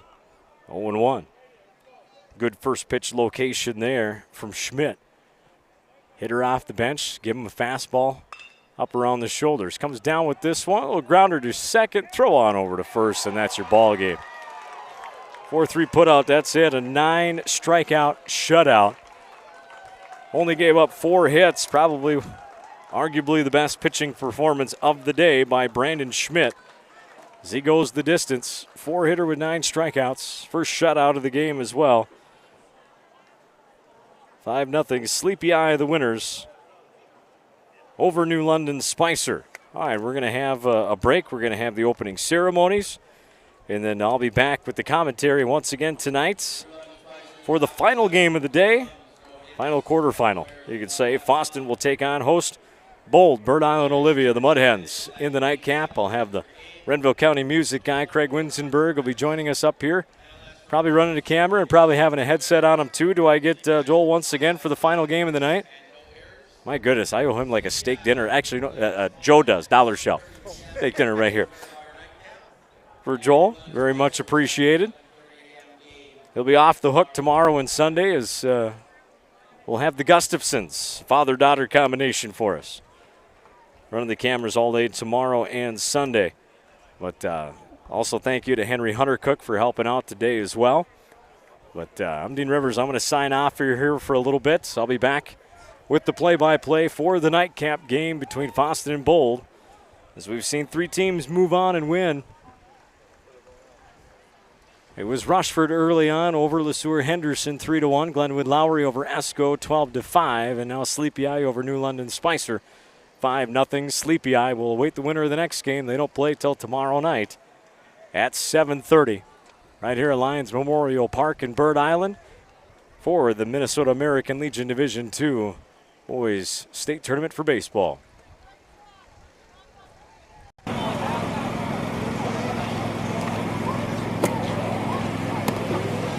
right, let's drop it. Let's get out of here. Let's get out of here. That's right.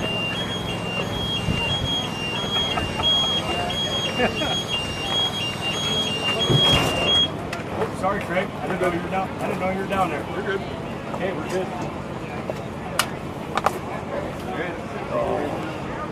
Go ahead. Good deal.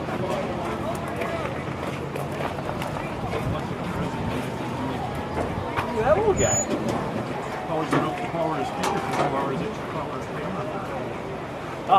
I'm good. We've got. I heard that one guy go dead earlier on each. No. Yes. The battery had to change this man. Oh, okay. This for that. Oh, just for the. Yeah, I've got the spare here. Between the 2 batteries, it lasts the whole day. When one goes dead, the other's fully charged. By the time that one goes dead, it's fully charged again. Well, fine. I'll take it back home then. Oh my God. How are you doing? Oh, I'm tired. My legs are hurting.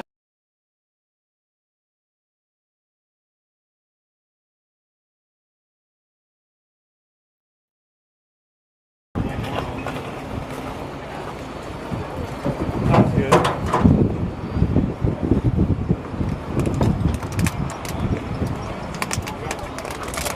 All right.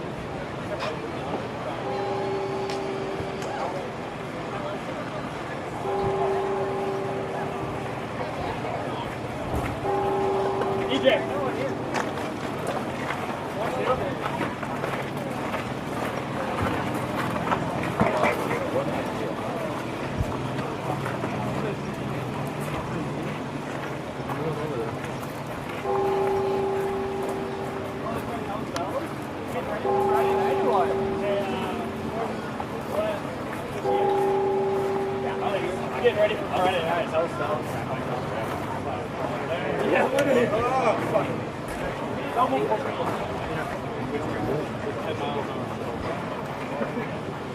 I tried messing with the camera. Made adjustments. Get that ball. Actually, I'll probably watch it. Fast that ball. Third rocket here? Yeah, third rocket here. How many innings?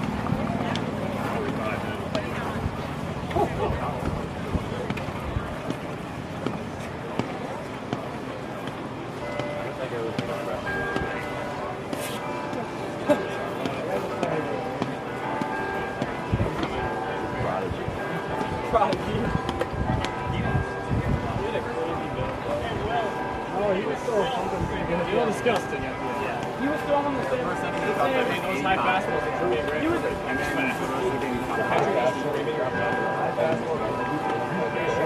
Let's go. I don't know if I can touch that. And then the curve, was it pumping at all? Well, yeah. He went, when I won that BS, all the first two dog, and then he went high fastball and way. Hey, fellas, come on, you're fucking to that next to the ball.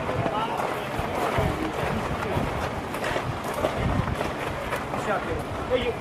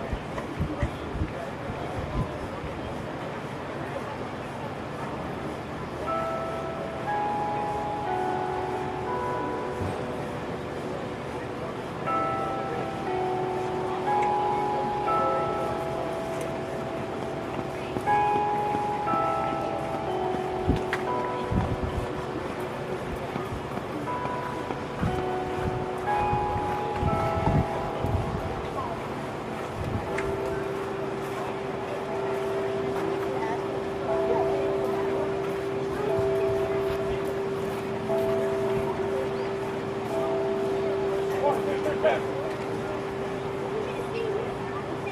just stay here. I'm gonna stay.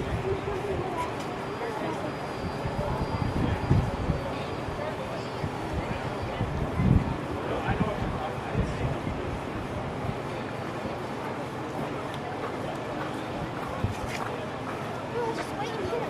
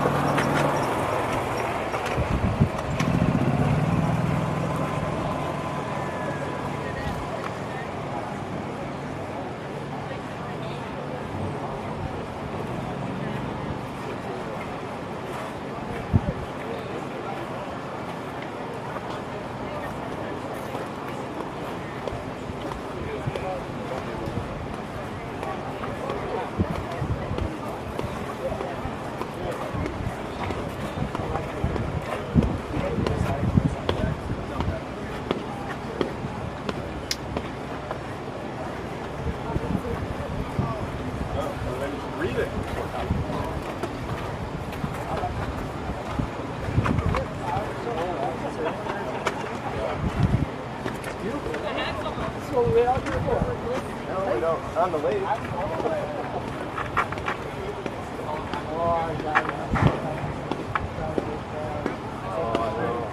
Wait. One time we had to wait. Nice weekend. 2 hours.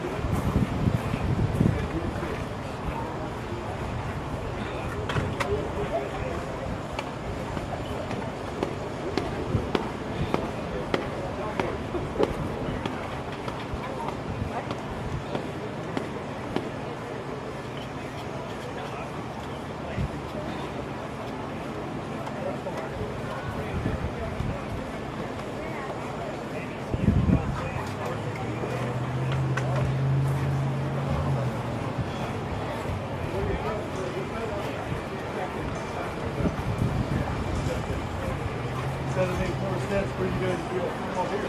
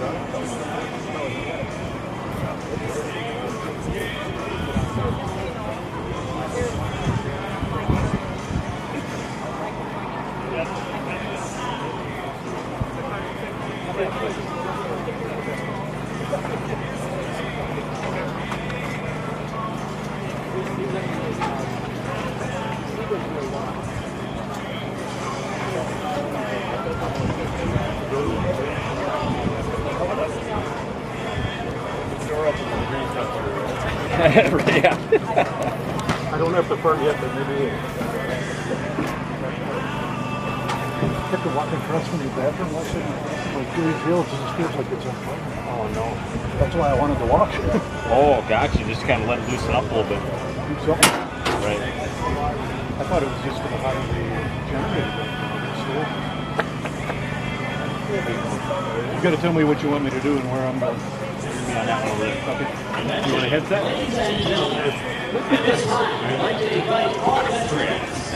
What do you want me to do during the event? Follow the ball. You're following the lead runner. Okay. That's it.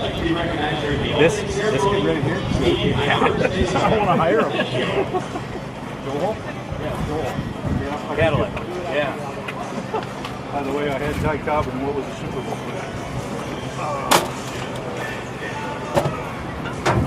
I didn't have a Super Bowl. Oh, I thought Rick said you were going to have a Super Bowl. Ricky Henderson. Yeah, I had that one too. In 2 weeks. First I wanted to go home to Wake. Wasn't the Tigers. But I got to admit, I had the most fun doing the Wake Patrick I scrubbed the walls with toothbrush and then I want to use that over the before we start school this week. So we have to go. They still have. Yeah, but I can talk in between. Oh, yeah. Before we get going. Oh, yeah. Looks like a brand new place.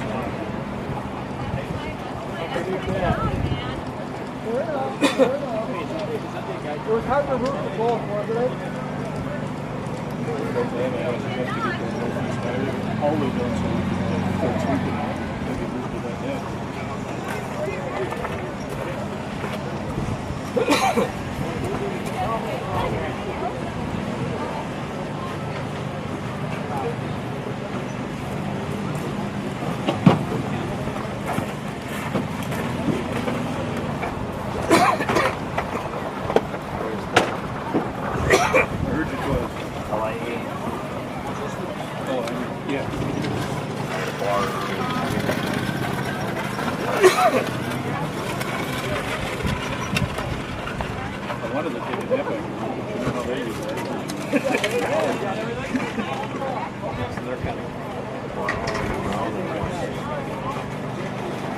Saying they got 419 On Fosston?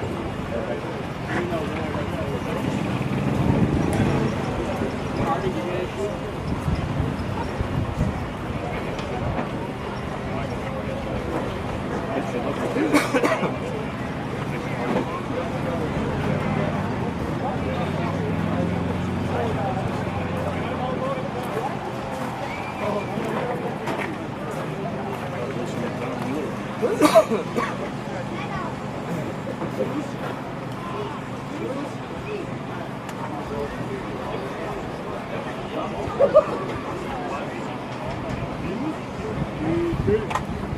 buddy.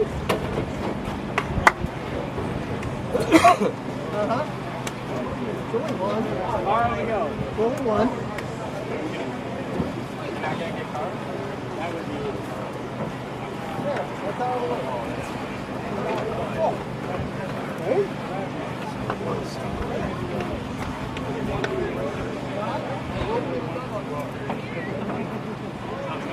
I threw a big battery charger in there. Okay. Unplugged everything. For the generator, just rolled everything up, put it underneath the tent, candle, and everything. But I didn't want to tape anything. I just thought it'd make it a little bit easier. Yep, no, thank you. Every little bit helps. You know what? I think tomorrow, if we move it down, and I put that Way on this end. here Maybe up higher enough. and out away from the tin, I could stay here a little bit later tonight and we'll be able to figure out something. I just need a longer HDMI, but How long do you need? I have it. Yeah. I got it all. Different lengths in my bag down there.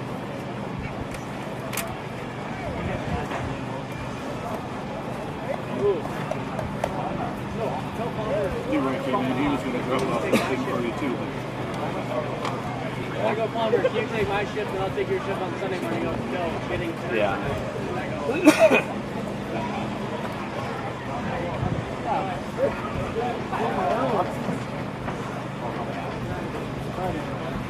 Terry, down low or up high? Down low. Down low.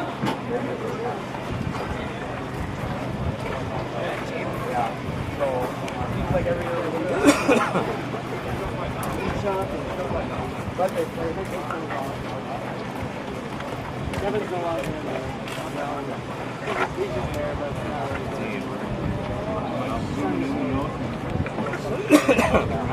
I'll probably take care of it. I'll do that with just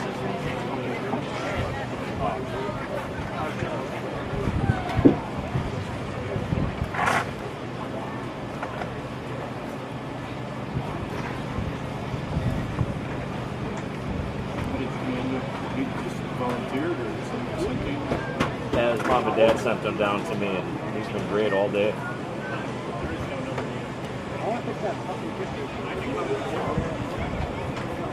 From down here? Yeah. Henry Hunter Cook helped for the first couple of games. I heard you talking back and forth that they had no idea. I was like, hey, they're not going to go in there. They should. Come on.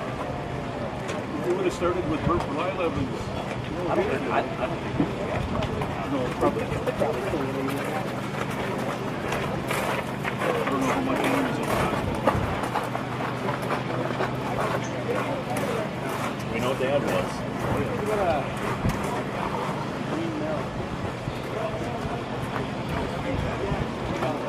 I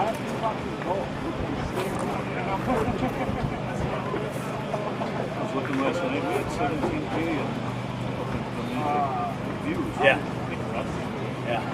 Is that just Softball's been out doing baseball. is that just they tune in for 10 seconds or is that Hard to say. I can go back and look at the average watch time. I want to say last time I looked it was anywhere. I want to say it was like 14 or 15 minutes, which is just enough to get you started?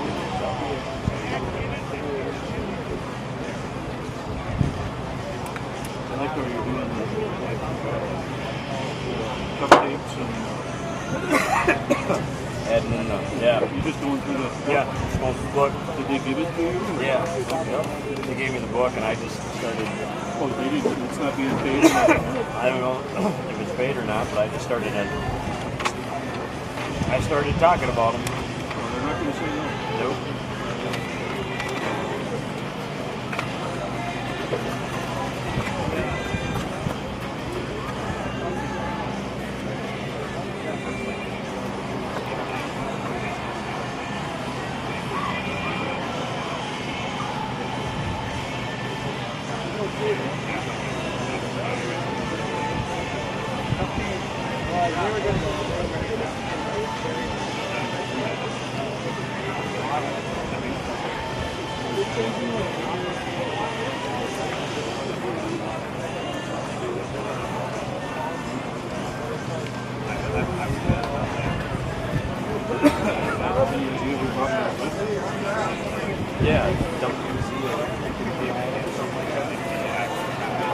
to be the PA guy.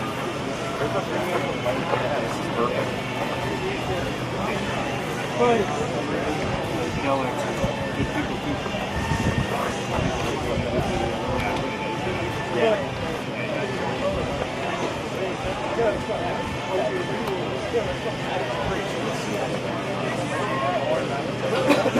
I saw Joe handing one to the. Let me see if they got anything upstairs. Go knock on the ice balls. Yeah. Joe's right behind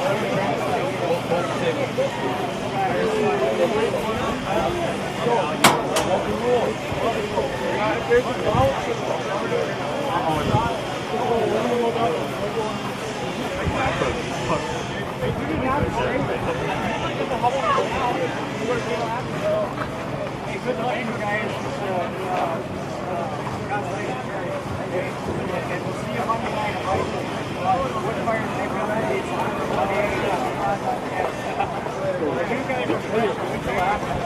What is that?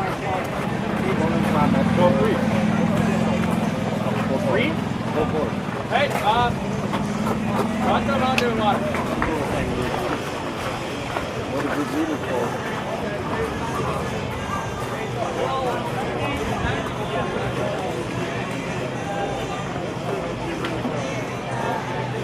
It took her meal to go about.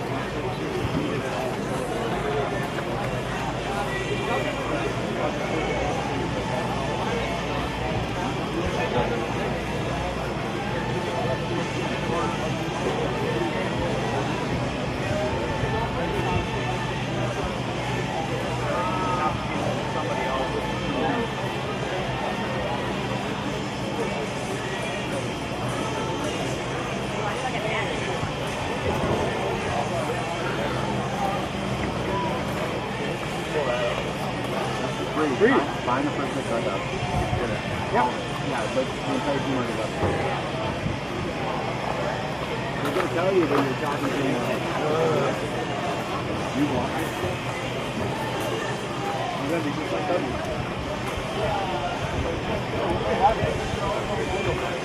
What's the it's just both forwards and not forwards thing. It's free, so you might as well.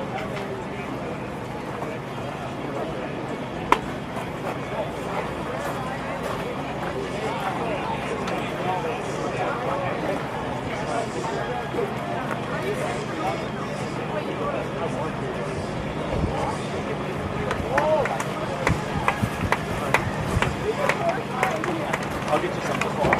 Come over here.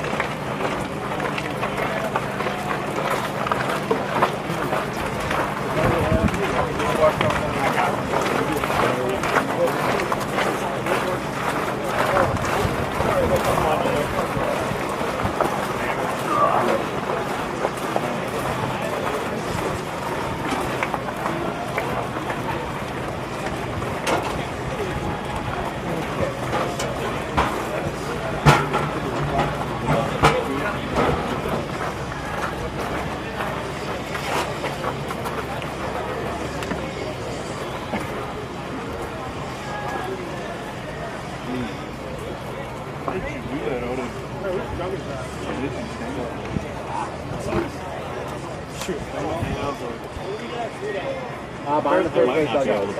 Behind. The little foldable table. What card is it? I'm okay with not having it.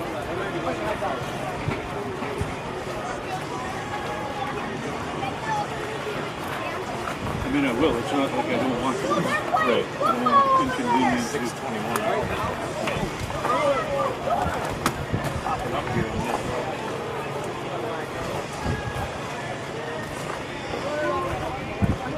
Can you just give me the audio out of one of your jacks?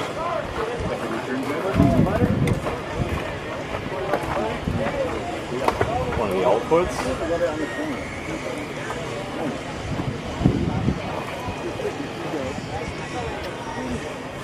If not, I don't need to, I can hear you right here. Let's see what I got down here.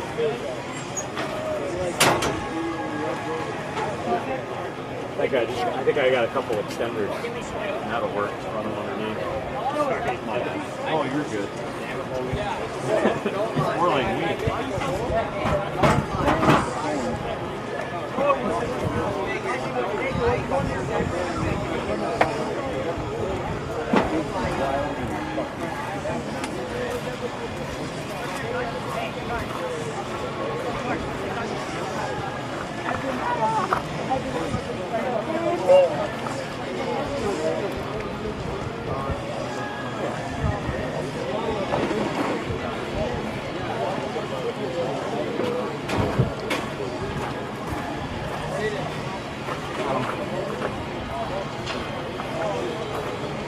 That should work. Do you have the headset up here?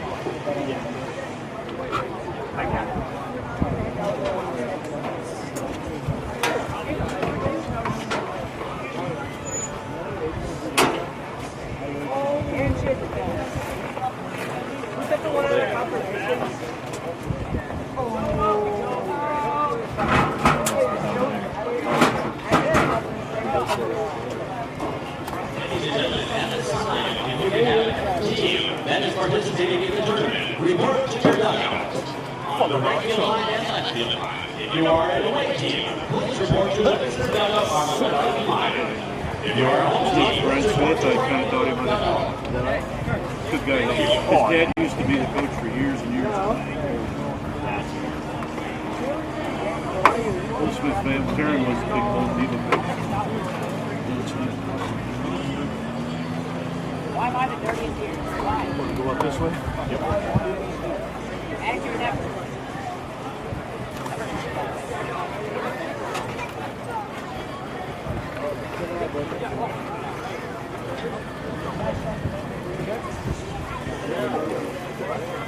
When you told me to look for your power cord, I wasn't looking for like a little C. I was looking for it in the pound or like a flat at the bottom.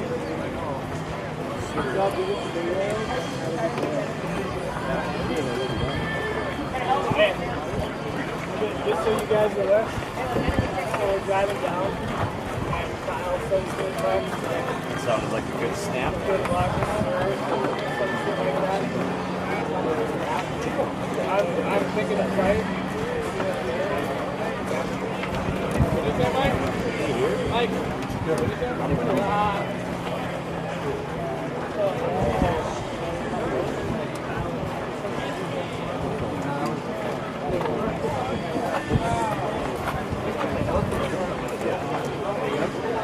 There was, I think,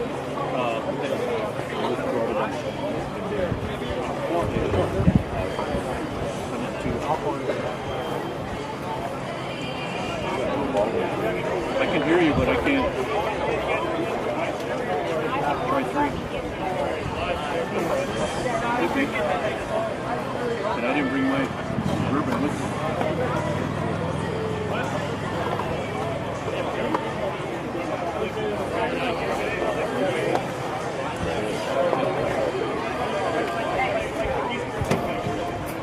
Scratch that out of the I can hear you, but I can't talk, so it doesn't matter.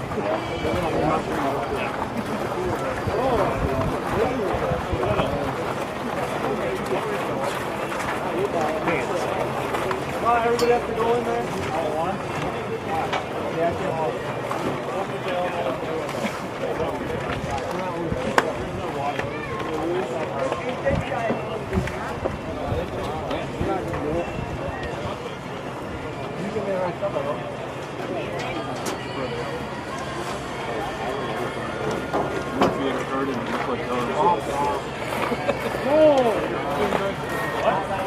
You didn't even get a smile.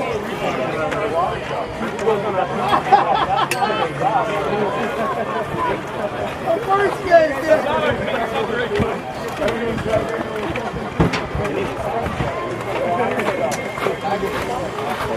You said they're cooler. No, you said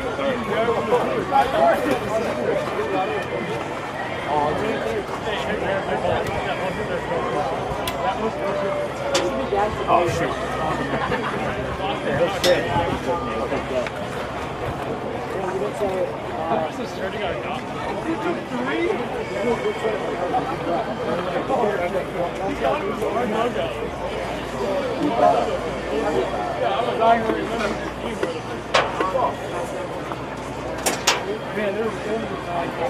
that's bringing the A team, huh? You didn't say me, Logan, Did I hear Johnny Benson behind us? Yeah. Oh. You had to bring the B team in? Well, yeah. We had to.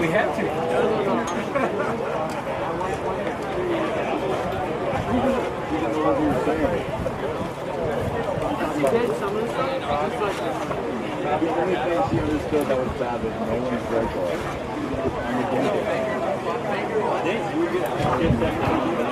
Yeah, but you had so many chances. I didn't even go yesterday. Have a look. We got lunch. We were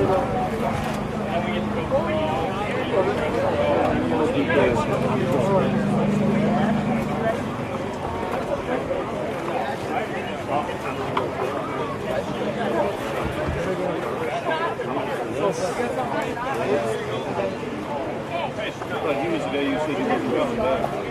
He said he was going to do the last game. He might not be doing the ceremony. I think that whole infield to get here. Good job.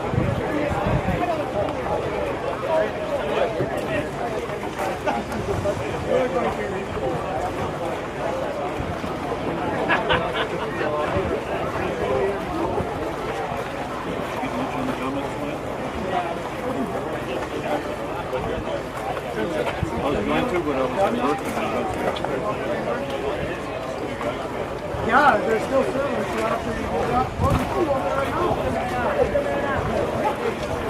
Down there working. All you guys go have something.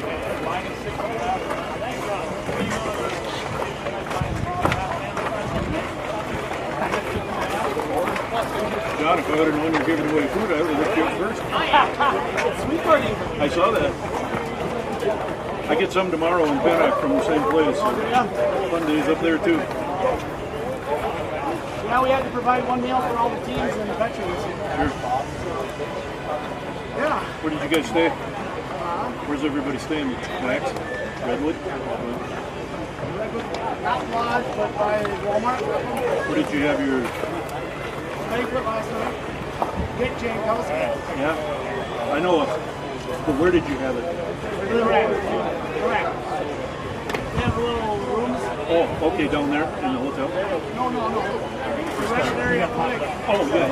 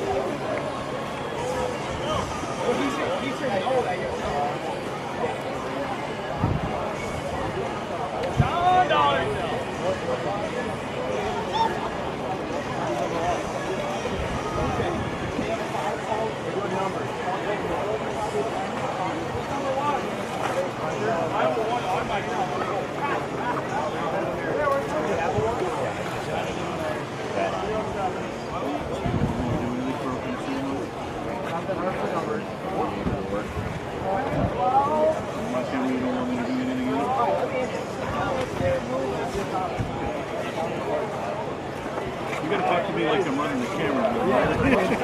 We'll see how it goes. Maybe Point at me. maybe on whoever had a good tour.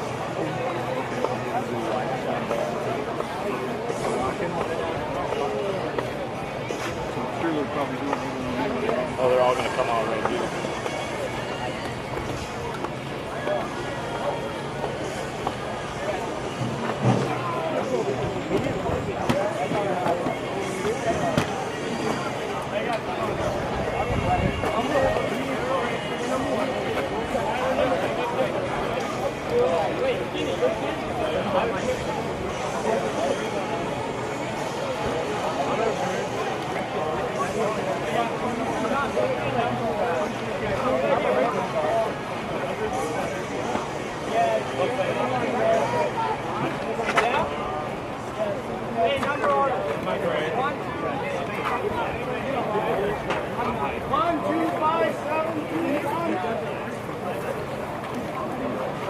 Ladies and gentlemen, welcome to the opening ceremony of the 37th Annual Minnesota State Legion Baseball Tournament.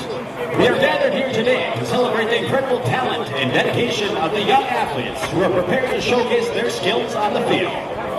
Before we begin, we'd like to take a moment to recognize and honor all the veterans in attendance today. Their bravery and sacrifice have allowed us the freedom to enjoy events such as this. And for that, we are eternally grateful. To all the fans who have come out to support these teams, we thank you for your unwavering dedication and passion for the sport of baseball. Your energy and enthusiasm add an extra special element to this tournament, and we're thrilled to have you here with us. As we kick off this tournament, let us remember the values of sportsmanship, camaraderie, and respect for our opponents. Let us cheer loudly, but always remember to support all teams with grace and dignity.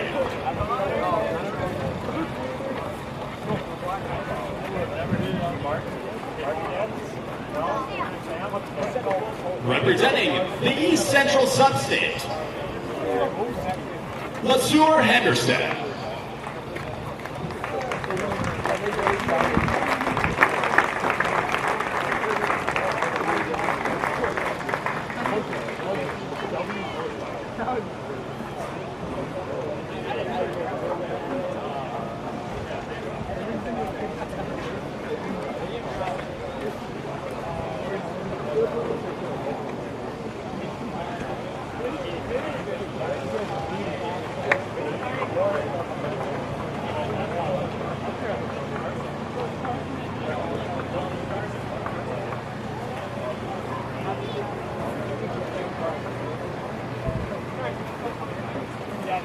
Representing the Southeast Substate, Rushford.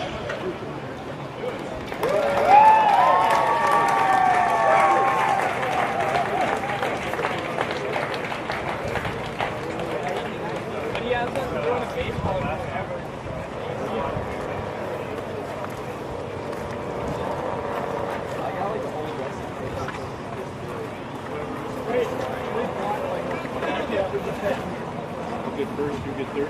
Oh, if you set the braces tight. You can both get it.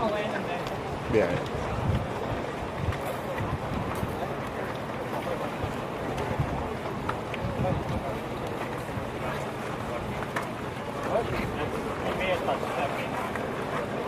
Representing the Northeast Substate, Post 262, Esko.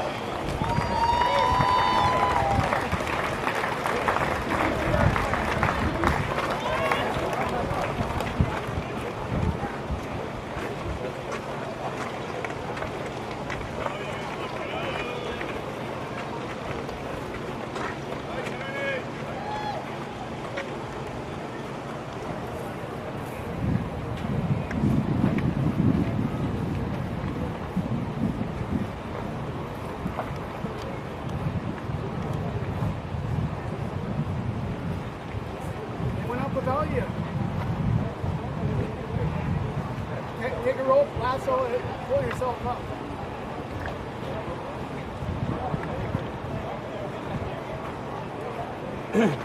You can take a little break if you want once the last game starts, and we'll drop down. You're good. Representing the West Central Substate and Pulse 187 and 253, Glenwood-Lowry.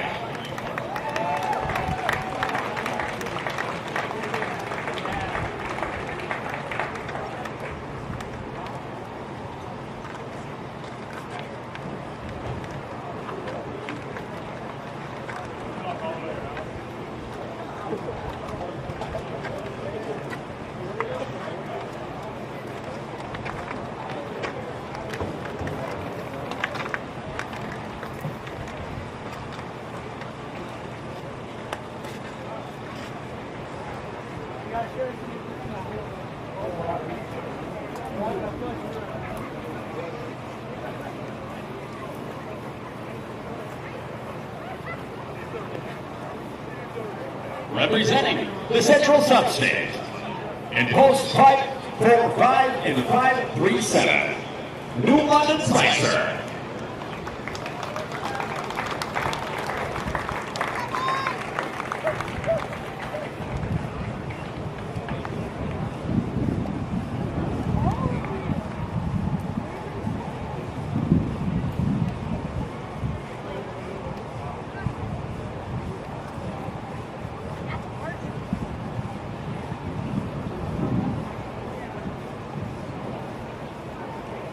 Representing the Northwest Substate, post 114, Fosston.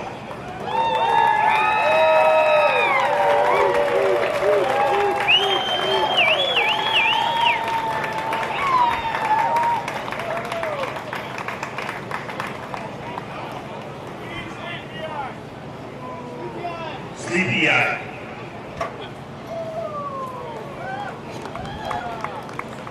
Representing the Southwest Substate, post 7, Sleepy Eye.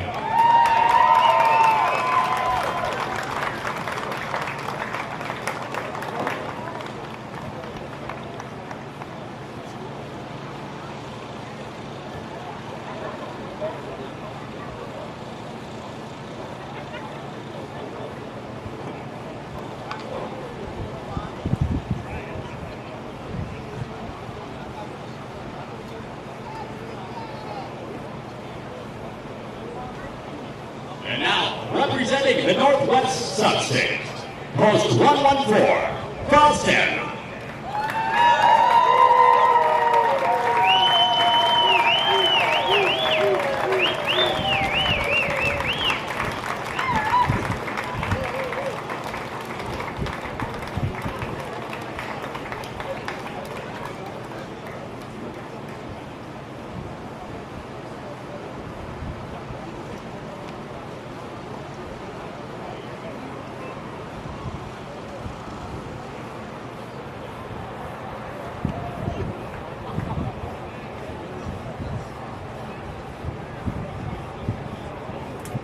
Ladies and gentlemen, and the host of the 37th Annual Minnesota American Legion Baseball Tournament, post 186 and 430, Old Mudheads.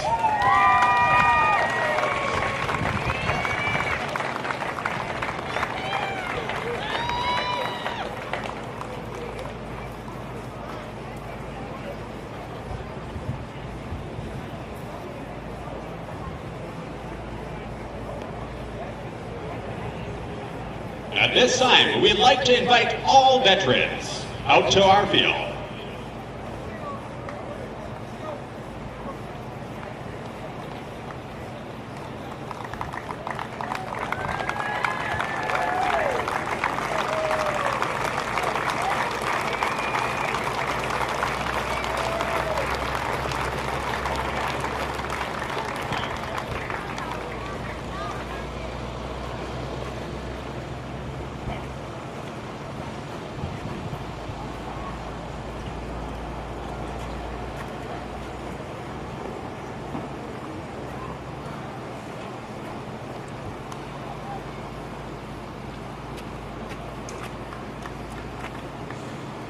Gentlemen, please repeat after me in the American Legion Baseball Code of Sportsmanship.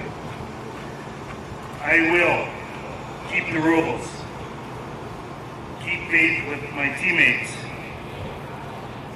keep my temper, keep myself fit, keep a stout heart in defeat, keep my pride under in victory, keep a sound soul, clean mind, and a healthy body.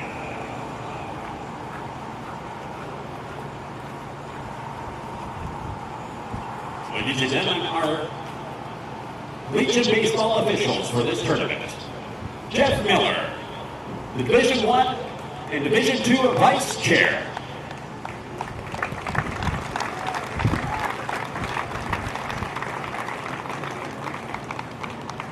Paul Hasek, Post Department Manager.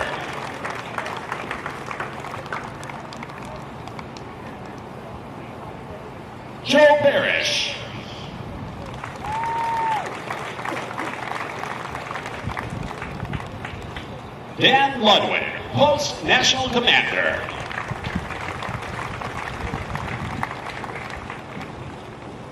Al Jarvis, Member Emeritus.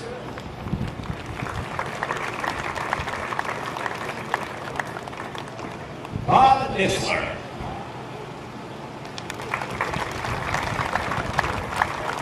And Brandon Ramo.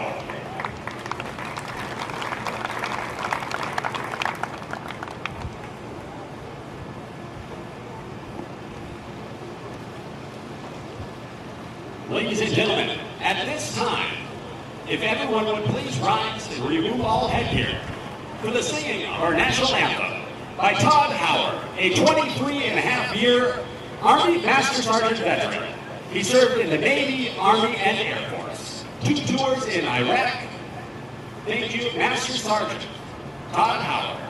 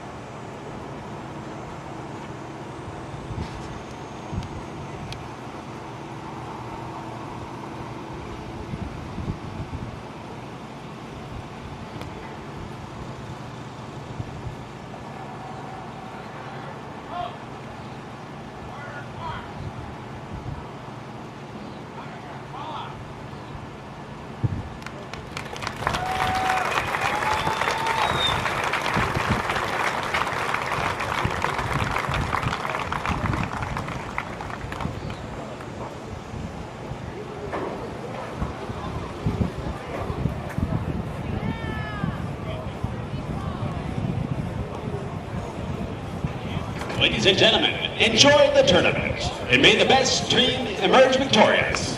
Thank you all for being here, and let's play ball.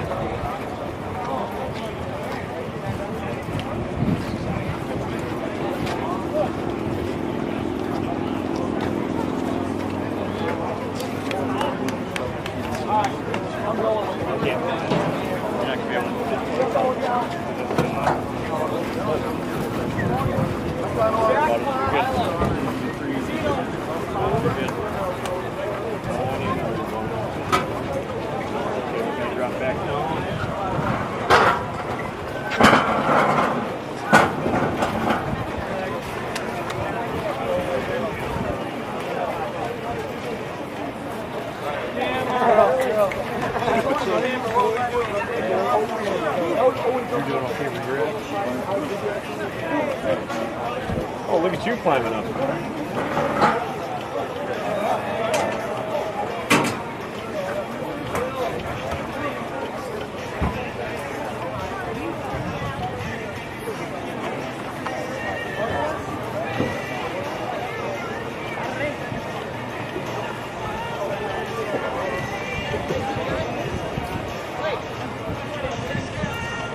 How's that? Are you still looking deep into the sun there? Not bad.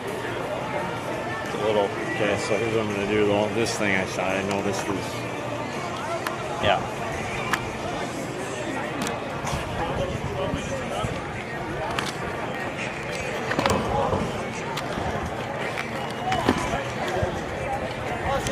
I don't think it's even tightening, is it? No.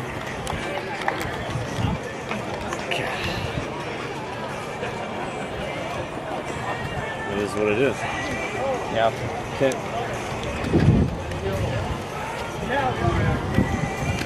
Yeah. It just is what it is. Yeah. Okay. I have to dig into my bag and find an even better one for tomorrow.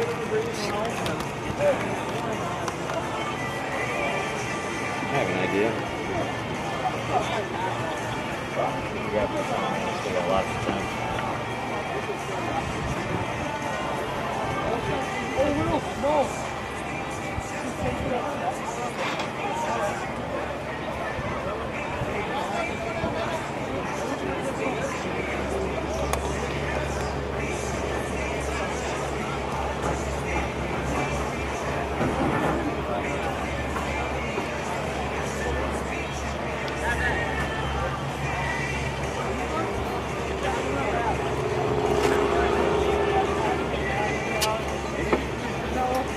Maybe not.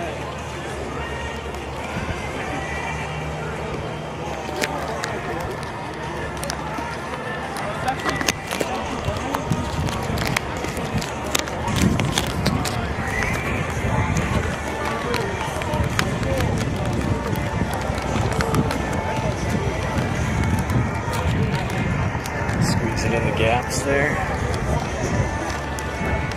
I guess as long as it's better. I think it is. Okay. Bet. Well, put it this way, about a half hour ain't gonna matter anyway. Yeah. I got a question for you. You said both of my mics died when you were up there? You weren't able to do play-by-play after a while?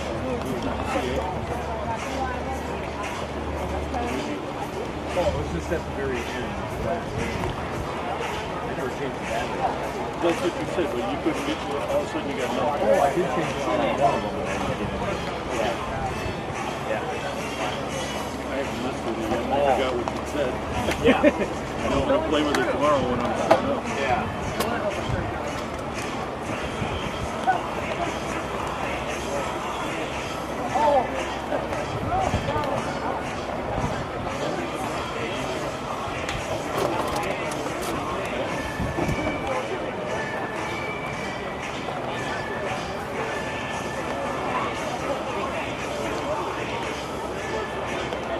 This time I thought you were moving the umbrella so you could see what was going on.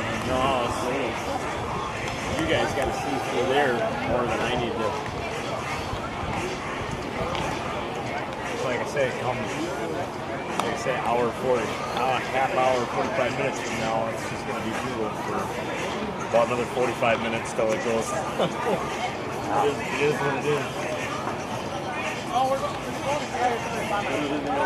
Jimmy, you can ride yourself. Are you kidding? I'm not actually the only one. Yeah, look, you have to run hard. Hey, you go.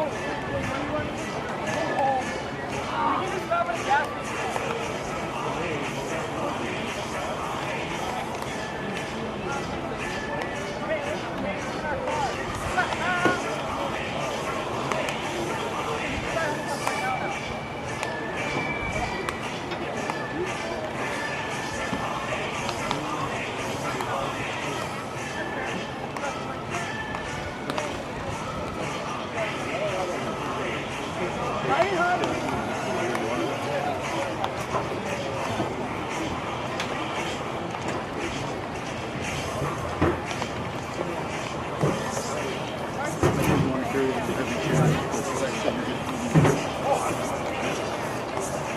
Something's better than nothing.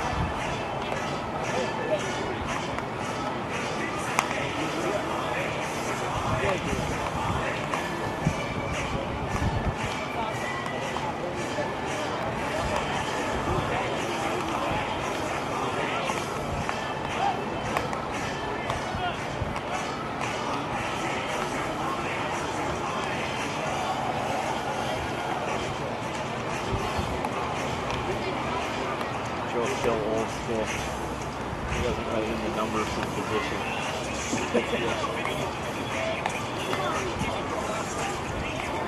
Love it.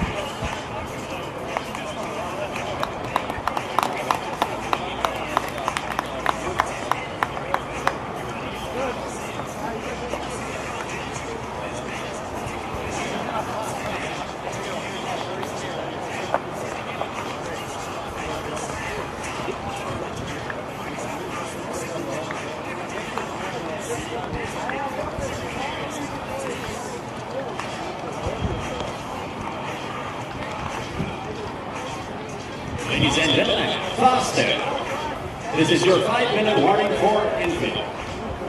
Fosston, this is your 5-minute warning for taking infield.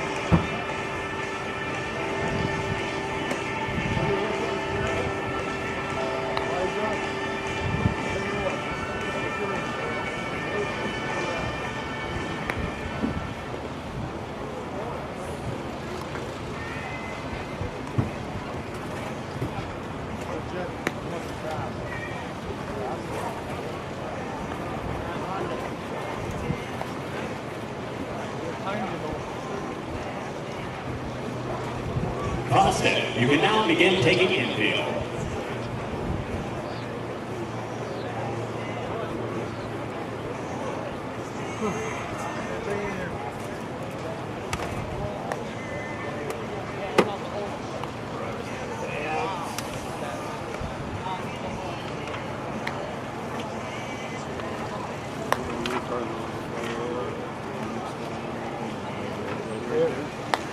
There she be.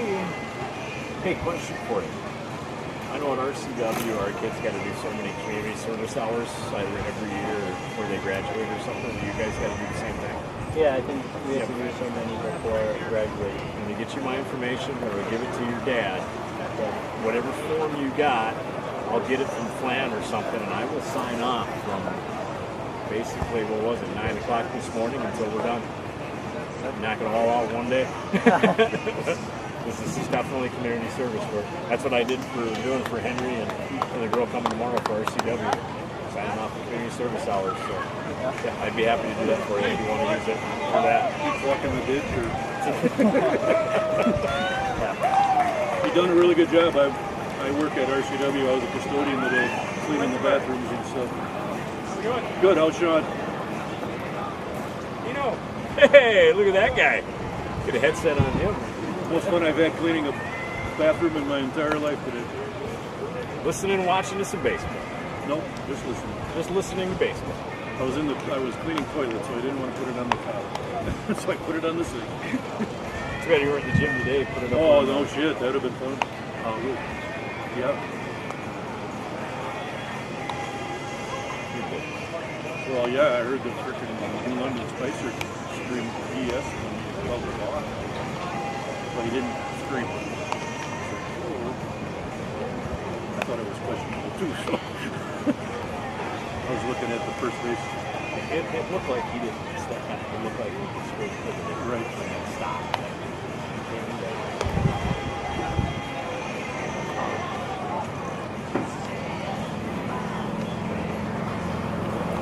I wonder if it's going to hurt the crowd because they got to walk in the park today. Olivia. How is Wade doing? How is Wade doing? Wayne? Wayne. Yeah, my brother? He's doing good. That's what walk in the park is for. Gotcha. Okay. And then I walked into the grocery last night. I didn't even know Betty had gone down with cancer. I guess she had it during the urge. Really? 53 days in Minneapolis.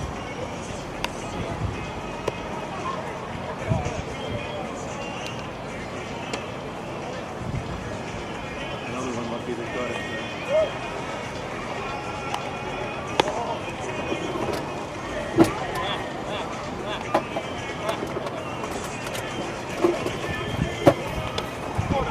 I'm surprised last time they've had tournaments here, they always let them park out here in the field. I wonder if they just said, nope, not this year. It was still pretty wet this morning. Oh, I bet. From the rain and stuff, so I don't know if they just kind of said, we don't want to leave any rut, stay out there. I didn't care, I was parking down there. I was like, boy, did you pick the greatest spot? It's going to be in the shade all day. Yep. Was that you I that walked drove my out stuff there? over? No, I walked everything over. I just seen there was tire tracks. I didn't know if it was a golf cart or what. Golf cart, they drove me over there later on. Yeah, it'd be interesting to know if I moved that up to that pole and then took the tent and moved it far over as we could. Right. At one point, I had it cut in, cut down. I got a question for you. They got that scaffolding out there.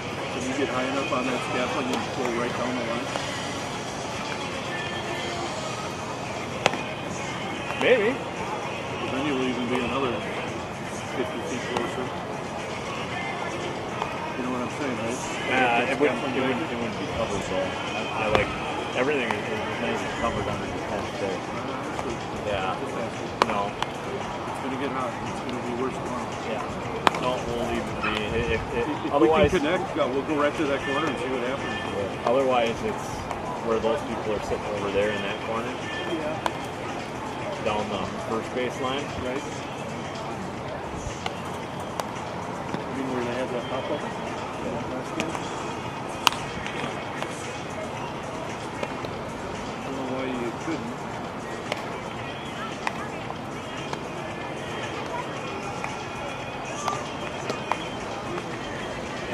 It's tough because you think it's a clear line of sight, but you'd be surprised at how much this tent creates everything interference. It does. It's crazy.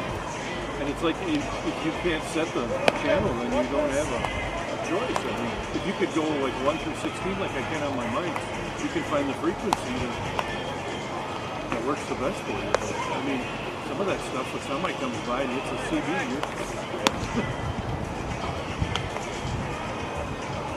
I just gotta buy nice ones. They got a wider range. Yes. You can zero in. The ones I really want to get compared, I think it's like $850. Someday. Don't they have the repeaters too for these? What's that? Repeaters too? You can for bounce some of them, yeah.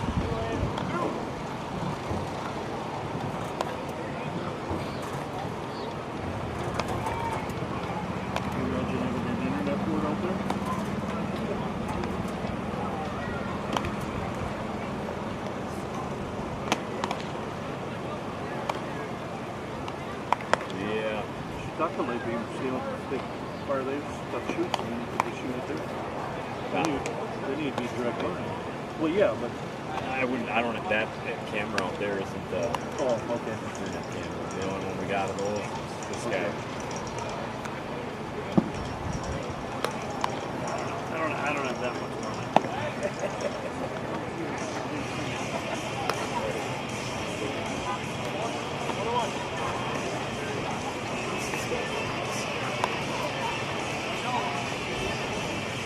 Yeah, warm, but it's not hot. It's still at 100%.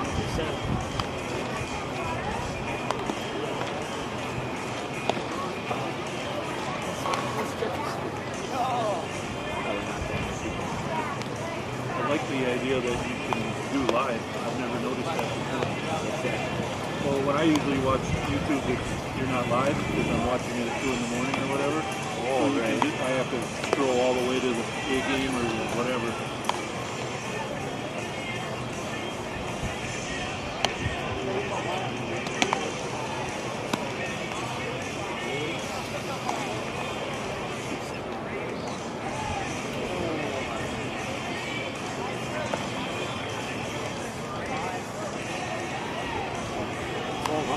Total views. Average watch time, 22 minutes.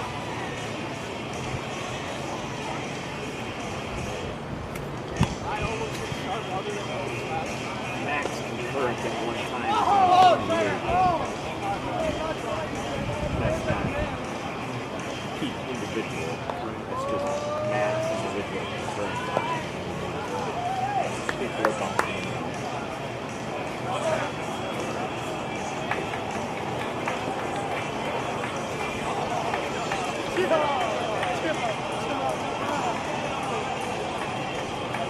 I was surprised that they go with it. I figured that 107.3 would have that Springfield game. I was surprised that they didn't do London and send down somebody from London.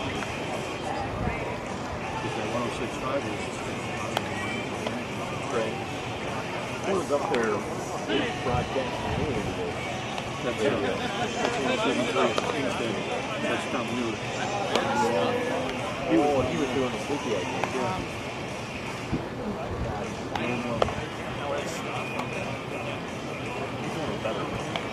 Yeah. That Rocket guy is the guy you know you see. Yeah. Tom does all the college stuff down there in New Orleans. Rocket just kind of travels around and does. He's the high coach.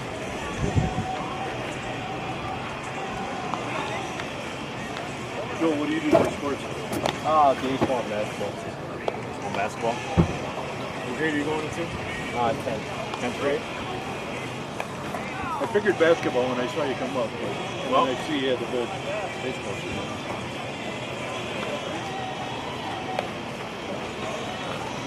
They still have commentary.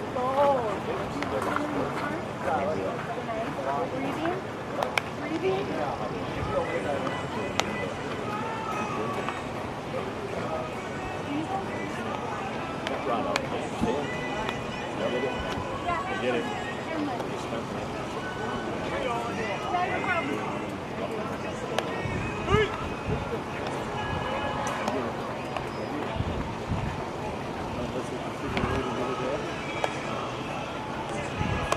What's that? unless you can figure a way to get somebody to pay it. Schools got to work their money somewhere. Yep. I understand. The government's not going to go, no, you can't have that $8,000 because we already gave you 2.3.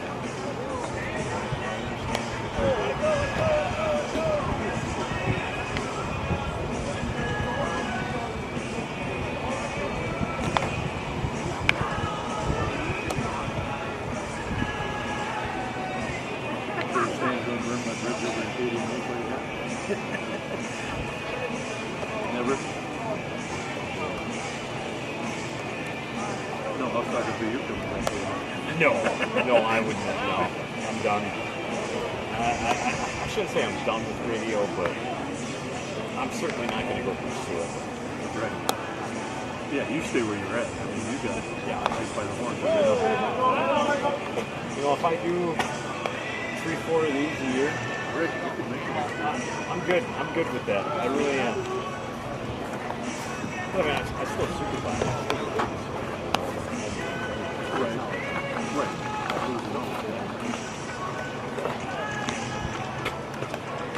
I don't know what I was thinking today, but I was thinking about that. I was like, I wonder how much more we're going to see more of the other administration here at the games. Derek was coaching me. Right.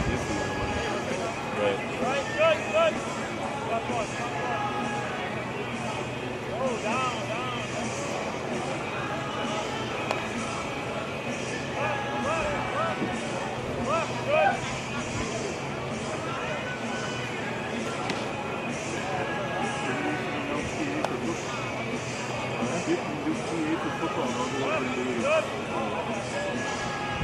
It'd probably be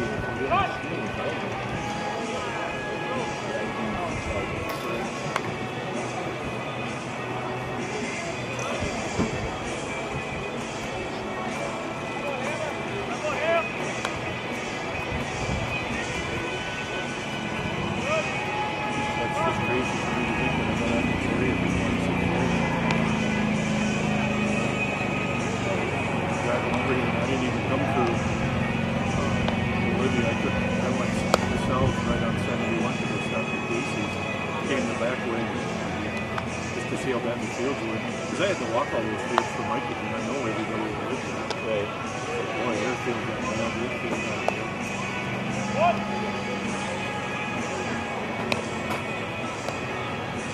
Joel, what are they putting back there? A hockey rink and warming those?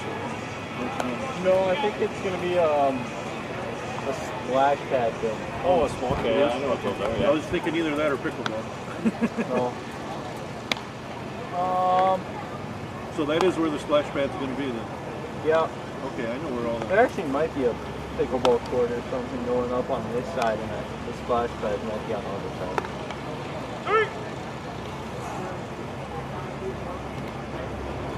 I see the Sacred Heart JCs were a pretty good check.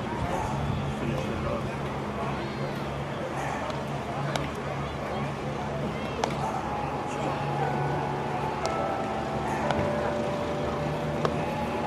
Joel, what's your last name? Cadillac. Was your mom the piano teacher or grandma? Lived right across from the school in Olivia for many years. And I got the name from it.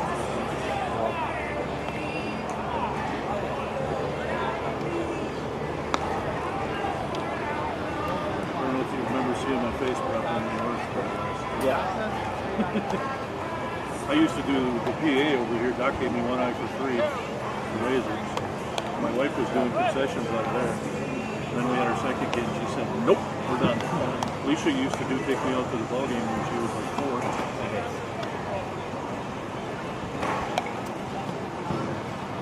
Everybody used to pearl out down there and they'd bring me a pork chop. I started building on and I told them, I said, I'm done. I said, I want to go over and I said, I live in Daniel, I don't live in Blue Island. And it took me a while to get over to do the same stuff too.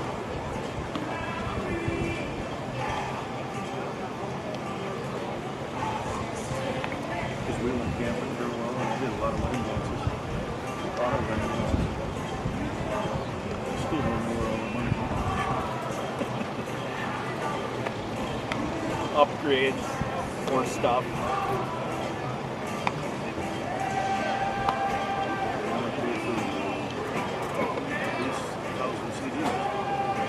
Believe that. Could you imagine having a videotape collection? You'd have to have a storage room in the other apartment just to... I remember Dad, because he used to run camera for the local community cable in Mound. And he had drawers, filing cabinets of art. They had VHS specific drawers and filing cabinets. And I remember the house in Mound before we got a video, we went downstairs. And it was just full every year. Cars and cars. Yep. Full of VHS. Yep. All of them had something written on it. This game, that game, this movie, that movie, whatever. Right. It's like, oh my goodness. I I told you that story when I went to radio broadcasting. My goal was to be the guy who goes, "And now, your feature presentation." I figured if I got like 1/1,000,000th of a cent for every video that went out, I could retire about 10 more years. You guys get all lunch? We'll take one. Okay, I'll grab you one. Thank you.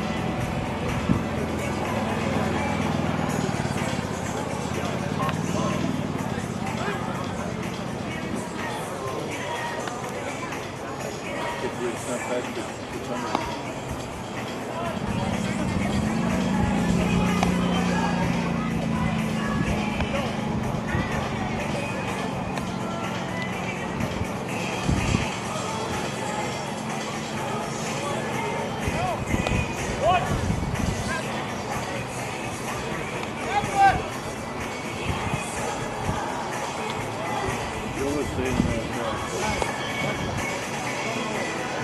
What team it is, but from pitching there was a couple players that went and played at AAU basketball coming here to play. State, so I think it was that first game we did. Two of those guys, one of them would have been a pitcher. They decided to go play basketball. Oh no, that was the second game they were going to. You think I would have thrown that up there? Maybe. Oh, golly. Okay.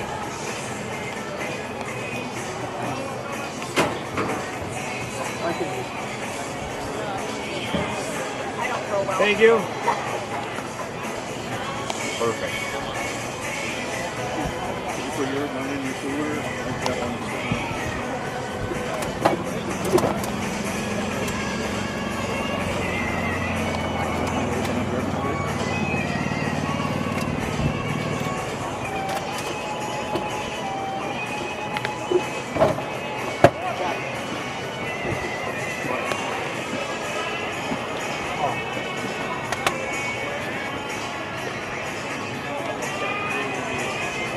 fried beef tomatoes.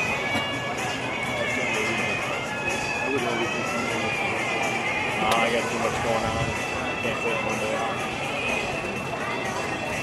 Way too much going on.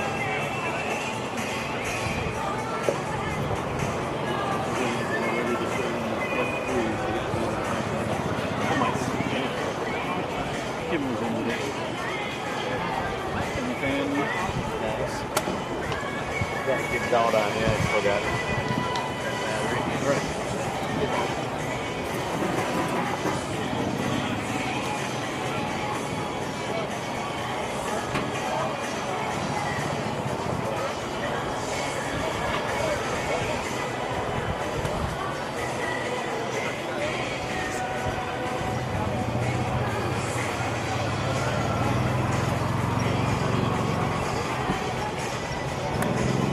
Do the opening ceremony, you just recorded it and then it was live YouTube and then what they did, what we were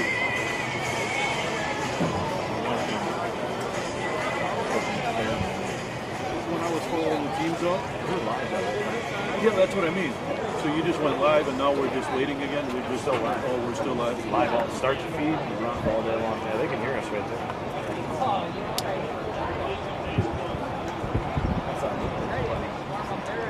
I thought you were just doing it. No.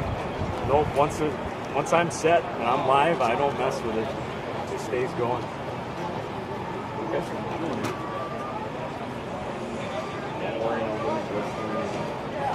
The 23 people that are listening to 97.3.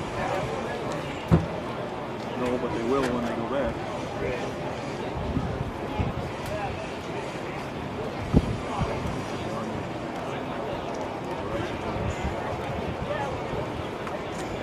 How do you ever know it's going to slip out?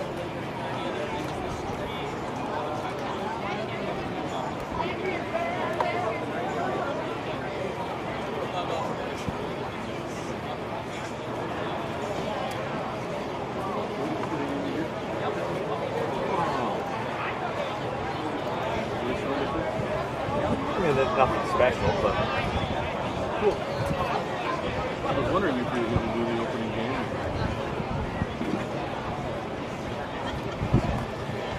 that's wrong. I'm deaf.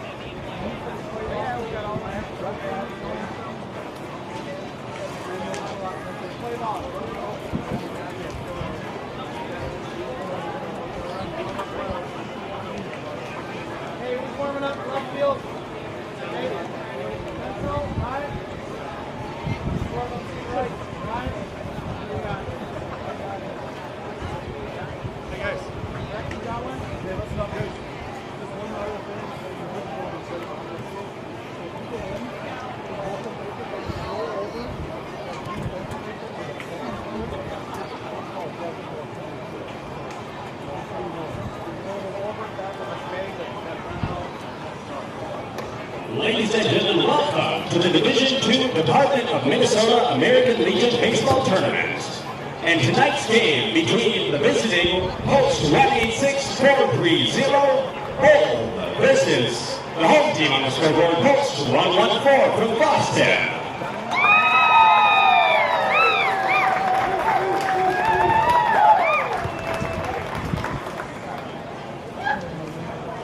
May I now direct your attention to the field, where we have guests, Tournament Chairman Jeff Slick Miller and Bob Nisler, to perform our pregame ceremonies.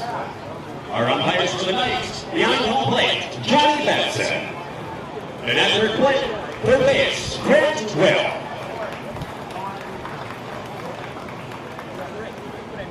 Ladies and gentlemen, the starting lineups for posts 186 and 430 for Bold. Leading off for the Mudheads, catcher number 14, Tate Shia.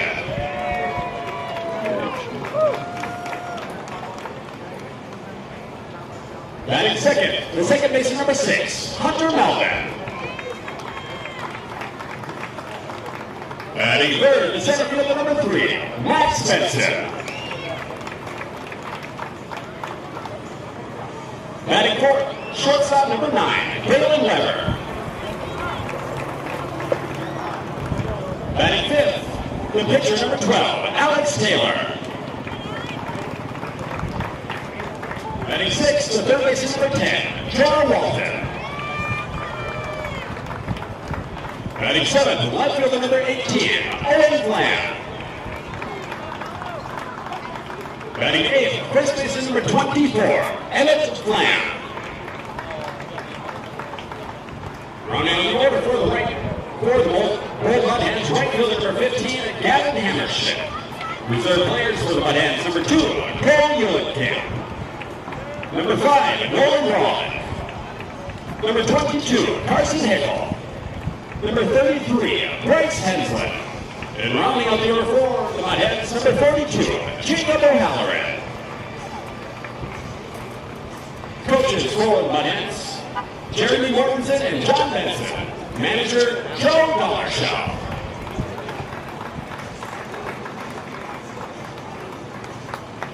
Starting lineups for the home team on the scoreboard, Fosston, host 114. Starting off with our reserves. Number 5, Benny Sather.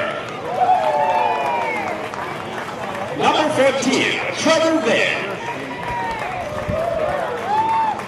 And our final reserve, number 21, Jacob Rudy.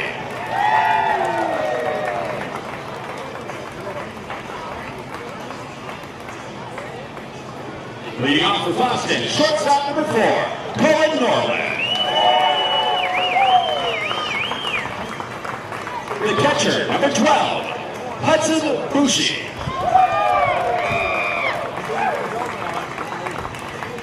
The pitcher, number 3, Aaron Norland.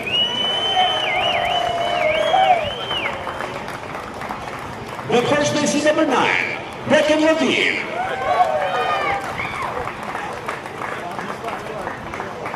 The center fielder, number 6, Ryan Dupont. Designated hitter number 2, Tanner Big. Left fielder number 17, Dawson Bailey. Third baseman number 15, Mitchell Millery.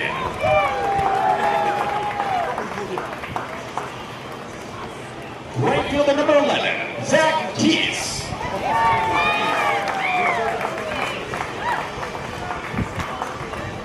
And rounding out the order for post 114. At second base, number 8, Aiden Wolf.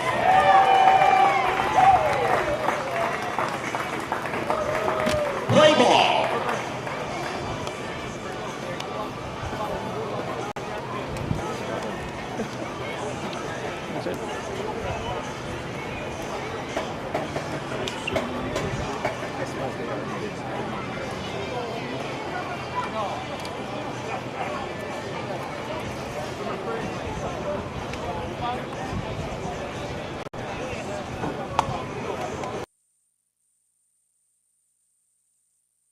Hey guys, listen to me.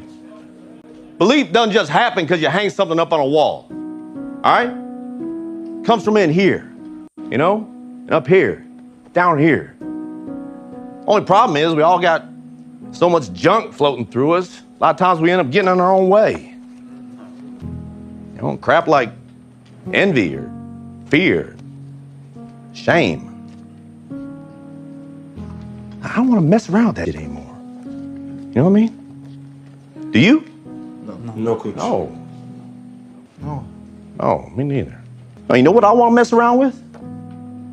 The belief that I matter, you know? Regardless of what I do or don't achieve. Or the belief that we all deserve to be loved. Whether we've been hurt or maybe we've hurt somebody else. Or what about the belief of hope? Yeah? That's what I want to mess with. Believing that things can get better, that I can get better, that we will get better. Oh, man. To believe in yourself, to believe in one another, man, that's fundamental to being alive. And look, yo, hey, if you can do that, if each of you can truly do that, can't nobody rip that apart. What time is it? Game time! Boo! It's game time! All right, here we go. That's right, it's game time. Final game of the night, game 4 of the quarterfinals, featuring Fosston and host Bold. And now we're going to get a ground ball to third to lead things off. Throwing over to first, not in time to get around it. Got the tag, what a play. Take a look at that one more time. Shortstop Cullen Norvlin firing on over to first to Levine. Able to get the tag on Sheehan as Sheehan was first pitch swinging. 6-1 put out, one away. I'm Dean Rivers. Joining alongside me, running the lead runner camera, so man, Renville County music guy Craig Winsenberg. How you doing, Dean? Not too bad. A little warm, a little sweaty. I need to change your clothes in the shower. Let's just be honest here. I did a little extra dousing of the deodorant and the spray before I left, so that shower did feel good, though. I don't want to rub it in. But there you go. Back-to-back strikes on Hunter Marlin. Hunter Malvin, excuse me.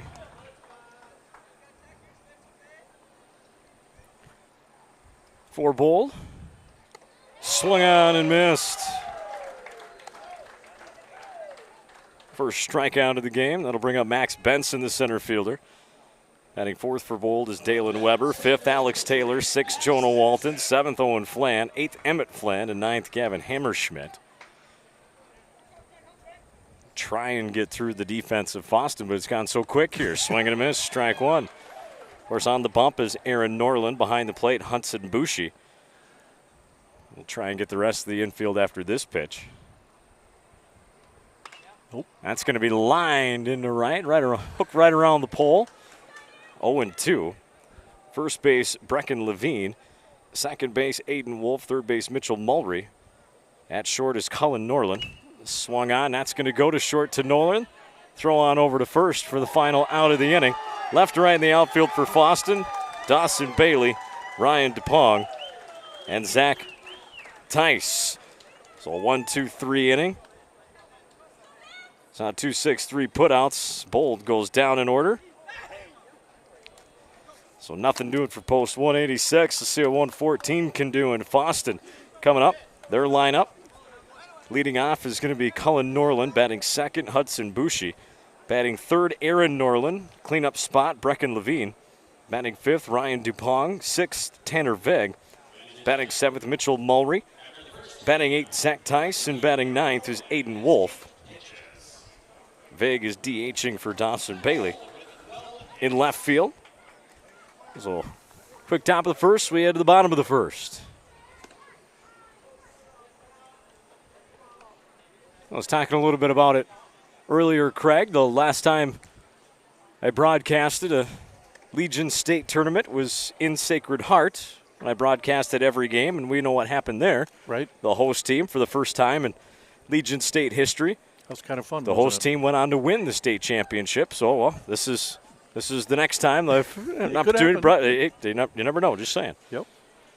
Didn't that just happen here in professional sports not too long, too? I'll think of it a little bit later on. But one in their home stadium, you mean? Yeah. I know it's never happened for football. No. I don't know.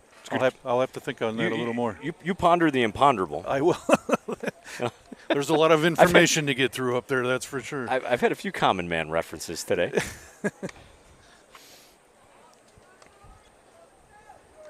For Bold on the bump is Alex Taylor. Behind the plate is Tate Sheehan. Over at first, Emmett Flan. Second base, Hunter Malvin. Third base, Jonah Walton. Shortstop, Dalen Weber. Left to right in the outfield, Owen Flan, Max Benson, and Gavin Hammerschmidt. Run at the defense for Olivia Bird Island. That first pitch is going to be high for a ball, 1-0. Just a reminder, folks, chat line is open. You can be the first. Nobody's chimed in yet. I mean, you have on my phone, but I don't know if I can reach my phone. That misses high too, no? I will have a couple more on this day. Can I just chime in right away? No. Oh. Nope. We got to let it be. It's the reason why we do it. Lazy pop fly, medium depth center field, Norland. Leadoff batters retired, one away for Fosston. And the final quarterfinal of opening day, and just the ever-important quarterfinal in these tournaments. Everything rides on game number one. You throw your best out there because you win game one, you're guaranteed good hardware. Yes. First through fourth. The first pitch misses high and inside to Bushi. 1-0. Big swing at that one, fouled it off, 1-1. And seeing that big hardware in different towns that we've been in lately, that's nice hardware that they're giving out. Oh, absolutely. It's just not a plaque in a picture. It was impressive there up was some in good Bemidji woodwork, for yes. for the Legion State for girls fast pitch state tournament. Even the MVP trophies and everything else, and the pitcher and player of the games were.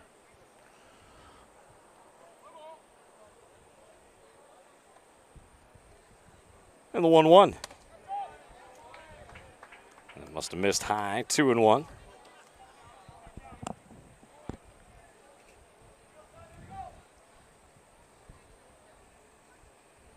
Swung on, fouled straight back, evens things up, 2-2. Again, as we take a look at the bracket here, Sleepy Eye just took down New London Spicer, 5-0. So the winner at this one will play Sleepy Eye tomorrow night, 7:30. Swung on, fouled off, flying drive down the right side, past the plaza. Thankfully high enough for nobody was in real danger over there. Just a vehicle or two, maybe. Yeah. Well, actually, they for the most part got everybody parked out. Right. Out in the outfield. Called strike three at the knees. Just the workers' cars, I think, are parked up close. Good pitch there from Taylor to get them looking, 2 away. Step in Aaron Norland.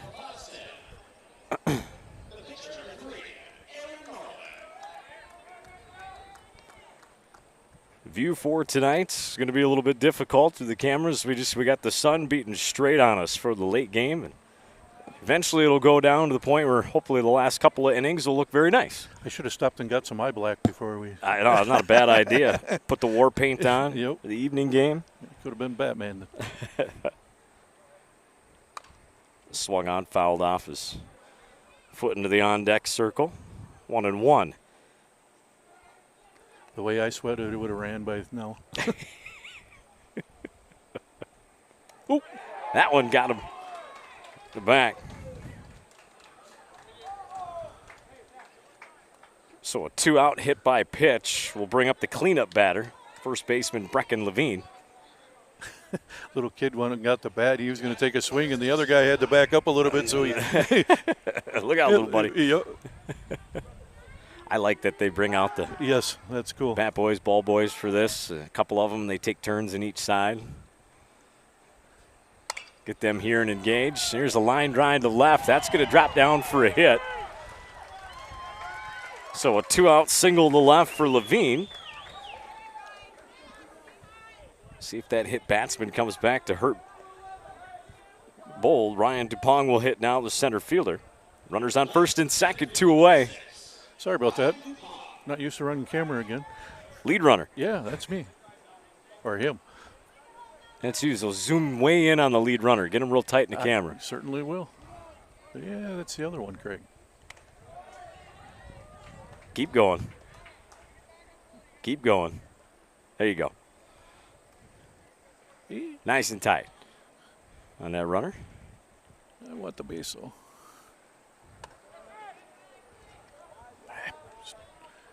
Misses. It's been 25 years last time I ran a camera for a game. Austin Community College, thank you very much. There you go. That one's going to catch for his strike, 2-1. Count to Dupong. Good location on that 2-0 pitch, outer half. Definitely not a pitch that the hitter's looking for, 2-0. 2-1 way over top of the head. Definitely not going to chase that pitch 2-1. Now it's 3-1. Taylor in danger of loading up the bases with 2 outs. And he will. Norland over to third, Levine to second, as Dupong draws the walk.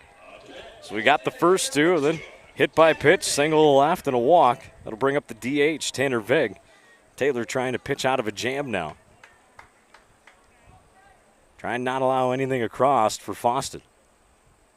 First pitch in there for a called strike, 0-1. Should he get a chance, Mulry waits on deck. Fosston coached by Ryan Hanlon, Nathan Malin, and Brad Norland, as that one's fouled off. 0-2 now.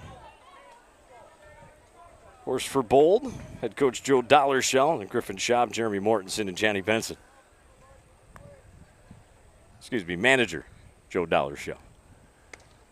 Ooh, that one just missed. Good spot. Didn't get the call. 1-2.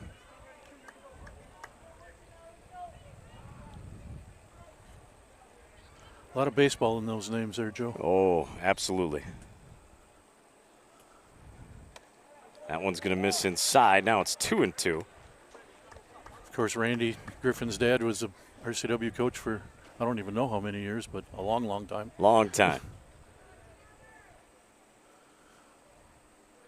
And the pitch. It's going to miss away for a ball. Now 3-2. Had him 0-2. I don't know how long before I got here, but Joe was a coach when I was here 26 years ago, so there 25 years ago. There you go, 30 plus.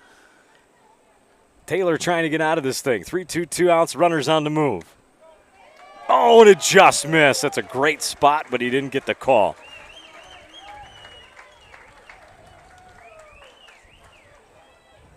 So a walk brings in a run. All with 2 outs here in the bottom of the first inning.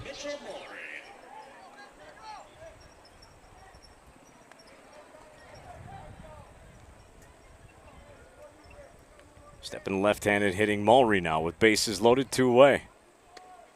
There's a called strike at the knees. 0-1.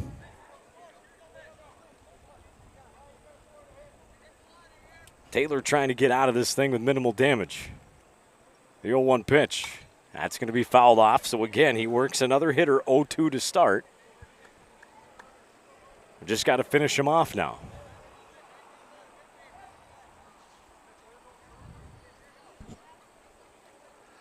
And the 0-2 with 2 away. Swung on, popped up. That should be the inning. Looks like it's going to be the first baseman.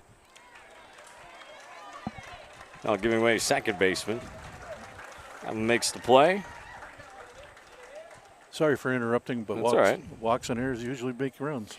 Yes, they do. That's just it. Got the first 2 outs. Pop out to center. Strikeout looking. Things were looking good. And then a hit by pitch, a single to the left, back-to-back walks. And the score is 1-0.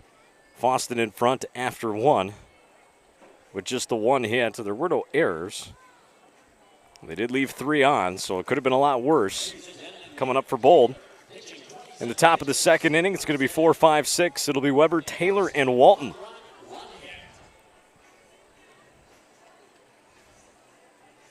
Here in the nightcap in Bird Island for the 2024 American Legion Division II State Tournament.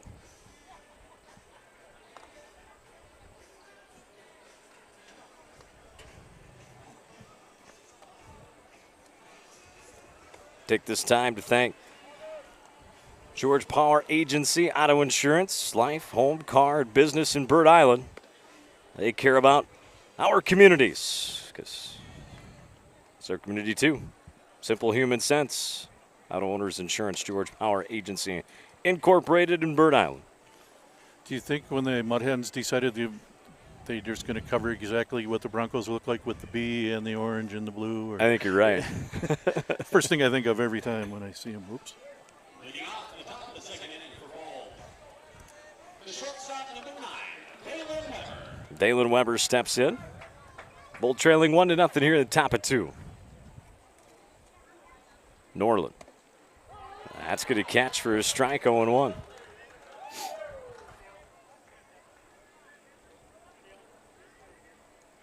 Can't think of a maroon football team, though. I mean, in pros. I can think of one in the state. But. This one popped into shallow right. Second baseman Wolf going backpedaling to make the catch. One away.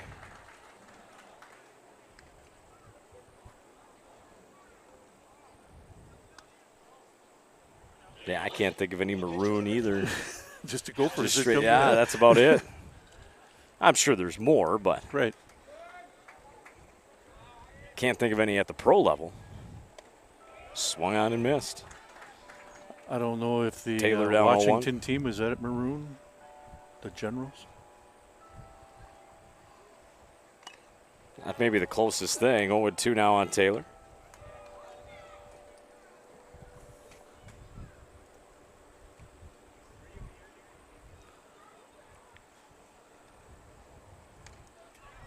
That's going to miss for a ball. 1-2 on Taylor. Good eye there. Jonah Walton waits on deck.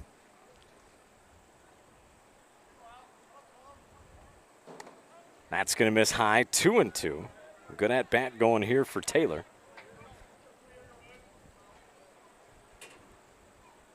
And the 2-2. Their ball got him. Got him buckled. Second out of the inning. Second strikeout of the ball game for Norland. Did you like playing in this heat, Dean? Yeah. Where you're already lathered up? I didn't mind. Me neither. I'd rather play in this than in the cold, I guess. Yeah. And this isn't. It's hot, but it's not. It's not super sticky. The dew point isn't through the roof. You know, the humidity's not through the roof. Right. Kind of like what last weekend was sticky. Yeah. That was rough. This isn't so bad. That's going to be pop foul. Right side, not a play. 1-1. Count on Walton with 2 away. You can bet there were a lot of nervous people, though, on Wednesday. Swung on and missed. 1-2. Way out in front of that one as he pulled the strings on him.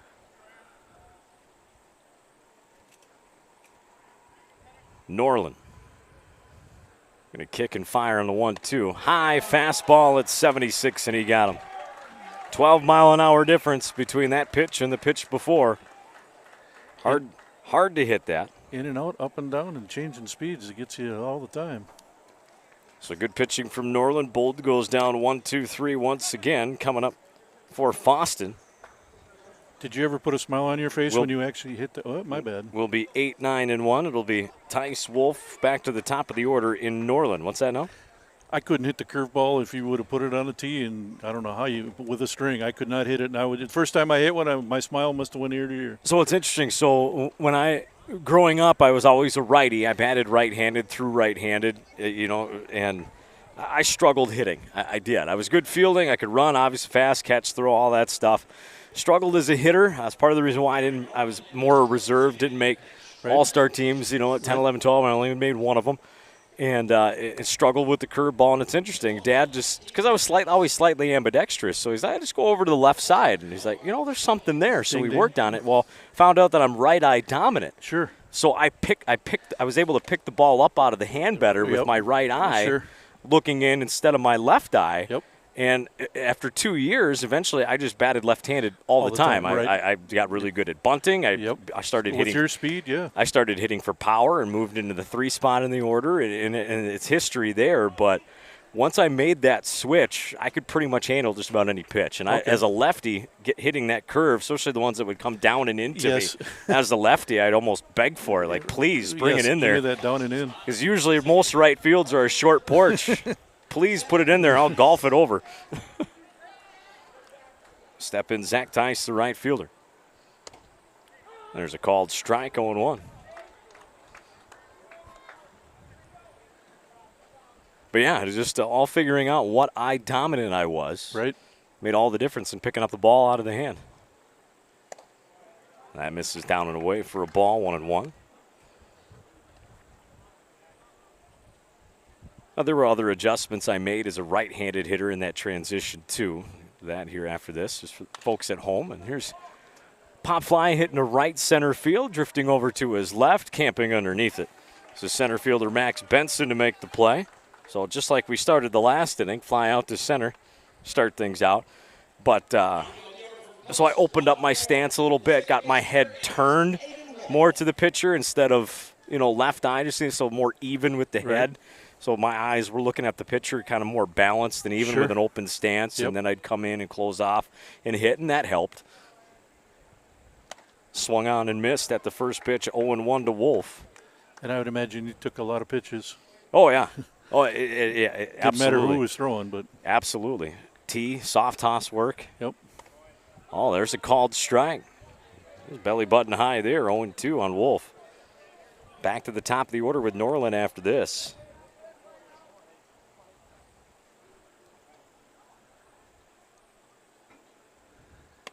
That's going to miss down and away. Nice frame job, but definitely low. You think Taylor went in the dugout and thought, hey, nerves are over, let's this pitch now? Let's go throw. Just a 1-0 game. In the bottom of the second. Taylor's going to field that. Throw on over to first, but it's going to go haywire. And it's going to go down the right field line as it takes another bad skip. And all the way to third base. From the throwing air is Wolf.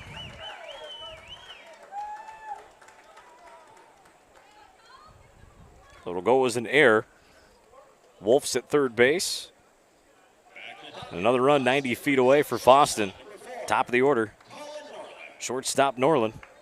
Popped out to center. In the first inning.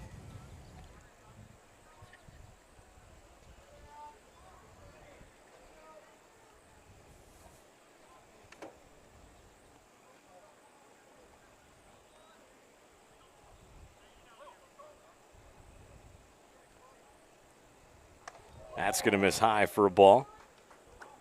1-0.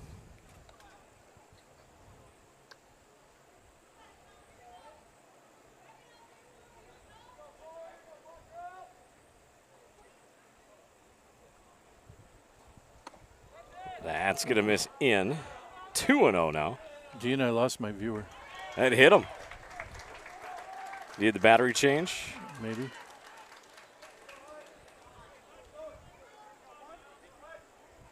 First and third. We can do it in a half inning. I got this side. Just getting it ready. First and third, 1 out. Wolf at third, Norland at first. Step in the second baseman, Bushy, struck out looking in the first. Taking off, square on to punt, come back down. They're going to throw it down, but only just to try and fool the runner. He'll take second base. Not a ton of stolen bases today. A few, but not a lot. Second and third now with 1 out. And the pitch.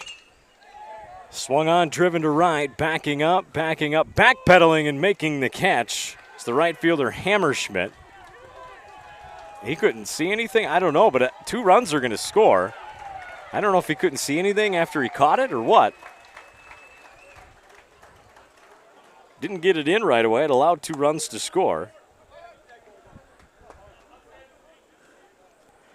Excuse me.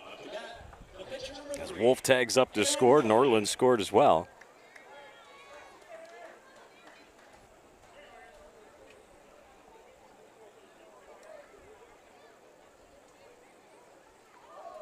And that's going to miss for a ball.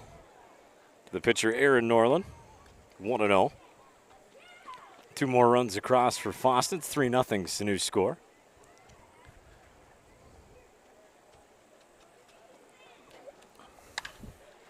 That's swung on, driven deep to left, but foul, as that almost got my car over there. Almost, huh? Just about. That was close. About a foot. Good thing you parked in front of the pavilion so it deflect. No, it almost it hit the street? It almost hit it. Yeah. He hit that a long way. 2-1 as that one misses. Such a great job they've done here with. Oh, field looks fantastic. Well, that too, but just even adding things to it all the time. Right. Well, this one's popped to centers. He missed this one. That'll be the final out of the inning, but damage done on a sac fly. 2 runs come across to score. New score reads Fosston 3, Bold 0 as we head to the top of the 3rd inning. Coming up for Bold, it's been 1-2-3, 1-2-3 through the orders so far. So we got 7, 8, 9 coming up. Flan, and Hammerschmidt.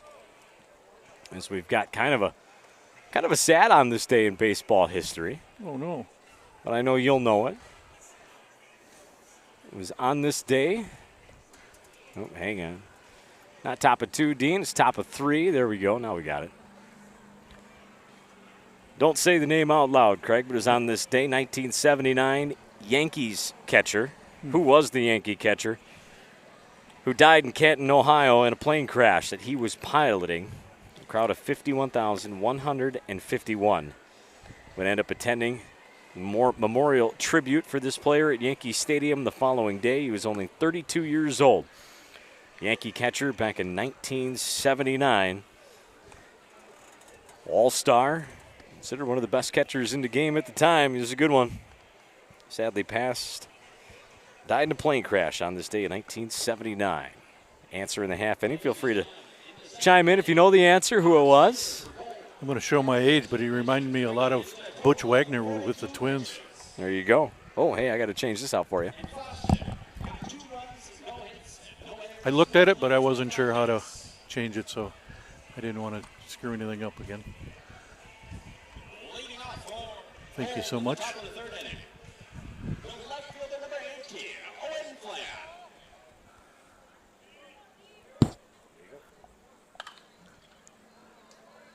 Base hit? No.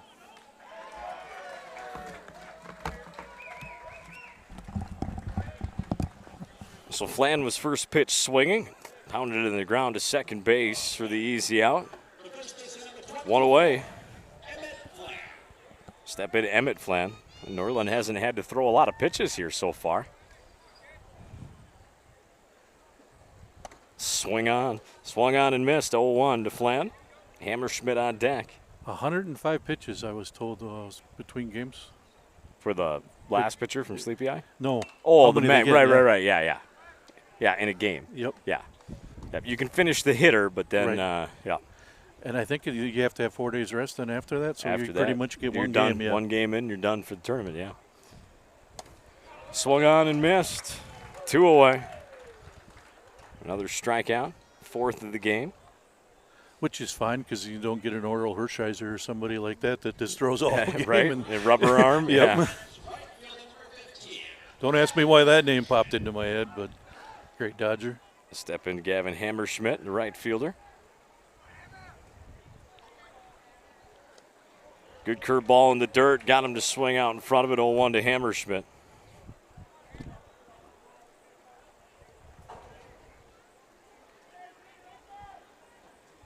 can just fast forward that sun. Yes, about But 20 not, minutes. but not the game. Yes.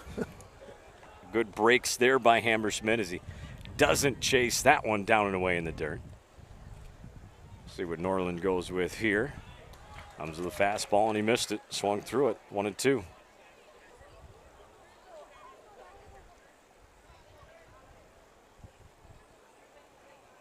And the 1-2 with 2 away. Fouled off straight back. Hammerschmidt right on that one. Still 1-2.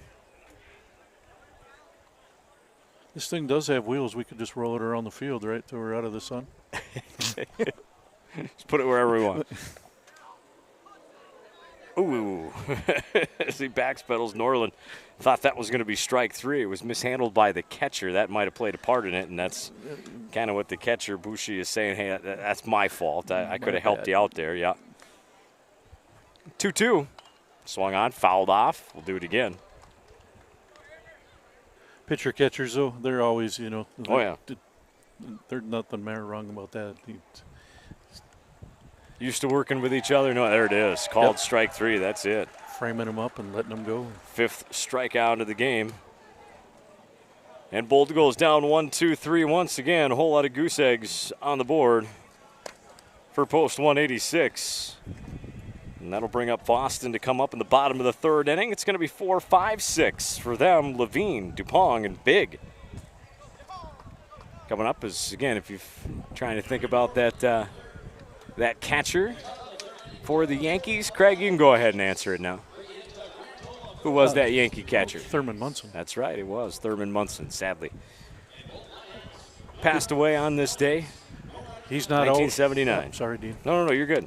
I always think of Yogi first as a catcher, and then I go to Thurman, and then there's always great catchers in New York, and well, there's great everywhere in New York, but you take your pick in the player, I mean. Yeah, Tim, you got it again. To no surprise. Any Tim I know? Double T? Double T? There you go.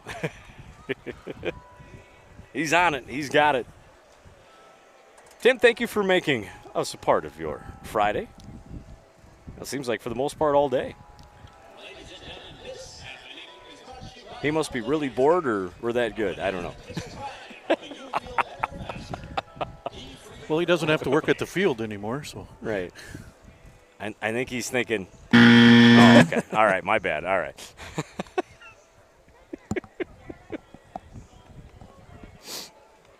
Oh, hey, when you're going on about 3 hours of sleep and been out here in the sun since about 5:40 6 o'clock this morning, you get a little goofy at the end of the day. Doesn't right? set up itself, does it? It doesn't. No, it does not.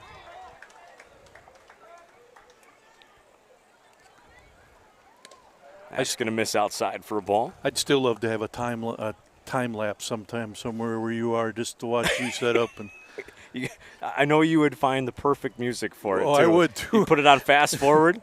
I was thinking like a Charlie Chaplin song. Yeah, there you go. 2-0. Wow, I am really showing my age right now. Connor Levine. I know Chaplin. I mean, obviously, definitely not my generation, but I know who he is. I couldn't think of any other silent movie music.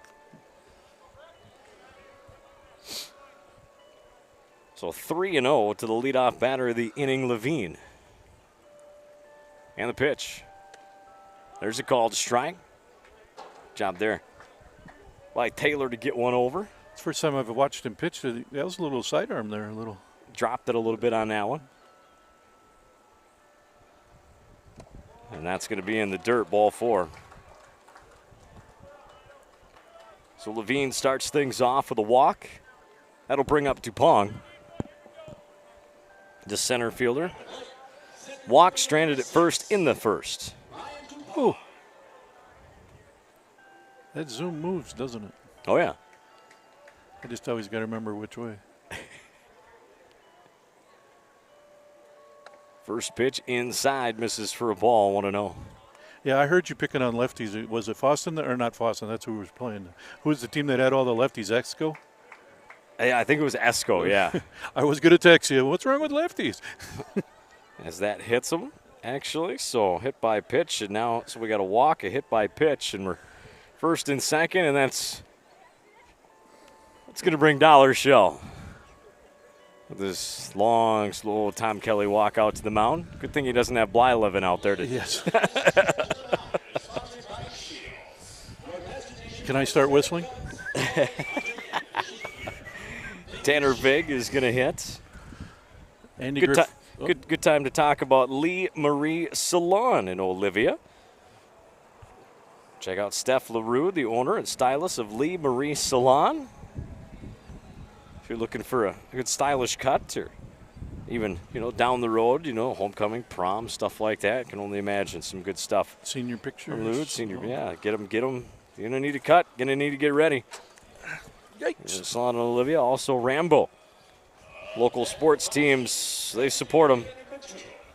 800.4-RAMBO. Give them a call or just go to rambo.com. Embroidery, screen pitching, online solutions, graphics, and more. Can't even count how many hats I've got from Rambo. Got a lot of Rambo for you, that's right. That one's going to miss away for a ball, 1-0. It's funny, if you talk to somebody from New London and Spicer Rambo, you automatically go, oh, you work over the embroidery? That's right. Taylor set, pitch, nobody out here. There's a called strike. He needed that one, 1-1.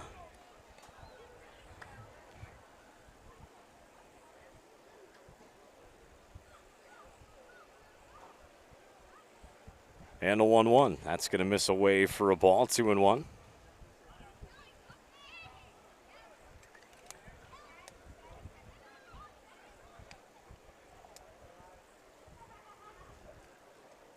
Taylor comes set. 2-1 pitch. That hit hard towards second. Picked up. Throw on over to first in time to get it out. Good play by Malvin to get over to his left to make that play, as that looked like it was headed for the hole. One away. Runners do move up 90 feet, though. Levine to third, Dupong to second. So one out. Two runners in scoring position for Fosston. Already up 3-0, looking to add to it. Mitchell Mulry will hit now, third baseman. He popped out to the second baseman in his first time up. That misses down and away low for a ball.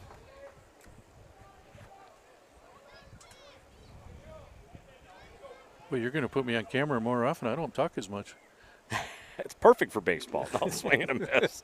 The one in the dirt, 1-1. Well, I don't have to play music, so it's kind of fun. Umpire coming out to talk. Hand him a baseball. Oh, caught the catcher. That's what's going on here. So I missed that. And the sun in my eyes looking down. Again, we've seen that a few times today. Yep. By the umpires and either the hitter or catcher when it's happened. Just kind of, all right, this is to give you a little bit of time. I'm going to go out and talk to the pitcher, ask him where the best place to eat in town is, or what his plans are for right. Last weekend I seen one take one, and the catcher turned around and go, "Are you good?" It's usually the other way around, but right. All right, we're back up and running here. 1-1 count, one away. Runners on second and third. Popped up in a left field, charging in to make the running catch is Flan. No chance to get Levine coming in. So another run will score for Fosston. They lead 4-0. RBI sac fly for Mulry. Dupong has to stay at second base. 2 away. Wow. Can't believe how bad my left to right is. My pan and my zoom. Step in Teese. I always think it's Tice. That's what I would go with. You know me better than anybody else. I'm going to go with that. PA guys aren't necessarily always right. Again, correct me if I'm wrong on the chat, but again, it's been quiet all day long, so I'm not too worried about anybody correcting me on anything, even though I'm in need of it all the time, as that misses away for a ball, 1-0. And being Fosston, I mean, we know the Bird Island and the bold teams, so it's so much easier. But we still butcher those too, right? Do you remember Fosston was in Sacred Heart? I do not remember. I know they've been over there before, but I don't remember if it was state tournament or not. Yeah, I don't know. It's a good question. I remember ACGC. Of course, they're not called ACGC and right. Legion Ball, but they had the lefty kid. What's the last name again? Kingery. That's it. That one swung on, fouled back. Big swing at that one. Bolt coach is also a Kingery. Yeah. I think he had 3 in one game, dead center field. Oh, jeez.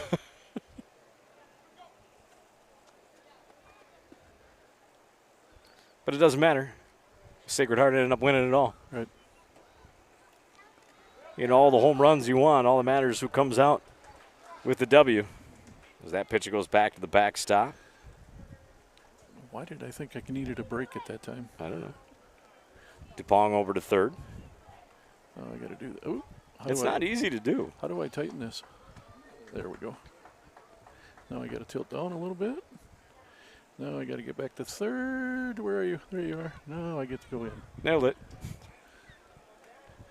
And that's usually how my brain works. Not that fast or that slow. That misses inside for a ball, and Theis draws the walk. I mean, it's not often you can pick a guy out of the crowd like Joel and just automatically be a natural. I know, right? We just duplicate him? Please. No, I wouldn't want to go back to 16. No, neither would I, to be honest with you. I'm good. I could take his skills, but. Yeah. Or how my joints and everything felt. That's pop foul. Dean, it's a good day if the feet hit the floor. That's right, 0-1. Doesn't matter how long it takes to get there. But after you push up off of the floor, it seems like every day that floor gets farther and farther away once you stand up. That misses away for a ball, 1-1.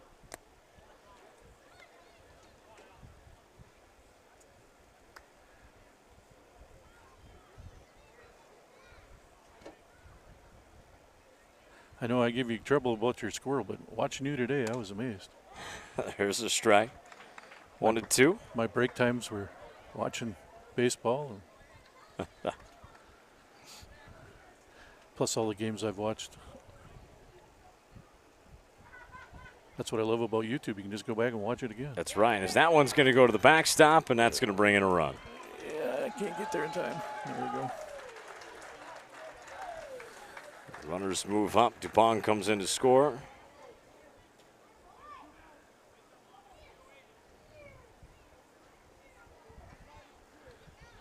Do you want count as 2-2 on Wolf? Go ahead. Just the top half and the base, or am I tight enough or close enough in, or would you like even more? Or? You're all right there. Okay.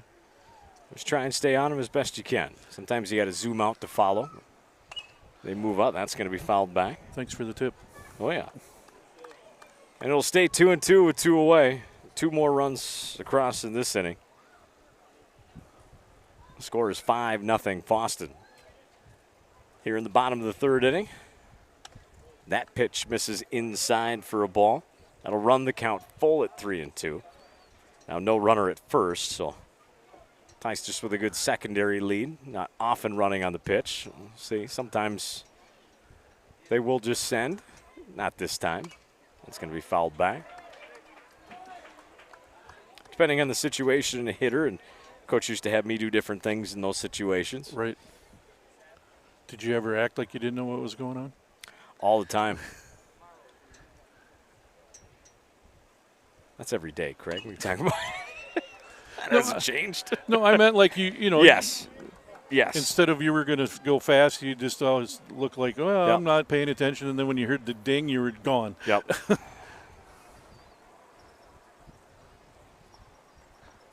And the pitch. Swung on and missed. Taylor gets out of the inning. He picks up his second strikeout. He needed that one. Still 2 more runs come across, but sad part is not on any hits.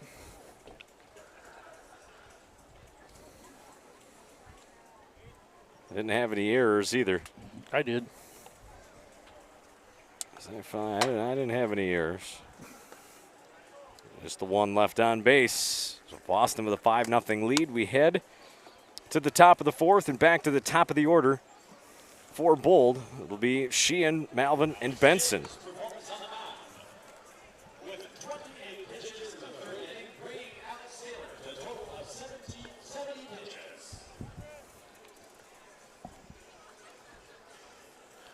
You know me, how I like music in between innings. I like it the way that they're doing it here. That it's just, you get the pitches, you get the earnings, the runs, the everything, you know. Right. That if you're not paying attention, you can just kind of listen in. That's right. This weekend's games also brought to you by Hebrink Wealth Management in Olivia. Get a hold of Corey A. Hebrink, helping clients with their financial goals. That's what he does. 320-523-5124. Check him out on the website, Hebrink, HEBRINK, First pitch, misses for a ball. Sheehan was first pitch swinging, grounded out to short in his first at-bat. And I can attest he's been doing it over 20 years. There's a called strike.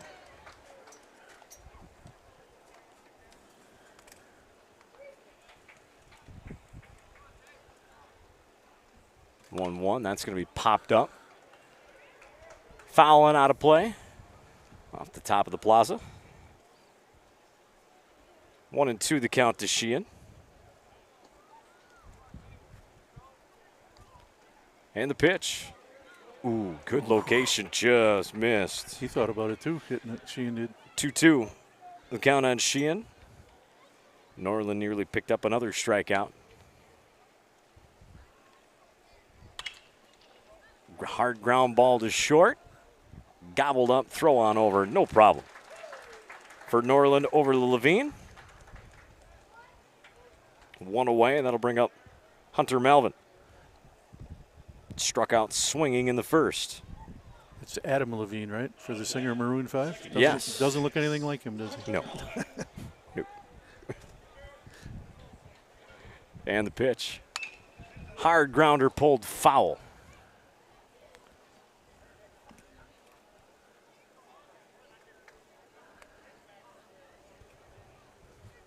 Would have liked.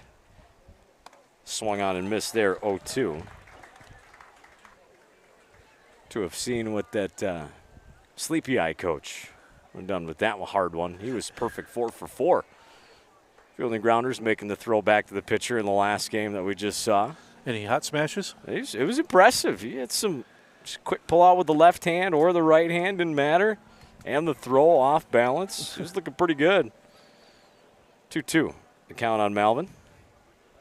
Springfield's been known for a good baseball town for many years. Swung on and missed. That was Sleepy Eye I'm talking about. Yes. Springfield too, though. Yes. Another Springfield, strikeout. Sleepy Eye, yep. Town team is beautiful ballpark too. Sleepy Eye. Spring. 6 strikeouts in the game now for Norland. Step in Max Benson, grounded out to short to end the first. Off speed misses. Looked like a good location for pitch number 1 off speed. Just didn't get the call. Could feel it cooling down, but we lost our wind. We lost our breeze. Exactly. 1-1. It's getting to that point where my glasses are starting to fog up. Line drive, base hit into right field. That breaks up the no-hitter. That breaks up the perfect game. Max Benson. So you're saying the wind's going to come back too? That'd be nice. Yeah, I thought I saw 5 miles of calm all weekend. 5 to 10. Earlier today, we get some 12 crazy, to 15. Yeah, it felt pretty good up here once we got up over top of the dugout. But cue Andy Griffith. But boy, now it's a whole lot of nothing here. Looks like Ryan Hanlon's going to come out and maybe make a change here. I think he feels like he's got this game well in hand. I think he just kept him out there because the perfect game was going. I would have. And feels like the game's well in hand, going to save Norland's arm for the rest of the weekend and be able to use him possibly tomorrow or even Sunday. He comes out looking to see, hopefully get the back turned for a number on the pitcher who came in. See what we got here. 21 is the new pitcher. What was your number, Dean? It'll be Jacob Rudy is on into pitch now. You're okay. Hang in. I know I've asked you before, but I don't remember. It's all right as he comes in the 4th. Yes. Okay. I was number 8. Always? Yep. What? How about football? Infinite greatness when you turn it sideways. Yes, it's the infinity symbol. Yes, Just it saying. is. Just saying. Best there is, best there was, best there ever will be. Thank you, Brett the Hitman Hart. Anyways. How about football? 84. Randy Moss. They told me I was the short white version of Randy Moss in high school. Really? You mooned somebody? No, I couldn't see you doing that. Well, that's, you know what, though? You talk about high school football. That is, you could say, the beginning of the connection that I have with Joe Dollarshell and yes. this area, Bird Island, Olivia, Renville, Danube, Sacred Heart. I was an all-state football player, had an opportunity to go on that Australia trip that Andy Dollarshell, as well as Mike Orth and Tim Zupke from Bold, all went on as well. Andy and I went on to become friends, and so when I got introduced to the wonderful Joe and Judy Dollarshell, and years later I got into radio and found myself back out here, surrounded by some good people and some good communities. That already knew Joe Dollarshell. That's right. Yeah, they took us in as well.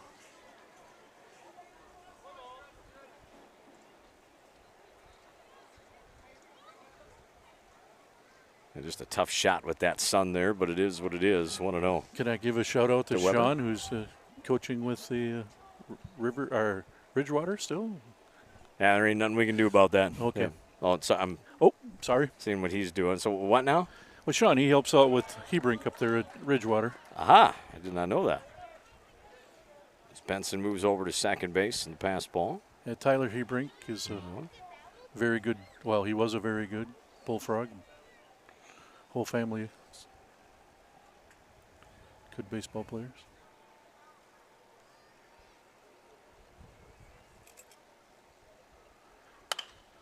He comes set the pitch. That's ripped down the third baseline. Fair ball.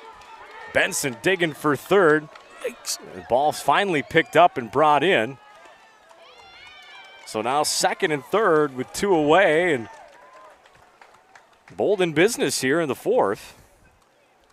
After that double down the line. Can't believe I was sleeping again.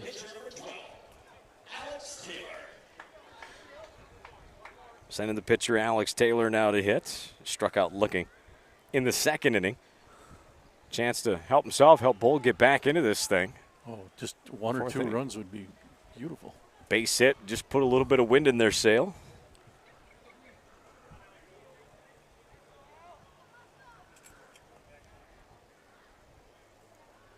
Rudy with the pitch. Swung on and missed. 0-1 on Taylor.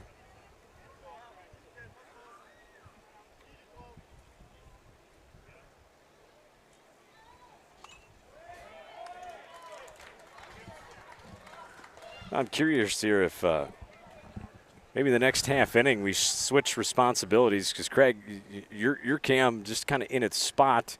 It's going to get a better picture. It's going to get a better picture than that one. So we might, next half inning, we might just switch roles, and you'll follow the lead runner, and Craig, you'll be the wide shot. Just follow the ball. Can do that. Hopefully. We'll make that adjustment. And swung on and missed. Another strikeout. So that's what we'll do. So we'll flip-flop that. Joel, you'll be on the lead runner. Craig, you'll be on the wide shot. So a couple of hits in that inning for Bold, but no runs come across. There's a couple left on. We had the bottom of the fourth inning. It'll be the top of the order coming up for Fosston. Norland, Bushi, and Rudy, who's in the game now for Norland. 5-0 still the score. Fosston on top.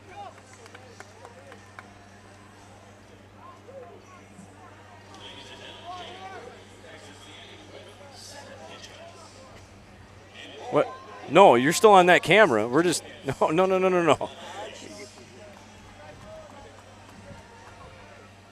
I was wondering what you were doing. Well, that's one that pulls the camera. No, you're going to be, because that one, because it's not looking directly into the sun. I get it, no. It's got the better angle. I worked all day. My brain's just fried. So now pitching for Bold.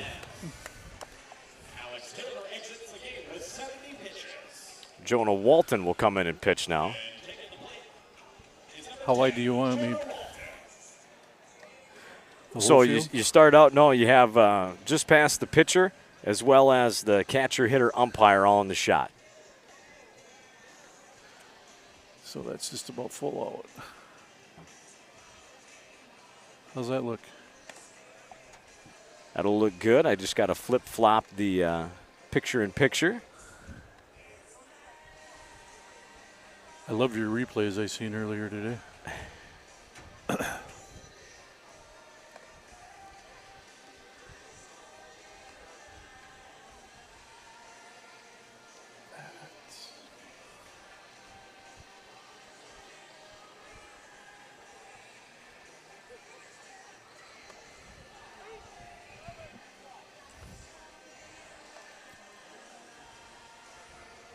There we go. Yeah, that's a little bit better. Still a big glare there, but it's definitely better. Do you want me to than what tilt was down on and there? try to get rid of that glare for you?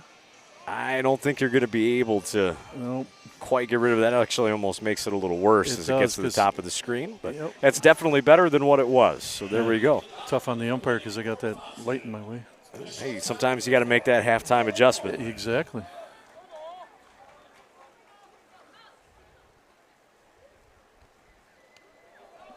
First pitch, beanball.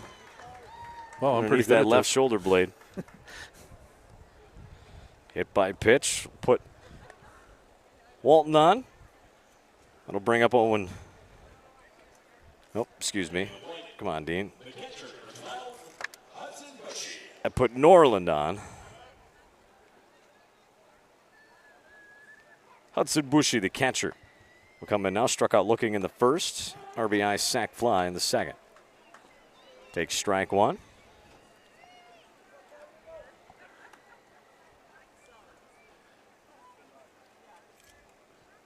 Walton comes set.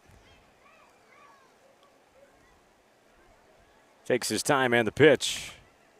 That's in there for a called strike, 0-2. Do you want me to try to tilt and zoom in at the same time with the ball? No, just you're going to back up. You're just going to follow wherever the ball goes when it's put in play. You just leave it right there until it's put in play. Swung on, fouled back.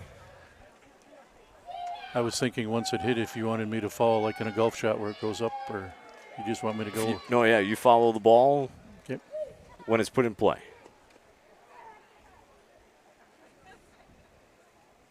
Oh, and 2. Nobody out, runner on first. Swung on, line drive down the right field line, and that's going to bounce fair. Chugging into third is Norland. He's going to be held there as the ball comes in. So we'll double down the right field line for Bushy.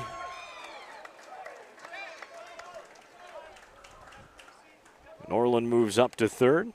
Second and third down, nobody out. 14 for courtesy. That'll be Trevor Vig.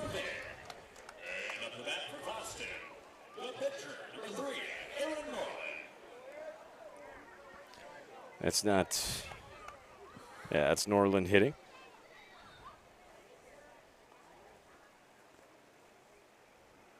And the pitch, that hits him right in the back. 2 hit batters this inning. So bases loaded now, nobody out for Fosston here in the fourth. Trying to add to their 5-0 lead.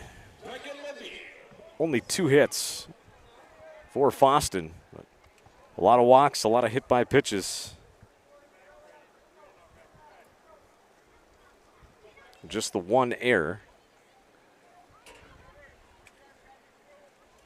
for Bold.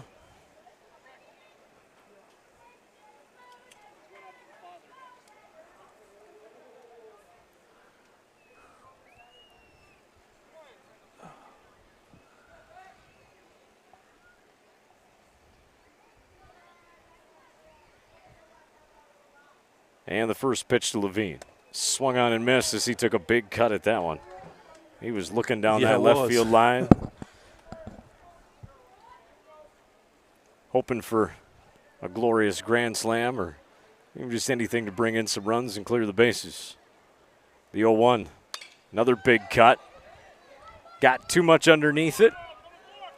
And it's going to be the left fielder. Flan to make the play. Throw comes into the plate, but sliding in safely.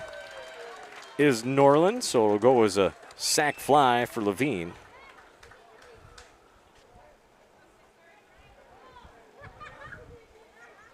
One away. Runners at first and second have to stay put. It'll bring up Ryan Dupont. Dupont hasn't had that bat yet. Walked twice. Walked once, hit by a pitch, and scored. Anyway on. That's right. There's a called strike, 0-1.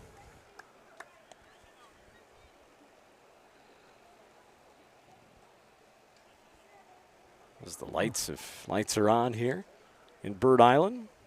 I'm just waiting for that sun just to get down underneath those minutes. clouds. That's right. That's popped up.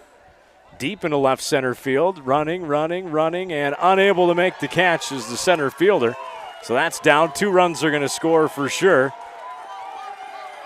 And it'll be a 1-out, 2 RBI double for Dupont into deep left center field. As Bushi and Norland come in to score.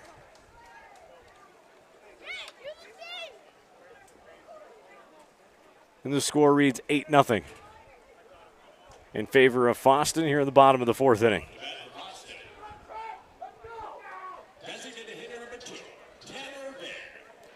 DH Tanner Vig now. Walked and grounded out to second. Takes outside, ball 1. On deck is Mulry.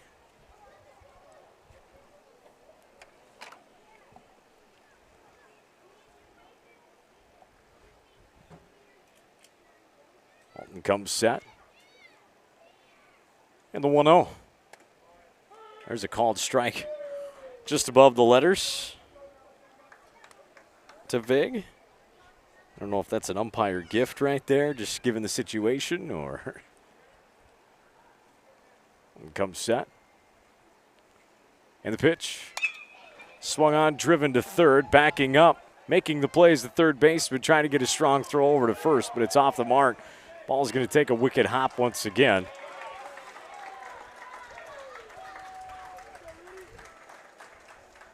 Almost looked like the third baseman, Braulich, thought it got by him. He saw him look and realized, oh, wait, no, it's in my glove. Those are tough ones.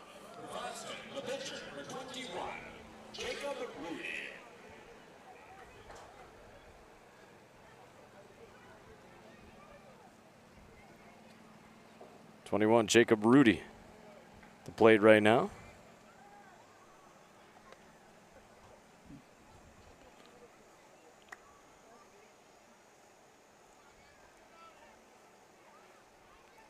One and 0 the count to him.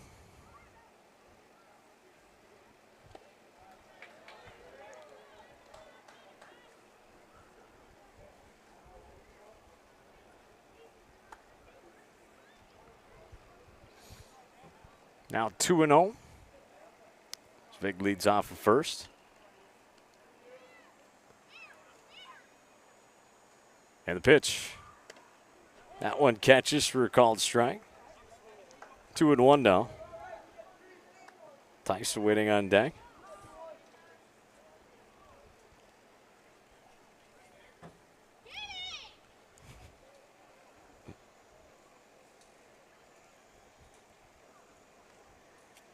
Walton with the pitch. Slow roller to third. Quickly over to second for 1. To first, not in time. Good attempt there to double play. Still got the lead runner as Vig is set down. So 2 away.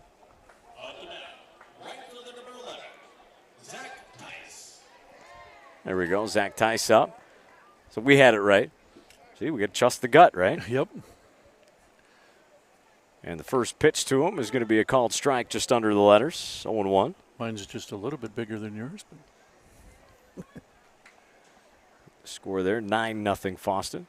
Instincts get you away a lot in baseball and sports, too. That's true.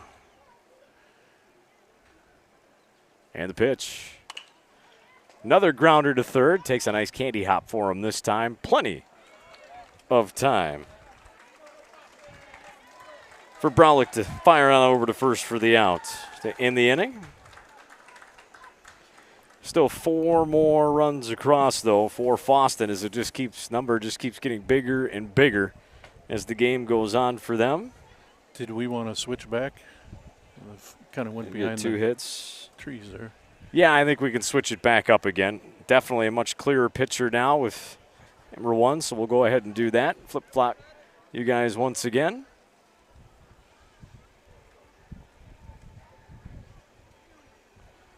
To the sub-screen.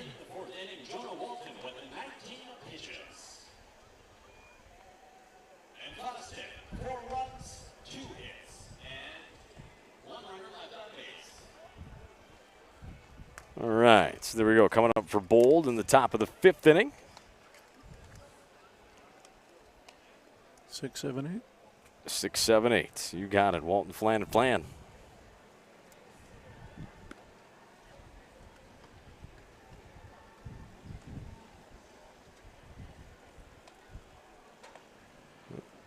Dean, in most sports, it's always safety first, but why do they have a lifeguard in the Olympics in the swim team?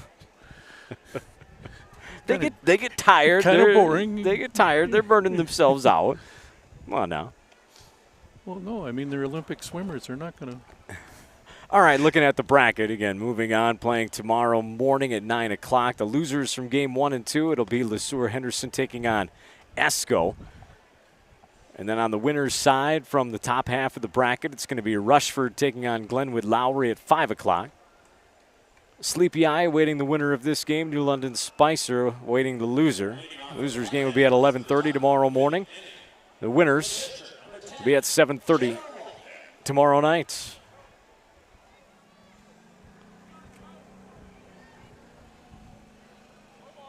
Step in Jonah Walton, who's pitching now. Walton 0 for 1 with a strikeout. Takes high ball 1.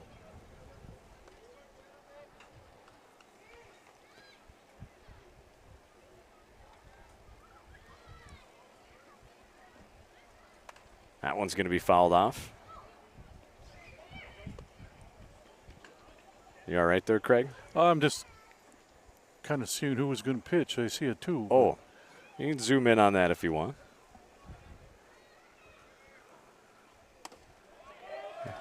There's called strike 1 and 2. I have a great set of binoculars I've meant to bring. Otherwise, let's get the hitter here. Oh, I thought we switched. We did. You're on the hitter now and the lead runner. Called strike 3. Walton goes down on strikes. Sorry, I thought I went back just to the lead runner. You did. That's what you're on. There is no runners on base. You're all right. You're good. I thought you were just getting the bullpen because they were warming up over there. No, when you said that before, I thought you just wanted it on first base when the runner got to first. You wanted me to follow that runner, not the – okay. If there's nobody on, then you're down here zoomed in on the – Now I'm caught on. We're good. We got it.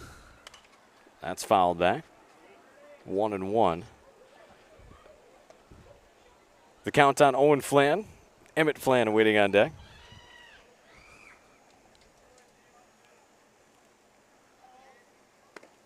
Good breaking ball there. Catches on the inner half. 1 and 2 to Flan. You want the pitcher in this too?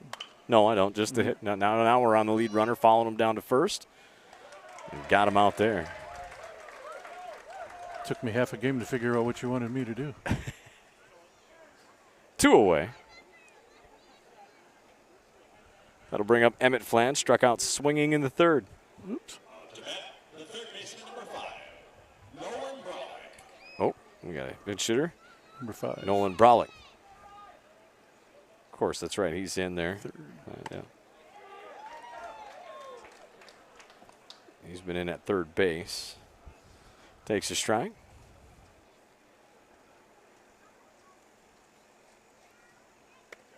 Takes another strike. Quickly 0-2. See what Rudy does here. Into his motion, the 0-2 fastball. No, this is away with something off speed, 1 and 2. Figured to just bring some high heat there, see if you can just get him to chase it. Yep, 9-0, don't need to get cute here. And the pitch. There's the fastball. Pounded into the ground is short. Flip on over to first by a half step. Got him. Inning over. Bolt goes down 1-2-3. Score is 9-0 as we head in the bottom of the 5th inning. Fosston only needs one more run to 10-run bowl. Got 9-1-2 coming up. Wolf, Norland, and Bushi on the way for Fosston coming up And we did get in that 5th inning. There will be a pitching change. Okay. I hear little Beastie Boys in the background. I think you do. I do. Number 2. A little intergalactic. Yep. Now you're speaking my language music-wise. Oh, you were singing The Offspring and some of that other stuff that. Oh, yeah. I find myself just playing the same stuff over and over again. I got such a wide library. I could take your pick, right? Yeah. Well, I know what works and what doesn't. And once I finally figured out the music was for the fans and not for the. Pitching now for Bold is number 2, Cole Eulenkamp. Eulenkamp. My favorite kind of lefty. As Walton moves back over to third. I don't know who Eulenkamp is coming in for. Again, I'm riding blind right now. Anybody in the outfield, I definitely have a hard time seeing any numbers.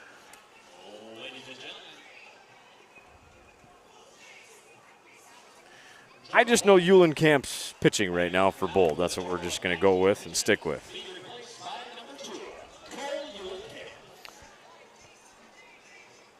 Hometown Bank Stars Savers. Part of Hometown Bank. Rewards parents will love. There's the Young Savers program. Earn some service stars. $2 now there for that. Good grades. $2 per A as well. Education for a lifetime with Hometown Bank. Star Savers for your kids. Earn and learn. Proud sponsors of Legion Baseball. Go to myht.bank. For your Hometown Bank. Well, I would have been all right on the money part. The grades, we would have had to work a little bit harder. But maybe if I had a $2 incentive back then. Well, and I had 50 cent. The thing is, I had the tough gym teacher. You know, I had Patty Mrs. Dykowski. It was Patty, and of course, she was the one that made you study for all the tests. Right. And did all, Mr. Dahl was the one that here's some basketballs, right. go play around and Yes, do nothing. Exactly. Everybody gets an A. Yep. To learn every little rule to badminton and right. all those other real weird sports. Yep. I appreciate it now, though. Oh, yes.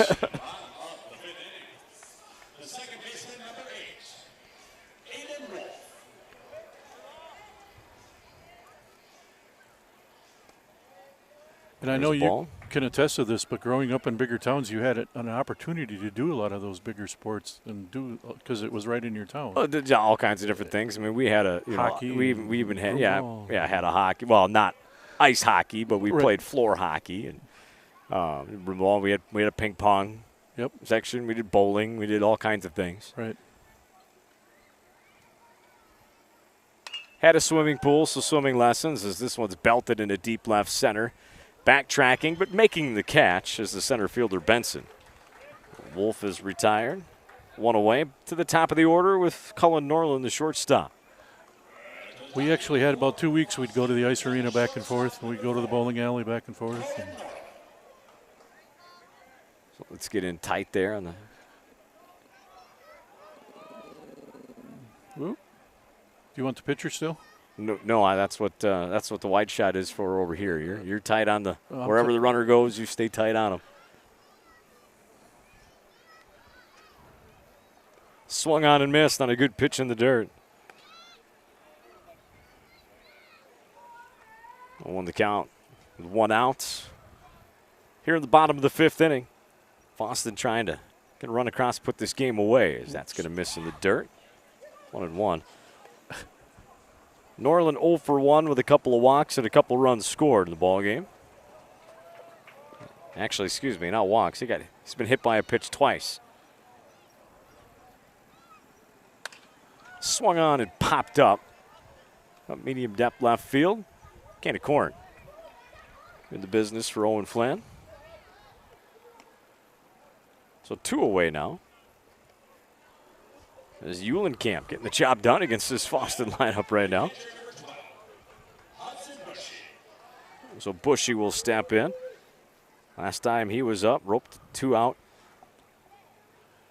Oh, excuse me, nobody was out. Double down the right field line. This is just a little dribbler out in front of the pitcher, and it's going to get thrown away.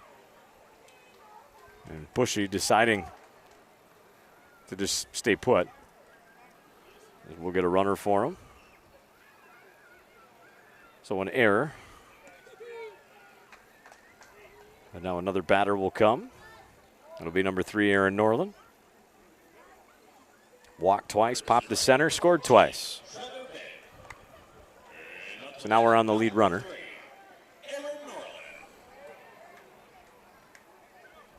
Get in there on him. The other way. That's in the dirt. No advance. That's perfect. 1-0. Count to Norland. 9-0 Fosston with the lead here in the nightcap. Looking to be the final team to advance. Joins Sleepy Eye, Glenwood-Lowry, and Rushford. All will be vying for a state championship this weekend. As that misses for a ball, 2-0.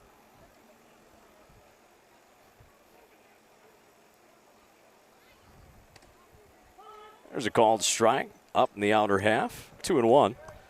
Should he get a chance, Sprechen Levine awaits on deck. Excuse me. And the pitch.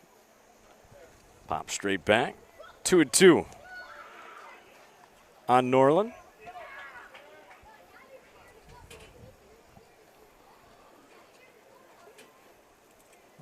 Eulenkamp and Bold just trying to hang on another inning here. Swung on and missed, dropped. Yeah, dropped third strike with 2 outs. Can throw on. Full is off the mark, sliding, safe. Yes. Wow. Unreal. And then he could have tagged him too as he was off, but didn't. And that's what Coach Benson's saying. Hey, keep the tag on him. We could have had him. He came off the bag as he was down there. So it's a strikeout and an error. And Norland's on. Bushy over to second. So now the cleanup batter and Levine is up. Singled in the first, walked and scored in the third, and had a sac fly in the fourth. There's a called strike. 0-1. Base hit could end it here.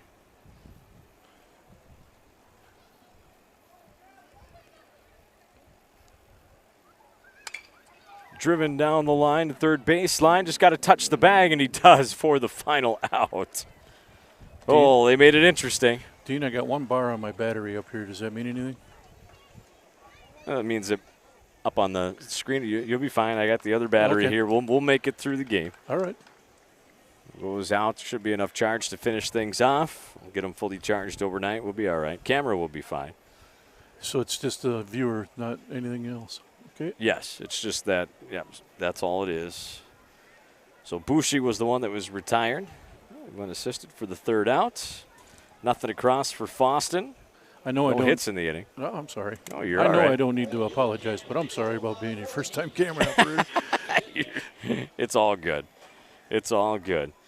9-1-2 coming up for Bold in the sixth. That'll be Hammerschmidt, Sheehan, and Melvin.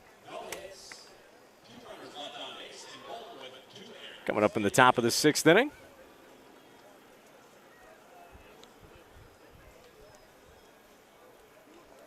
Bold needs a lot of base runners and a lot of runs right now. They're hoping to have any chance. Back into this.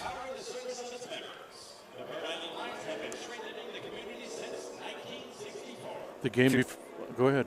If you're looking for a wealth advisor, get a hold of J.P. Schulte. It's Joseph Schulte and Samantha Erickson. Go to JPS Schulte, SCHULTE wealth.com in Olivia. Or you can give them a call, 320-523-7041 for financial wealth needs. Okay, I lost my viewer. Uh-oh.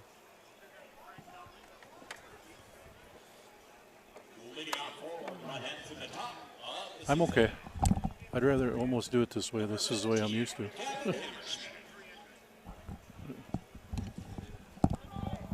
All right, he's good. We'll get it in the half inning.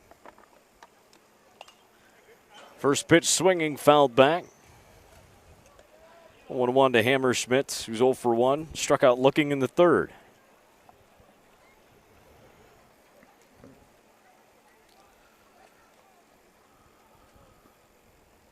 Pitch misses away for a ball, 1-1.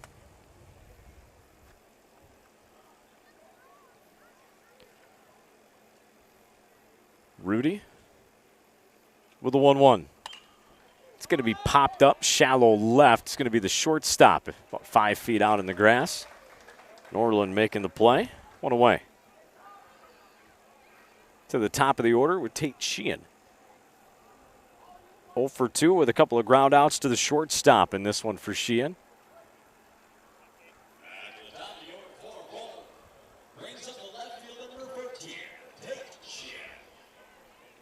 Nine 0 Fosston in front here in the top of the 6th inning. Bull just fighting for life here, just trying to have some good at-bats and do some positive things. There's a called strike on Sheehan. Malvin will hit next. This is the situations where you still go about your business as a hitter. Good breaking ball, diving down and away there. He swung over top and threw it 0-2 on Sheehan.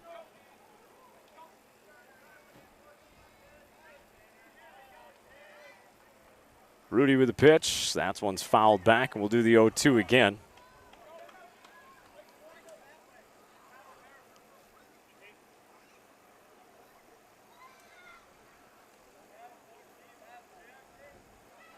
And the 0-2. Line drive, base hit in the left center field. It's going to find the gap. It's going to be 2 for Sueur. So it goes all the way to the warning track. Stopping at second base. Throw comes in behind. They get it. Ooh, that was really close at second. And a bang, bang dive back and tag there. Let's look at that play again at second base. It's a heads-up play by the shortstop to fire it over there. Yeah, he got back in safely.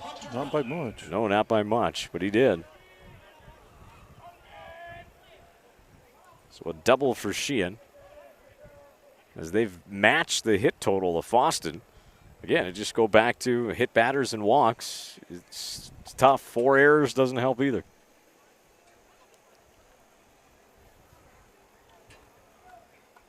Excuse me. Malvin in the ball game is struck out twice swinging. We say it all the time, but when you get to this level, everybody's good. Yes. For the most part.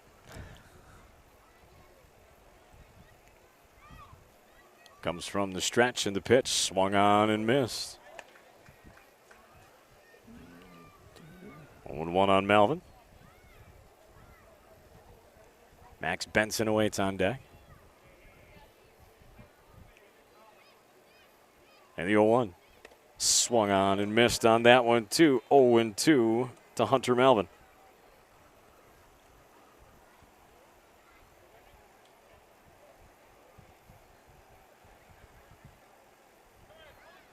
Time is called by Malvin. Rudy was taking a little bit too much time for him, to his liking. Oops.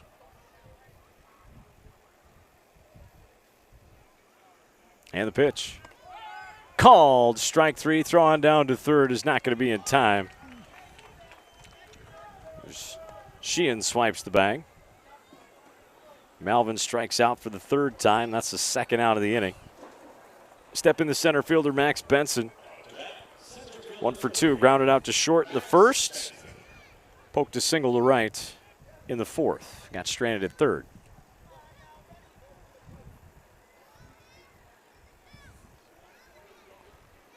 Rudy. Gonna go from the windup. That runner on 3rd. 2 outs. Benson tried to get something.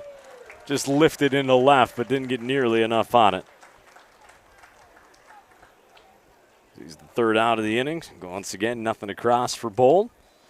We go to the bottom of the 6th inning. Still 9-0. Fosston in front. It's going to be 5, 6, and 7. Coming up for post 114. Dupont, Vig, and Rudy.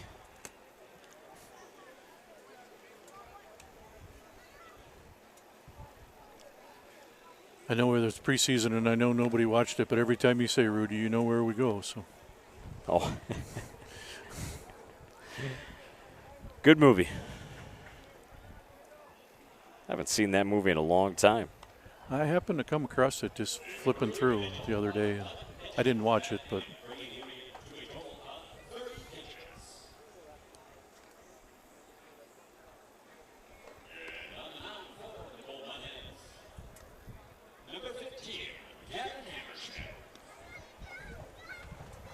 so Hammerschmidt on to pitch now for Bold.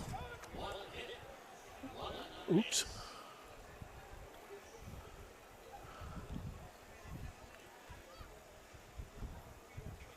Out into right is Braulick.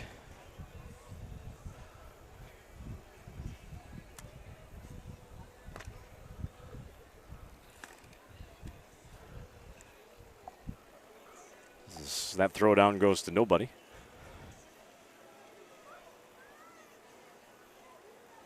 It'll be the center fielder, number 6, Ryan Dupont.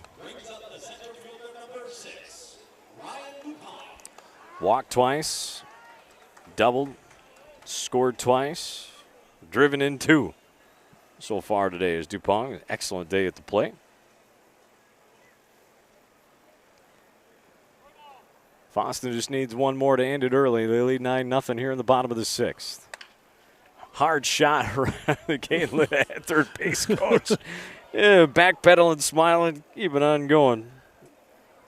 That's Ryan Hanlon over there. I seen it ricochet off the pole. Back out into left field. Pong with a G. What's Pong? that? His last name with a G? Yes, it is. Okay. The video game. Open stance. Takes low for a ball that'll even things up, 1-1.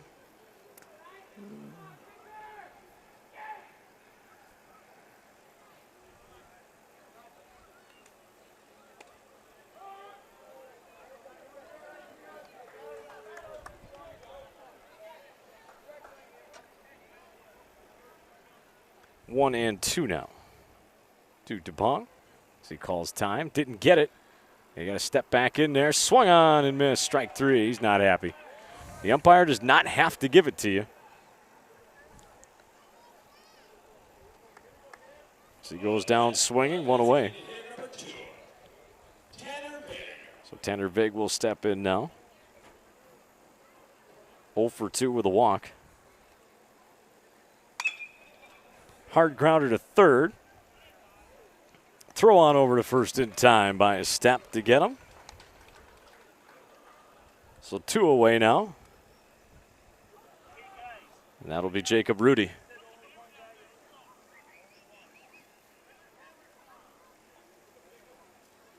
Making the play for Fosston, the pitcher, number 21, Jacob Rudy. Rudy reached on a fielder's choice in the 4th.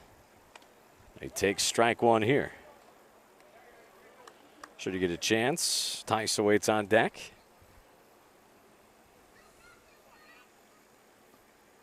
And the pitch. Check swing fouled off. Down 0-2 now with 2 away.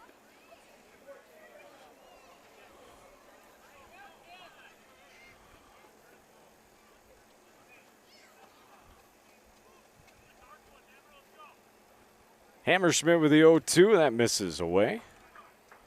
1-2. And Bold just trying to give themselves one last at-bat in this game.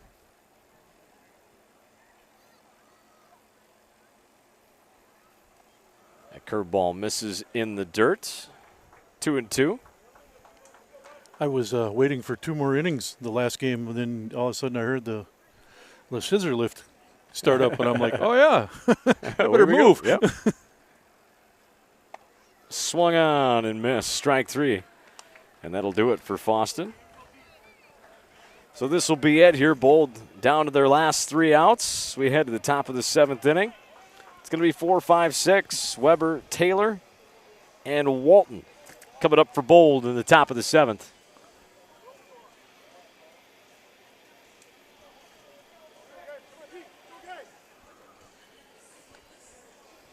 Craig, we're not going to run any extra tests tonight. We're going to pack up and head out. I am tired and ready to go. It'll be another early and long day tomorrow with the first game starting at 9 o'clock. Certainly will be.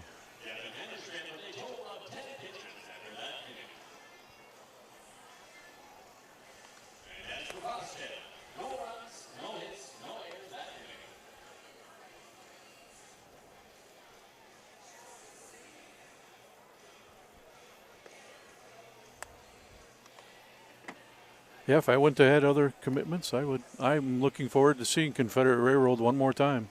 Oh, that'll be good. Yeah, that'll be a lot of fun. The last time my wife and I went to a real date, was at Confederate Railroad in Rochester, yes. There you go. With my folks. No, I'll be in good hands tomorrow. I've got father-daughter Gustafsons. We'll be here all day. Yeah. All day. Just like Joel Rockstars tomorrow. Yep. Ella and Jimbo. And committed to Sunday as well. So there you go. They're good people. Yes, they are. Do a lot for the Baseball Association and RCW. You should message Jimbo tonight and be like, follow the runner. Just text him, follow the runner. He's smarter than I am. He's a UPS driver. He can follow that He kind can of stuff. He can follow. That's right. No problem. I thought you just when the runner got on base, and that's exactly what I thought. So Carson Hickel will hit for Weber. Takes ball 1. Next time I'm going to need detailed instructions. And the 1-0. That's going to be a called strike. There will never be a Renville County camera guy. I can tell you that right now. Sticking to music.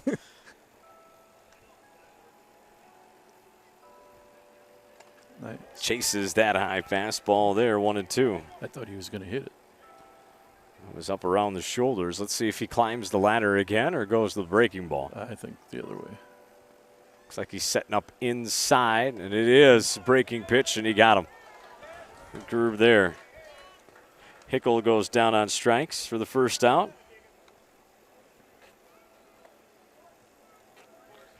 10 combined strikeouts between the two Fosston pitchers in this game. I know you like the things about baseball. You can just tell by watching it so much. Like he moved inside, you knew it was going to be, where he was setting up and what kind of pitch it might be. And right.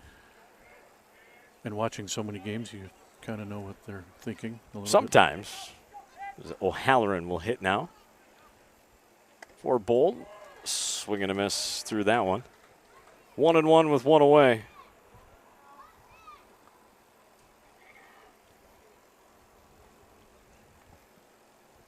And the pitch.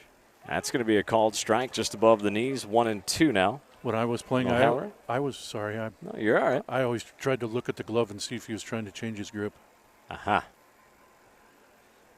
Every pitcher is different. Some will do that to bait. Right. There's that misses high. Didn't quite get over top on that release. And the 2-2. Fastball misses low. 3-2 now. And I never was a really good baseball player. I was a better softball player because I dedicated myself. But I know there's whole totally different sports. But as that misses in O'Halloran. Draws a pinch hit walk. Step in Jonah Walton. No, we're going to get 33. Bryce Hensland will hit.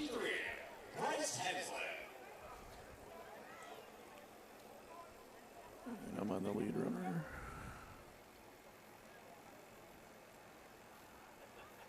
First pitch to Hensland. Going to be a called strike at the shoulders. 0-1.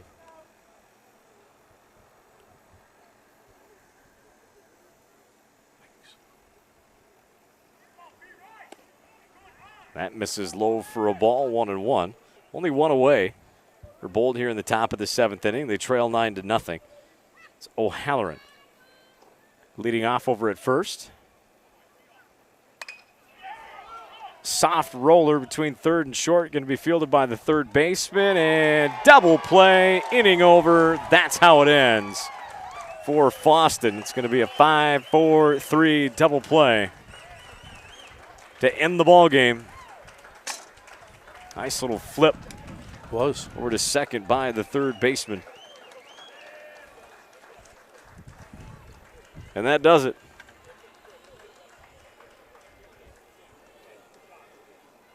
So congratulations to Fosston in their first ever trip to the state tournament.